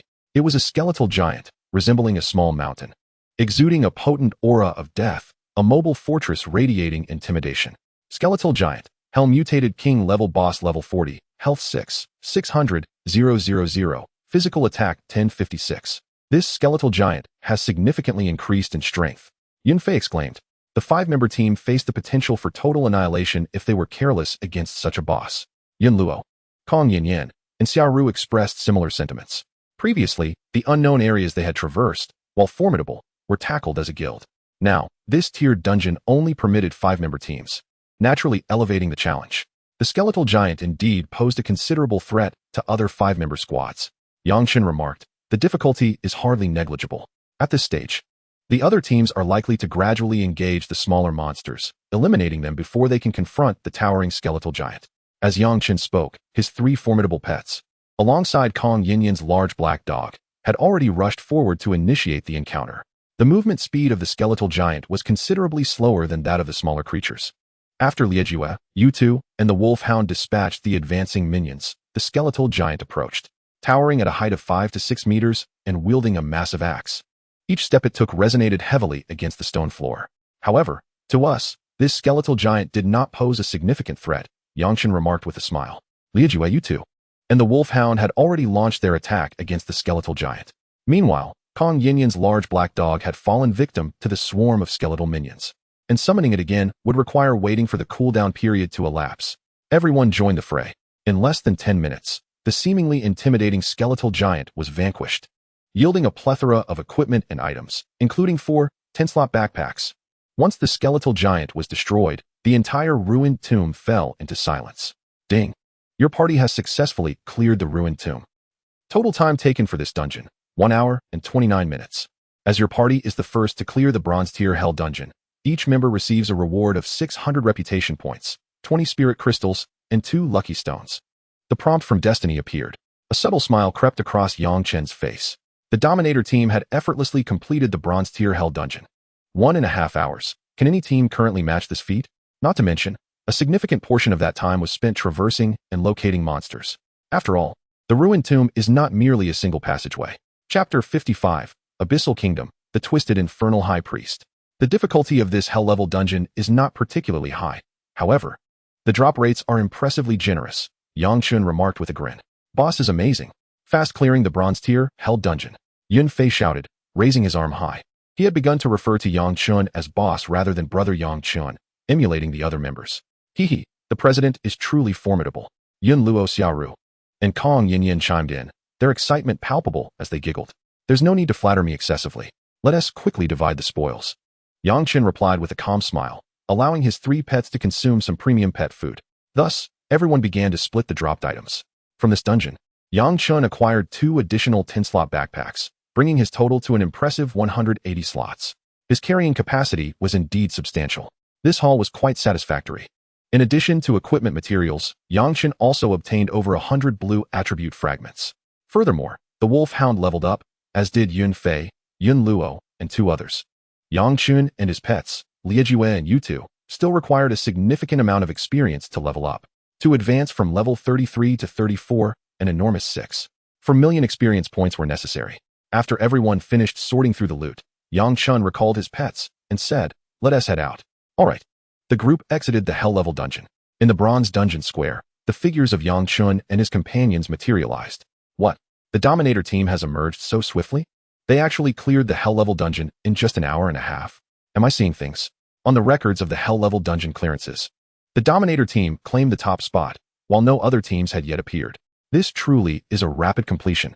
Could it be that the difficulty of the bronze tier Hell dungeon has been reduced? Should our team attempt to enter as well? The crowd in the square erupted in excitement. However, Yun Fei and Yun Luo cautioned everyone, saying, the difficulty of the bronze tier Hell dungeon has not diminished. The undead king and the skeletal giant of the ruined tomb are just as formidable as documented. Do not venture in recklessly. They were worried that teams which previously struggled against the Hell dungeon might foolishly charge in, leading to their demise. Especially since nearly half of the adventurers present were from the Great Xia. Upon hearing this, the crowd gradually calmed down. Indeed, the information about the ruined tomb, a bronze tier Hell dungeon, was a mandatory subject at the academy. It was implausible for the difficulty to be lessened. Their gazes shifted to Yang Chen with unspoken admiration. Without needing further inquiry, the consensus was clear. Yang Chen was extraordinary. Yang Chen disregarded the crowd's attention, turning to Yun Fei and the others.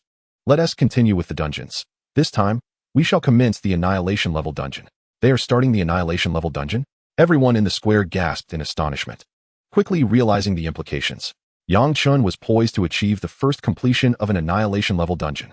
Although the terrifying difficulty of a bronze tier Annihilation dungeon was daunting for them at this stage, considering the Dominator team's ability to swiftly clear the Hell level dungeon, wouldn't it be reasonable for them to also secure the first completion of an Annihilation level dungeon? Excellent. Let us test the waters of the Annihilation level difficulty. Yun Fei exclaimed eagerly. The three women, Yun Luo, Kong Yanyan, and Xia Ru, also shared a flicker of excitement. Yang Chen selected the Annihilation level dungeon, Abyssal Kingdom. As the transport light enveloped them, Yang Chen and Yun Fei, along with the other three, found themselves in an underground realm.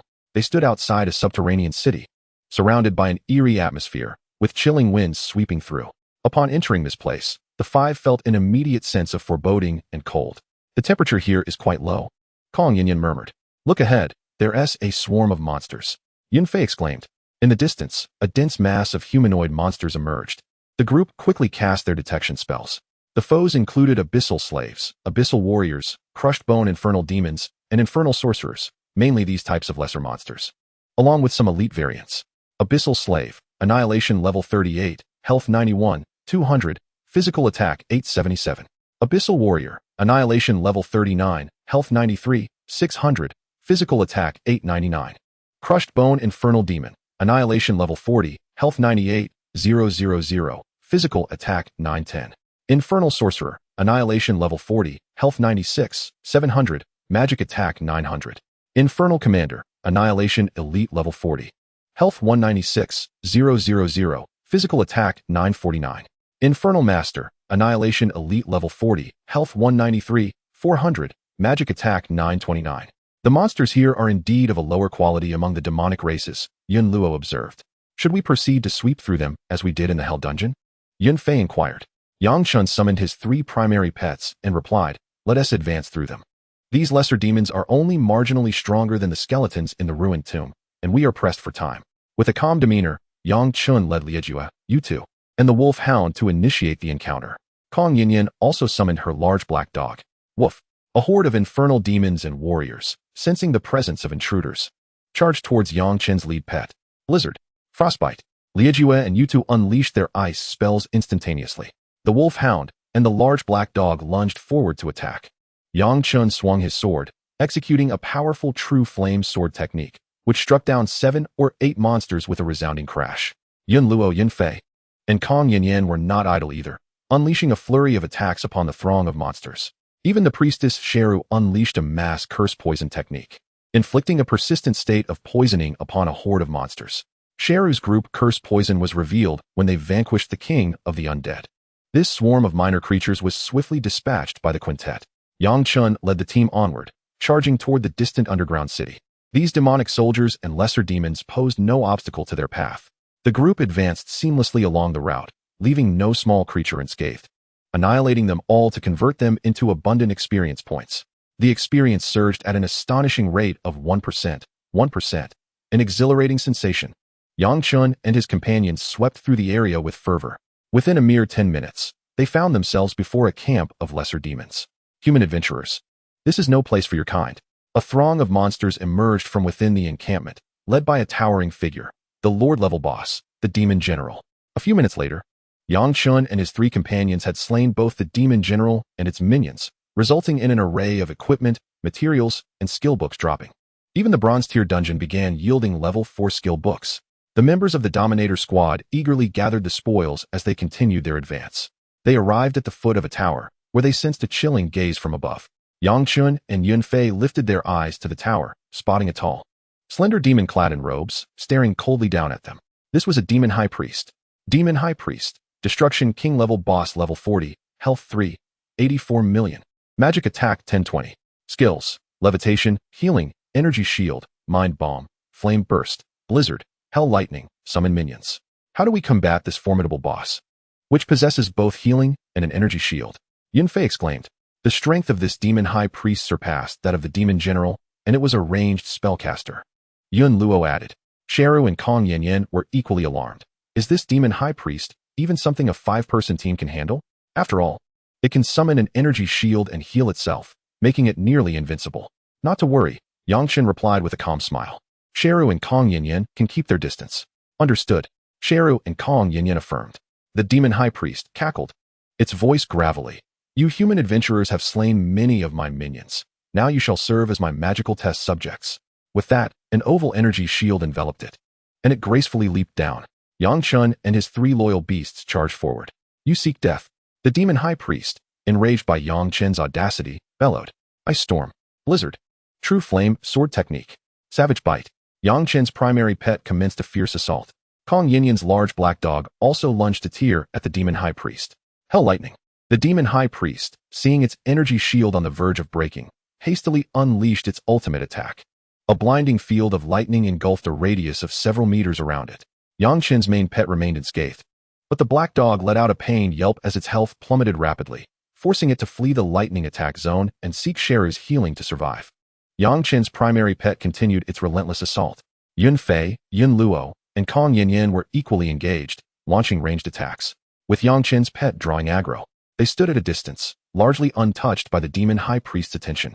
Even if they occasionally suffered damage from the boss's ranged spells, they were unlikely to be instantly killed. Meanwhile, Sheru focused on healing the pets and her teammates.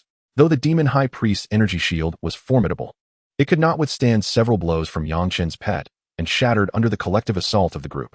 Its health rapidly dwindled. Throughout the encounter, the Demon High Priest repeatedly summoned minions, but to no avail. Feng Qing'er and Xiao Yu unleashed powerful area of effect skills, and with the others concentrated fire. The summoned minions hardly lasted a minute.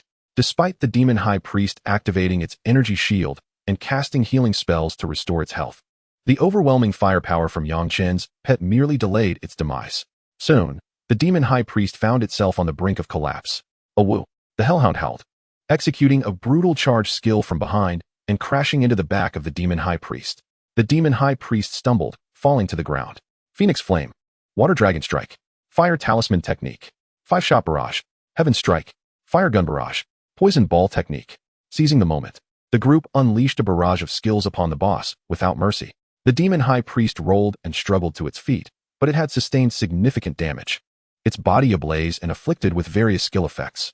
Yang Chen's pet accelerated its onslaught. The Demon High Priest cried out in anguish, feeling the weight of defeat. The team has defeated the boss, Demon High Priest, and gained 160,000 experience points. The group collected the dropped items. Wow, it dropped 2 rare skill books. Hell Lightning. I'm rich. Yun Fei laughed heartily, holding the 2 skill books, one of level 1 and the other of level 2. This skill was a powerful area of effect spell for their mages. With this skill, they could significantly increase their leveling speed in densely populated monster areas. Even battle mages could learn this skill.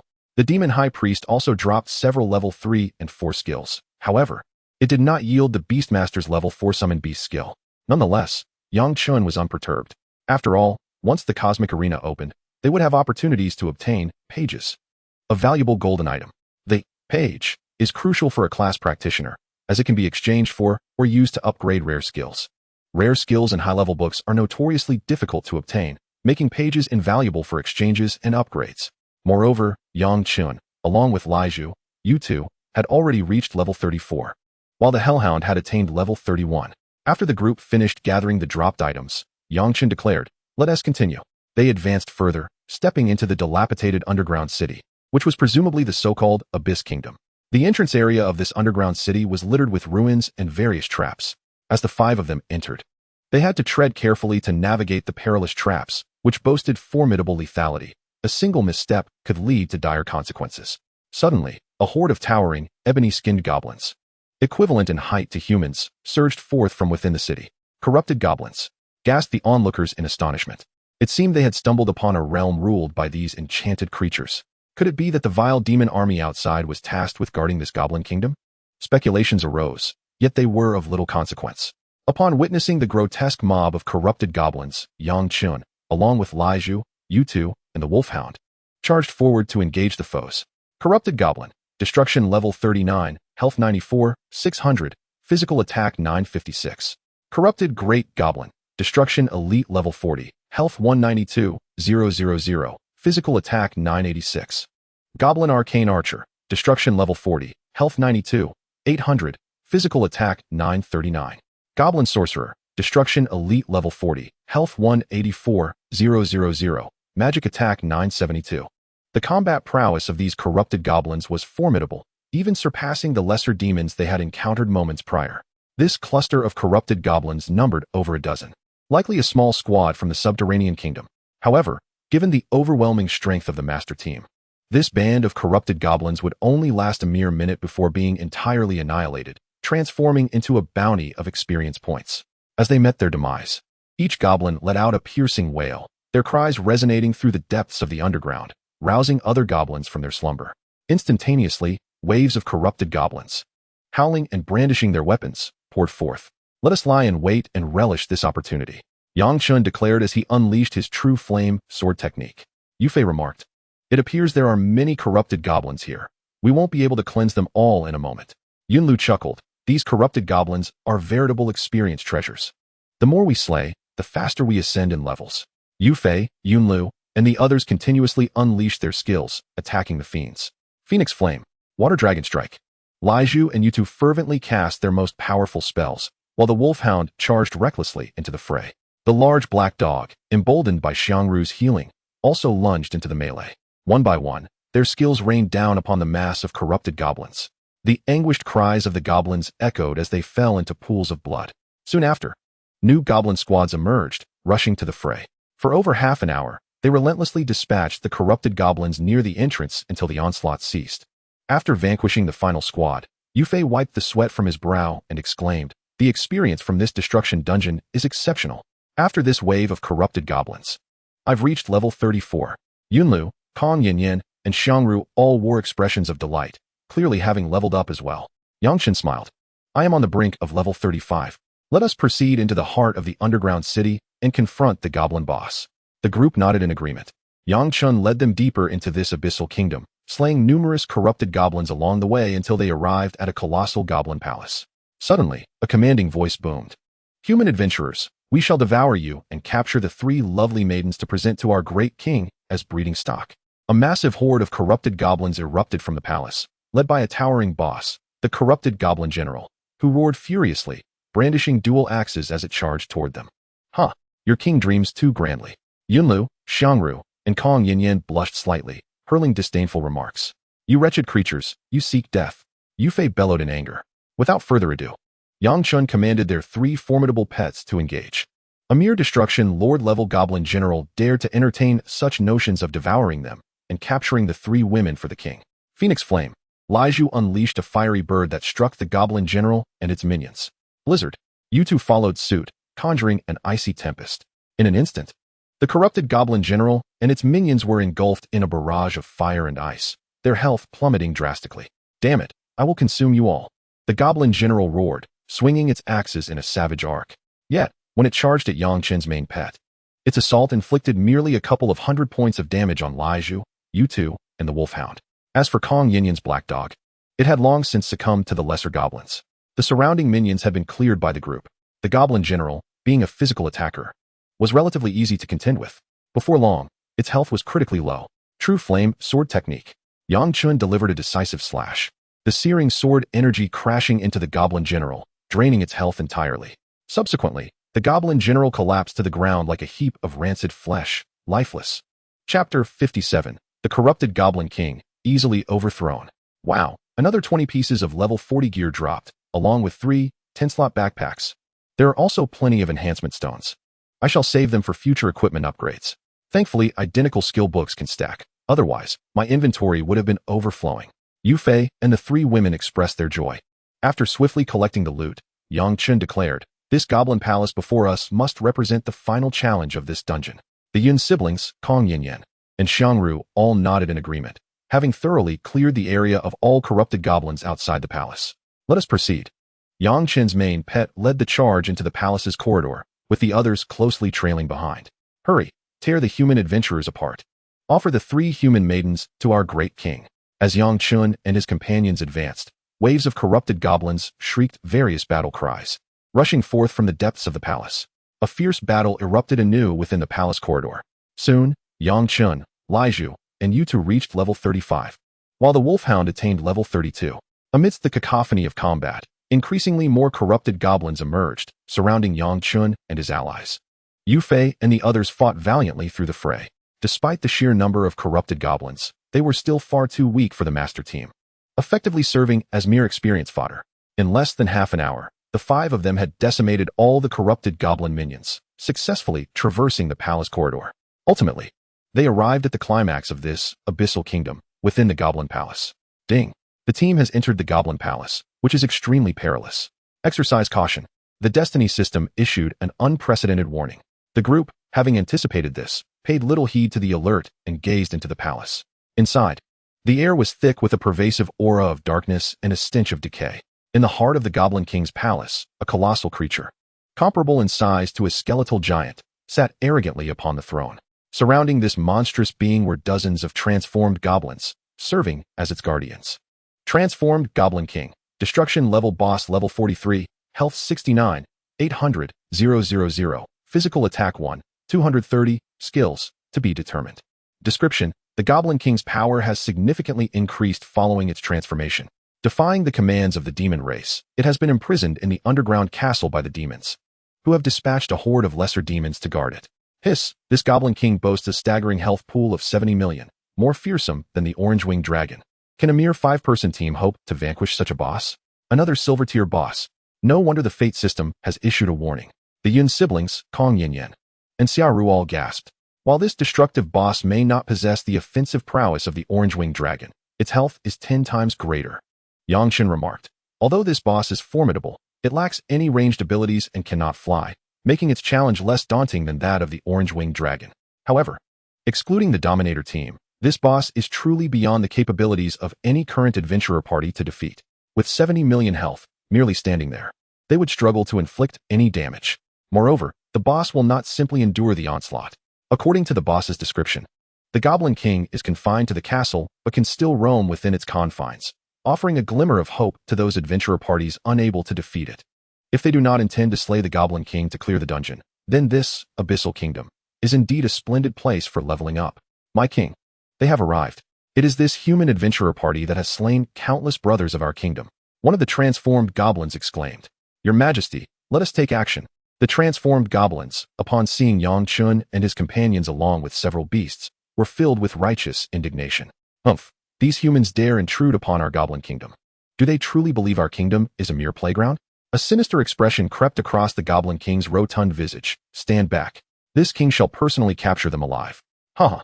Your Majesty, these 3 exquisite human beauties have willingly walked into our trap. Our kingdom's prospects for offspring are looking bright. Hearing this, the king's lips curled into a wicked grin as he licked his lips. Bang!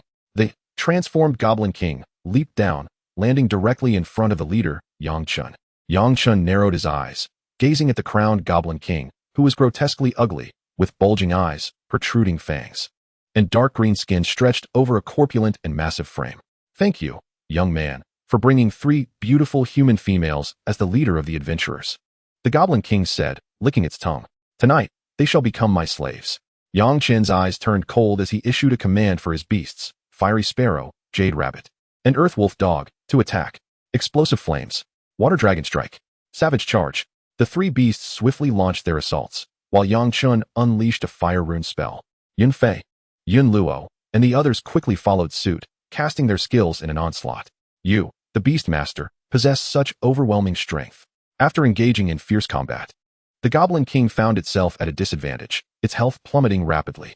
This compelled it to re-evaluate the capabilities of this human adventurer party, particularly the Beastmaster leader. Minions, attack together. The Goblin King, disregarding its previous bravado, hastily retreated behind a throng of transformed goblins for protection. Simultaneously, it began to cast summoning spells to call forth more transformed goblins. Summoning so many experience points? We shall not be modest. We shall gladly accept these experience boosts. Yang Chen and Yun Fei laughed heartily, quickening the pace of their skill releases. The Fiery Sparrow and Jade Rabbit unleashed wide-area attacks to clear the lesser foes, while the Earth Wolf Dog pursued the Goblin King, ensuring it could not regenerate health. As for Kong Yinyan's large black dog, it frequently had to return to the summoning space for revival due to insufficient strength. The newly summoned, transformed goblins vanished into experience points within moments of their arrival. Damn it! How can this adventurer party be so powerful?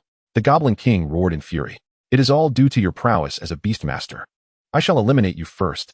The Goblin King bellowed in rage, ignoring the attacks from the adventurers and their beasts. Wielding a massive golden spear to strike down at Yang Chen repeatedly. Yet, it found its strikes ineffective. With 2 red and 1 black attribute enhancements, Yang Chen's defense was formidable. Even if the Goblin King could breach his defenses, the damage would be absorbed by his beasts. True Flame Sword Technique. Hell Thunder Strike. 5-shot barrage. Fire Gun Barrage. Freezing Cold Wave. Blizzard. Savage Charge. Without hesitation, the party unleashed a relentless barrage of skills against the transformed Goblin King. Yang Chen's 3 beasts and the occasionally reappearing Kong Yinyan's hunting dog continued their ferocious assault. Despite the Goblin King's terrifying strength, the Dominator team, bolstered by Yang Chen, was evidently superior. Furthermore, the boss lacked ranged skills, merely possessing mid-range abilities, rendering it incapable of threatening the backline members, Xiaoru and Kong Yinyan. Given the strength of the Yun siblings, this boss could not hope to eliminate them in a single blow. After enduring a prolonged battle, the Goblin King's health dwindled rapidly, leaving it utterly defenseless. Approximately 2 hours later, the Goblin King was left with a fraction of its health. Damn it! You human party shall incur the wrath of the great demon lord if you slay me. The Goblin King roared. Even at death's door, you still prattle on. Yang Chen and the others launched a fierce assault. The transformed Goblin King fell, unwillingly succumbing to defeat. The palace erupted with an abundance of level 40 gear, items, materials, and skill books. Phew! Yun Luo sighed in relief. The Goblin King was indeed a tough opponent, Yun Fei and the others remarked. At this stage, if other teams were to tackle this abyssal kingdom, they would likely spend an entire day just battling this Goblin King. And they would still face the risk of total annihilation. After all, the Goblin King is no pushover. Unless one avoids fighting the final king, they could enter and farm experience points. The party has defeated the transformed Goblin King, clearing the bronze tier destruction level dungeon. The dungeon was cleared in a total of 4 hours and 13 minutes, due to your team being the first in the region to clear the dungeon.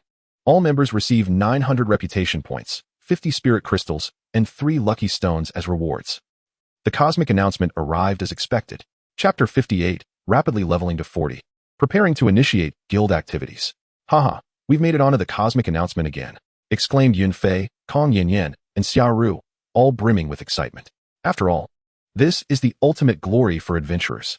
As a professional, merely achieving a spot on the cosmic announcement is a lifetime boast. However, those who dominate have surpassed this milestone multiple times. Yang Chen scoffed, considering the first successful clearance of the Annihilation Dungeon. Wasn't it only fitting that they made the cosmic announcement? This Goblin King is so formidable, Yang Chen doubted any other team could defeat them faster than the Dominators. Let us quickly gather the treasures. It appears there are numerous 10-slot backpacks. Here, Yun Luo exclaimed with excitement. Yang Chen stepped forward and exclaimed, there must be more than 10-slot backpacks. Is this Goblin King so generous? The boss dropped a total of 12 10-slot backpacks. Yang Chen received 3 of them, and upon using them, he now possessed a luxurious backpack with 240 slots. Moreover, the group discovered that this Goblin King had also yielded over 50 pieces of level 40 gear. A plethora of rare and blue items, numerous skill books, materials, potions, and pet food. Among these, the potions and pet food were of exceptional quality. This boss also bestowed Yang Chen with 49 blue attribute fragments. The Dominators team had indeed reaped bountiful rewards as they gleefully divided the spoils within the dungeon. Meanwhile, Across the Galactic District, the cosmic announcement sparked a tremendous uproar. Goodness, the Dominators team and guild have once again swiftly secured the first clearance of the Bronze Tier Annihilation Dungeon. Those Dominators are nothing short of extraordinary. Is the corrupted king within the Goblin Palace truly so easy to vanquish? Indeed, this corrupted Goblin King, according to the textbook data, boasted high attack, high defense, and high agility, with a terrifying health pool nearing 70 million. Initially, I believed that no team could clear the Abyss Kingdom before reaching level 40, yet it seems I was mistaken. Our team, regarded as the strongest in the region, had been battling the Infernal Demon High Priest for several hours before we even began making headway. How could the Dominators team possibly clear the Infernal Demon High Priest so swiftly? Their leader, the Great Dominator, and that Chen are truly prodigious. Many professional teams from various guilds were left astounded.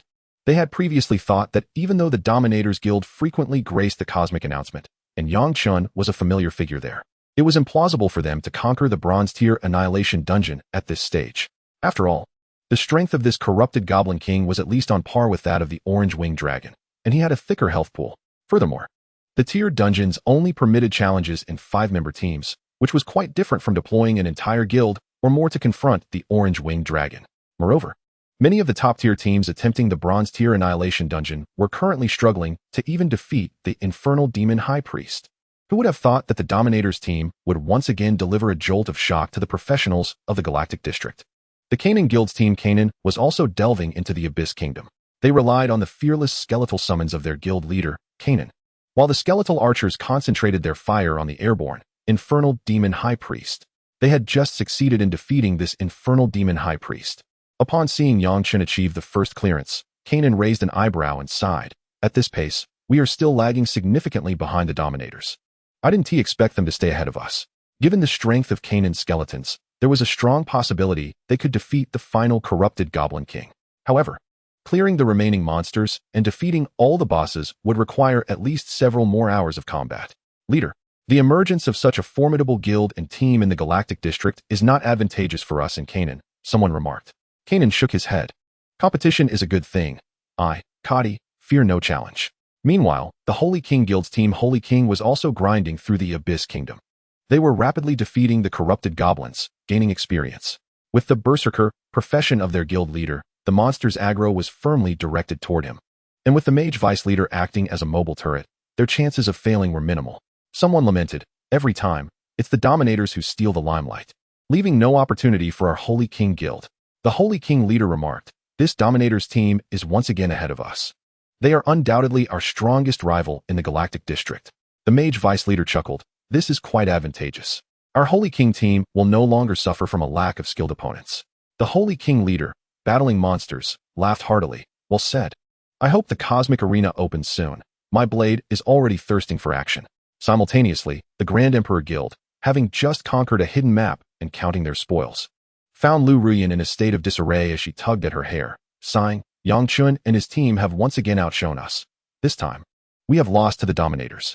In the vast Galactic District, is there not a single extraterrestrial guild capable of claiming the first clearance from the Dominators?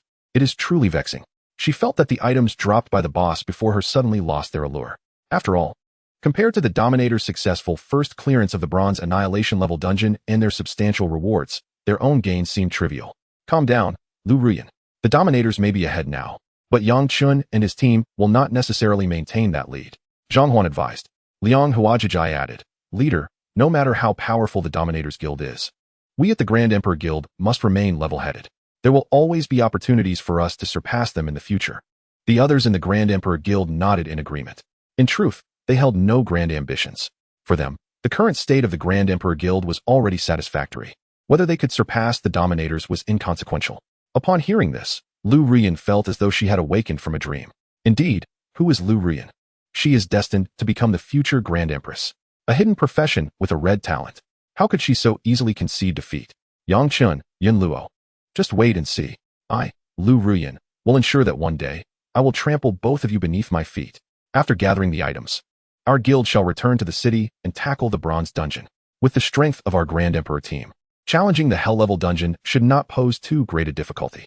Lu Ruyan, reinvigorated, commanded, not just one team, but teams 2 and 3 shall all challenge the Hell level dungeon. All members of the Grand Emperor Guild had fortified their equipment to level 5, their strength vastly improved. Even though teams 2 and 3 would clear the Hell level dungeon at a slower pace, as long as they could complete it, it would still be worthwhile. After all, the drop rate and experience from the Hell level dungeon far exceeded those of the Nightmare and difficult levels.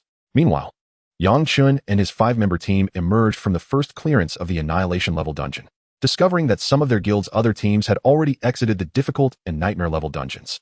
The teams that had entered to grind the Hell level dungeon, however, had yet to return. After all, aside from the Dominator team, it is no simple task for the other teams within the Dominator Guild to conquer the Hell level bronze dungeons. After Yang Chen and his companions stored some equipment in the warehouse, they continued their venture into the Abyss Kingdom to repeatedly challenge this Annihilation level dungeon. The Abyss Kingdom, teeming with experience-giving creatures, is undoubtedly the premier choice for top-tier professionals at this stage. As Yang Chen, the Yun siblings, Kong Yin, and Xia Ru delved back into the Abyss Kingdom, the urgency of achieving a first clear had dissipated, causing them to adopt a more relaxed approach, resulting in a noticeable deceleration in their monster-slaying pace. Nevertheless, their completion time for each run of the Abyss Kingdom remained consistently around 5 hours. After over a day's worth of effort, on the 10th day since the server's launch, the Dominator team, comprising Yang Chen, Yun Fei, Yun Luo, Kong Yin, and Xiao Ru, all reached level 40. They had finally exhausted the weekly quota for bronze level dungeons, which included 7 free entries and 3 paid entries. Each week, they could challenge 3 additional paid dungeons. The tickets for the bronze level dungeons cost 40, 80, and 160 spirit crystals, respectively. Although the ticket prices were exorbitantly high, engaging in the Annihilation level certainly yielded worthwhile returns. Not only was the experience from Annihilation monsters exceptionally high, but the 40-level gear drops alone justified the cost of admission. Of course, if the professionals found it unprofitable, they had the option to forego the paid dungeons. During the time the Dominator team completed their 10 dungeon runs, the other teams in the Dominator Guild had similarly finished around 7 of their free dungeons. Due to the fact that the other teams were tackling the difficulties of Nightmare and Hell dungeons, the drop rates were considerably lower. Thus, they intended to complete only their allotted free dungeon runs. Yang Chen remarked, after they finished their 7 runs, they should all be above level 36 or 37. Next, we Dominators can initiate this week's guild activity. The Monster Invasion guild activity commenced weekly, with its difficulty scaling in accordance with the guild's level. Now that the Dominator Guild had reached level 3, the activity's difficulty was bound to be significantly higher than before. After finishing the dungeons, they would embark on an activity. All members of the Dominator Guild should reach level 40, followed by a day of rest before continuing the main quest towards Flame City. Well then, let us first enhance these level 40 sets, suggested Yun Luo. Both Yang Chen and Yun Fei nodded in agreement. Chapter 59, New Attributes, Advanced Lifesteal and Cheer Captain. Thus, Yun Luo, Kong Yin, Xiao Ru, Su Zheng, and Zhuo Shanhe made their way to the blacksmith shop in the Earth City to enhance their equipment. Su Zheng and Zhuo Shanhe's Dominator team had also completed their 7 Hell-level dungeon runs. After all, the strength of their 5-member team was commendable. Yang Chen and Yun Fei sat leisurely in the plaza of the bronze-level dungeon, engaging in casual conversation. Yang Chen left his 3 pets unrecalled, allowing them to roam freely nearby. Wow, all 3 of Lord Chen's pets are of such high quality. No wonder he is so formidable. The Ice Jade Rabbit and the Flame Sparrow Lord are both strikingly beautiful. I would love to have one, remarked one onlooker. This Earth Wolf dog is also far more formidable than the average one. How I wish I could keep one. Another added, are you all coveting their forms? Or is it their exceptional combat prowess that entices you? Teased a voice. Hee, we're coveting both, came the chorus of agreement. With these powerful pets, Lord Chen could easily dominate the entire Galaxy District, couldn't he?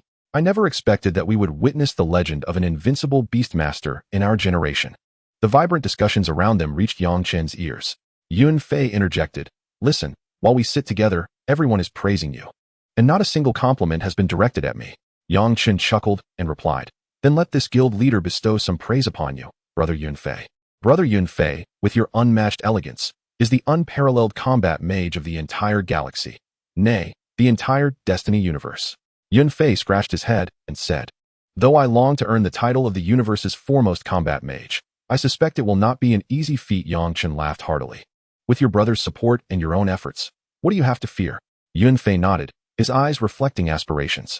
At this moment, Yang Chen recalled that his Feng Qing'er and Xiao Yu could still have their attributes enhanced. With a plethora of blue attribute fragments at his disposal, he summoned all 3 pets back into the Beastmaster space. While engaging in conversation with Yun Fei, he began to enhance the attributes of his pets, starting with Feng Qing'er.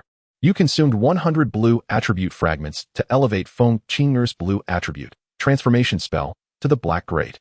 You consumed 100 blue attribute fragments to elevate Feng Qing'er's blue attribute rapid to the Black attribute high speed. You consumed 100 blue attribute fragments to elevate Feng Qing'er's blue attribute Icefire Fury to the Black attribute Icefire Convergence. You consumed 100 blue attribute fragments to elevate Feng Qing'er's blue attribute Scorn to the Black Great. The newly elevated Black Great attributes bore the following effects. Transformation spell reduces damage taken by 30 and spell damage by 30. High speed increases attack speed and movement speed by 60. Icefire Convergence enhances the power of ice and fire skills by 55. Scorn ignores 30 of the enemy's dual defenses. After these enhancements, the purple-grade Feng Qing'er now possessed the formidable attributes of Phoenix Bloodline, Red, Frenzied, Black, Transformation Spell, Black, High Speed, Black, Icefire Convergence, Black, and Scorn, Black, significantly boosting her power.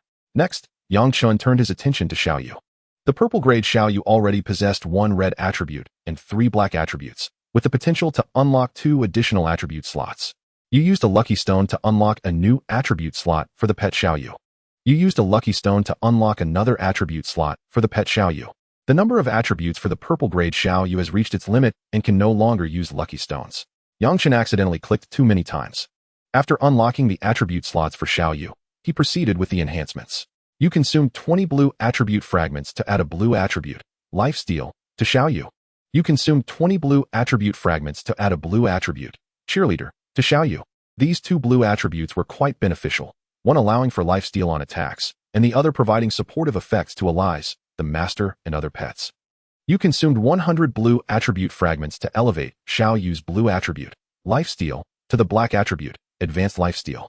You consumed 100 blue attribute fragments to elevate Xiaoyu's blue attribute, Cheerleader, to the black attribute, Cheer Captain. The effects of these 2 black-grade attributes were as follows. Advanced Lifesteal. Black absorbs 12 health points with each attack. Cheerleader. Black inspires morale, bestowing a buff of 25 to both physical and magical attack for oneself and companions, masters, and other pets. These 2 formidable black attributes are nothing short of extraordinary. The Lifesteal property is indeed a rare gem. Typically, lifesteal on black-grade equipment hovers around 1 to 2%. However, the Jade Rabbit's Advanced Lifesteal can siphon a remarkable 12. For instance, considering one of the Jade Rabbit's ice-based skills, which can inflict 7,000 damage. Even if it strikes only a single foe, it can absorb over 800 health points each time. Moreover, Little Jade's attacks predominantly target multiple enemies, often hitting 5 or more foes in a single strike. This means each attack can siphon several thousand health points.